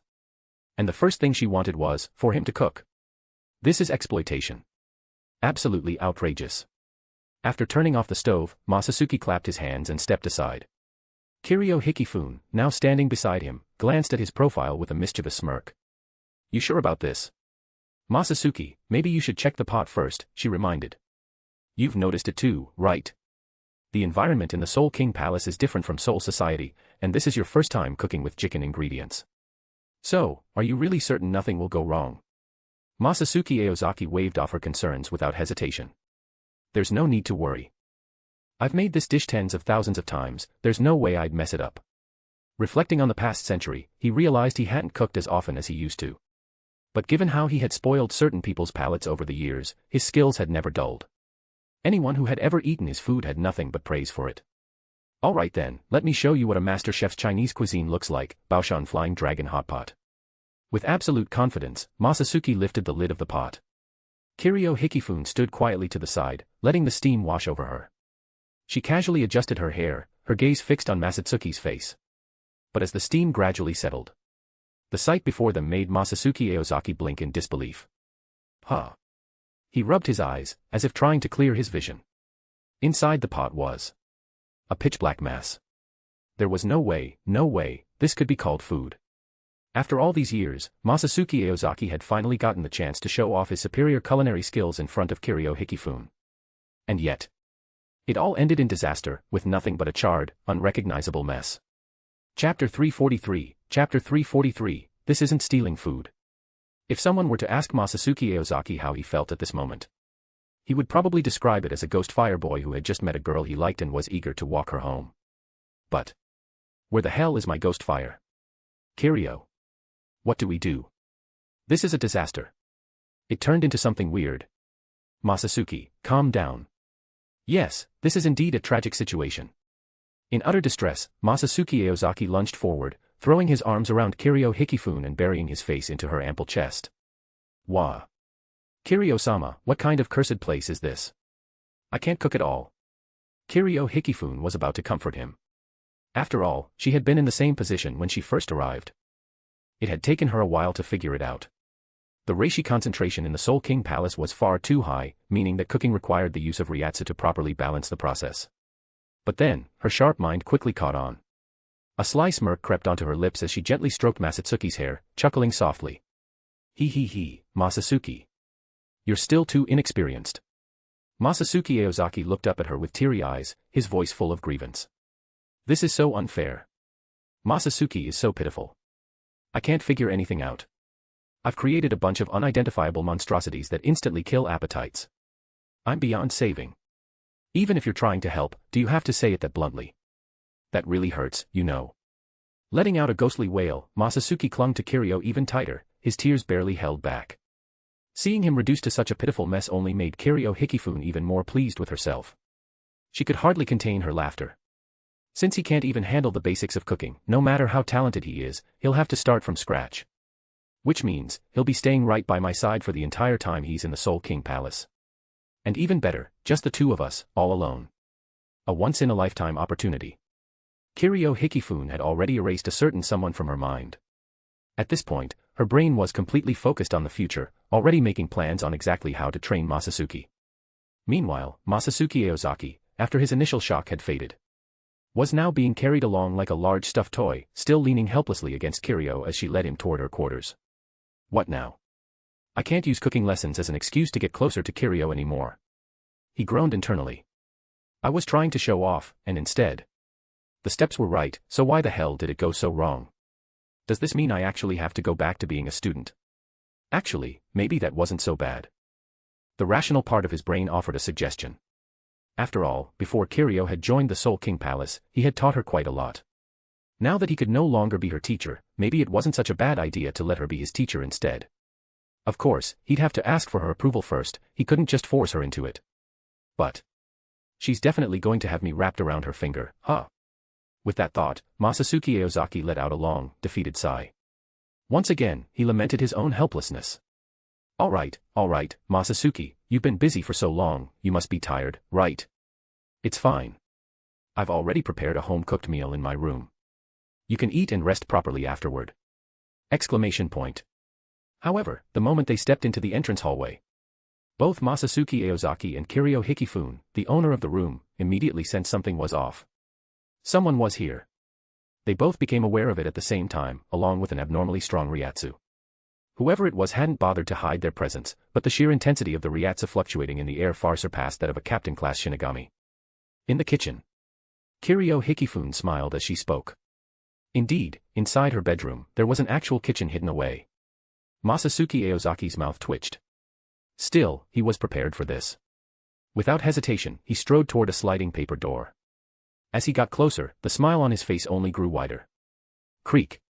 As soon as the door slid open, the figure inside stood up, covering her face as she let out a soft, amused laugh. The golden headdress adorning her head swayed slightly, producing a crisp, elegant sound. Oh my, Masatsuki, and Kiryu, what brings you two here? Masatsuki Aozaki and Kiryu Hikifune simply looked at the woman before them, saying nothing, as if waiting for her to continue. Masatsuki blinked and took another good look at the elegant, refined woman before him. Those alluring, peach-colored eyes of hers could easily mesmerize anyone. Her clothing completely concealed her hands, yet from the back of her robes, 3 pairs of skeletal arms extended outward, giving off an air of both mystery and danger. With a serene smile, she lowered the skeletal arm that had been covering her face, revealing lips still dusted with faint crumbs. You two were preparing a meal, weren't you? Are you done already? I've been waiting for quite some time, you know. Have you figured out how you're going to make it up to me for keeping me waiting? She flashed a gentle yet teasing smile, her every movement exuding grace and composure befitting a noble of 0 division. Masatsuki Aozaki narrowed his eyes slightly and slowly stepped forward. There was something off here, he could feel it. And judging by his expression, he had already figured out what it was. Senjumaru Shitara tilted her head slightly in curiosity, observing him with amusement. Had this little troublemaker already caught on? However, Kiryu Hikifune, who was also present, immediately understood the meaning behind Masatsuki Aozaki's current expression. He was in the mood for mischief. Without a word, Kiryu turned her head away, wrinkling her nose slightly. She had no interest in getting caught up in whatever nonsense was about to unfold. And then Masatsuki Aozaki pointed directly at Senjumaru and declared. You did something sneaky behind our backs, didn't you? Eh? How did you know? Senjumaru's eyes widened in surprise before she quickly corrected herself. No, wait, I certainly didn't sneak a bite. Senjumaru-senpai, you just admitted it. And besides. Masatsuki Aozaki suddenly leaned in, reaching out toward her. If you're going to lie, at least clean up the evidence first. With a swift motion, he brushed his fingers lightly over Senjumaru's lips, rubbing a few crumbs between them. This was specially prepared for me, you know. After committing such a terrible crime, are you ready to accept your punishment? Senjimaro Shitara's smile visibly stiffened as she blinked at him, feigning innocence. "Be very sorry." Half an hour later. After finally settling down in the dining area and filling his stomach, Masatsuki Aozaki watched as Senjimaro Shitara knelt on the floor, formally offering her apology. Following Kiryu Hikifune's remark that, "You really shouldn't wear strange outfits indoors," Senjimaro had immediately removed her skeletal arms. Now, dressed only in her Shihakushō and Haori, her actual hands, usually hidden beneath her sleeves, rested properly in her lap. She was trying her best to maintain an air of dignity and seriousness, yet both Masatsuki Aozaki and Kiryu Hikifune knew her true nature. Seated comfortably in the host's seat, Kiryu Hikifune sipped leisurely from a ceramic cup. A knowing smirk played at the corners of her lips as she watched the scene unfold with great amusement. Across the table, Masatsuki Aozaki sat with his arms crossed, regarding Senjimaro with a stern expression. Meanwhile, Senjimaro, clearly flustered, fidgeted anxiously, her hands twisting in her lap. Her face held a guilty expression, and every now and then, she would sneak a glance at Masatsuki, only to quickly look away again. Masatsuki let out a sharp exhale through his nose, his gaze turning piercing as he finally addressed her. "So, as I was saying earlier, you really stole my dessert, didn't you?" His voice was low and serious, as if delivering a verdict in a trial. Senjimaro visibly trembled and immediately started stammering. I didn't steal it. It's just that, well, that thing you called tiramisu. It was placed so obviously in the open. And, well, Kiryu never makes Western-style desserts, so I accidentally, just, had a little taste." The more she spoke, the weaker her voice became. By the time she reached the end of her excuse, she could no longer meet Masatsuki's eyes, her gaze shifting evasively to avoid his direct stare. 40 chapters ahead. P at Triancom/Pink Snake. Chapter 344, Disgrace. All right. To put it simply, Senjimaro Shitara had given in to temptation. It might not match her elegant and noble image, but it was absolutely something she would do. And judging by how smoothly this played out, this wasn't the first time.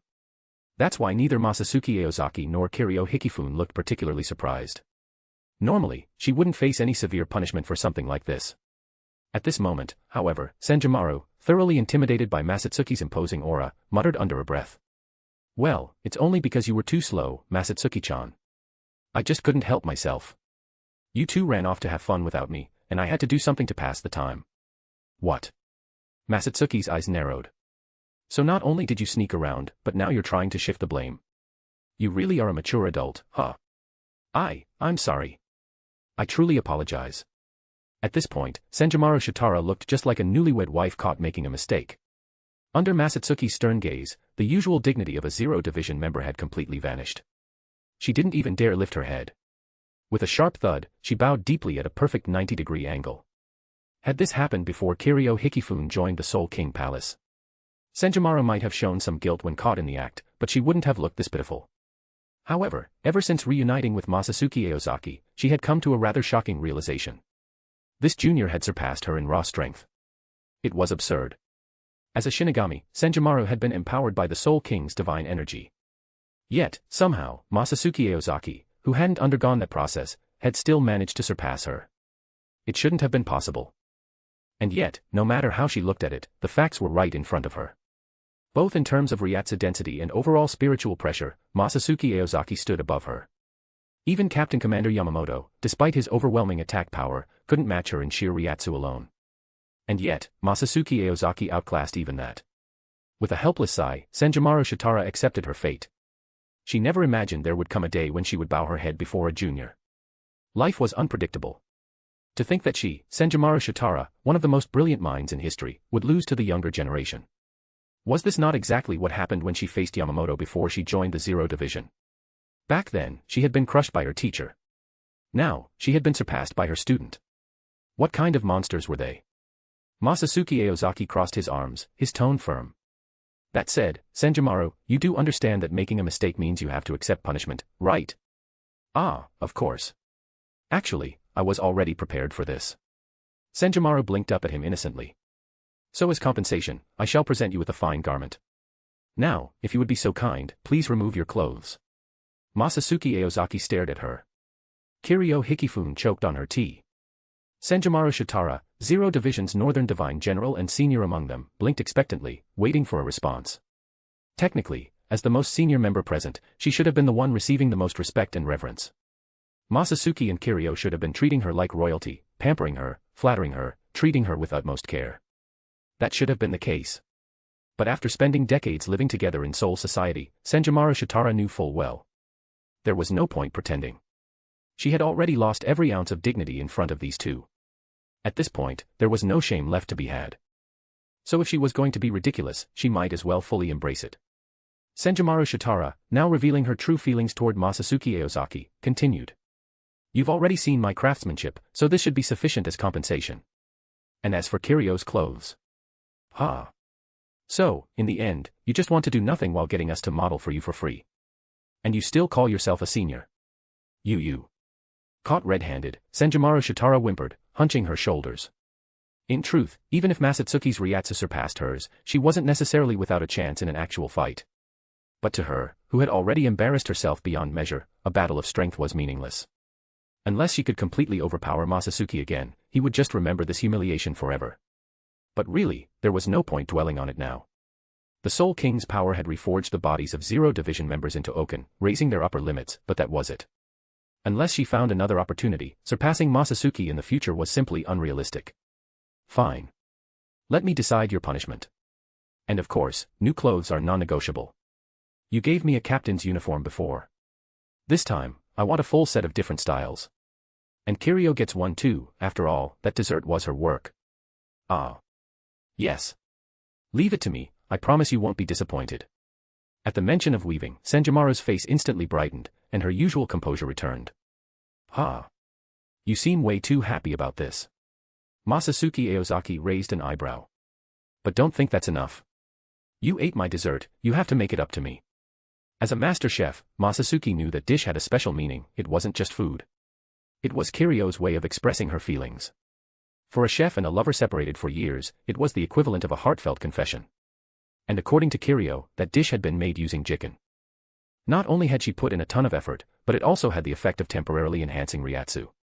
Originally, she had planned to use her own Ryatsu along with jiken techniques to prepare it. But there was a catch, this method required her to accumulate fat in order to store more Ryatsu, meaning it would cause weight gain. For the sake of a certain troublesome man. Kiryu, who had never cared about her figure before, had reluctantly abandoned that idea and found another solution. Instead of storing Ryatsu in her own body, she infused it directly into the jiken, only drawing it out when needed. Ha. But I don't know how to cook. The usually dignified Senjimaru awkwardly smiled. She loved good food. But she much preferred eating it over making it. Everyone in Zero Division knew, after Kiryu's promotion, she and Senjimaru became the division's most famous, well-clothed and well-fed duo. Their roles were very clear. She had no issues handling the well-clothed part. But for the food, that was entirely up to Kiryu. Masatsuki Aozaki stretched lazily, then stood up as if tired. Well then, time to learn. I'm starting from 02, so let's learn together. Learning, huh? I suppose that is an option. Senjimaru nodded, her smile returning. Eating delicious food and getting top-tier models for her designs. This was a fantastic deal. A win-win. Actually, scratch that, she won twice. As for repaying Masatsuki for the dessert. If she just learned how to make it herself, that should be enough, right? It shouldn't take that long to master one recipe. Anyway, let's call it a night. Kiryu clapped her hands, flashing a bright, energetic smile. We've all been busy all day without a single break, I'm sure we're exhausted, right? Her warm, lively voice carried an unmistakable care, effortlessly washing away the fatigue of the day. Chapter 345, A Sense of Novelty. Sigh. After finishing the preparations for Senjimaru Shitara's room, Masatsuki Aozaki let out a deep sigh as he returned to Kiryu Hikifyun's quarters. It felt like all the strength had been drained from his body, and he collapsed onto the sofa, completely spent.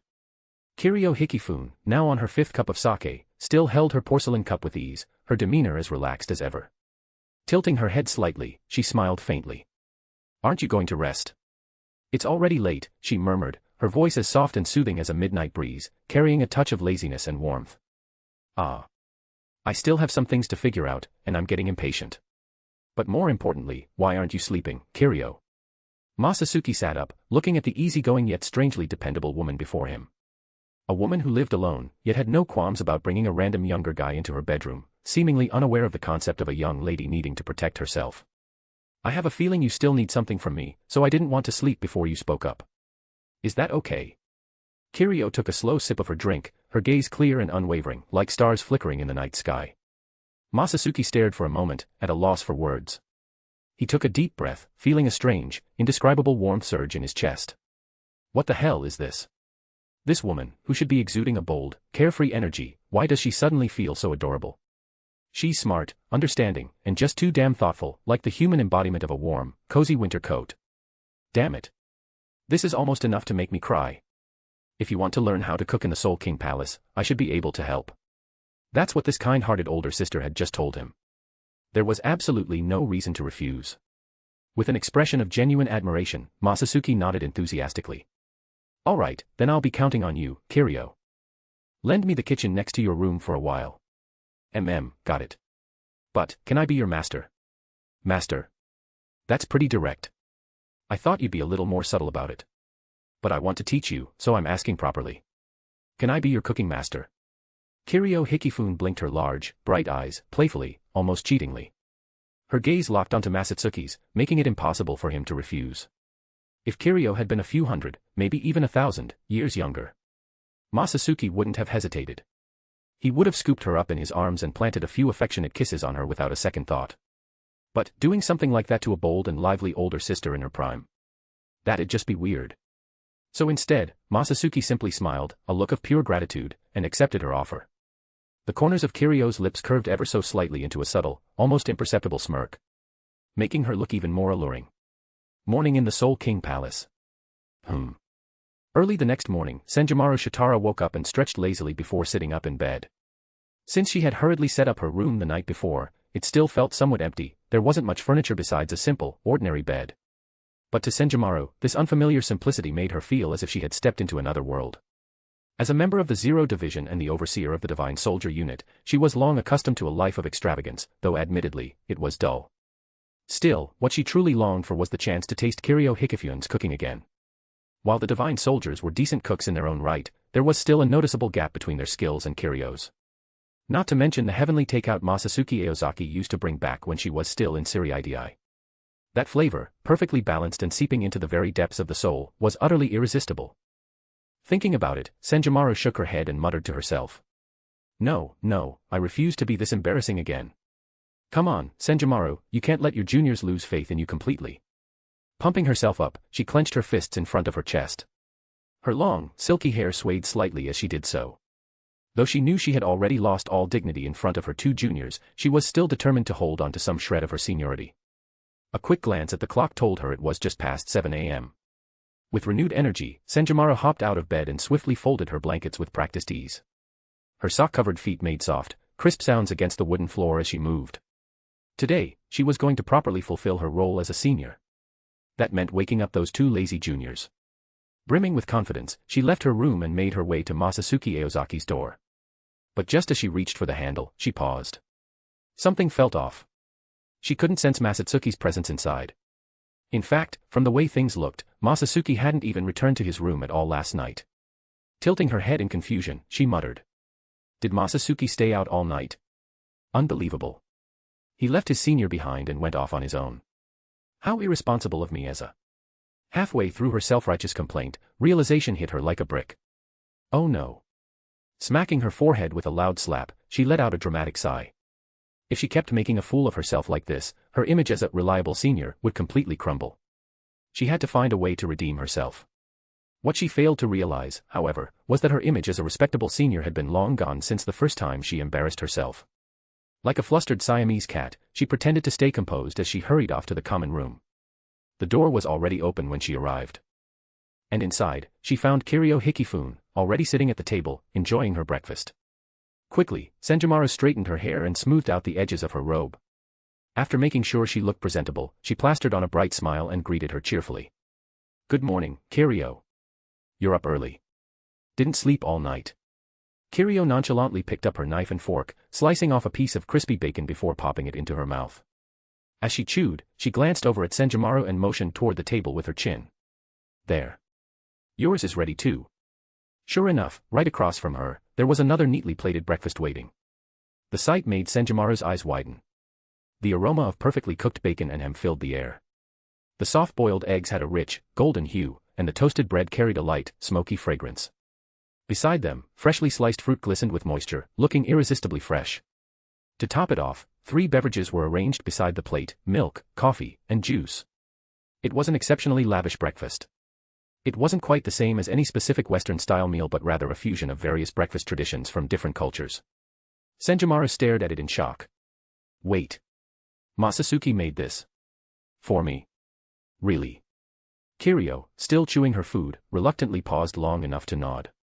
Yup. After you stole the dessert last night, Masatsuki figured you probably liked Western food. But since he didn't know which type, he just combined all his favorites into one. Honestly, that kid's a culinary genius. Took him just one night to adjust to the Soul King Palace's environment and whip up all this. Senjomaru blinked in disbelief. She was impressed, sure, but she waved a hand dismissively. Well, it's just the novelty of it all. My favorite is still the usual. Chapter 346, Fate. He had even prepared breakfast, and it was Masatsuki Aozaki's favorite. When people don't know someone else's preferences, they subconsciously assume their own favorites are the best and offer them instead. Senjomaru Shitara understood this well. A sudden wave of gratitude and delight washed over her as she carefully sat down. They didn't actually need to eat, given their circumstances. But cravings had nothing to do with necessity. The fact that Masatsuki Aozaki had thought of this from the very beginning was truly touching. He might look a little mischievous, but deep down, he was an incredibly considerate and gentleman. Senjomaru Shitara's impression of Masatsuki Aozaki rose even further.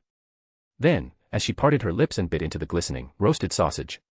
It's delicious. A familiar taste. Even after so many years apart, even though she had never eaten this particular dish before, she could tell, Masatsuki Aozaki's cooking skills hadn't declined in the slightest. Just as she was happily eating, she glanced up absent-mindedly. And at that moment, she spotted Masatsuki Aozaki walking over from Kiryu Hikifyun's bedroom, scratching his head. There was a hint of exhaustion and drowsiness on his face. Masatsuki. You must be exhausted after working all night. You look so tired, she asked with concern. Masatsuki Aozaki shook his head. Ah. I spent all night refining my control over my Ryatsu.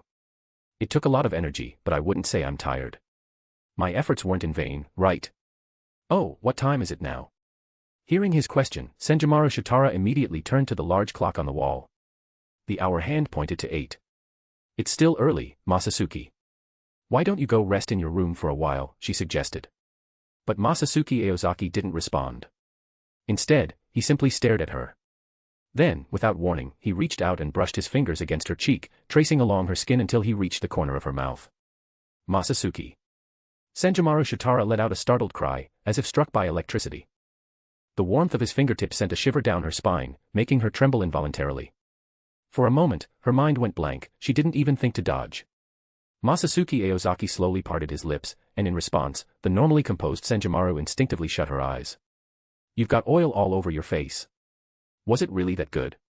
Senjomaru-senpai. Masatsuki Aozaki smirked playfully, gently pinching her cheek. Why, you little brat. What do you think you're doing? Senjomaru Shitara's face flushed scarlet. Her head shook furiously, like a rattled drum, as she tried to escape his grasp. Like a startled schoolgirl backing away from a shady old man on a train, she recoiled and frantically patted her own cheeks. Her sleek, dark hair swayed wildly beside her face. Masatsuki Aozaki blinked, confused, his brows furrowing slightly. Logically speaking. I was just wiping her face. Was that really worth such an overreaction? I touched the corner of her mouth last night too, and she didn't say anything. Could it be that her brain runs on a single-core processor, and she was just too embarrassed to react at the time? Having long since discarded any notion of shame, Masatsuki Aozaki saw nothing wrong with his actions. In fact, he found himself silently analyzing the reason behind her drastically different reactions. He blinked. Paused. Then, after a brief moment of thought. Suddenly, realization struck. With an exaggerated motion, he smacked his palm against his own forehead. It seemed he had figured something important out. Then, with an apologetic tone, he said. Ah, my bad, I forgot. Masatsuki Aozaki nodded with an unusually serious expression, his gaze locking onto Senjomaru Shitara with a sincerity she had never seen before. His eyes were filled with warmth and understanding, as if he had already seen through everything. Then, in a soft voice, he said. Sorry. I forgot. You haven't had such close contact with a man in over 1,000 years. I shouldn't have touched you so casually. The moment those words reached her ears, Senjomaru's body trembled slightly, and her eyes instantly lost their light. She froze. A dark aura seemed to radiate from her entire being. Time ticked by, second after second, stretching endlessly as if an entire century had passed. Slowly, the color drained from her face. The sparkle in her eyes dimmed, fading into an empty abyss of darkness. There was no longer any trace of life in those eyes, as if her very soul had been sucked away. Then, in an eerily slow motion, like a scene straight out of a horror movie, she lifted her head. Her head tilted slightly to the side, her hand resting on Masatsuki Aozaki's shoulder, as an icy breath escaped from her lips. Masatsuki-chan. Damn, it's freezing. Wearing only an apron like this in such an honest state is definitely a first for me. Your method of attack is pretty unique, I'll give you that. Who would have thought you could make me feel such an inexplicable sense of shame? So, Kiryu, I'm begging you, just bring me some clothes already. Masatsuki Aozaki turned to look at the gloating, purple-haired woman. I already apologized. And besides, this is absolutely Masatsuki's fault. Even if I'm the one apologizing, it's still completely your fault. Senjimaro Shitara clung tightly to a sofa cushion, curling up in Kiryu Hikafune's embrace like a wounded little animal. Tears clung to the corners of her eyes as her body trembled slightly. Every so often, she let out a soft sob, as if the whole world had been reduced to nothing but the sound of her crying. And yet, despite all of this, she still forced herself to apologize properly, struggling to keep her emotions in check. This level of utter humiliation, there probably wasn't another soul in existence who could match her. Masatsuki Aozaki sighed and shrugged before turning back to the stove, continuing his work without missing a beat. At the moment, he was preparing lunch in the kitchen, his movements smooth and practiced. He never would have imagined that, as a man, he'd one day be standing here, wearing nothing but an apron, playing the role of a homely husband. Usually, this kind of scene, wearing nothing but an apron, was something you'd expect from someone like Ranjika Matsumoto. Maybe this was what they called the strange fate between a husband and wife. Masatsuki Aozaki couldn't help but ponder the thought. After suffering an unprecedented mental shock, Senjimaro Shitara was drowning in humiliation. At this point, she had given up entirely on maintaining her dignity, no longer caring about her image. Her tear-filled, red-rimmed peach blossom eyes peeked cautiously from behind the cushion, observing the expressions of Masatsuki Aozaki and Kiryu Hikifune. It felt as if she had lost some of her authority as a senior. No, actually, it had completely crumbled away. The realization hit her hard, filling her with an overwhelming sense of despair. And yet, strangely, she also felt a bit relieved. It wasn't that she had never interacted with men before. It was just that she had never experienced such direct, intimate physical contact. Maybe, her reaction earlier had been a little over the top. But still. For him to say something like that so bluntly to a senior, wasn't that a little too much? Is this really the same junior who used to respect me? Masatsuki Aozaki, sorry, never happened. Senjimaro Shitara puffed up her cheeks in frustration. But seriously. Who in their right mind would just say that to someone's face? And what was with that pitying expression just now? I am a strong, independent woman, I don't need a man. It's not like I can't find someone I like. Just what the hell did Retsu and Kiryu even see in this guy? He's nothing but a rude, boundary-less brute. So damn infuriating. 40 chapters ahead. P at Triancom/Pinksnake. Chapter 347, Chapter 347, The Younger Generation Has No Manners. Hey, do you know how to use that? Masatsuki Aozaki suddenly spoke, pointing to the side. By now, he was fully dressed and preparing ingredients. Huh. Senjimaro Shitara flinched, responding in a flustered voice. Masatsuki Aozaki's sudden question caught her off guard. Without looking back, he continued working, handling the ingredients with practiced ease as he asked. Do you know how to use a whisk? That thing with the long handle and wire loops, kind of looks like a light bulb. Well. I've seen Kiryu use one before, but I was just watching from the side. I've never actually used it myself. Senjimaro Shitara answered, sounding slightly embarrassed. Got it. Masatsuki Aozaki nodded in understanding before adding. Since you're making up for that dessert, you should at least learn how to use this first. With that, he started pulling out various ingredients, placing them neatly on the table. Chicken breast, onions, eggs, milk, butter, tomatoes, white wine. His movements were swift and efficient as he washed everything thoroughly. Then, he filled a pot with water, set it on the stove, and placed the red fruit inside to simmer. At that moment, Senjimaro Shitara glanced at Masatsuki Aozaki's profile, and something stirred within her. He's completely different from usual. For the first time, she observed him seriously. The Masatsuki Aozaki she saw now was nothing like the slightly frivolous man she had known. Right now, he was fully focused on cooking, his expression calm and composed. But it wasn't a rigid or overly serious kind of focus, it was a natural, effortless stillness, like the surface of a tranquil lake. Yet beneath that calm, there was an undeniable strength that made him all the more captivating. As time passed, the red fruit in the pot slowly shed its skin, while rhythmic chopping sounds echoed from the cutting board. Masatsuki Aozaki's knife work was fast, almost mesmerizing. His right hand gripped the knife with precision, while his left guided the ingredients effortlessly. Every movement was smooth, flowing like water, turning a simple cooking task into a performance. Senjimaro Shitara widened her eyes, watching intently. She had seen Kiryu Hikifune cook many times, but Masatsuki Aozaki's level of focus was no less impressive. He wasn't just making food, he was completely immersed in the process, enjoying every moment. And suddenly, she understood.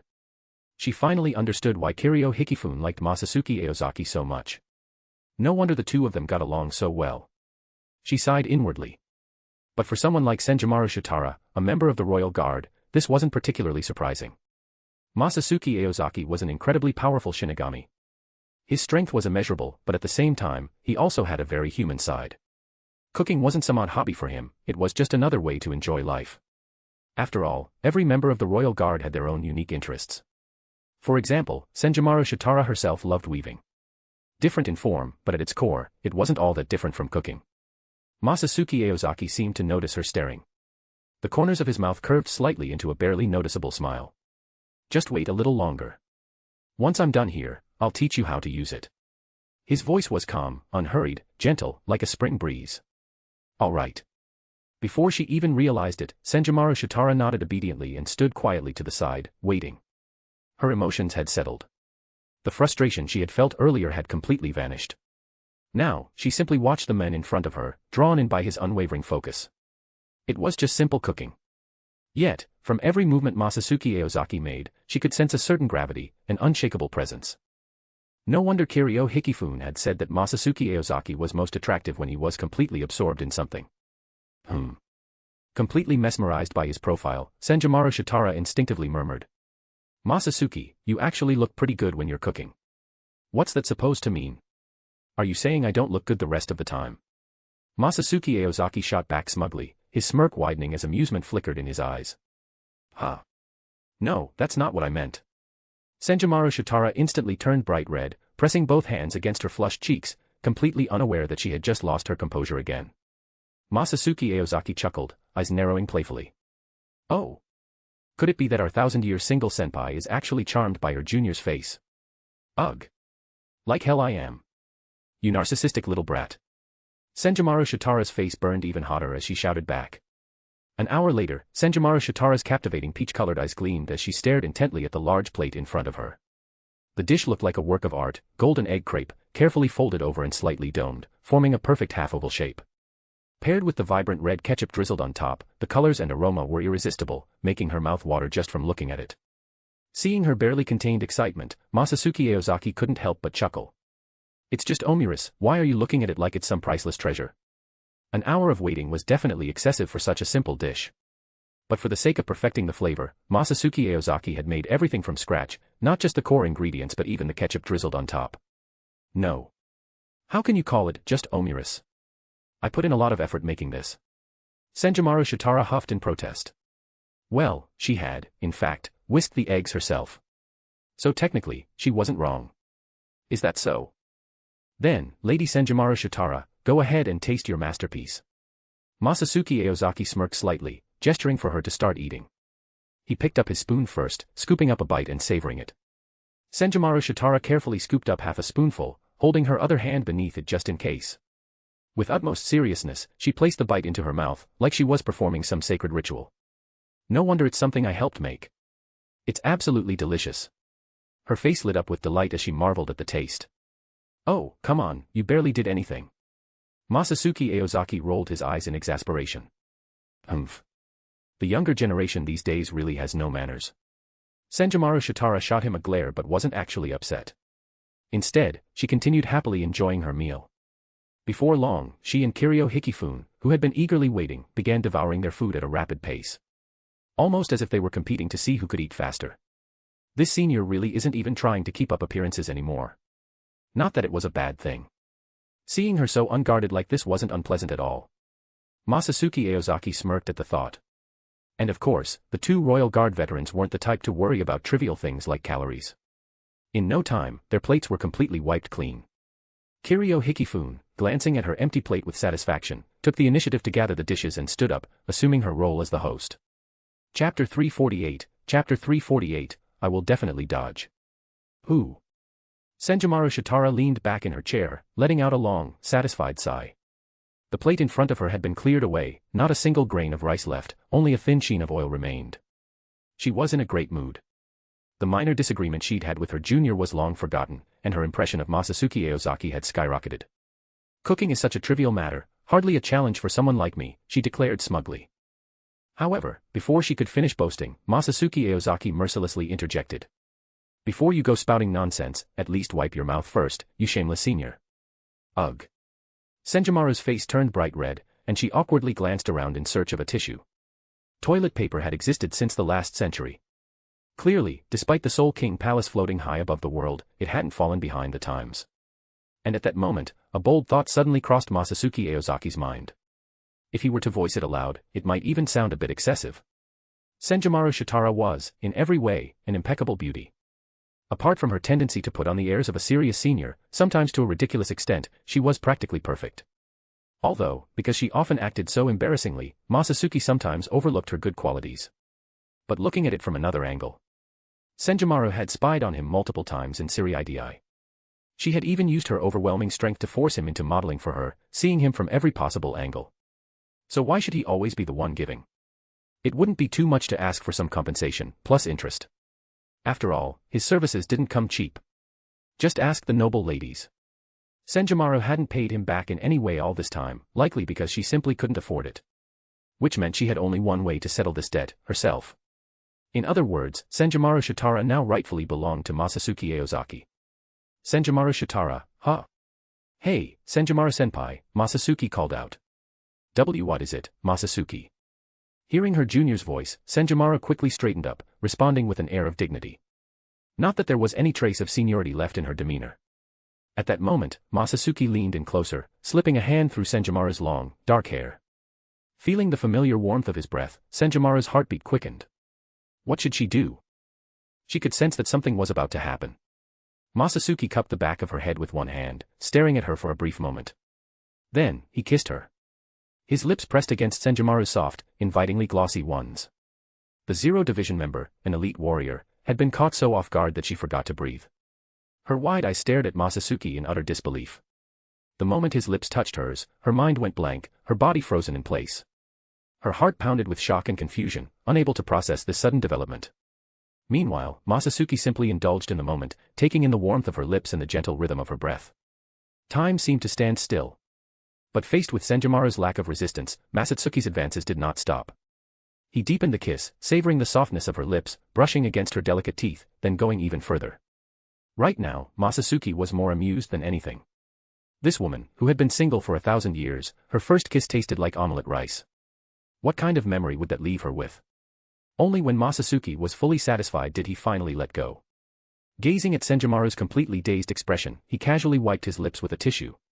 It tastes pretty good, senpai. Senjumaru Shitara froze as if struck by lightning, her entire body trembling violently before she finally snapped out of it, as though waking from a dream. But to Masatsuki Aozaki's surprise, she didn't react with the shouting or fury he had expected. Instead, she swiftly stood up, her expression unnervingly calm. Then, without hesitation, she lifted her skirt slightly with both hands. And bolted. Masatsuki watched in admiration as she fled with remarkable grace, expertly controlling her strength to avoid damaging the door on her way out. Truly a reliable senior. Senjumaru sprinted through the corridors at full speed. Her figure flashed past every bend and corner like a streak of lightning, racing up and down several flights of stairs until she finally reached the safety of her own quarters. As soon as she stepped inside, she slammed the door shut behind her with a loud thud. Leaning against the wall, her body trembled slightly. Then, her long, slender frame slowly slid down until she was sitting on the floor. She pressed both hands tightly over her mouth, as if trying to stop the impossible words from escaping. My lips, just now. Masatsuki-chan. A chaotic flood of emotion surged through her mind like an unstoppable tide, drowning out all coherent thought. At this moment, she couldn't care less about maintaining her image. The ever-composed and dependable Senjumaru Shitara was now rolling on the floor like a distressed child, barely resisting the urge to smash her forehead against the walls and support beams. And yet, despite everything, Senjumaru realized something strange. There was no anger. no resentment. No disgust toward Masatsuki Aozaki. After all, he had given her plenty of time to escape. And yet, she had stayed.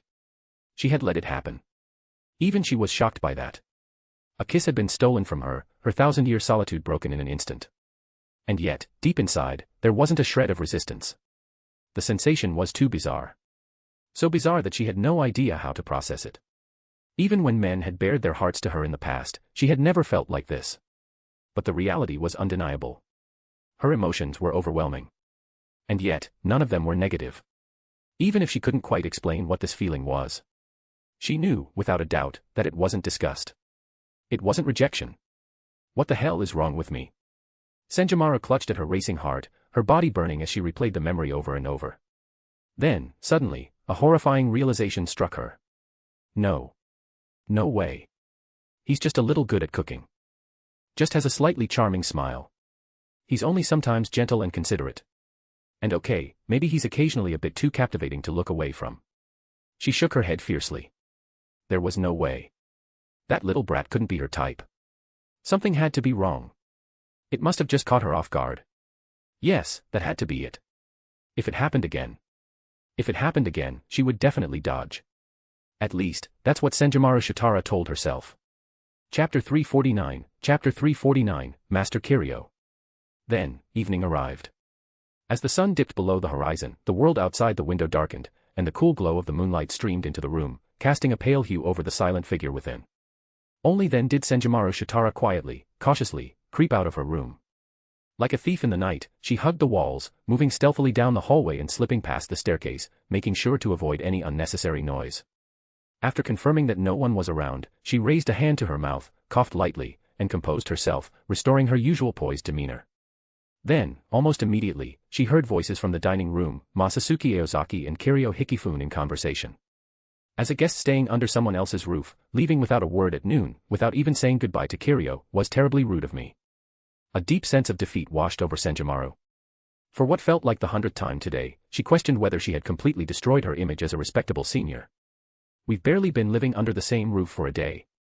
Just how many disgraceful things have I done already? Of course, what she didn't realize. The dignified, senior image she believed she had never existed to begin with. Masatsuki Aozaki, who never once took the idea of senior-junior relationships seriously, certainly wouldn't be fooled. And Kiryu Hikifune. As someone who had been her colleague and close friend in the same division back in Seireitei, Kiryu had known her true nature from the very start. She had simply chosen to spare Senjimaru's pride by never pointing it out. Expecting to maintain a reliable image in front of these two had been a completely futile endeavor from the beginning. So, as she cautiously approached the entrance to the dining room and peeked inside with half her face hidden. Wow, this is quite the spread. Not bad, Masatsuki. Senjimaru's eyes lit up instantly, all of her previous worries vanishing in a flash. Shifting her gaze toward the dining table, she saw Masatsuki and Kiryu happily chatting away, surrounded by an assortment of delicious-looking dishes. Come on in, senpai, Kiryu called warmly. There was a gentle, motherly quality to her voice, so much so that if she ever had children, she would no doubt make an excellent mother. Masatsuki raised an eyebrow, flashing a mischievous smirk as he turned his gaze toward Senjimaru. Meeting his eyes, Senjimaru felt her cheeks heat up ever so slightly. But she quickly steadied herself, adjusting her clothes, straightening her posture, and stepping into the room with the grace and composure befitting her noble status. Masatsuki let out a teasing sigh. Senpai, your expressions are getting more and more animated. All right, starting today, I'll be learning from you on how to manage subtle expressions. If you keep this up, Masatsuki, even as your senior, I won't be able to stop myself from getting angry. Hearing this, Senjimaru felt a pang of grievance rise in her chest, causing her lips to pout slightly in protest. But then, she suddenly recalled what had happened earlier in the day. A wave of shyness crept over her, but along with it came a flicker of realization, an urgent warning in the back of her mind. Get it together. I am Senjimaro Shitara. A former captain of the Gotei 13. A member of the Zero Division for centuries. I may not care for flaunting my seniority, but I refuse to keep making a fool of myself. Summoning her courage, she carefully stepped forward, deliberately keeping her movements refined and measured. Even so, she couldn't quite suppress the nervous energy bubbling beneath the surface. She took a seat across from Masatsuki and glanced at the table. A neatly arranged set of chopsticks and an untouched bowl had been placed there, along with a meal identical to the ones before the other two. The presentation was impeccable, and just the sight of it stirred her appetite. Clearly, it had been set aside for her. A quiet warmth filled her chest. She was touched. But expressing that outright. Far too embarrassing. So, she simply kept the feeling to herself, letting it linger, subtle and unspoken. Then. I'll begin. Senjomaru Shitara glanced at the two of them. She clapped her hands lightly, then straightened her posture, keeping a composed expression as she picked up her chopsticks and began eating without hesitation. Tonight's dinner consisted of a delicious seafood curry for each of them. Additionally, there was Wagyu beef, Masatsuki Aozaki's absolute favorite among all the foods available in this country, fitting for a devoted meat lover like him. Having lived in Seoul society for nearly a century, Masatsuki had always sought out ways to entertain himself. When boredom struck, improving his cooking skills became one of his go-to pastimes.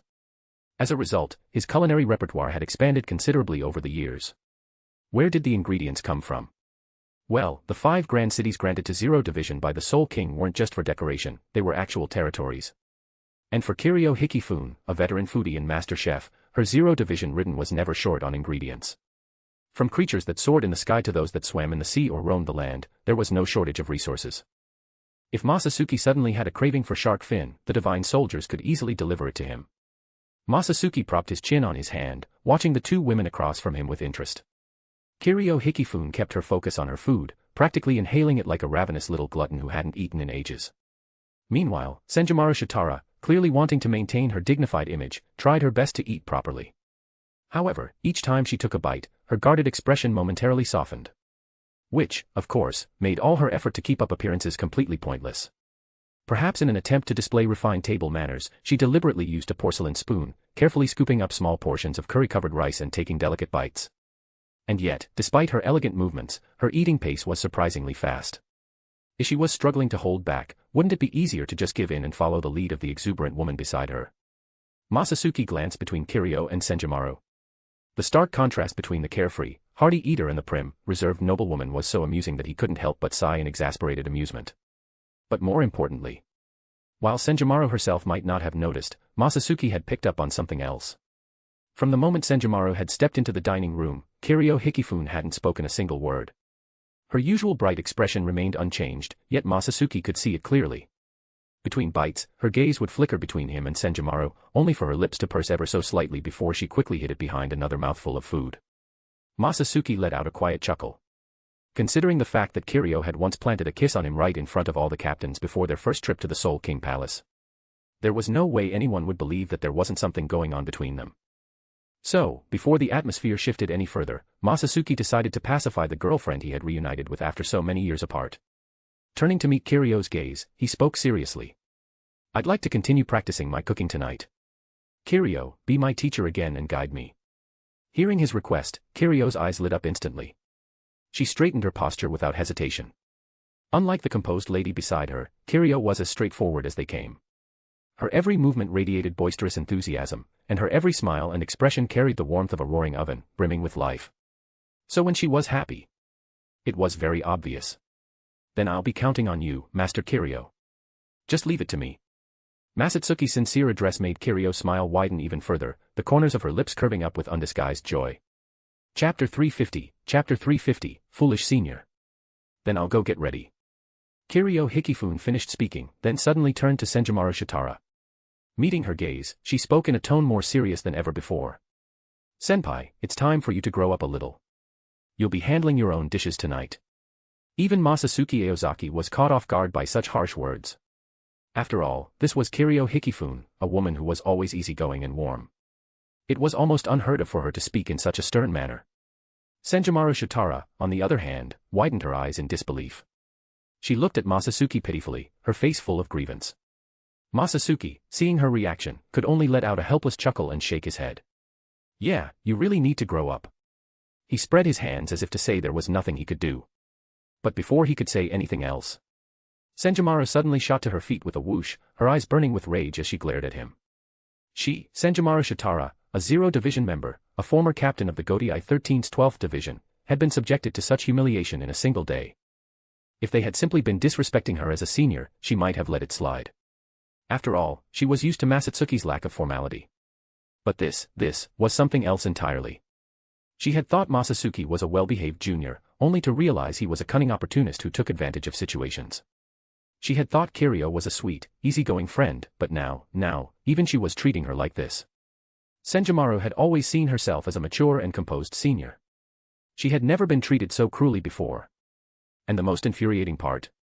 Neither of them even saw her as a senior in the first place.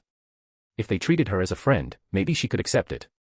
But right now, they clearly saw her as nothing more than a child. Her whole body trembled with rage as she clutched a nearby pillow and collapsed onto the couch. I'll make it up to you.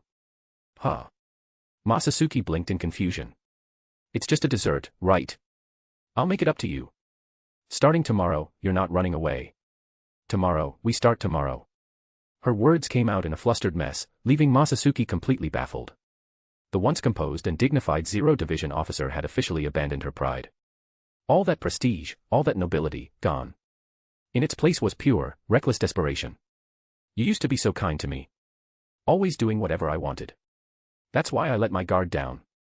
Senjomaru's voice echoed through the room as she vented all her frustration. But who would have thought that behind that gentle, good-natured facade, you were hiding such sinister intentions? And then, you actually did that to me. I did give you the option to refuse. I'm not listening. I don't care. Senjomaru shot up from the couch, throwing a full-blown tantrum. Tomorrow. Tomorrow. I'm going to learn how to make that tiramisu thing. You rotten junior, watch me. Slam. With a sharp bang, she slammed the door behind her and stormed out. The room fell into dead silence. Masatsuki sat there, momentarily stunned. Then, without a hint of shame, he grabbed another piece of Wagyu beef and popped it into his mouth. His gaze drifted toward the table. That idiot senpai. She didn't even listen to a word Kiryu said. Shouldn't she have at least washed her own dishes first? He sighed. Was her brain really running on single-core processing, or was she just too adorable? At noon, he had stolen a kiss from her, and it had taken her the entire afternoon to recover from it. Yet, with just one sentence from Kiryu, all that progress had unraveled in an instant. Now, what would happen if he skipped all the build-up and jumped straight to the final step? Masatsuki pondered for a moment. Then let out a soft, amused laugh. It'd be interesting, that's for sure. Of course, he would never force her. Even that kiss at noon, he had only followed through after she allowed it. Senjomaru Shitara was not Bambietta. Bambietta was unique. She liked things being direct and forceful.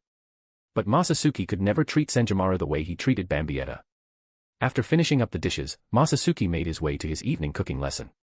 He stepped into Kiryu's private kitchen, where she was already waiting for him, dressed in her cooking attire. Her usual cheerful demeanor remained unchanged. But Masatsuki could tell. She did feel a little guilty about what had happened earlier. So, as he stood beside her, he gently reached out and patted her head. Like he was comforting a wounded animal. It's okay. You just have to be firm with the troublemaker. Senpai will understand your good intentions sooner or later. Masatsuki Aozaki smiled, his eyes filled with amusement and understanding. But you might have a rough time from now on. It looks like she's completely given up on hiding her true nature. Senjomaru Shitara, so you really do see me as a child, huh? When are you ever going to grow up, senpai? Kiryu Hikifune sighed, looking thoroughly conflicted. She didn't mind taking care of kids. But treating her longtime best friend like one. That was a different story. Still, she didn't dwell on it for long. Kiryu's purple eyes flickered with curiosity as she turned toward Masatsuki. You kissed her, didn't you? Her tone was complex, carrying a barely noticeable hint of tension. If it had been anyone else, she wouldn't have given it a second thought. But because it was Senjomaru, she couldn't quite put her feelings into words. It wasn't dislike.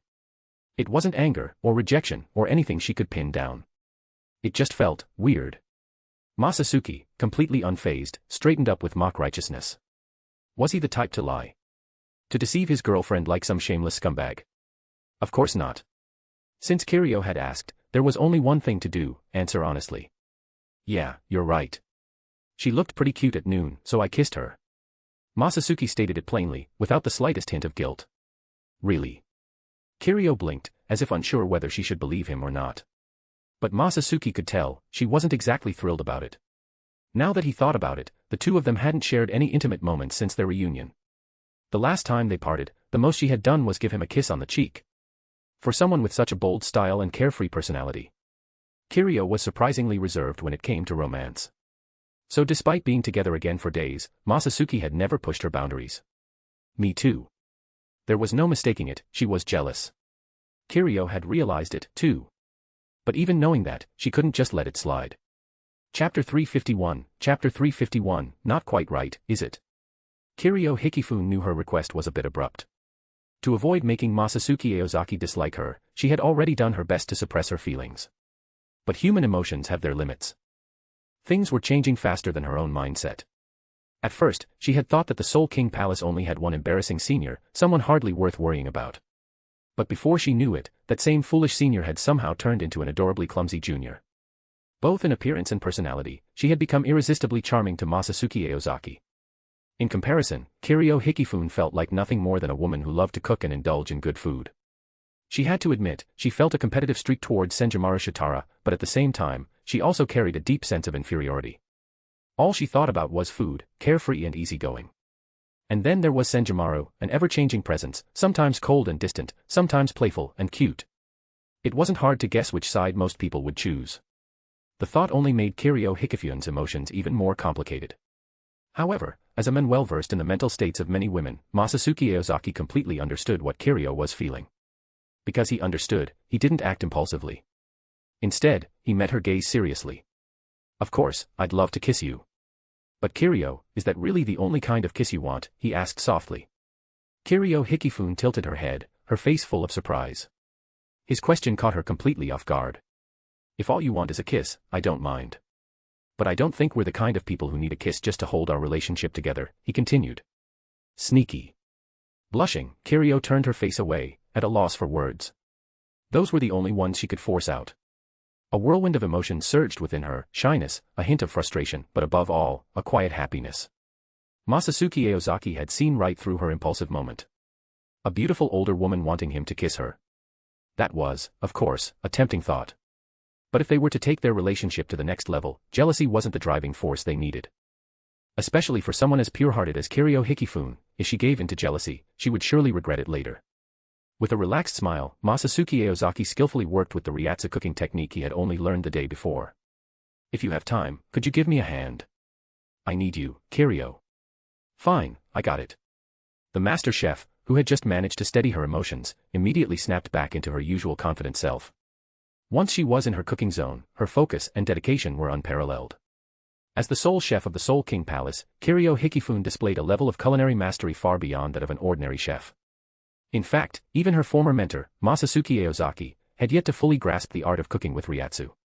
Before he could completely master the technique, there was still a gap between their skills. With Kiryu's full support, Masatsuki's progress skyrocketed.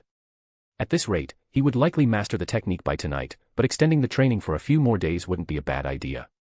Masatsuki Aozaki made a mental note of his plans.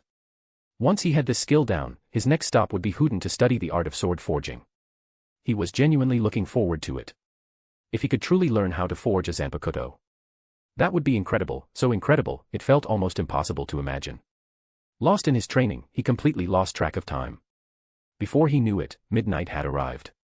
Masatsuki Aozaki stretched lazily, as if he were truly exhausted, and said, "That's enough for today. Time to get some sleep." Kiryu Hikifune gazed at him, her eyes flickering slightly, but she remained silent. This man was a true learning prodigy, he had completely mastered her cooking techniques. "You go ahead and sleep first. I'll clean everything up before I leave, so don't worry. Then, shall we continue tomorrow night?" "I see." A faint light returned to Kiryu Hikifune's otherwise dull eyes. She didn't understand why Masatsuki Aozaki wanted to continue tomorrow, given that he had already learned everything. But it didn't matter. This arrangement was fine. There was no need to overthink something so trivial. Ah, wait a moment. Just then, Masatsuki Aozaki suddenly seemed to remember something. He stood up and slowly walked toward her. Kiryu Hikifune turned her head in confusion, looking at him. As she watched his usual gentle smile draw closer, her body instantly tensed, freezing in place as if she had been filled with lead, unable to move. The next second, she felt his hands firmly grasp her shoulders. Then, a pair of soft lips gently pressed against hers. Her lips burned as if seared by fire, the warmth of Masatsuki Aozaki unmistakable against her own. His actions were reserved, his body didn't move any closer, maintaining a proper distance. Yet, even so, Kiryu Hikifune's heart pounded wildly, as if it might leap out of her chest. Slowly, she closed her eyes and let her body relax, as if surrendering herself completely to him. Ha!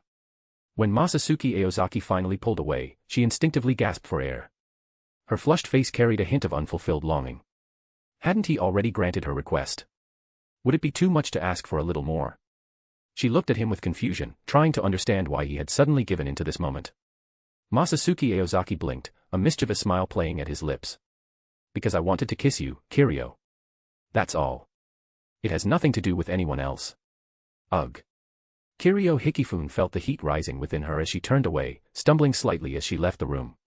About 10 minutes later, Masatsuki Aozaki, having finished tidying up, stepped out of his room. There, he saw Kiryu Hikifune sitting quietly by the bed.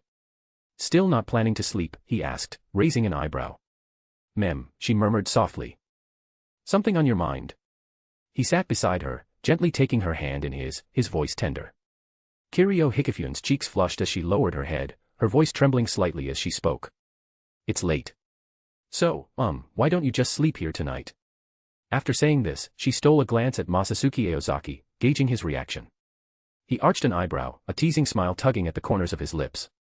After a brief pause, he put on a serious expression and said, a man and a woman alone together, that wouldn't be appropriate.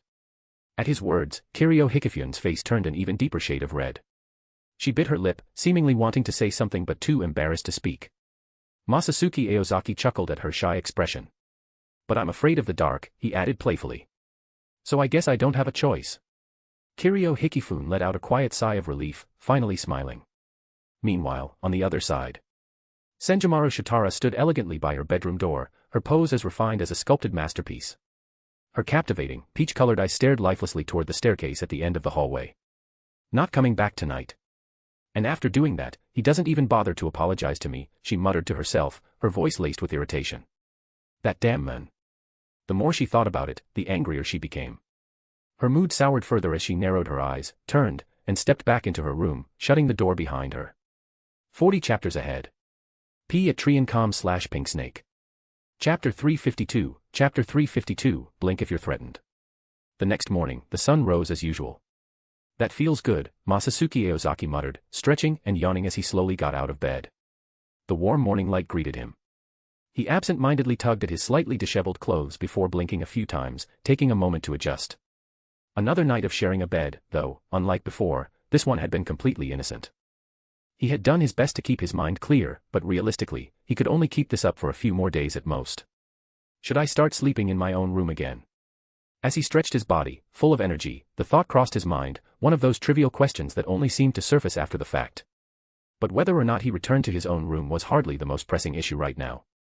It was almost 7 o'clock, which, according to some human experts in the world of the living, was the ideal time to wake up. Ah, time to make breakfast for that sleepyhead. The thought of it brought a pleasant image to his mind, and with renewed enthusiasm, Masatsuki Aozaki strode toward the kitchen. However, just as he stepped into the living room, standing at the entrance, waiting for him, who knew for how long, was Senjumaru Shitara. The moment she saw him, her face lit up with a radiant smile, her eyes narrowing into delighted crescents. But almost immediately, she seemed to catch herself. Realizing she shouldn't be grinning so cheerfully at this irritating little brat, she coughed twice, as if resetting her demeanor. Then, in the blink of an eye, her expression shifted into one of composed seriousness. Good morning, Masatsuki-chan. With her hands neatly folded in front of her, Senjumaru Shitara offered him an elegant bow. At first glance, she truly resembled a noble lady from a prestigious family. However, Masatsuki Aozaki, who knew her real nature all too well, instinctively took a step back, immediately on guard. He raised his hands in front of his face in a defensive stance, a secret technique from the Genryu school. It was a move he had learned from Shunsui Kairaka back in his student days, primarily meant as a precaution against getting smacked in the face whenever old man Yamamoto lost his temper. What do you want? Have you finally snapped and gone full yandere?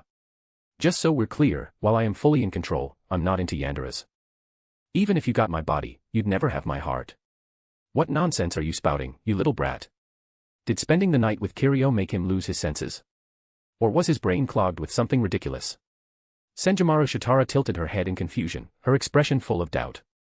For a brief moment, Masatsuki Aozaki froze, his eye twitching. Senjumaru Shitara, this woman, was actually looking at him with pity. The sheer audacity made him click his tongue in annoyance. So what exactly are you doing here? Are you some middle schooler who comes to the cafeteria at the same time every day? You may look like a mature woman, but deep down, you're just an overgrown little brat. Hearing this, the dignified senior instantly puffed out her cheeks, protesting fiercely. That's not true. Why does everyone treat me like a child? I'm a legitimate royal operative. A Shinigami who was promoted to the Royal Guard centuries ago. Show some respect to your seniors, brat. Operative or not, the word spy doesn't exactly scream legitimacy, Masatsuki Aozaki muttered under his breath. That's irrelevant. You haven't forgotten our agreement, have you?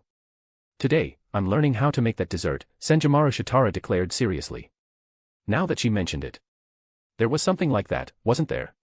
But Masatsuki Aozaki hadn't given it a second thought.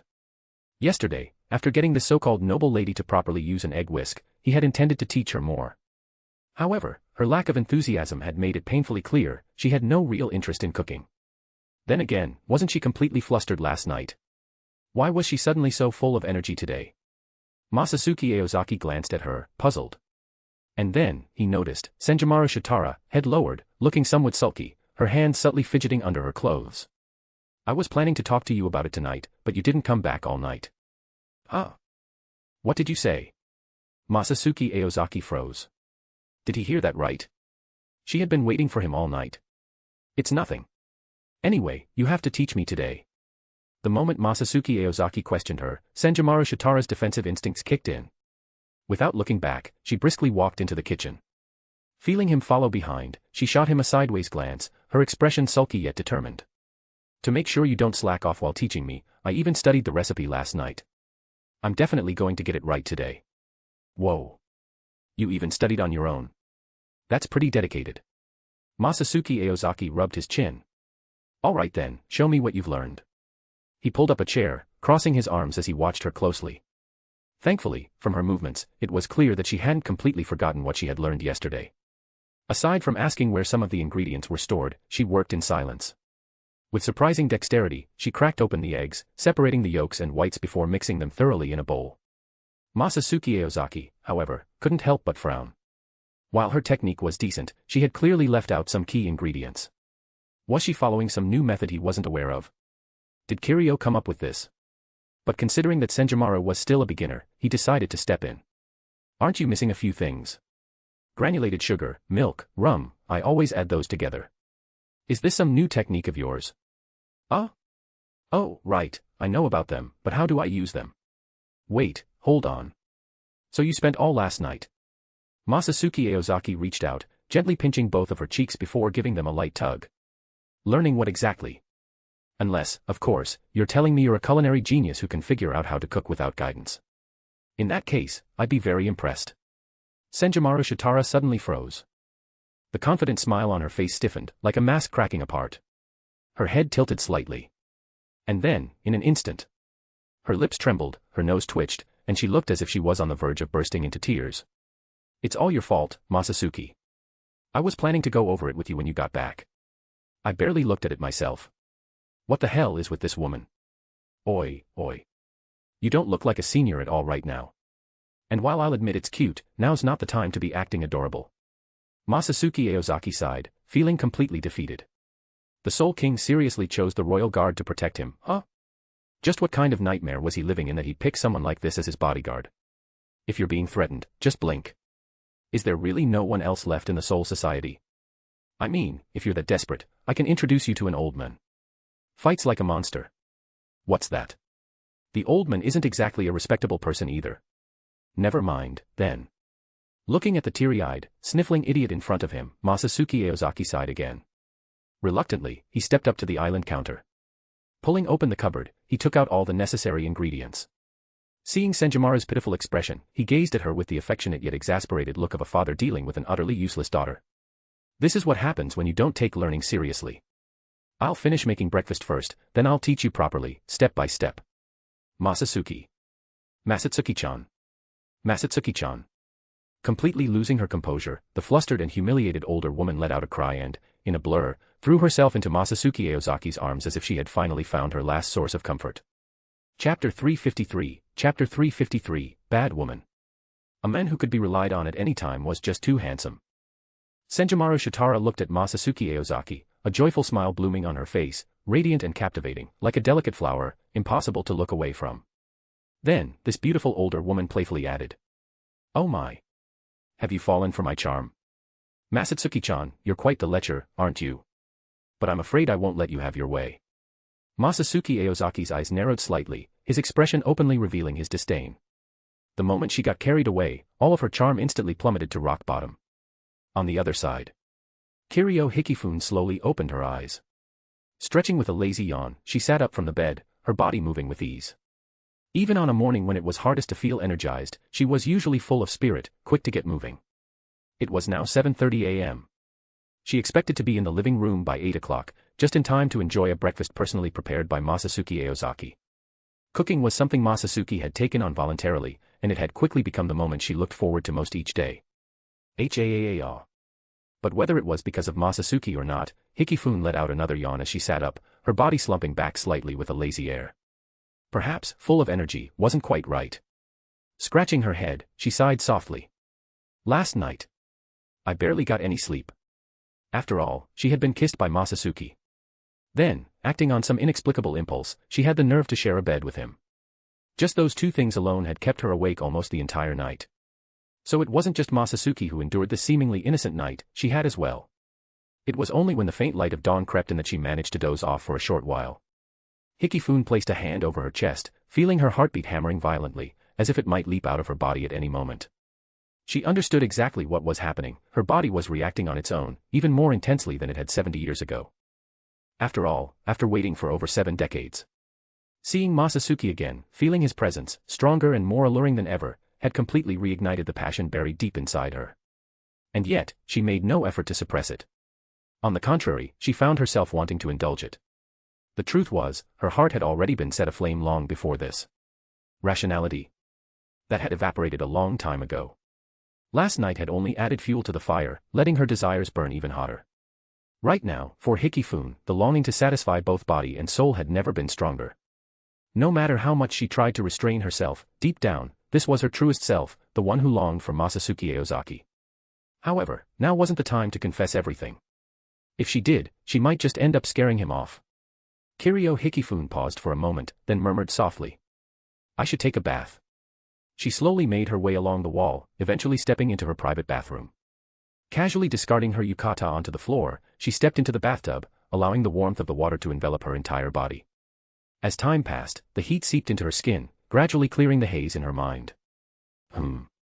This scent. Is it Masatsuki's? Did it linger from last night? Closing her eyes, she let the hot water cascade down her hair, took a deep breath, and sighed softly. If Masatsuki knew I'd become this kind of woman, would he hate me? What am I even saying? He clearly told me he'd like me no matter what. Hikifune whispered to herself, as if offering an explanation, perhaps more to convince herself to believe it. Even so, the uneasiness in her heart refused to fade so easily. As the hot water continued to rinse over her, her thoughts gradually became clearer. If she was this late, Masatsuki would definitely lecture her. Just thinking about it gave her a headache. But then, the thought of his scolding, never actually stern, and that warm, comforting hand he always placed on her head whenever she showed weakness. Hikifune couldn't help but smile, her mood instantly lightening. Honestly, nothing Masatsuki did could ever annoy her anymore. That ever-growing love had already filled every part of her being. So, all she really cared about now was the anticipation of the breakfast Masatsuki had prepared for her. After changing into fresh clothes and drying her hair, she made her way toward the dining room, wearing her usual bright smile. But the moment she stepped inside, her expression froze. Good morning, Kiryu-chan. As she pushed open the door, a certain charismatic senior greeted her with a friendly wave. A dazzling smile, elegant and poised movements, and an effortless allure that radiated mature feminine charm from every angle. Hikifune couldn't help but shrink back slightly.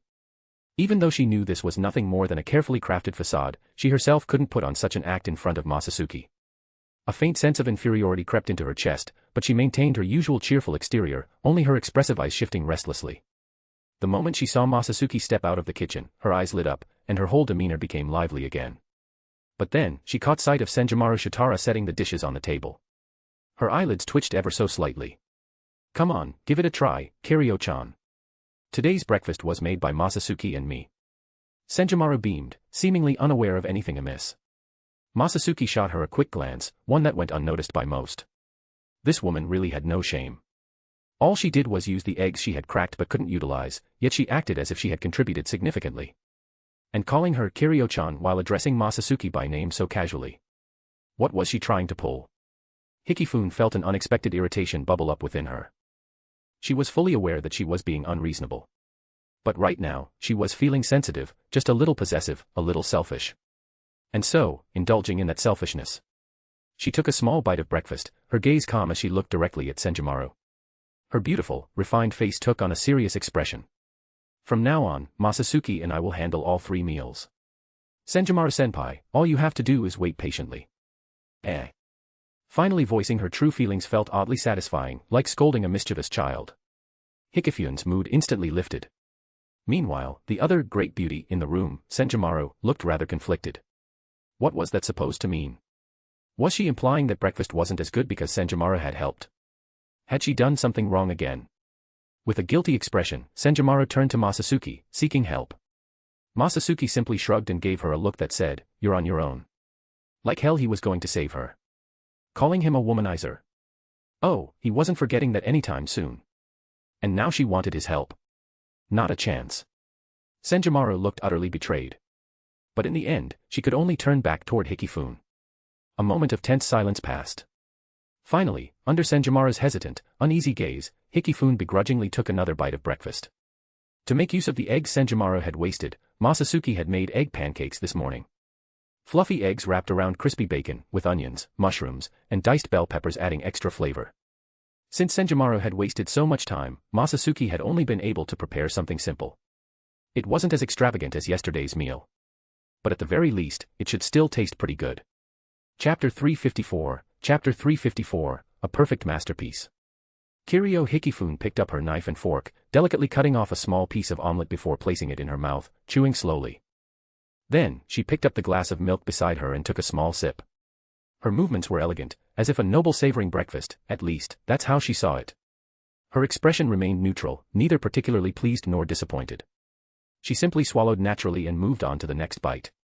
Kiryu Hikifune's indifferent reaction made Senjomaru Shitara a little uneasy. She blinked her large eyes, a hint of doubt and concern flickering in them. Unsure of what Kiryu truly thought of the breakfast, she carefully observed her expression. But when no answer came, Senjomaru Shitara turned her head and gave Masatsuki Aozaki a pleading look, as if hoping for some reassurance or a hint from him. Masatsuki Aozaki, however, didn't directly respond. Instead, he picked up a piece of omelette, stuffed it into his mouth, and chewed with exaggerated vigor. As he ate, he let out a few satisfied sounds, making his approval clear. Finally, he nodded, signaling to Senjomaru Shitara that she could relax. Seeing his reaction, Senjomaru Shitara let out a relieved sigh. She had overlooked one thing: Masatsuki Aozaki had made the food himself. Of course, he knew exactly how it tasted. If it hadn't been good, he wouldn't have let her serve it. Naturally, it tasted fine. The seasoning was a bit on the heavy side, not exactly refined cuisine, but that was expected. Both he and Kiryu Hikifune preferred strong flavors. If it had been too mild, they wouldn't have liked it. This was exactly the taste he was aiming for, something that suited both their palates. Kiryu Hikifune finished the last bite of her omelette and picked up her plate. "Let me take care of it, Kiryu-chan." Senjomaru Shitara gave a small nod, her tied-up hair swaying slightly with the movement. Her eyes sparkled with anticipation, like a child eager to impress their parents. Kiryu Hikifune paused at the sight, tilting her head slightly in surprise. She seemed intrigued by Senjomaru Shitara's reaction, as if she were observing a rare creature. Stroking her chin in amusement, she mused. "You've really grown up, senpai. Stop treating me like a child." Senjomaru Shitara's eyes twitched slightly, but she knew arguing was pointless. Holding back her frustration, she simply pursed her lips in silent protest. Kiryu Hikifune gazed at her with calm, beautiful eyes, a faint smile playing on her lips. Then, she gently parted them and spoke in a soft voice. "Then, I'll leave it to you, senpai." "Huh?" Senjomaru Shitara blinked in confusion. She turned her head blankly, her eyes landing on Masatsuki Aozaki. Masatsuki Aozaki merely spread his hands and let out a long, exaggerated sigh. "Well, that's rare." "Then, I'll leave it to you too, senpai." Senjomaru Shitara hurriedly gathered the dishes and scurried off toward the kitchen. As Kiryu Hikifune watched her leave, she turned back and playfully winked at Masatsuki Aozaki. "Kiryu really is adorable." Masatsuki Aozaki reaffirmed this fact. The usually carefree woman was showing a subtle, almost bashful side today. Her slightly jealous, reserved demeanor was unexpectedly charming.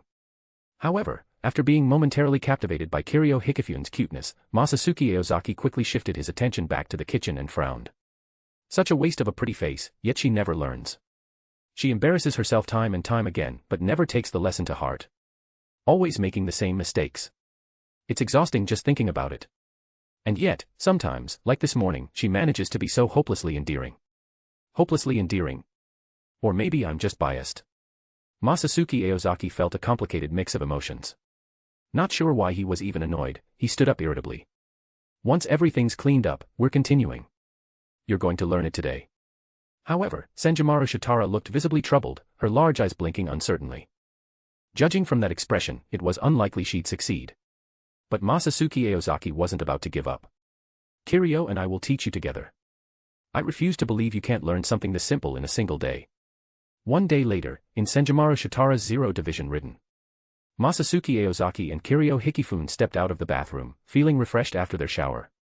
Trailing behind them was the last person, hesitating, glancing around nervously with every step, looking as if she had forgotten how to walk. Masatsuki Aozaki let out an exasperated sigh, his expression filled with annoyance. What are you even doing? Aren't you the great we've guarded? You always watch the two of us so intently, yet now that it's your turn, you can't even face us. No, that's not it. I'm just not used to this. At least let me put some clothes on first. Senjumaru Shitara mumbled weakly, shrinking her shoulders in embarrassment. Wrapped in nothing but a towel, she looked utterly uncomfortable. In truth, if one took a closer look, they would see that Senjumaru Shitara was undeniably a beauty. Though not particularly tall, her proportions were impeccable. Long limbs, a graceful silhouette, she had an elegance that was nearly flawless. Apart from her personality, which differed from Kiryu Hikifune's, in every other aspect, she was close to perfection. As someone with a deep appreciation for aesthetics, Masatsuki Aozaki had an acute sensitivity to human beauty. His eye for detail and unique perspective made him a natural critic in this area. So, without waiting for permission, he went ahead and picked out an outfit for her. It was a long, purple yukata adorned with floral patterns, simple yet refined.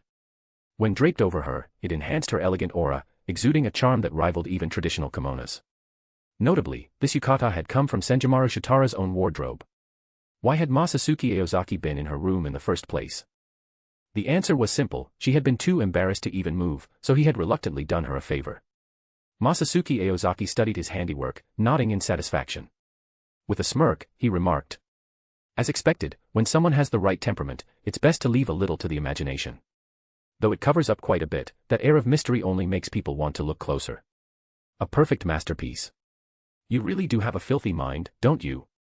Hearing him express such thoughts so openly, Senjumaru Shitara's flushed face darkened with disdain.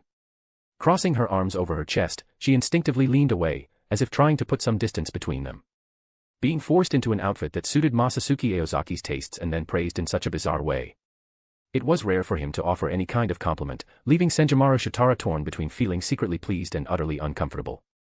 That said, she didn't actually dislike the yukata. After all, even a Shinigami who had been single for 1,000 years was still, at her core, a woman who appreciated beauty.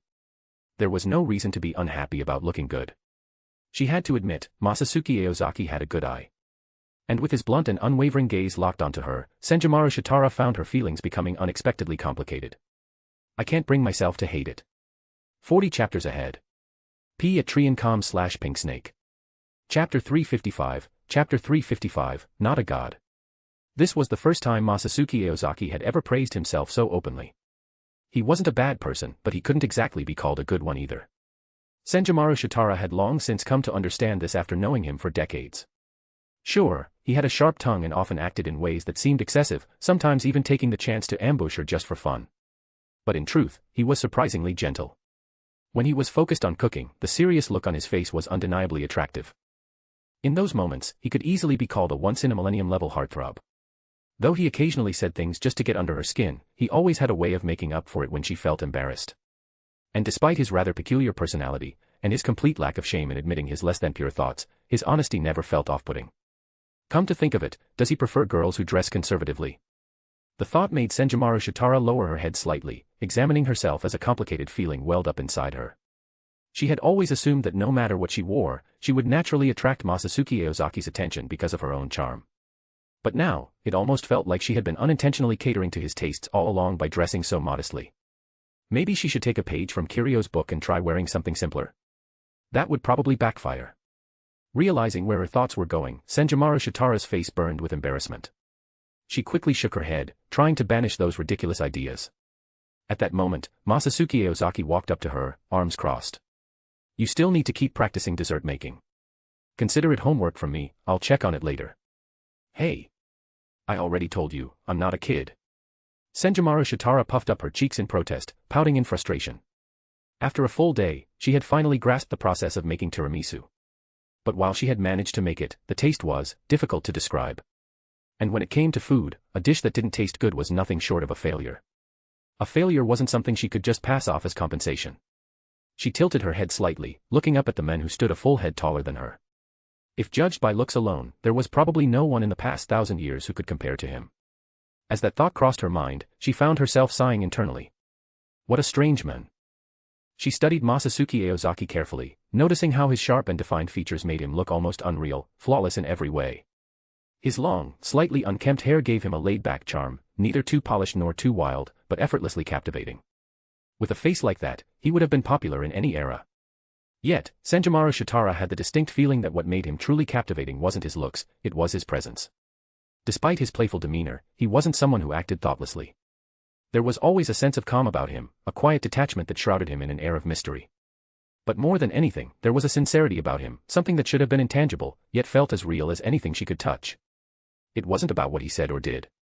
It was simply there, naturally existing, something undeniable without the need for words.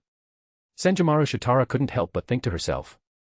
Maybe that's why Kiryu and Retsu Unohana's group of women are drawn to him. Lost in thought, she absent-mindedly rubbed her chin, only snapping out of it when Masatsuki Aozaki called her name twice. Hey, did you hear me, you 1,000-year-old spinster? Huh. Why do you have to bring up the 1,000 years part? Seriously. Senjomaru's face flushed red as she protested, sounding both embarrassed and annoyed. And calling me an old-timer, you're obviously mocking me. Just say my name properly, you idiot junior. She quickly glanced around the room to make sure no one else was present before letting out a relieved sigh. It was true, but even someone as composed as her couldn't stand being reminded of it constantly. It was fine when she was around Masatsuki Aozaki and Kiryu Hikifune. But if her subordinates overheard, that would be a disaster for her dignity as a Zero-Division leader. Even though her divine soldiers respected her greatly, some things were better left unsaid. Masatsuki knew this well, which was exactly why he kept teasing her about it. Now, seeing Senjomaru blushing like a sheltered noble lady, Masatsuki raised an eyebrow. Honestly, it's good to have some shame, but what's there to be embarrassed about? Huh. I mean, you've been single for 1,000 years. That's not a bad thing, is it? If anything, having the self-discipline to suppress your instincts for that long is way more impressive than someone like me, who can't even control my own desires. Masatsuki spoke with complete seriousness, making no effort to hide the unflattering truth about himself. Senjomaru was momentarily speechless. She opened her mouth a few times but couldn't find the right words, eventually lowering her head in embarrassment. Times were different now. Just a few centuries ago, being over 1,000 years old wasn't unusual, and even a 100-year-old girl could have children. In recent years, the influence of modern human society had led Seireitei to raise the standard marriageable age to 150. Looking back, even Senjomaru had to admit, some of the beliefs from her era seemed questionable now. She fidgeted with her hands for a long time before finally gathering the courage to speak. Actually, it's not like I've always been suppressing anything. I'm not as virtuous as you make me sound. I'm impressed you can say something that bold. If it's hard to talk about, you don't have to force yourself. Masatsuki sighed, rubbing his temples as he tried to rein in his imagination. This woman really had no filter, way bolder than Kiryu Hikifune. An elegant, drop-dead gorgeous woman standing in front of him, looking flustered while discussing something this suggestive. Yeah, any man would start overthinking it. But now that she'd admitted it herself, Masatsuki finally came to a realization. So that's it. Zero-Division, huh? Even after inheriting the Soul King's power, you guys aren't some divine beings, you're just as human as the rest of us. Ugh. Hearing that, Senjomaru's face burned even redder. She clutched her chest as if she had been struck in a vulnerable spot. Deep down, she had always known it. Even with the oaken-infused body granted by the Soul King, she wasn't some lofty deity. She was just a person, ordinary in every way that mattered. And that was exactly why she felt so ashamed. Of course, she had never thought of herself as superior to anyone else. Chapter 356, Chapter 356, The Dragon Sheds Its Armor. On most days, Senjomaru Shitara loved to boast about how remarkable she was in front of her juniors. But now, Masatsuki Aozaki had ruthlessly exposed the truth, leaving her utterly embarrassed. That said, for most Shinigami, especially the divine soldiers, Zero-Division was seen as an unattainable existence. The Royal Special Task Force was the Soul King's personal guard, the closest beings to divinity itself. Although Zero Division members never truly agreed with this notion, they had never denied it either. In fact, at times, they even took pride in it. Thinking about this, Senjimaro suddenly felt ashamed of the imperfect image she had unknowingly portrayed, as if she had let someone down. Masatsuki, seeing her discomfort, simply gave an indifferent shrug. Isn't this great? You're not some untouchable godlike senior. Senjimaro blinked, looking up at him in confusion. There was no mockery in his gaze. He had uncovered the truth, that the so-called lofty senior was, at her core, just another person. Yet, he didn't ridicule her for it. And he wasn't offering empty consolation either. Masatsuki simply didn't care. His expression remained as casual as ever as he looked at her. Because we were human to begin with. You've been part of Zero Division for centuries, a royal agent for the Soul King. But you're still human. The heart of a person is still there. Our joys, our sorrows, our love, our hatred, it's all still there. Isn't that a wonderful thing? If that's the case, then there's no need to act high and mighty. If you're happy, laugh. If you're sad, cry. If you're angry, let it out. If you like something, say it. If you hate something, say that too. What's wrong with that? Or do you think being human is a bad thing? It just proves that we're still ourselves. And if anyone dares to mock you for it, just tell your adorable junior here, I'll take care of them for you. So relax. At the very least, there's nothing shameful about this. Stand tall, hold your head high, and if someone dares to laugh at you for being human, just slap them in the face and move on. Masatsuki grinned brightly, his eyes as warm as ever as he looked at Senjimaro. The sunlight shone behind him, casting his face in shadow. Yet to Senjimaro, he seemed to radiate light, like a benevolent deity. After their conversation about human nature, the two walked in silence toward the weaving room. Senjimaro's Zero Division Ridden was designed in the same traditional Japanese style as Gotonden, but there were some subtle differences between them. While Gotonden's greatest luxury was its kitchen, the finest part of her Ridden was undoubtedly its weaving room. However, despite Masatsuki's deep passion for cooking, he had absolutely no interest in weaving. It was worth mentioning that the place that intrigued Masatsuki Aozaki the most at the moment was none other than Huden. After all, the palace's unique environment, filled with countless girls manifested from Zanpakutō, was something that undeniably fascinated him. To Masatsuki, aside from the art of forging Zanpakutō spirits into female forms, the only thing that could capture his attention was the sight of beautiful sword-wielding girls scattered throughout the grand halls of the luxurious palace. However, right now, his focus remained on Kiryu Hikifune and Senjimaro Shitara. Masatsuki let out a long sigh, as if countless thoughts filled his mind, yet none could be put into words. Then, he realized something. Senjimaro hadn't spoken a single word for quite some time. Ever since he had gone on that long-winded speech about how she was still human, she had been acting different. Head bowed, she simply followed behind him in silence.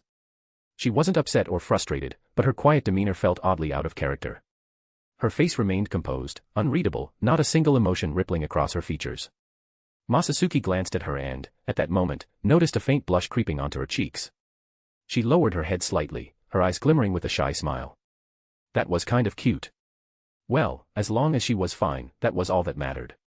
After all, they still had important things to take care of. With that thought, Masatsuki turned to her and asked. You've got everything ready, right? Don't go forgetting anything at the last second, I'm not running errands for you. However, Senjimaro just stared at him blankly. Her big, innocent eyes blinked a few times, as if she had no idea what he was talking about. Tilting her head in confusion, she asked. Ready for what? Her composed and graceful face carried an unmistakable look of surprise, making Masatsuki sigh in exasperation. Something felt off. Her attitude had become a lot more straightforward compared to before. Masatsuki narrowed his eyes slightly. If this were the old Senjimaro, she would have immediately gotten annoyed at his teasing. What the hell was going on? Did she suddenly change personalities? Had she gone from being a troublemaking brat to an innocent middle schooler overnight? After a moment of contemplation, Masatsuki simply continued strolling at his leisurely pace and said. What exactly is going on inside that head of yours? I'm talking about clothes, have you forgotten why we came here? Ah, yes. I already have everything prepared.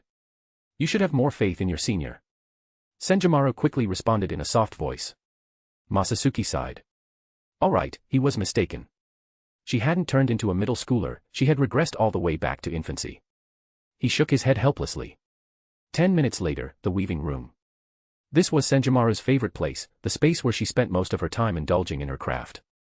At this moment, however, she stood in front of Masatsuki, looking uncharacteristically flustered. Masatsuki-chan, you really don't have to be this straightforward. Maybe you should, put your clothes back on. It would work just the same with them on. Masatsuki blinked at her, then smirked teasingly. What's gotten into you? You used to have no problem making me strip down. Are you telling me that after seeing it so many times, you're suddenly getting shy? Senjumaru's face turned bright red as she frantically waved her hands in protest. And no. That's not it. It's just. I don't think it's appropriate. Besides, I already know your measurements. But Masatsuki didn't give her a chance to argue. Without hesitation, he took matters into his own hands and stripped down completely. Making clothes for Masatsuki and Kiryu was one of the compensations that had been agreed upon long ago. And since Senjumaru had spent yesterday learning how to make sweets, all she needed now was practice. So naturally, today had been set aside for tailoring, nothing more, nothing less. Of course, as expected, Senjumaru was now having second thoughts.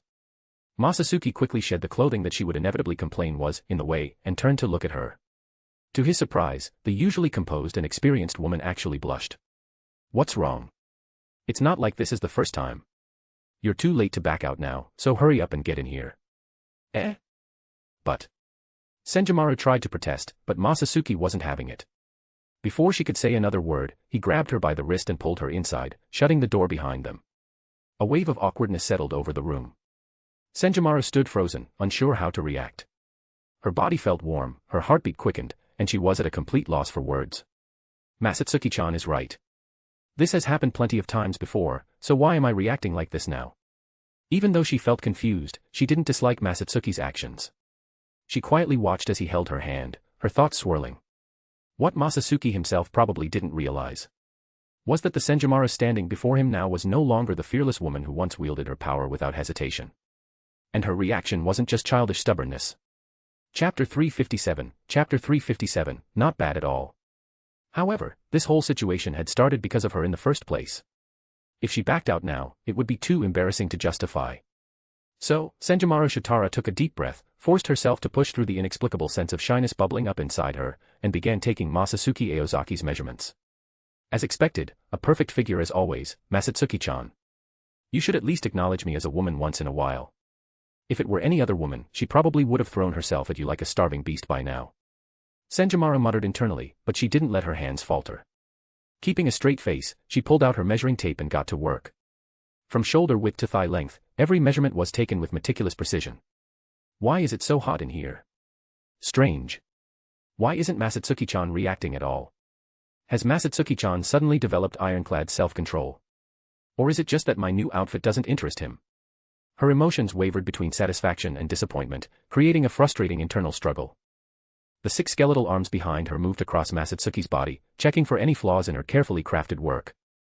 Once she was sure there were none, she finally relaxed, pushed the door open, and stepped out. I'm pretty good at this, aren't I, Masatsuki-chan? A bright smile graced her face, as radiant as a blooming carnation. And with that, Senjumaru admitted to herself, more than anything, she was happy. That day, the three of them had both lunch and dinner at Senjumaru's Zero Division Ridden. By the time they returned to Gotei, it was already late into the night. In high spirits, Senjumaru had enthusiastically declared, since they all look so good, let's make a full set, and ended up crafting a variety of outfits for both Masatsuki and Kiryu Hikifune.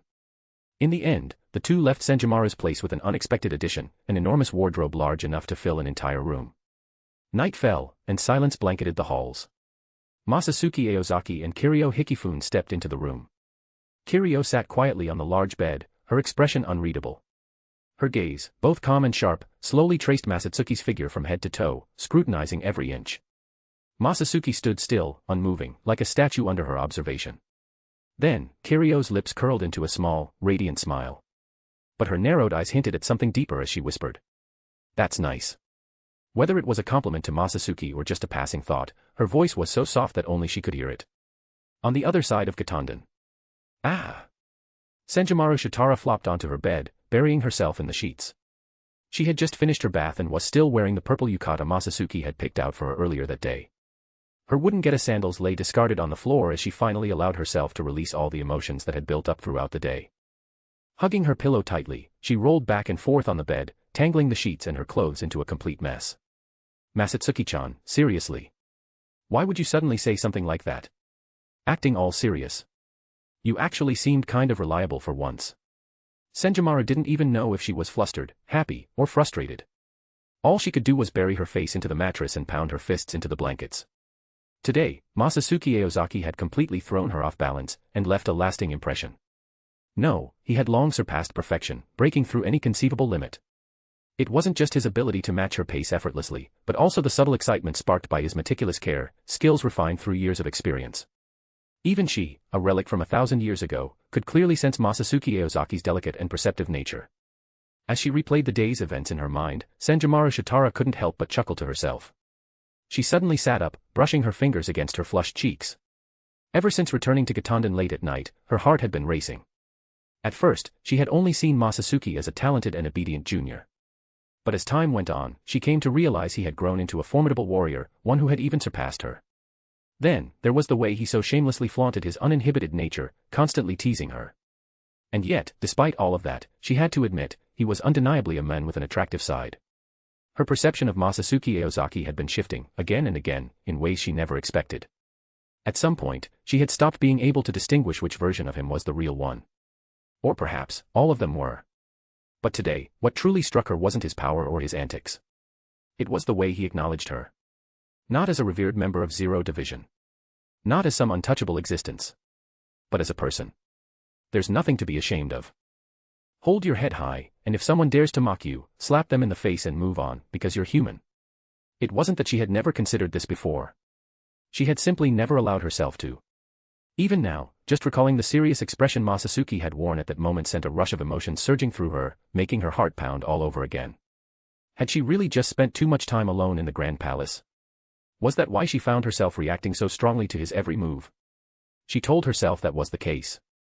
But no matter how many times she repeated it, the restlessness in her heart refused to settle. She buried her face into the sheets and rolled back and forth, trying, futilely, to dispel the unease. No matter what she did, it wouldn't go away. After a long while, she finally stopped moving. Lying on her side, she stared blankly ahead, lost in thought. Having Masatsuki-chan as my junior doesn't seem so bad. She whispered the words softly, a small smile forming on her lips. Someone who truly understood her. Someone who, even after realizing that the real Senjimaro Shitara was nothing like the godlike figure people imagined, still accepted her completely. More than that, he had even expressed gratitude that he was still himself. This feeling, this quiet impact he had left on her. It was something no one else could ever understand. Thump. Her heart suddenly pounded violently against her ribs. It was as if someone had struck a drum inside her chest, deep, resounding, and impossibly loud. This was nothing like her usual heartbeat. Her hazy thoughts scattered as her eyes widened in surprise. Instinctively, her hand flew to her chest. An unfamiliar tension flooded through her, leaving her momentarily dazed. What was this feeling? Was something wrong with her body? Or was it something else, something she couldn't explain? She tried to steady herself, but her heartbeat only grew faster, as though something inside her was on the verge of breaking free. Her hand slowly slid from her chest to her abdomen, as if checking for any signs of abnormality. But there was nothing. Everything felt the same as always. And yet, a name drifted through her mind. Realizing what she was thinking, she immediately shook her head, as if trying to banish the thought before it could take root. 40 chapters ahead. P at Tree&Com/Pink Snake. Chapter 358, Chapter 358, Talk It Out. In the kitchen of Kiryu Hikifune's bedroom, Masatsuki Aozaki's studies continued. Since he had spent most of the day with Senjimaro Shitara, he pushed himself even harder, determined to dedicate his entire night to studying. Beside him, Kiryu Hikifune remained present as his master, fulfilling her role as a teacher.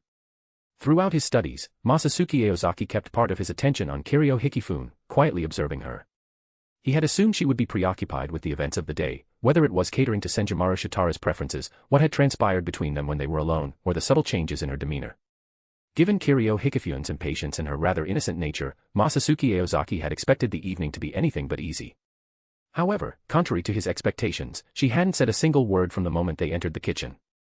Of course, it wasn't that Kiryu Hikifune didn't care, but she was clearly holding herself back. This display of restraint made Masatsuki Aozaki see her in a new light. She was far more composed than certain predecessors who only knew how to self-destruct. Before he knew it, time had slipped away, and midnight had arrived. As usual, Masatsuki Aozaki prepared to wrap up his studies for the night. However, this time, Kiryu Hikifune spoke up. "It's fine if I sleep later," she said softly. "Sleeping is just an old habit. Masatsuki Aozaki was momentarily taken aback before realization dawned on him. With a slight smile, he responded, "Ah. I see. Members of the Royal Guard possessed near-eternal lifespans. For them, sleep was more of a habit than a necessity." Both Kiryu Hikifune and Senjumaru Shitara had mentioned this to him before. Masatsuki Aozaki, who had never cared about the concept of eternal life, now understood.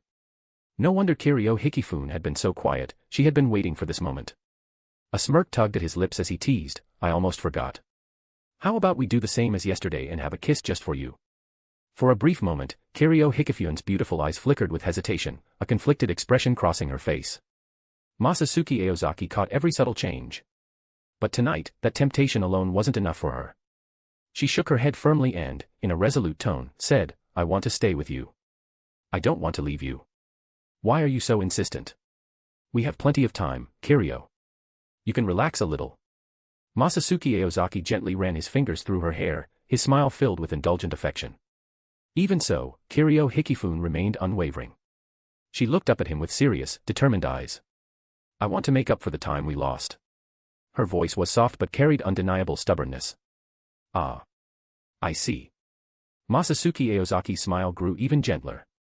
As a girlfriend, Kiryu Hikifune had matured today. She had also learned how to be more affectionate in her own way. Because she had spent the day close to Senjumaru Shitara, she wanted to reclaim the time that should have been hers. That was her true intention. She had even willingly given up the kiss she had been anticipating just for this. Her determination earned Masatsuki Aozaki's admiration. Since she had made it this far, he, as a man, had no reason to refuse. "Then just like yesterday, I'm still afraid of the dark, so I'll be borrowing your bed again." The corner of Kiryu Hikifune's lips curled into a slight smile, carrying an irresistible charm that could easily make anyone fall for her. After this lively and affectionate older sister proposed staying with him, they spent several sweet hours together. But as night faded and a new day arrived, everything returned to normal. It was about time to prepare breakfast. Masatsuki Aozaki held Kiryu Hikifune tightly, enjoying the warmth of the sunlight streaming in through the window. "It's another beautiful morning. Kiryu, you're awake too. Time to get up," he said softly. Kiryu Hikifune blinked slowly, her gaze hazy with sleep. She rested against him for a moment, glancing around in confusion before quickly realizing the situation. A hint of frustration flickered across her face as she registered that she had dozed off again, missing out on more time with Masatsuki Aozaki. Even when half asleep, she looked undeniably adorable. Masatsuki Aozaki chuckled lightly and decided to get up to prepare breakfast. However, when he tried to leave, he noticed that the beautiful woman lying on top of him hadn't moved at all. Kiryu Hikifune lifted her head, her large violet eyes locking onto him with a mix of childlike stubbornness and quiet grievance. Then, as if trying to make up for lost time, she pouted and murmured, "You still haven't given me the kiss you promised last night, so, any compensation?" She looked completely serious, as if she wouldn't get up unless he agreed. Seeing her like this, Masatsuki Aozaki sighed helplessly with a smile. "You shook your head last night, wasn't that a no?" Of course, he didn't actually ask the question in a way that would ruin the moment. Instead, he placed his hands on Kiryu Hikifune's waist, gently lifting her so their faces were closer.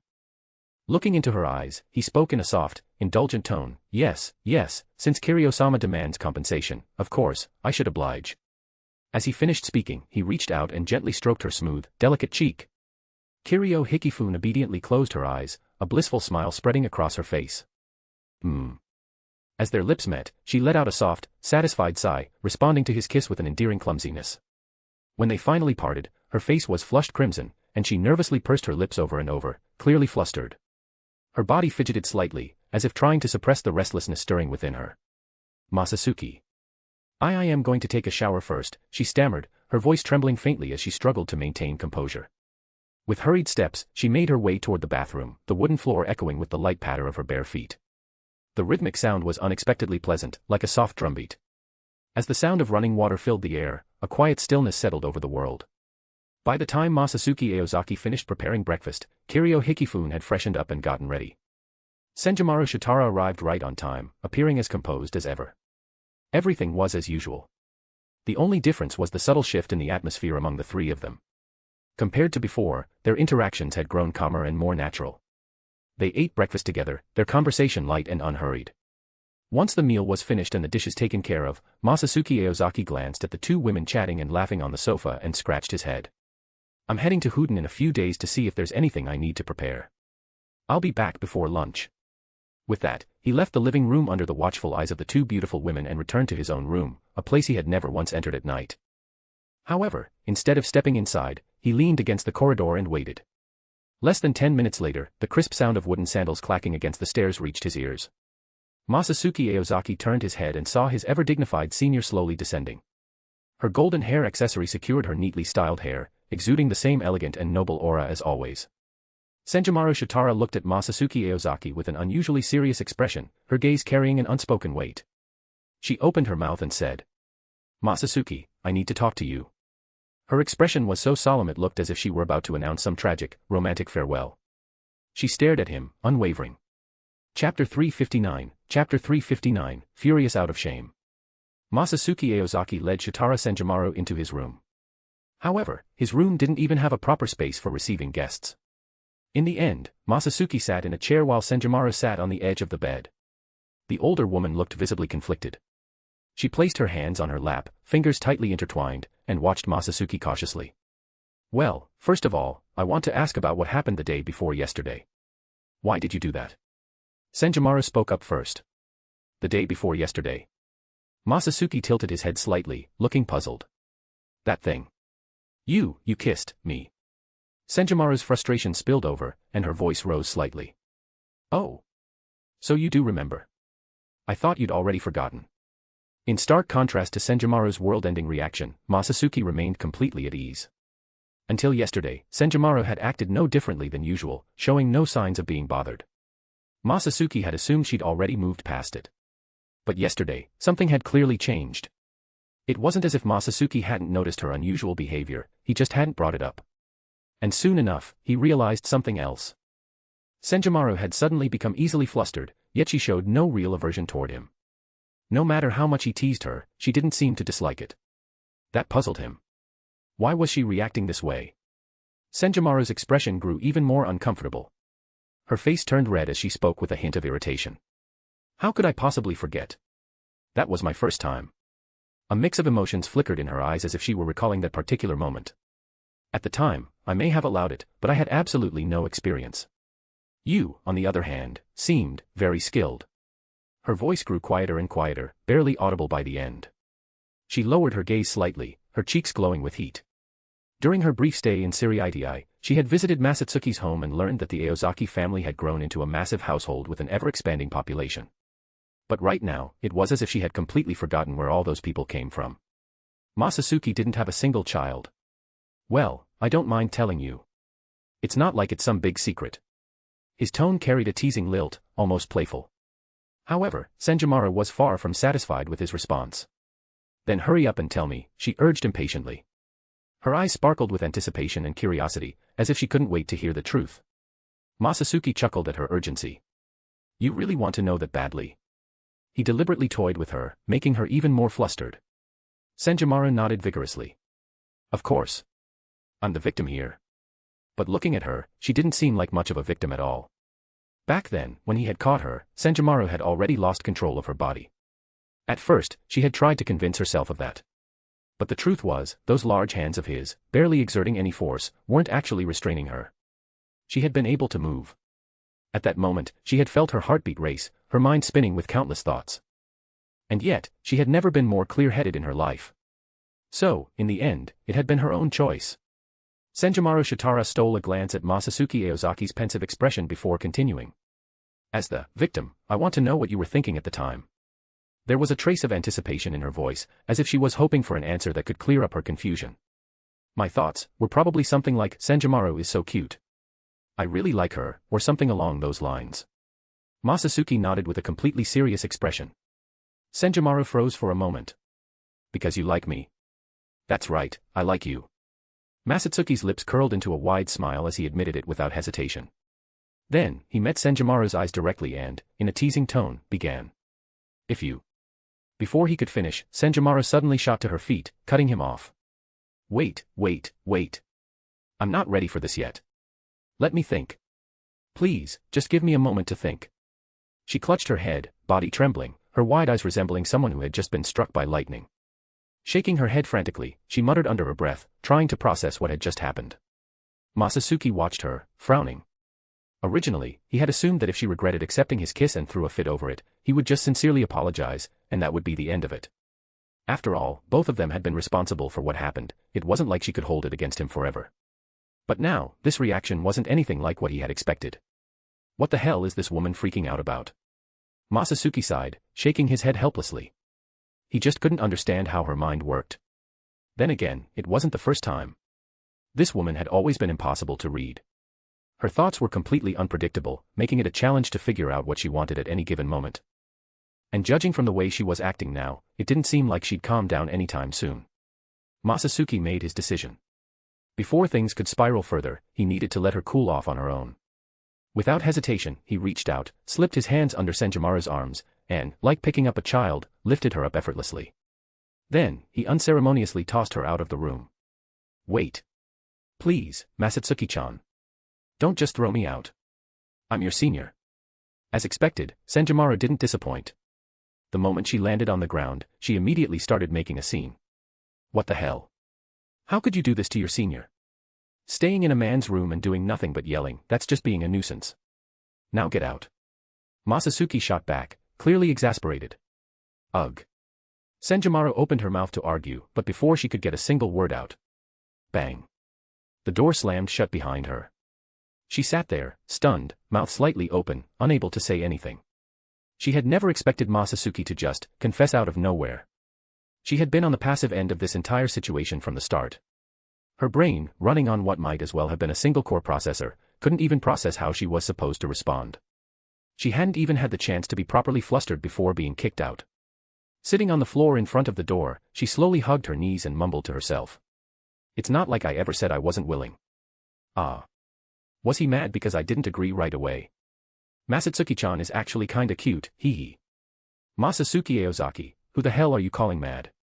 Try saying that again while looking at my wives. What right does a 1,000-year-old virgin like you have to say that? Chapter 360, one more time. Without Masatsuki Aozaki even realizing it, 3 days had passed since his unexpected confession to Senjimura Shitara. During those 3 days, Masatsuki found himself caught up in a strange mix of emotions, but eventually, he figured things out. As the victim of a ridiculous rumor, he had no choice but to sacrifice his chastity in order to protect Senjimura's reputation. The fact that the prestigious Zero Division had leveraged its seniority to slander a junior, claiming he had been the one to confess, was utterly absurd. If word got out, it would surely cause an uproar. However, Masatsuki had already made up his mind to give Senjimura a chance. As long as she was willing to kiss him a few more times in the future, he would keep her secret safe. This secret? He'd just casually use it to mooch off her for the rest of his life. Masatsuki chuckled to himself. I really am too kind. Even after being falsely accused, I can still be this forgiving. Another night. A faintly suggestive atmosphere filled Kiryu Hikifyun's bedroom. From the kitchen came the sound of a muffled moan, Kiryu's attempt to suppress her voice proving futile. Masatsuki had one arm wrapped around Kiryu's slender waist, while his other hand was interlocked with hers. He could feel the way she clung to him, her fingers tightening around his. Their bodies pressed closely together, their lips meeting naturally, seamlessly melding into one. Unlike the hesitant, fleeting kisses of the past few days, Kiryu kissed him fervently this time, no longer holding back. In this moment, they fully indulged in each other's warmth, allowing themselves to be swept up in emotion. Masatsuki could feel Kiryu's heated breaths against him, her heartbeat racing, her body trembling slightly.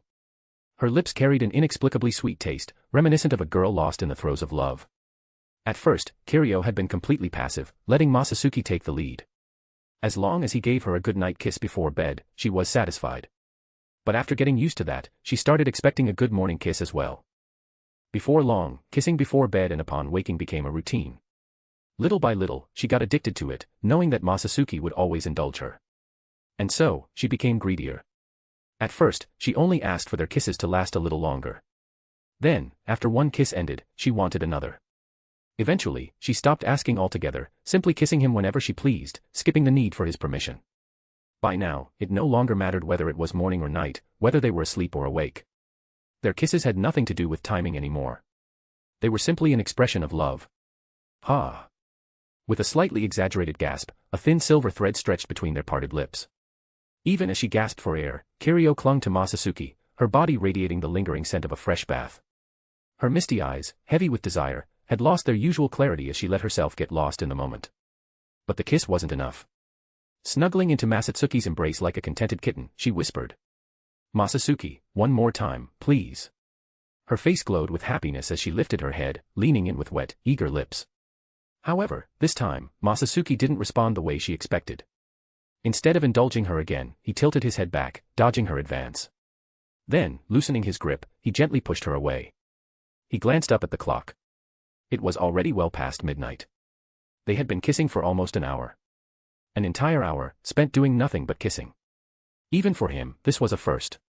Anyway, my patience has its limits, Kiryu. Let's continue tomorrow morning. The heat in her body slowly subsided, but the fire of desire in her chest still burned fiercely, tormenting her. Kiryu Hikifune gazed at Masatsuki Aozaki with a dazed expression. She knew that for him, this was both an indulgence and a form of torture. As if afraid he would suddenly disappear, she wrapped her arms around his and snuggled closer into his embrace. I understand. But don't forget, Masatsuki. Don't worry, I won't. Get a good night's sleep, Kiryu. Kiryu looked at the men in front of her. His smile was as gentle as ever, and there was a trace of fondness in his eyes. She couldn't help but be drawn in, yet at the same time, frustration welled up inside her. How was she supposed to sleep like this? After getting this far, how could she just lie down and fall asleep? Tonight would be another sleepless night, just like the past few days. She would share a bed with Masatsuki, hold him, feel his warmth until morning. But after experiencing such intimacy, how could she possibly be satisfied with just that? Did this infuriating little brat really not understand her feelings, or was he deliberately waiting for her to make the first move? What a devious man. With no other choice, Kiryu squeezed her eyes shut, almost as if she were running away. Masatsuki didn't let the corner of his lips curl into a smirk until she had fully closed her eyes. Of course, he understood exactly what Kiryu was feeling. If this were 70 years ago, back when they had an uncertain, on-and-off relationship, he would have already been treating her room like his own, clinging to her every day without a moment's separation. But now, there was no need to rush. Soon, he would have to meet the Soul King again. If anything serious happened. Though the chances were slim. If he acted on impulse now, only to leave Kiryu behind afterward, wouldn't that make him a complete scumbag? But if I pushed a little harder, Kiryu probably wouldn't object, would she? Being too popular really was a hassle. Masatsuki let out a self-indulgent sigh before hugging the warm and affectionate older woman in his arms a little tighter. By the time the morning sun rose, the test of his self-control had finally come to an end. With daylight breaking through the sky, Masatsuki Aozaki made his way to Huden.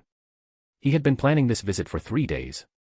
Today, he would finally learn Otsunomiya's legendary technique of forging blades, not making sisters, definitely not that. And once he became Captain Commander in the future, he would use this incredible power to transform both Seireitei and Hueco Mundo into a perfect paradise. Just imagining the scene made him want to jump for joy. Following the route he remembered from the last gathering, Masatsuki quickly arrived in front of Huden. The palace was surrounded by rows of divine soldiers standing guard. After confirming his identity, they immediately let him pass. As he approached the magnificent palace gates, 2 divine soldiers standing at the entrance stepped aside respectfully and opened the doors for him. Masatsuki adjusted his clothing, straightened his posture, and strode inside with the air of a well-dressed scoundrel. Bang. Bang. Bang. Bang. The moment the doors opened, a cascade of colorful lights illuminated the hall. Dozens of celebratory cannons fired in unison, filling the air with vibrant confetti, like fireworks bursting across the night sky. Welcome. A chorus of melodious voices rang out. A stunning procession of beautiful women emerged, forming a breathtaking spectacle that made Masatsuki instinctively narrow his eyes. Hey, Masatsuki-chan. I put together this special welcome party just for you. Not bad, huh? Otsunomiya leapt from the center of the stage, waving at him with a grin. 40 chapters ahead. P at Triancom/Pink Snake. Chapter 361, Chapter 361, Begone.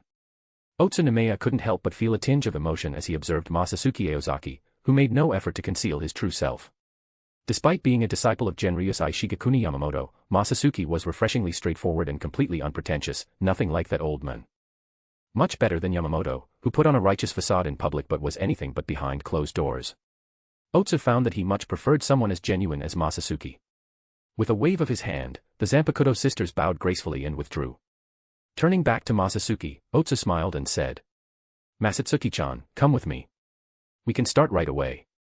Masatsuki blinked in surprise, his expression shifting.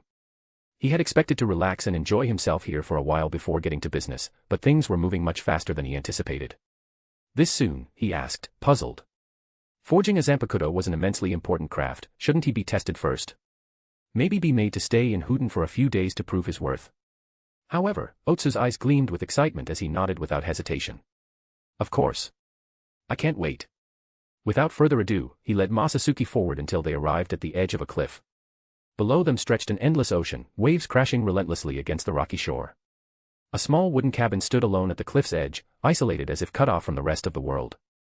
Masatsuki glanced up at the sign hanging above the door, squinting slightly as he read the 3 large characters inscribed on it, Huden. He muttered, puzzled, Huden. Otsu grinned and nodded. That's right, this is Huden. Pointing at the humble wooden hut, he explained. The place you're looking at right now. That's the real Huden. And that lavish, honey-filled palace from earlier. Just a glorified entertainment lounge, nothing more. Then, gesturing toward the sea beneath Huden, he continued. Below this Huden, deep beneath the ocean, is my blade repository. That's where I forge Zanpakutō. Masatsuki raised an eyebrow. So all of your Zanpakutō are made beneath this hut. Pretty well hidden. Otsu nodded again. That's right. If you want to take a look, I don't mind giving you a tour. But then, his expression grew serious. Before we head in and start your training, there are a few fundamental things I need to explain. You're a Shinigami, and you've used a Zanpakutō. But do you know where Asachi come from? Masatsuki glanced at him, thinking for a few seconds before shaking his head lightly. Simply put, Otsu said, Asachi are condensed souls, raw spiritual matter that I forge into the form of a blade. So even if I master the craft of forging a Zanpakutō, Masatsuki mused, I still wouldn't be able to create one without souls as raw material, right? Otsu chuckled. That's right. But in your case, I doubt you'll ever have to worry about a shortage of materials. Masatsuki kept his usual smile, but inwardly, his thoughts chilled. And what exactly do you mean by that? Otsu didn't answer. Instead, his eyes flickered toward Masatsuki's waist, where his katana hung. He grinned, a sharp, almost eerie smile. Your blade is quite something, Masatsuki-chan. It really does resemble a genuine Zanpakutō, though the craftsmanship is a bit crude. He paused, then waved a hand dismissively. Ah, forget it. That's not important. Turning on his heel, he gestured toward the cabin. Come on in. Forging is a tedious art, so you better be ready. With that, Otsu bobbed his head to an invisible beat and strolled into the hut at his own rhythm. His figure gradually disappeared into the darkness, leaving Masatsuki standing at the entrance. Masatsuki pondered Otsu's words for a moment, then followed him inside. They descended into the underground chamber, a vast, cavernous space swallowed in darkness. Dim Keto lamps flickered to life along the walls, casting a weak glow that barely illuminated the surroundings. Then, from the depths of the shadows, figures emerged. White, humanoid beings with mouths in place of eyes. They stood silently, unmoving, yet their very presence exuded an invisible pressure. Otsu's eyes gleamed with excitement as he looked at them. These are Asachi, Masatsuki-chan. Now, let's get to work. A day later, in the 1st Division barracks of Seireitei. TCH. 1,000 years of resentment, huh? Those damn Quincy really don't know when to quit. Genryusai Shigekuni Yamamoto's expression twisted into something terrifying, a cruel, unrestrained smile. Under the watchful eyes of the gathered captains, he made no effort to hide his murderous intent. Kneeling before him on one knee was Rojuro Odoribishi, captain of the 1st Division Special Forces Unit. As head of the Special Forces, his duty was to patrol and protect noble territories. Now, the truth was finally clear. The noble disappearances that had cost the 1st Division countless sleepless nights of investigation had, in the end, been the work of the Quincy. And Rojuro Odoribishi had confirmed it himself. Thinking back, the incident at the underground prison beneath Shino Academy was likely their doing as well. Yamamoto hadn't personally encountered the Quincy hiding in the shadows, but judging by the devastation left behind in the Special Forces, it was clear that even their fragmented remnants were still formidable. Nearly 30 Special Forces members had been wiped out, only Rojuro, a captain-level fighter, had managed to escape. What was particularly troublesome was their shadow domain, a technique that allowed them to manipulate shadow space and slip through Seireitei unnoticed. If this were a direct battle, Yamamoto could erase them with a single swing of his blade. But the issue wasn't fighting them. It was finding them. Of course, that didn't mean he was going to let this go. Setting aside the 1,000-year-old blood feud, they had dared to abduct and murder nobles right under the Gotei 13's nose. That wasn't just an unforgivable crime. It was an outright challenge. Yawatch, your remnants are just as despicable as you were. The thought of that man, filled with nothing but malice toward the world, stirred deep disgust within Yamamoto. His sharp gaze turned toward Kasuke Urahara. Captain Urahara, does the Shinigami Research and Development Institute have a way to deal with the Quincy's shadow domain? Urahara furrowed his brows, deep in thought for a moment, then nodded. If it's just a reishi-based space, cracking it shouldn't be too difficult. But it will take time. Yamamoto gave a slight nod, a cold glint flashing in his eyes. Good. As of today, the Research and Development Institute will focus all its efforts on deciphering the shadow domain. The rest of the divisions must prepare for battle and strengthen their vigilance. A cruel smile formed on his lips. His voice, low and commanding, carried a weight that sent chills down the spines of those present. Wandenreich. A bunch of rats crawling through Seireitei's shadows, too afraid to show their faces, and yet they dare call themselves an empire. How ridiculous. This time, you'll die alongside your so-called emperor. His words echoed through the hall, cold and final, like a death sentence. Chapter 362, Above Me. 1 week later, Seoul King Palace, Huden. That morning, sunlight streamed through the window as Senjumaru Shitara opened her eyes and stretched. She went about her usual routine, freshening up while anticipating the delicious breakfast Masatsuki Aozaki would have prepared.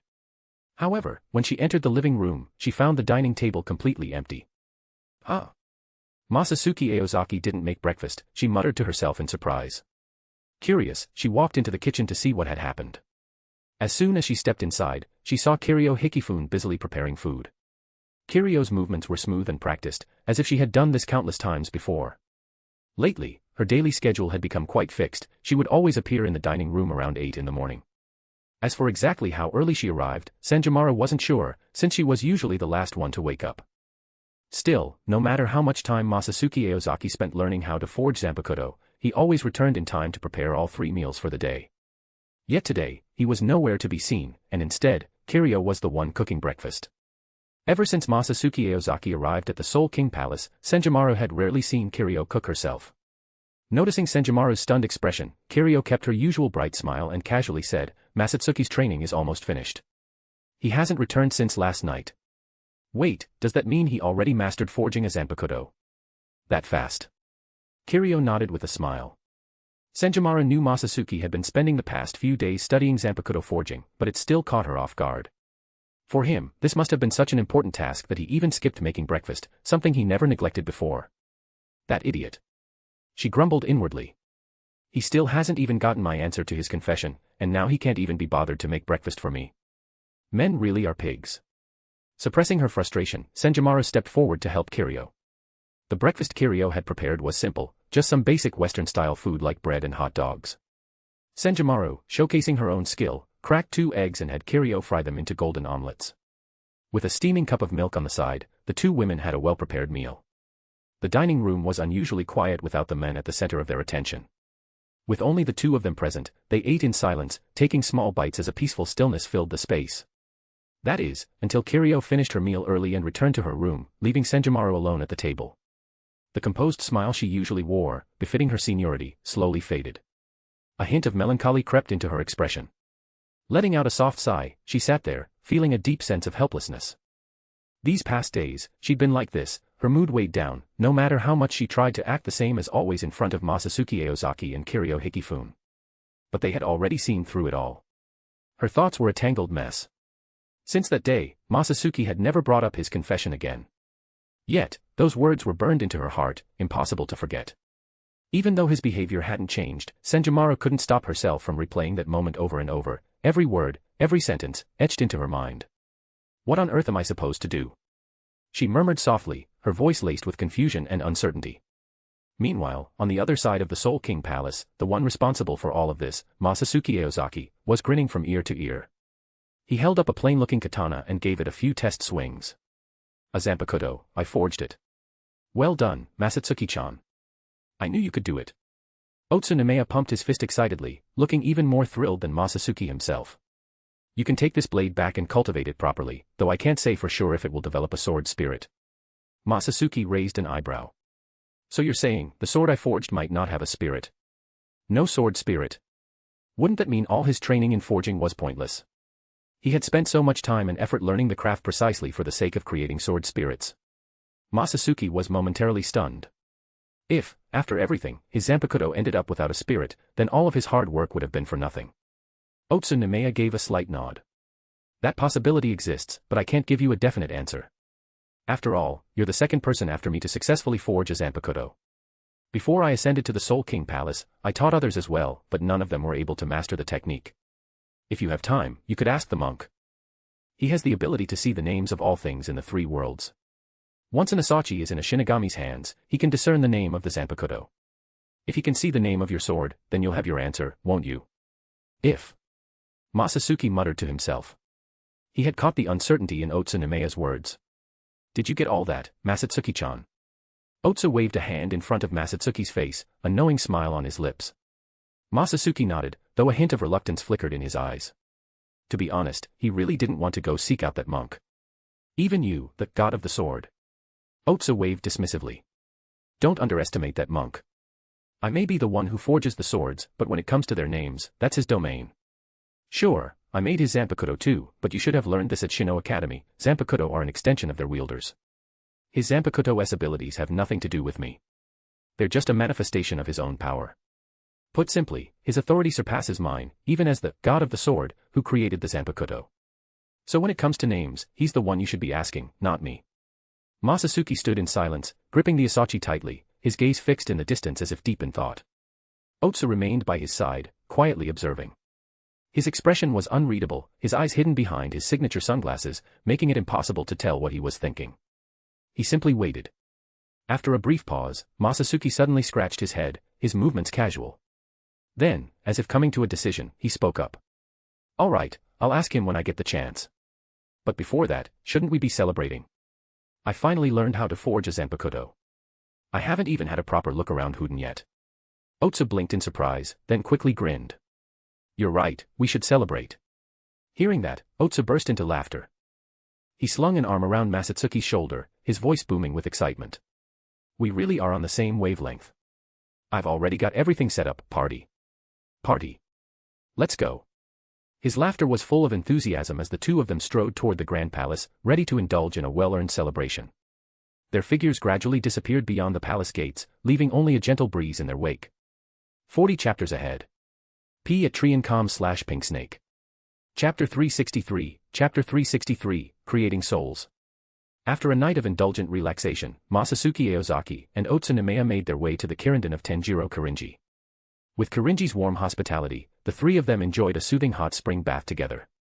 Once their time at the springs concluded, Masatsuki returned to Gotei. Not long after he left, a tall and imposing figure stepped into the hot spring. A warm and familiar voice sounded from behind the two remaining men. So. The kid did well, didn't he? Otsu Nemea turned his head and looked at the kindly smiling bald man behind him. As expected, it was Ichibe Hayasub. Instead of answering immediately, Otsu first splashed some hot spring water on his face. Then, with a deep sigh, he leaned back against a rock and spoke slowly. I finally understand now why His Majesty the Soul King chose him. With that, he closed his eyes. The image of that rough-hewn Zanpakutō surfaced in his mind. The material that formed that blade, it was the same kind of soul-infused essence used in his Asachi. There was no doubt about it. It wasn't an artificial construct like the ones Kiryu Hikifune created. Unconsciously, he murmured. Not only does his Ryatsu surpass mine, a member of the Royal Guard, but he can even create souls. That kind of power is terrifying.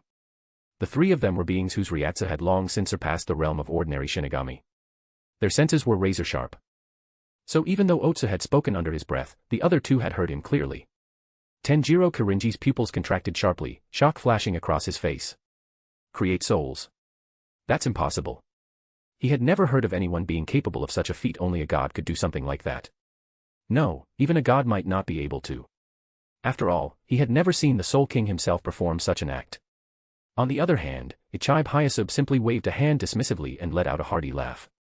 Create souls. Ha ha ha. His power is probably far more complicated than that.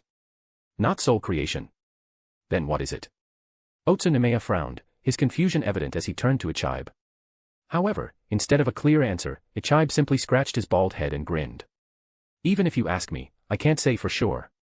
Maybe His Majesty the Soul King is the only one who truly knows the answer. He shrugged, making it clear that he had no real insight into the matter. Only the Soul King knows.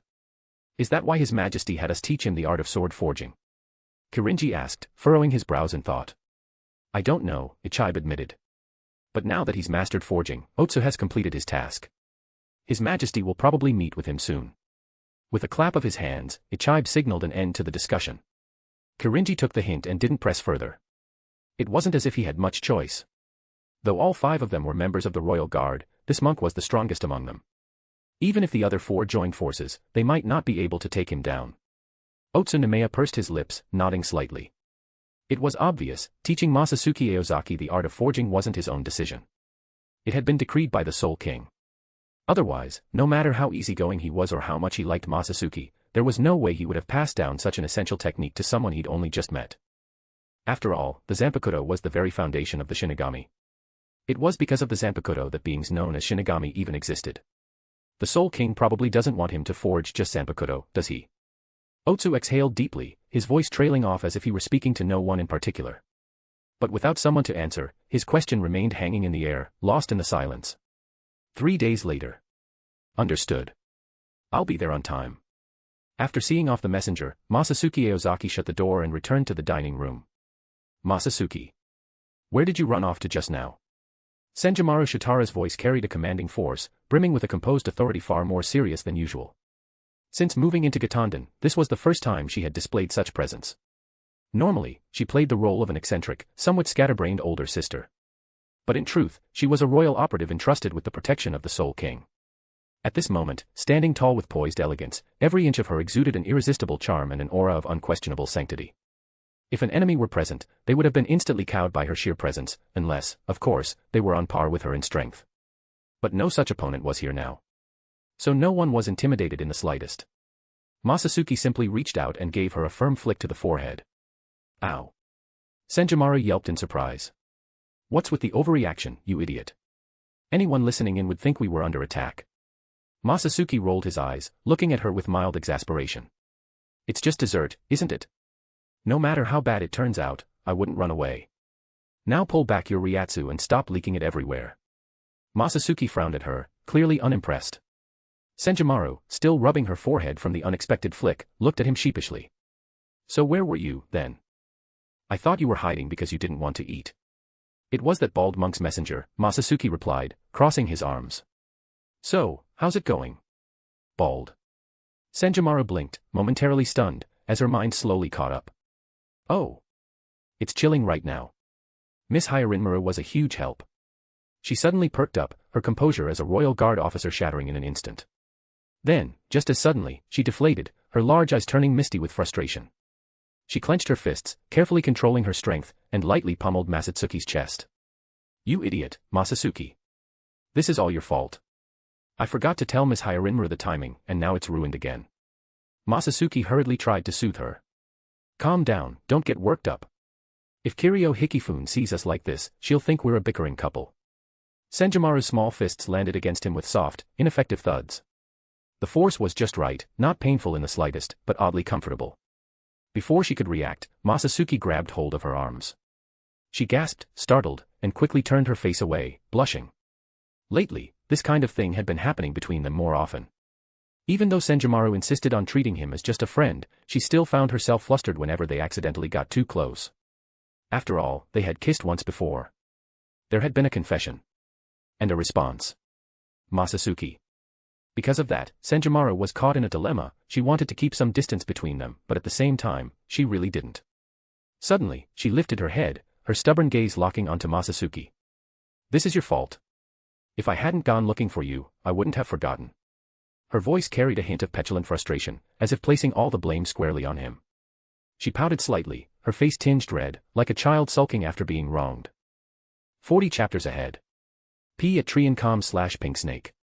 Chapter 364, Chapter 364, How Dishonorable. As she spoke, Senjumaru Shitara lowered her head and muttered instinctively. This is your fault, so shouldn't you be the one making it up to me? Her words carried a hint of playful sulkiness, mixed with an unspoken expectation. Yet, even she wasn't entirely sure what she meant by them. Maybe she just wanted Masatsuki Aozaki to comfort her. Or maybe, she just felt like acting spoiled. Masatsuki, however, showed no intention of letting her go. Instead, he held her close, keeping the distance between them almost non-existent, and said, Relax. I always have them help out with cooking. Even if you mess things up like an idiot, Hyarinmaru won't make a mistake. His voice was gentle and patient. Ugh. You say that, but can't you at least try to be more reassuring? Well, if we're placing blame, maybe I should ask which half-baked chef thought it was a good idea to leave the kitchen just because I stepped out for a moment. You need to focus when you cook. Didn't I already teach you that? Masatsuki looked at her seriously, and for once, Senjimaro was at a complete loss for words. Awkwardly, she averted her gaze. As someone who excelled at throwing tantrums, she had a natural talent for being unreasonable. Whenever she couldn't come up with a good counterargument, she would simply shut down, as if someone had sewn her mouth shut. Masatsuki, on the other hand, took this as a sign that her brain had momentarily crashed. Not that he intended to push her into a corner. Looking at her still caught in his arms, a mischievous smirk formed on his lips as he leaned in slightly. But it seems someone doesn't listen to their teacher and slacks off during lessons. And naughty students should be punished. Senjimaro shuddered at his words, her expression shifting to one of panic. She tried to pull away, but Masatsuki held her firmly in place, making escape impossible. Smirking, he leaned in close to her ear and whispered. Relax. It's just a little punishment. With that, he blew a soft breath against her ear. Her entire face flushed red in an instant. Why you, what are you trying to do? Her voice trembled slightly as she stared at him, flustered beyond belief. She knew Masatsuki wouldn't actually force her into anything. But faced with this dangerously teasing situation, she couldn't help but consider the worst possible outcome. After all, she was beautiful. If Masatsuki suddenly lost control of himself, it would be understandable, wouldn't it? That thought sent her heart racing. Resigning herself to whatever might happen next, she squeezed her eyes shut. Yet, nothing happened. After a long moment of silence, she hesitantly opened her eyes again, only to find Masatsuki just standing there, watching her. He hadn't moved an inch. Completely caught off guard, she forgot to mask her reaction and blurted out. What are you doing? Masatsuki chuckled at her confusion before finally releasing her and taking a step back. With a faint smile, Masatsuki Aozaki asked softly. What do you want me to do? And nothing. At his words, Senjimaro Shitara pouted, making no effort to hide her displeasure. Then just make me another set of clothes, Masatsuki said casually. What, just for that? It wasn't the request itself that annoyed her. She didn't mind making clothes for Masatsuki, if anything, she enjoyed it. But this wasn't the response she had been hoping for. Reality had turned out completely different from what she expected, to the point that even something she loved doing suddenly felt frustrating. Still holding on to a sliver of hope, she asked in a quiet voice.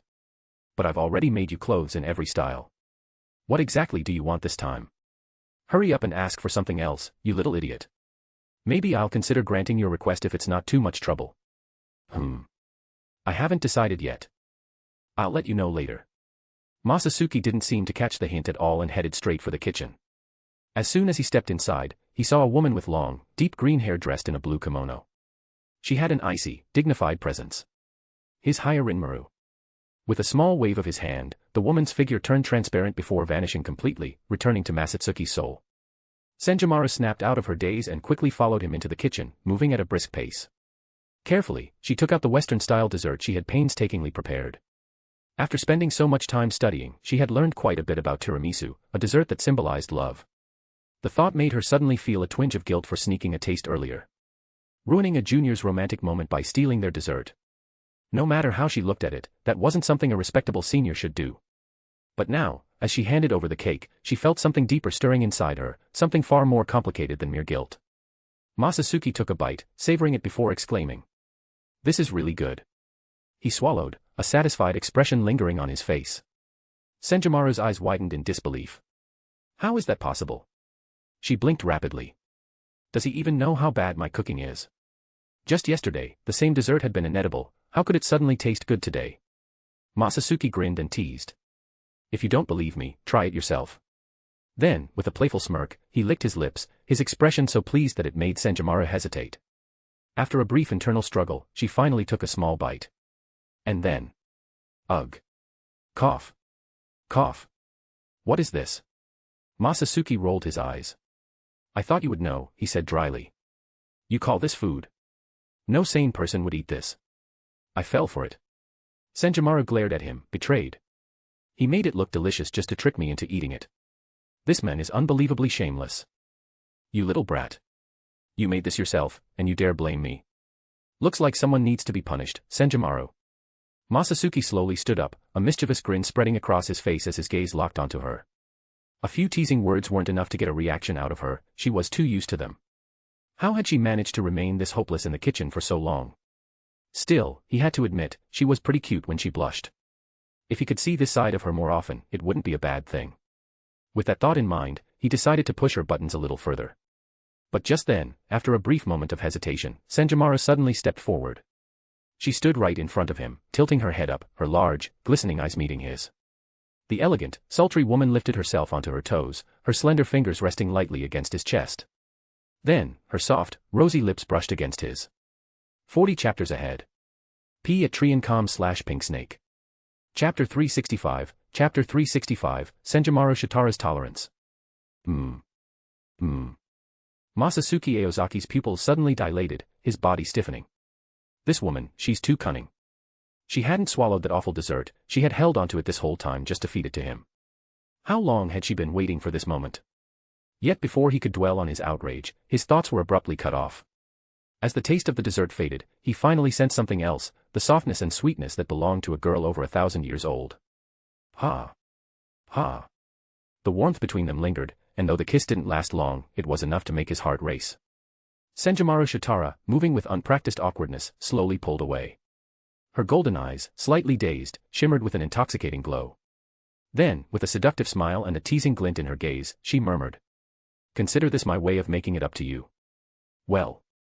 How was it? Oh. For once, Masatsuki was left speechless. A moment later, he turned on his heel and strode out of the kitchen. Even as he walked away, the image of Senjimaro's flushed, triumphant smile lingered in his mind. Damn it. Senjimaro Shitara, of all people, had almost managed to charm him. He couldn't deny it. His heart had definitely skipped a beat just now. Meanwhile, the older sister who had boldly made her move was feeling her heart pound furiously. Taking several deep breaths, she tried to steady herself. I finally didn't run away this time. Good. This time, she had been the one to kiss Masatsuki. That alone made her feel victorious. She had done something so daring because she had come to a realization. Masatsuki was her junior. It was unacceptable to let a junior lead her around. As his senior, she needed to turn the tables. She had to retaliate properly for everything he had done to her. It wasn't like this was the first time, anyway. No matter how many times it happened after this, it would all be the same. There was no need to overthink things. Masatsuki had been the one to confess first. And according to the romance manga drawn by Master Suichijetsu in Seireitei, the one who confesses first, loses. That meant, no matter what, Masatsuki was already the loser. And as for her, she at least had to reclaim her position as the winner in this relationship. Though she still felt a little shy, she swore she wouldn't back down anymore. Night fell, and the sky was adorned with scattered starlight. Masatsuki, full of energy, prepared a feast for dinner. As he enjoyed the meal, he casually shared the news he had received earlier with Kiryu Hikifune and Senjimaro Shitara. A month from now, I'll have an audience with the Soul King. After that, I'll likely return to Seireitei. I'll visit when I get the chance. Thanks for everything, Kiryu, Senjimaro. At his words, the ever-free-spirited Kiryu Hikifune and the ever-composed Senjimaro Shitara both momentarily paused. However, within seconds, they resumed eating as if nothing had happened. The three quickly finished their meal. Time passed in quiet stillness. Now, deep into the night, the hour when young spirits were at their liveliest, Masatsuki found himself reflecting. He genuinely enjoyed life at Gotei.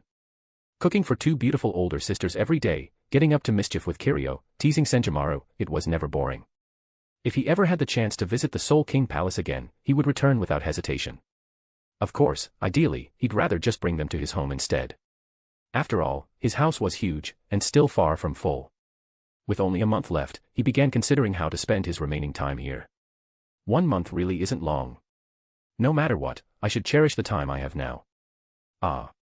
Somehow, I'm already looking forward to our next reunion. In Kiryu Hikifune's private kitchen, Masatsuki prepared food while absent-mindedly planning the days ahead. On the stove, a pot of braised pork simmered, a dish he had always favored. Despite having sampled all manner of exquisite cuisine, this particular dish remained one of his favorites. Maybe it was nostalgia. It had been the first dish he ever learned to cook. Lost in thought, he methodically adjusted the Ryatsu fluctuations within the artificial soul handling the cooking. The dish was nearly finished, just a final reduction of the sauce, a sprinkle of sesame seeds, and it would be ready. As he started pondering what kind of breakfast to make in the morning, the kitchen door quietly creaked open. He didn't need to turn around to know. It was Kiryu Hikifune. So he took a bite of the freshly cooked dish and smiled lightly. Kiryu, are you hungry? Why don't you try some of your favorite braised pork? It tastes just like before, I guarantee you won't be able to resist. Masatsuki Aozaki had no doubt that Kiryu Hikifune would enjoy it.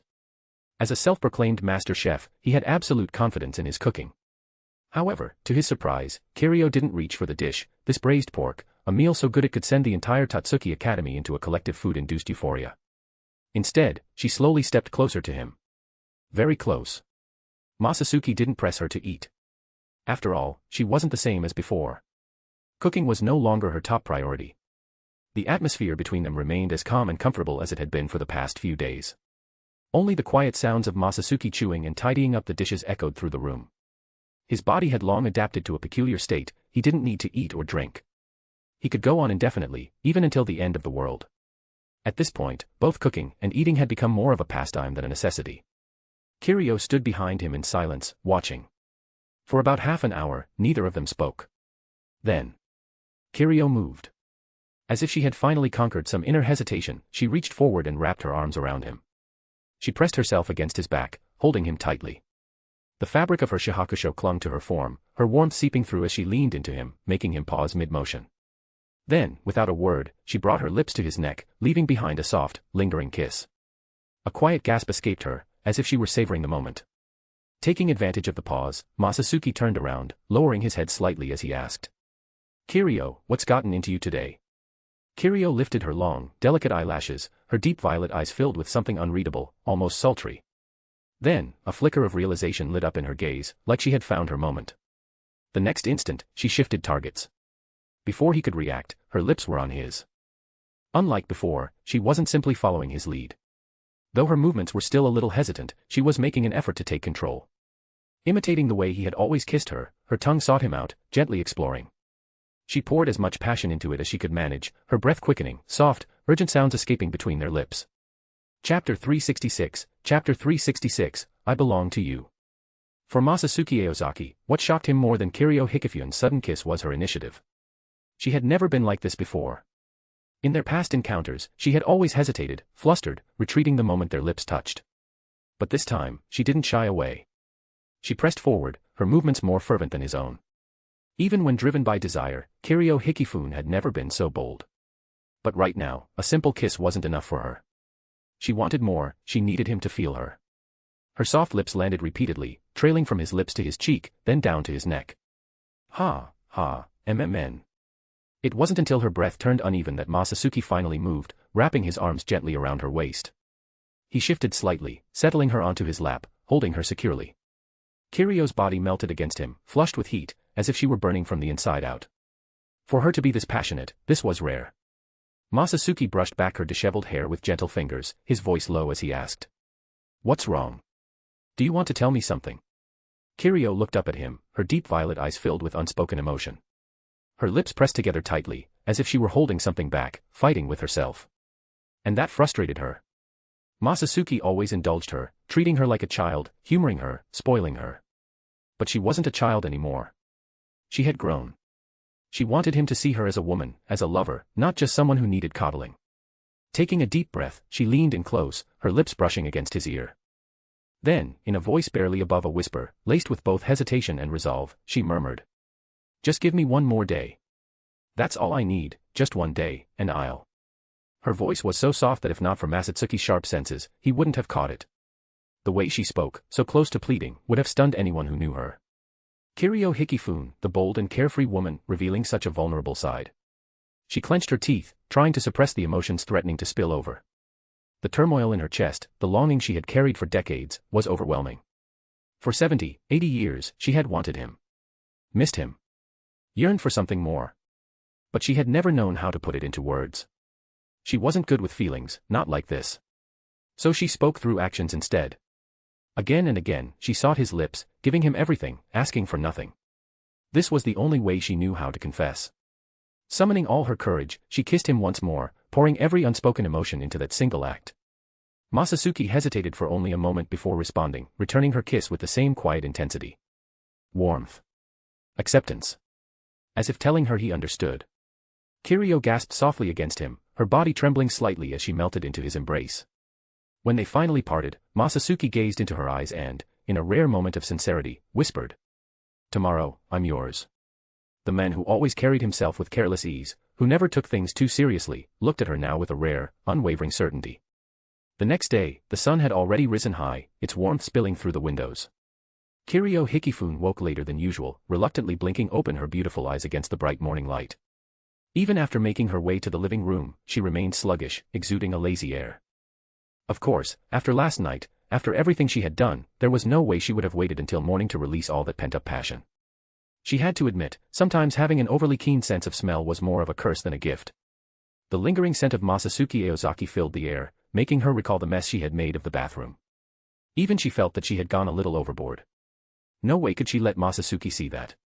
And yet, the more familiar she became with these feelings, the more a new concern crept into her mind. What if I get addicted to this? What if, when Masatsuki eventually left, she found herself unable to stop craving him? That would be a real problem. This is all Masatsuki's fault. Flustered, she pouted her lips in a rare show of frustration. It was the strongest expression of displeasure she could muster toward him. But, surprisingly, the living room was empty. Only one person was here, her embarrassing senior. Sunlight filtered through the windows, casting long shadows and reminding her that it was already late. A faint aroma of food lingered in the air, proof that someone had recently been cooking. On the table, set neatly at her usual seat, was a carefully prepared breakfast. It was clear this meal had been made specifically for her.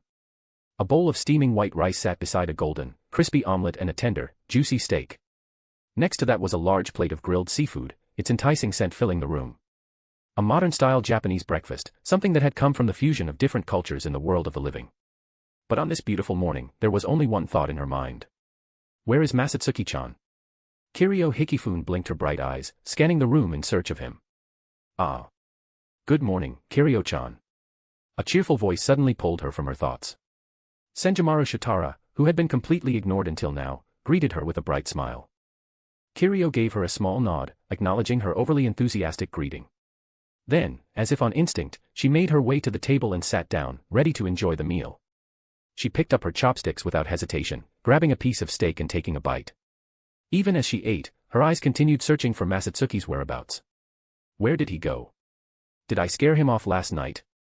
Was I too forward? Is that why he doesn't want to see me today? Damn it, maybe I should have held back just a little longer. As these thoughts raced through her mind, she suddenly caught movement from the room next to the living room. She turned to glance in that direction. And the moment she did, her face flushed bright red, like a ripe apple. She choked, coughing loudly as she tried to catch her breath. A rare sight, Kiryu Hikifune, actually choking on her food. Kiryu, are you okay? Here, drink some soup. Senjumaru, flustered by the sight, hurriedly grabbed a handkerchief and thrust it toward her. She also shoved her own bowl of miso soup in front of Kiryu without thinking. Without hesitation, Kiryu picked it up and downed it in one go. Senjumaru watched, her lips twitching as if she wanted to say something. She really wanted to tell Kiryu that the soup she just drank was hers. Couldn't she have saved me at least one sip? Masatsuki's miso soup was really good. Just a little. One taste. That's all she wanted. Senjumaru pouted slightly, watching Kiryu enjoy the soup as she swallowed her own disappointment. But, as a dignified senior, she simply couldn't bring herself to say it. 40 chapters ahead.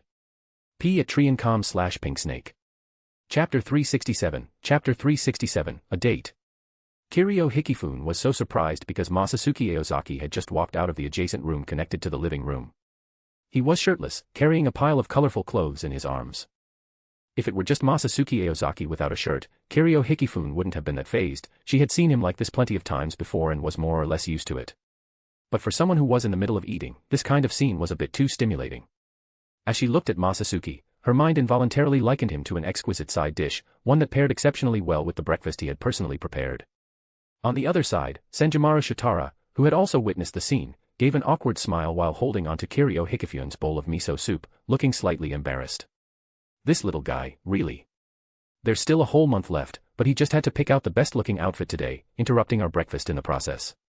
Senjumaru Shitara pouted slightly, as if she were sulking, but anyone could tell she wasn't actually upset. On the contrary, she seemed rather pleased. Kiryu Hikifune said nothing, simply observing the look of delight on her face. She knew Masatsuki Aozaki's personality all too well.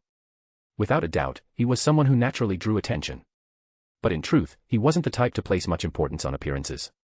Outside of his work attire, the outfits she had seen him wear most frequently were his Shihakushō and captain's Haori.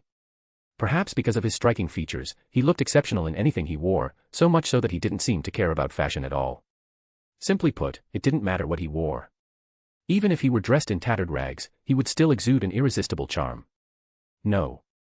In fact, if he were covered in nothing but rags, or even half-dressed, he'd probably be even more popular among the younger girls in Seireitei.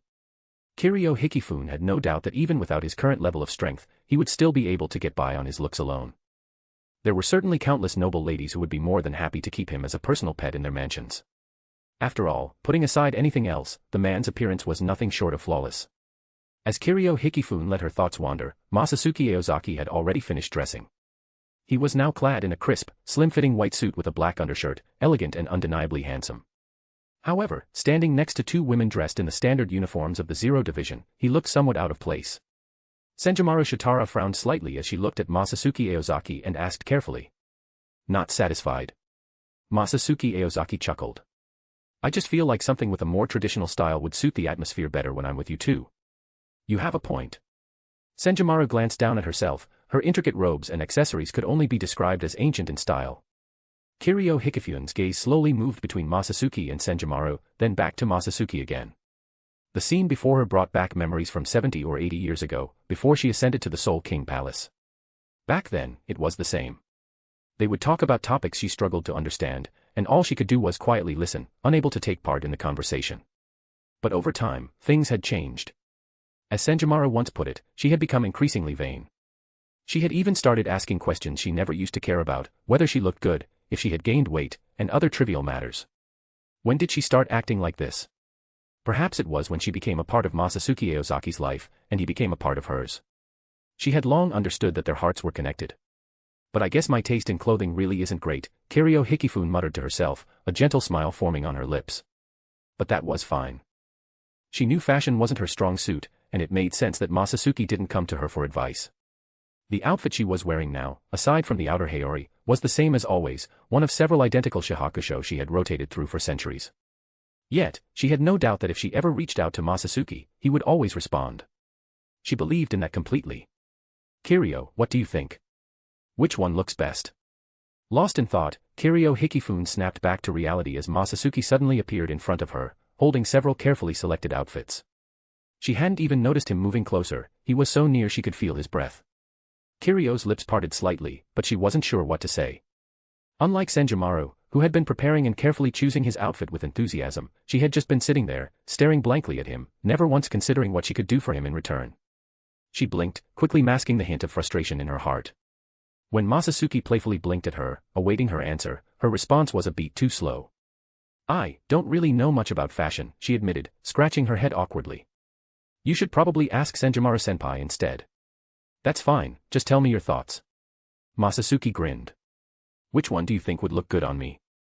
Or rather, which one do you like best? I want to know what you think.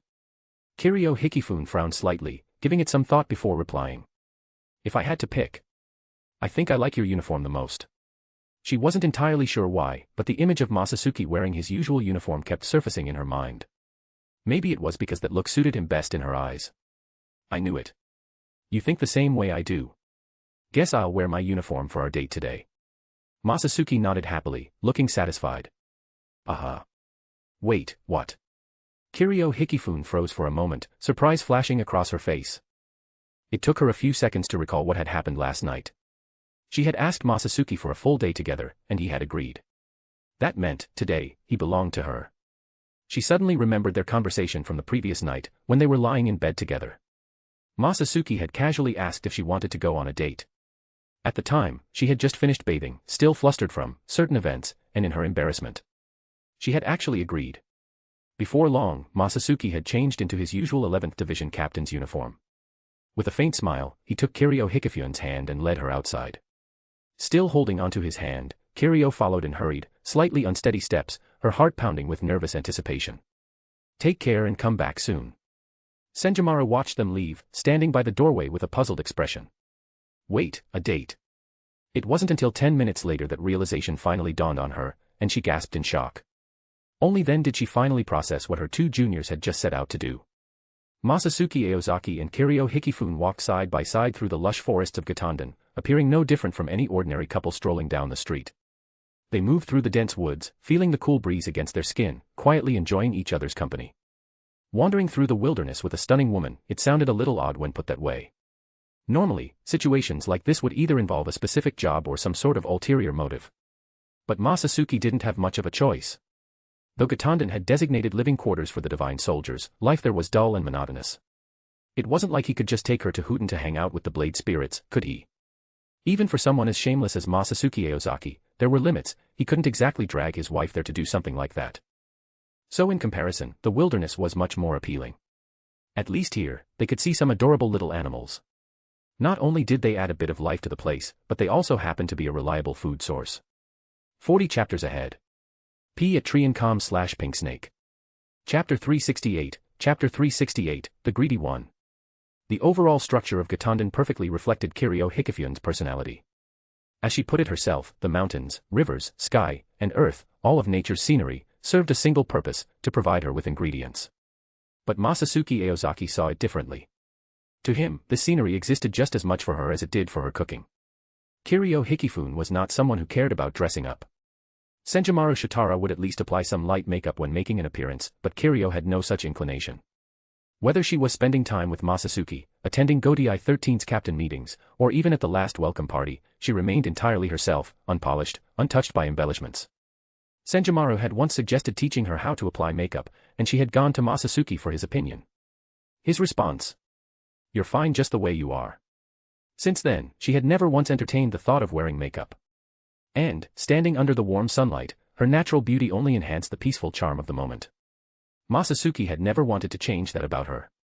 Not because he thought makeup was unnecessary, nor because he opposed the idea of self-improvement. It was simply because, to him, Kiryu Hikifune was already perfect. Her beauty was pure, untainted, requiring no embellishment or alteration. Her unrefined, effortless charm blended seamlessly with the nature around her, making her part of the landscape, its most beautiful part. It was good for her to remain as she was. Of course, there was nothing wrong with embracing things that could make one better, but Masatsuki still hoped she would never lose this part of herself. It was a selfish contradiction. When faced with something as beautiful as Kiryu, he couldn't help but want to preserve her as she was, untouched. And in doing so, he felt an even deeper urge to keep her all to himself. That was the greed of Masatsuki Aozaki. A possessiveness that, strangely enough, was always seen as a virtue in the eyes of his lovers. Who was truly at fault for that? He had no idea. It was an amusing mystery. By midday, the two had wandered to a tranquil lakeside nestled within the dense forest. Masatsuki retrieved a set of outdoor cooking tools from his shadow space and turned a few of the local cute little creatures into a delicious lunch. Unsurprisingly, the rising smoke attracted the attention of the divine soldiers patrolling the area. Upon seeing that it was just Kiryu and Masatsuki, they exchanged a few pleasantries before sensibly deciding not to intrude, quickly retreating to their posts. As Masatsuki watched the fully armed divine soldiers patrol their own territory, he shook his head. Kiryu blinked in confusion at him. Masatsuki chuckled. If Retsu saw this, she'd be thrilled. Every time I go on a date with her, the first thing we clash with is our swords. Kiryu shuddered at the thought. Masatsuki affectionately ran his fingers through her hair, grinning. But her hobbies are way too violent, don't go picking up any bad habits, okay? Kiryu nodded obediently. The truth was, she and Retsu Unohana had always had a good relationship. As two of the oldest captains in the Gotei 13, they had known each other for centuries. And if there was one thing everyone knew, it was that scientific research often led to accidents. No one understood this better than Masatsuki Aozaki and Kasuke Urahara. After all, whenever the 12th Division's experiments went horribly wrong, the injured would flood into the 4th Division for treatment, sometimes even more frequently than members of the 11th Division, who actually sought out danger. Naturally, over time, they had all grown familiar with each other. Spending so much time together inevitably led to some friction, but for the most part, Kiryu and Retsu had no real personal grudges. Or so one might think. Kiryu stole a glance at Masatsuki. Retsu had claimed him for herself. Meanwhile, she had held onto the title of his girlfriend for decades and had barely even seen him. The furthest they had ever gone was kissing. The thought irked her. To be fair, Retsu had met Masatsuki first. She had been intrigued after hearing rumors that the captain commander had taken an interest in him and decided to check him out for herself, going so far as to drag Jushiro Yukitake out of Shino Academy in the process. But that didn't matter. She had been the first to confirm her relationship with him. Yet Retsu had monopolized him for decades, keeping him entirely to herself. That realization left Kiryu with an unfamiliar sensation. Jealousy. She had never been one to deny her emotions. It was simply part of who she was. Lost in her thoughts once again, Kiryu was suddenly snapped back to reality when Masatsuki held out a bouquet of roses to her. Here, this is for you. Kiryu Hikifune took the flowers in a daze, finally noticing that Masatsuki Aozaki had been busy in her wild vegetable garden for some time. She hadn't planted these for anything sentimental, certainly not for something as romantic as this. To her, they were simply another ingredient. They could be used for desserts, tea, even winemaking. But at this moment, it was clear that Masatsuki hadn't picked them as an ingredient. After all, they had just finished lunch. Thank you. Kiryu quietly held the bouquet in her arms, murmuring her gratitude. She had never disliked beautiful things, if anything, she quite liked them. Should I make flour cakes? Or maybe wine? Wine would be better. Masatsuki prefers wine over sweets. She made up her mind. This was her first date. She had no idea what she was supposed to do. But she knew she was happy. As long as Masatsuki was by her side, that was all that mattered. As the sun began to set and the sky deepened into dusk, they started their walk back home. The path leading to their house was one Kiryu had traveled countless times, it was familiar, easy. And throughout the entire day, Masatsuki had never once left her sight. That simple fact filled her with warmth, and she tightened her grip on his hand. Unable to hold back, she wrapped her arms around him, tilting her head up to meet his gaze. Her voice was soft, carrying all the emotions she couldn't quite put into words. Masatsuki, just for tonight, stay with me. Okay. Masatsuki came to a stop, his eyes lingering on the golden hues of the evening sky before slowly responding. Kiryu, you know me well. So you should already know, I'm a greedy person. Kiryu blinked in confusion, tilting her head. She didn't understand why he was suddenly saying this, so she remained silent, waiting. Masatsuki continued. Ever since we parted, I've thought about you often. Of course, I've thought about Senjimura-senpai as well. But when I saw that you were still you, I felt really happy. Turning to face her, Masatsuki smiled, a bright, sincere smile that made Kiryu's heart pound violently in her chest. Thump. Thump. The rhythm echoed in her ears as she felt his fingers intertwining with hers. It was suffocating, like her heart was being grasped by an invisible force. And yet, it was also unbearably comforting. Every little action of his sent ripples through her, making her want to reach out and respond. Looking at her now, Masatsuki's expression softened even more. I like you very much too, he said gently. Which is why. I'm sorry, Kiryu. I can't grant your request. 40 chapters ahead. P at Triancom/Pinksnake. Chapter 369, Chapter 369, Welcome back. Why? Kiryu Hikifune gasped, her heart tightening as if gripped by an invisible hand, skipping a beat. That confession had taken everything out of her, the courage of a lifetime, the bravery she might have ever had left. Masatsuki Aozaki had said he liked her too. He had done so much for her, indulging her whims these past days, never once growing impatient. Yet, this was the answer she got. Had she gone too far? Masatsuki Aozaki continued to look into her eyes, his deep gaze reflecting the disappointment on her face. His voice was low, gentle. I want to be even more selfish. I can't say for sure it will come true, but I want to be with you for much, much longer. Not just for tonight, not just for now, but forever. I want to selfishly have you as mine. Kiryu's eyes widened. Her lips trembled, unable to form a response. Her mind was a mess. The whole world blurred into something distant, unreal. A storm of emotions crashed within her. Excitement. Fear. Hope. Uncertainty. This man she loved so deeply, was speaking to her so honestly, so openly, laying bare his desire for her. Masatsuki's voice broke through her thoughts once more. So I can't say yes, Kiryu. A greedy man like me, even if I only have you once, I wouldn't be able to let go. A wave of shame rushed over Kiryu, burning deep into her skin. Compared to Masatsuki's devotion, she felt inadequate. Like a foolish, unworthy lover. Had she truly trusted him enough? Had she truly believed in the love he wanted to give her? He was right. Just one night. How could that ever be enough? They should be together, forever. And yet, she had never once dared to think that far ahead. She had believed that simply taking that step, crossing that final line with him before he left, would be enough. She had told herself she would be satisfied with just that. But now, she realized. She had always wanted more. She had always longed for him, far more than she had ever admitted to herself. And it was Masatsuki who had made her see it. They were nearly home now. The grand estate stood at the peak of the hill, just ahead. But suddenly, Masatsuki stopped. Turning toward her, he cupped her face gently, his gaze deep and unwavering. I'm sorry, Kiryu. I can't accept your request, because I don't want to have you just once. I won't let you leave me so easily. I want you to be mine, for much, much longer.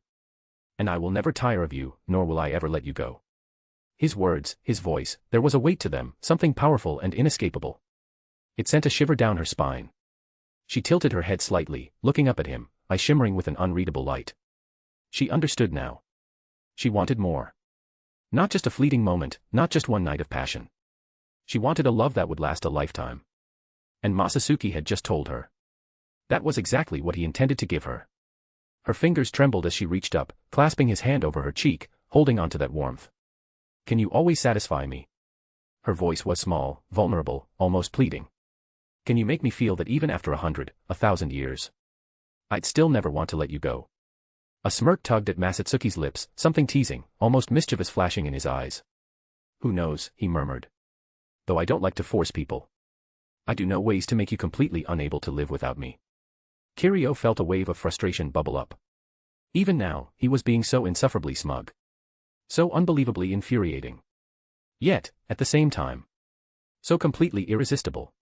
You bastard, she whispered, though there was no bite in her words. Only something warm, something impossibly sweet.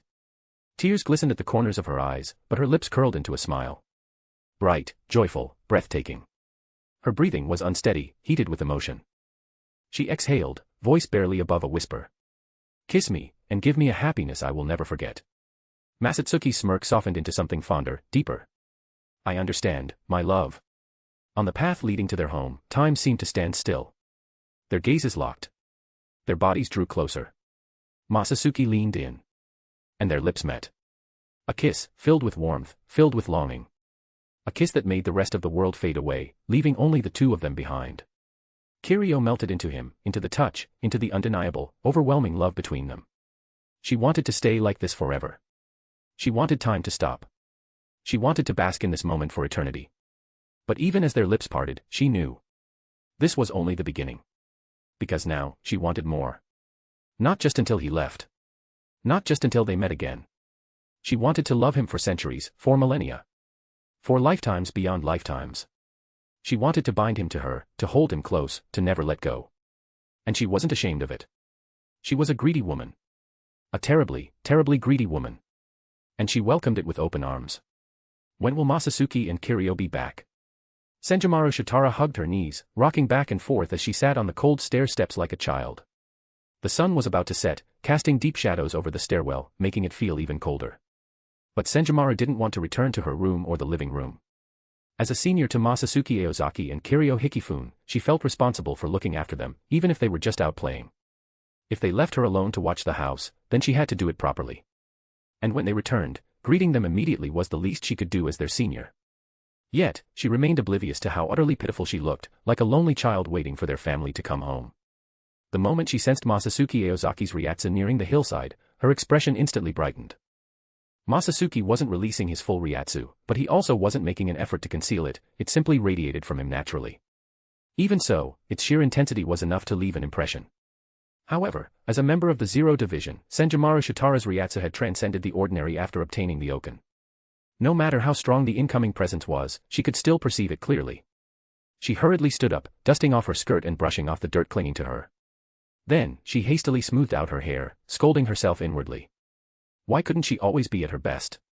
This wasn't the first time, she never felt fully prepared. Then, just as the door swung open, she broke into a radiant smile and greeted them with enthusiasm. Welcome home. Masatsuki. Kiryu. 40 chapters ahead. P at Triancom/Pinksnake. Chapter 370, A Senior Who Stands Out.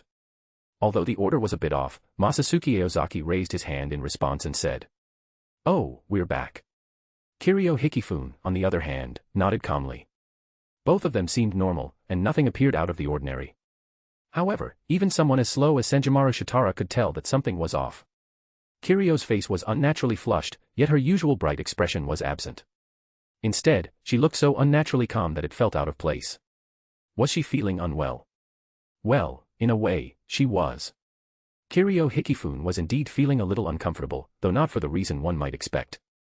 Her heart was practically brimming with sweetness, but she was doing everything in her power to suppress it, unwilling to let her senior see through her.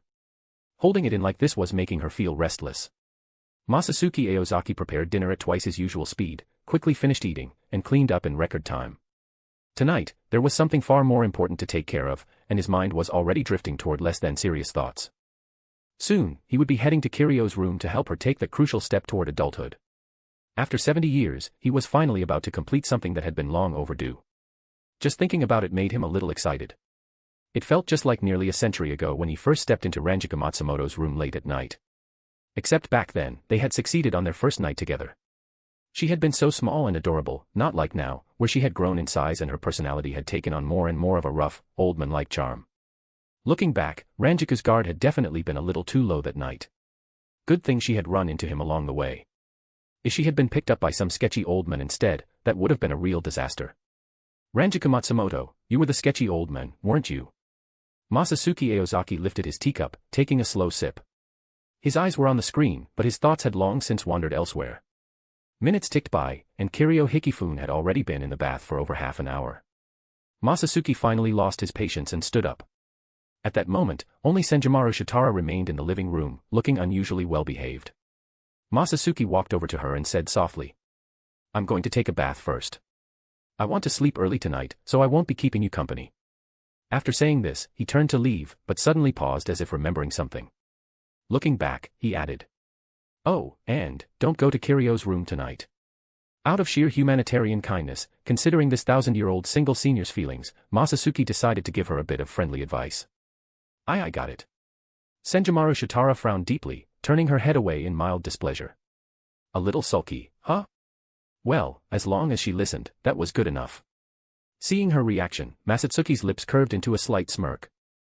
Humming a cheerful little tune, he strode lightly toward Kiryu Hikifune's room. The moment he opened the door, his eyebrow twitched upward. Then, without hesitation, he slipped inside and swiftly shut the door behind him. The reason? Kiryu Hikifune was waiting for him inside. And in a state that left absolutely nothing to the imagination. Masatsuki Aozaki flashed a wicked grin, then leisurely made his way to the soft bed and sat down. Crossing his arms, he put on a deliberately serious expression and looked at her. "Kiryu, haven't you started washing yet? Then why'd you take your clothes off outside?" "And no. I already finished." Her voice carried a faint mix of shyness and nervousness, but it wasn't as intense as Masatsuki had expected.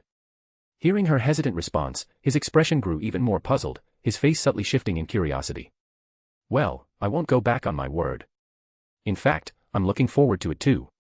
No need to be in such a rush," Masatsuki Aozaki said softly. "No." Kiryu Hikifune muttered in rebuttal, seemingly displeased by Masatsuki Aozaki's misunderstanding. Masatsuki Aozaki suddenly realized he might have misinterpreted Kiryu Hikifune's words. After all, Kiryu Hikifune had always been a rather pure woman, why would she be in such a hurry for that kind of thing? Then, Kiryu Hikifune continued. "I don't know what you like me to wear. So, I want you to tell me." "What?" Masatsuki Aozaki's eyes widened in shock, momentarily unable to process Kiryu Hikifune's words. "What should I wear tonight? I heard you like uniforms. Do you want me to wear one? Or just underwear? Or, nothing at all?" Kiryu Hikifune blinked her large eyes, looking at Masatsuki Aozaki expectantly. "Wait, who told you all this?" Masatsuki Aozaki asked in disbelief.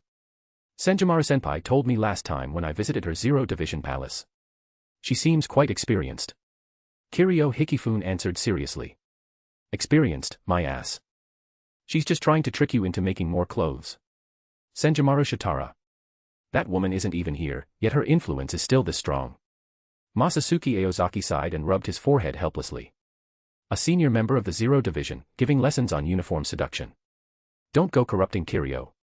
Just as Masatsuki Aozaki was fuming, Kiryu Hikifune's soft voice drifted over. "Masatsuki, what would you like me to wear?" Senjumaru-senpai made a whole set in various styles. "Of course, if you'd prefer, I can wear nothing at all, in which case, I'll just..." Masatsuki Aozaki let out a helpless sigh.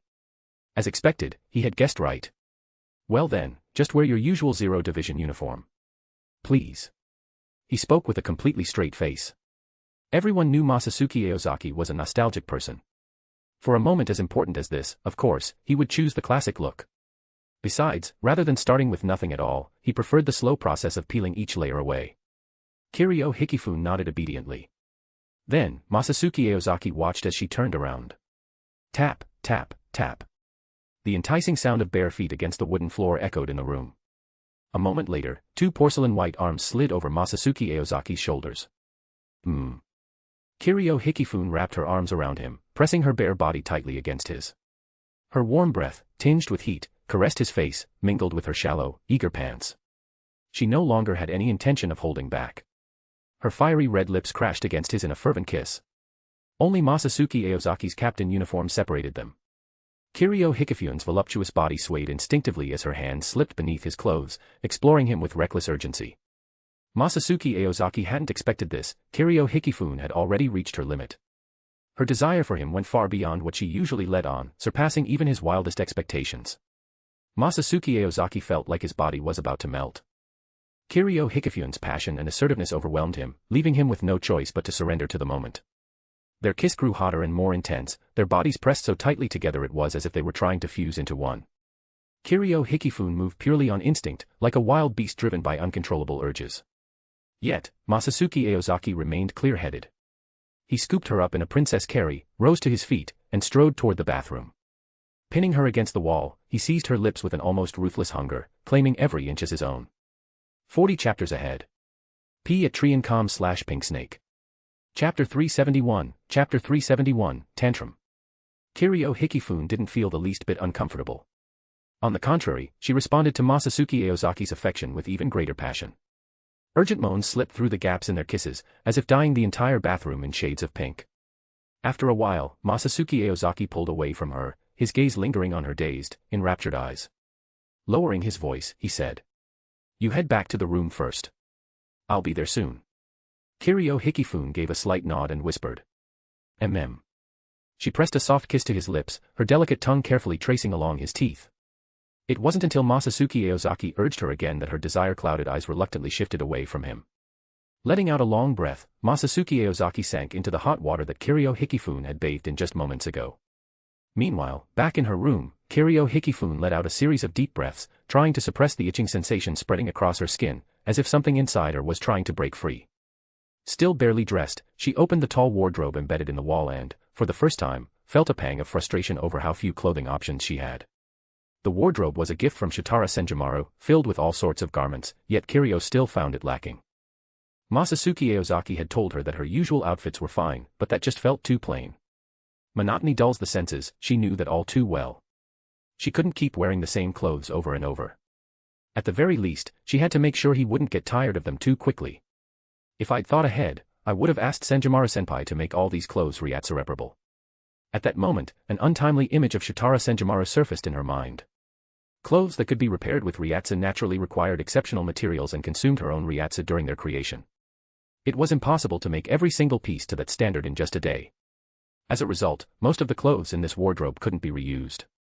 And because of that, Kiryu Hikifune came to a realization: Shitara Senjumaru played favorites when it came to her juniors. Every single one of Masatsuki's outfits could be restored with Ryatsu. That was a privilege she herself didn't have. It wasn't jealousy. Senpai treating Masatsuki well was something she should be happy about. But still, something about it felt off. Maybe it was because they had known each other for so long, their bond so deep, like sisters, even without sharing the same blood. Senjumaru Shitara walked steadily down the quiet corridor of the guest quarters. Outside the antique wooden windows, the bright moon hung high in the night sky. Normally, the moonlight would soothe her, but tonight, it only made her restless. She didn't even know what was bothering her. Yet, every time she thought about Masatsuki Aozaki and Kiryu Hikifune, she felt an uncomfortable tightness from her throat to her stomach, as if something was stuck there. Was this discomfort her own fault, or was it because of Masatsuki and Kiryu? Masatsuki and Kiryu. They had gone on a date. Kiryu's face had been flushed red, her expression awkward yet undeniably adorable. I can't go to Kiryu's room. She'll be fine tonight, right? Senjumaru let out a long, silent sigh, lost in thought.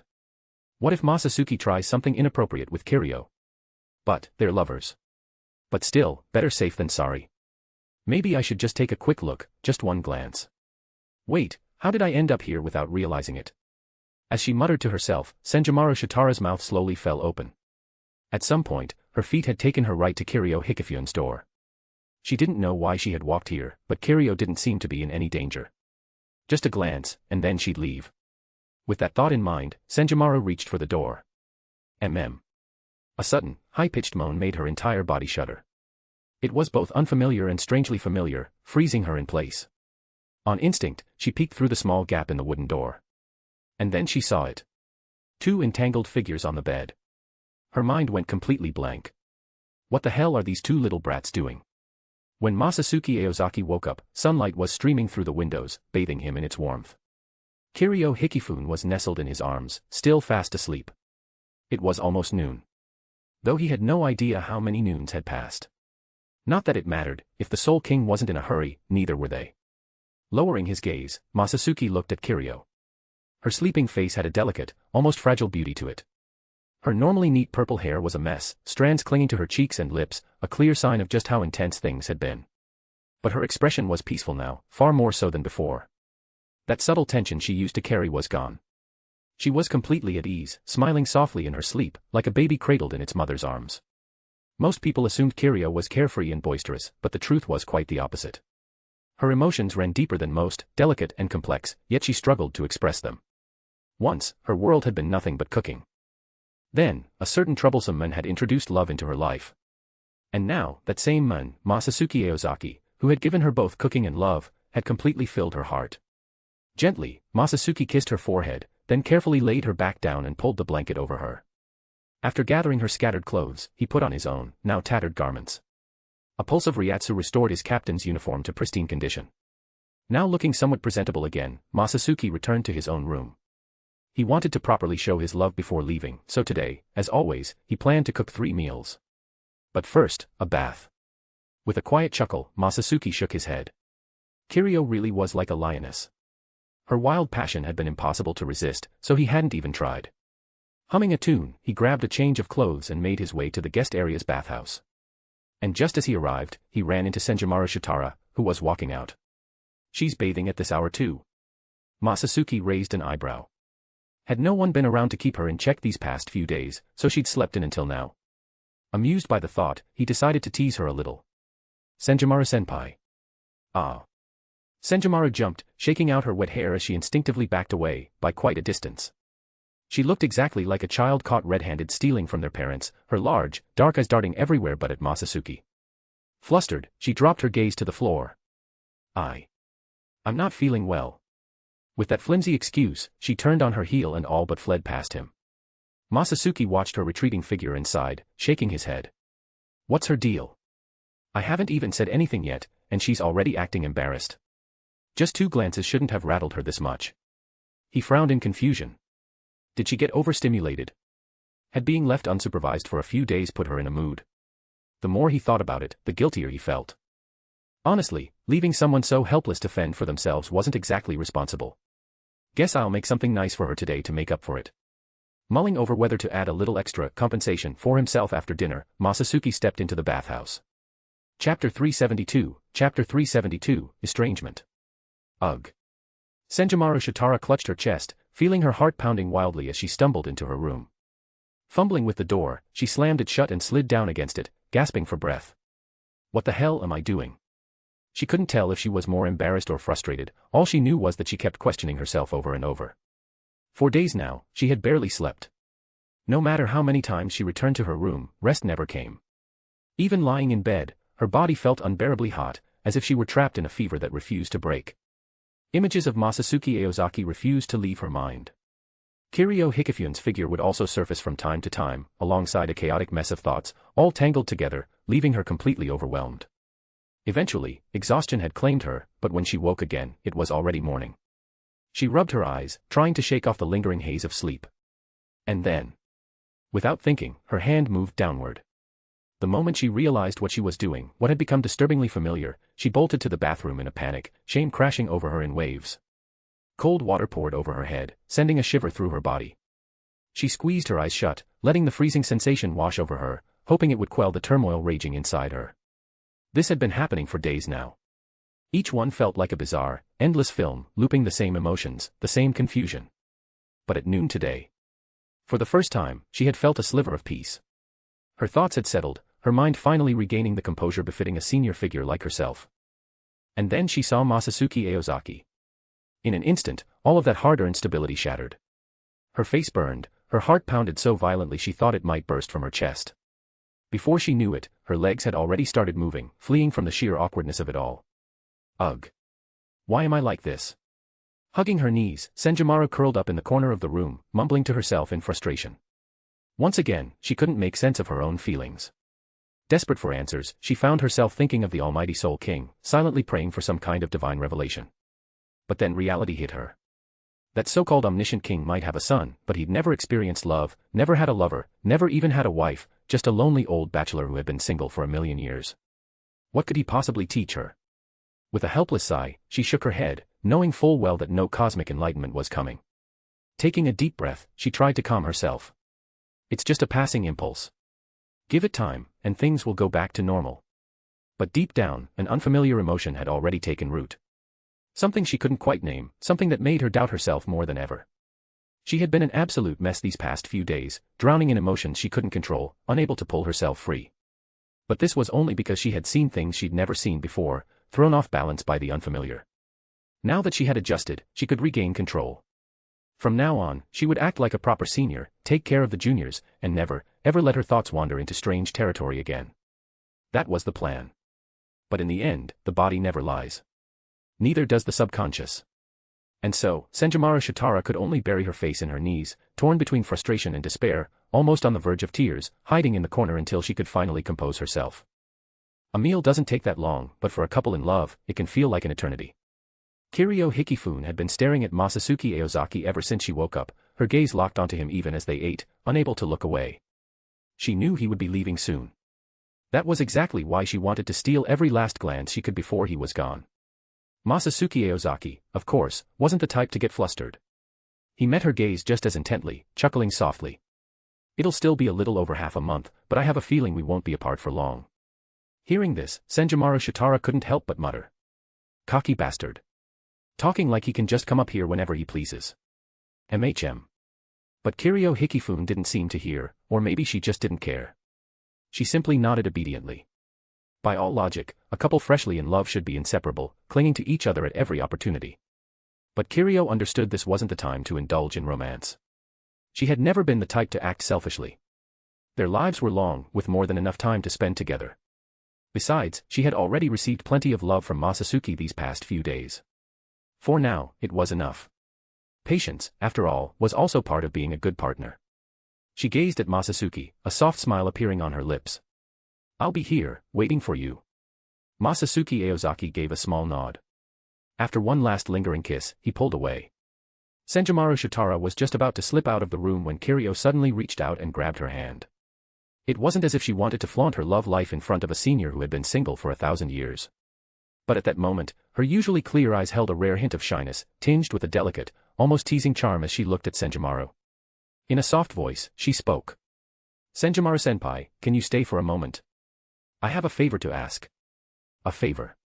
Kiryu nodded lightly and led her into the room. Once inside, she opened her wardrobe. What came into view was a neatly arranged collection of clothes that had previously been torn to shreds. Senjomaru Shitara blinked. For a brief moment, she just stared at the pile of ruined fabric, her eye twitching slightly as she narrowed her gaze at Kiryu.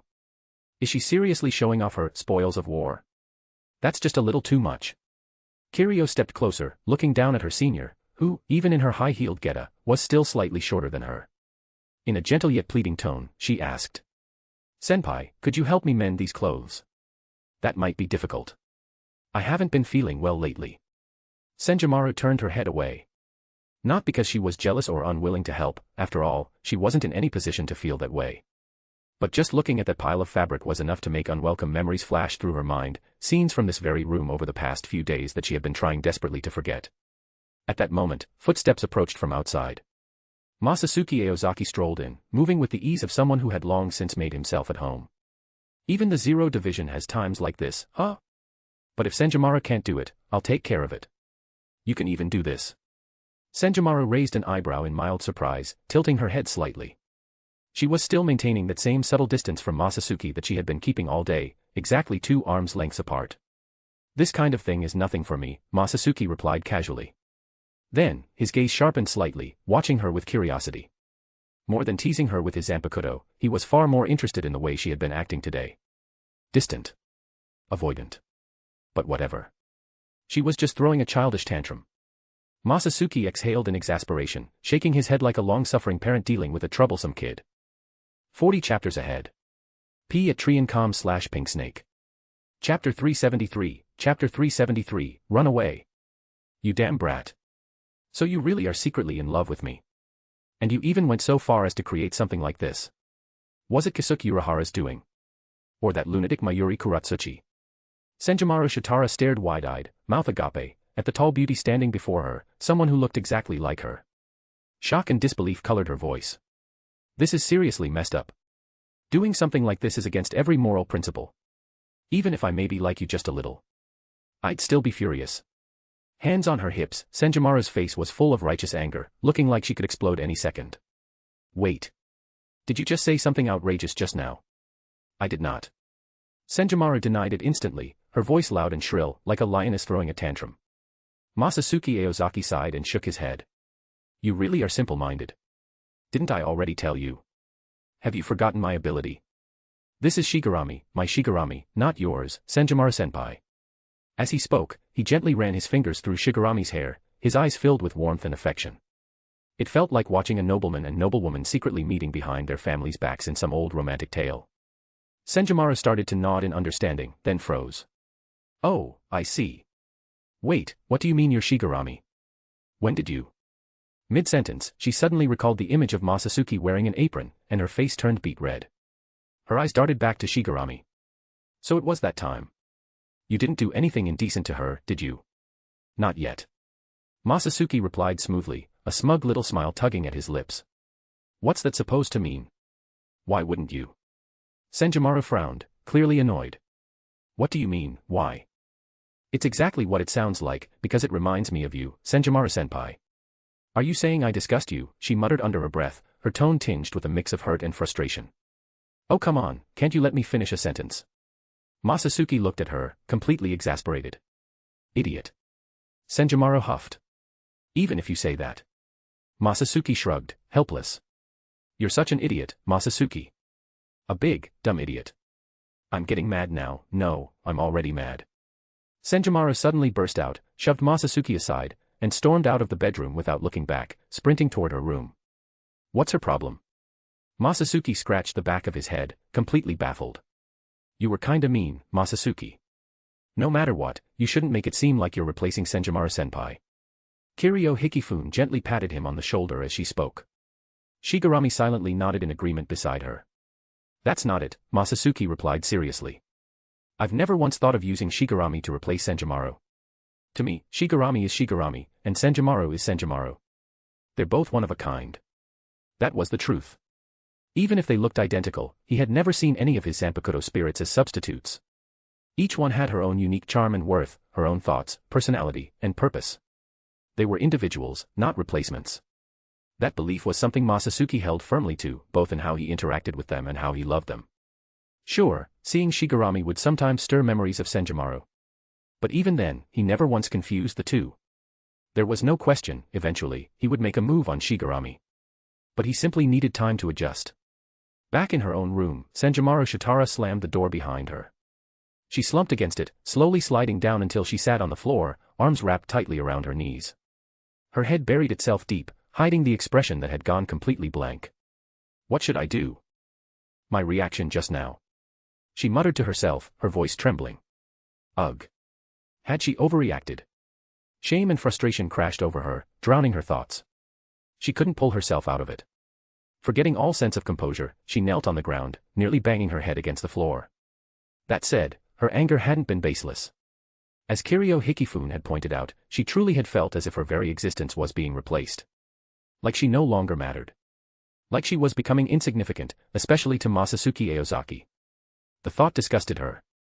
On top of that, seeing someone who looked so much like her share such close intimacy with Masatsuki Aozaki had stirred something deep inside her, something she couldn't name. Since I've already humiliated myself this much, maybe I should just run away. After rolling around on the wooden floor for what felt like forever, Senjomaru Shitara clenched her teeth and balled her fists. Finally, she made a decision, one that could only be called cowardly. Sitting up, she glanced at her closet. Meanwhile, in Kiryu Hikifune's bedroom. Are you sure it's fine not to go after Senjomaru-senpai?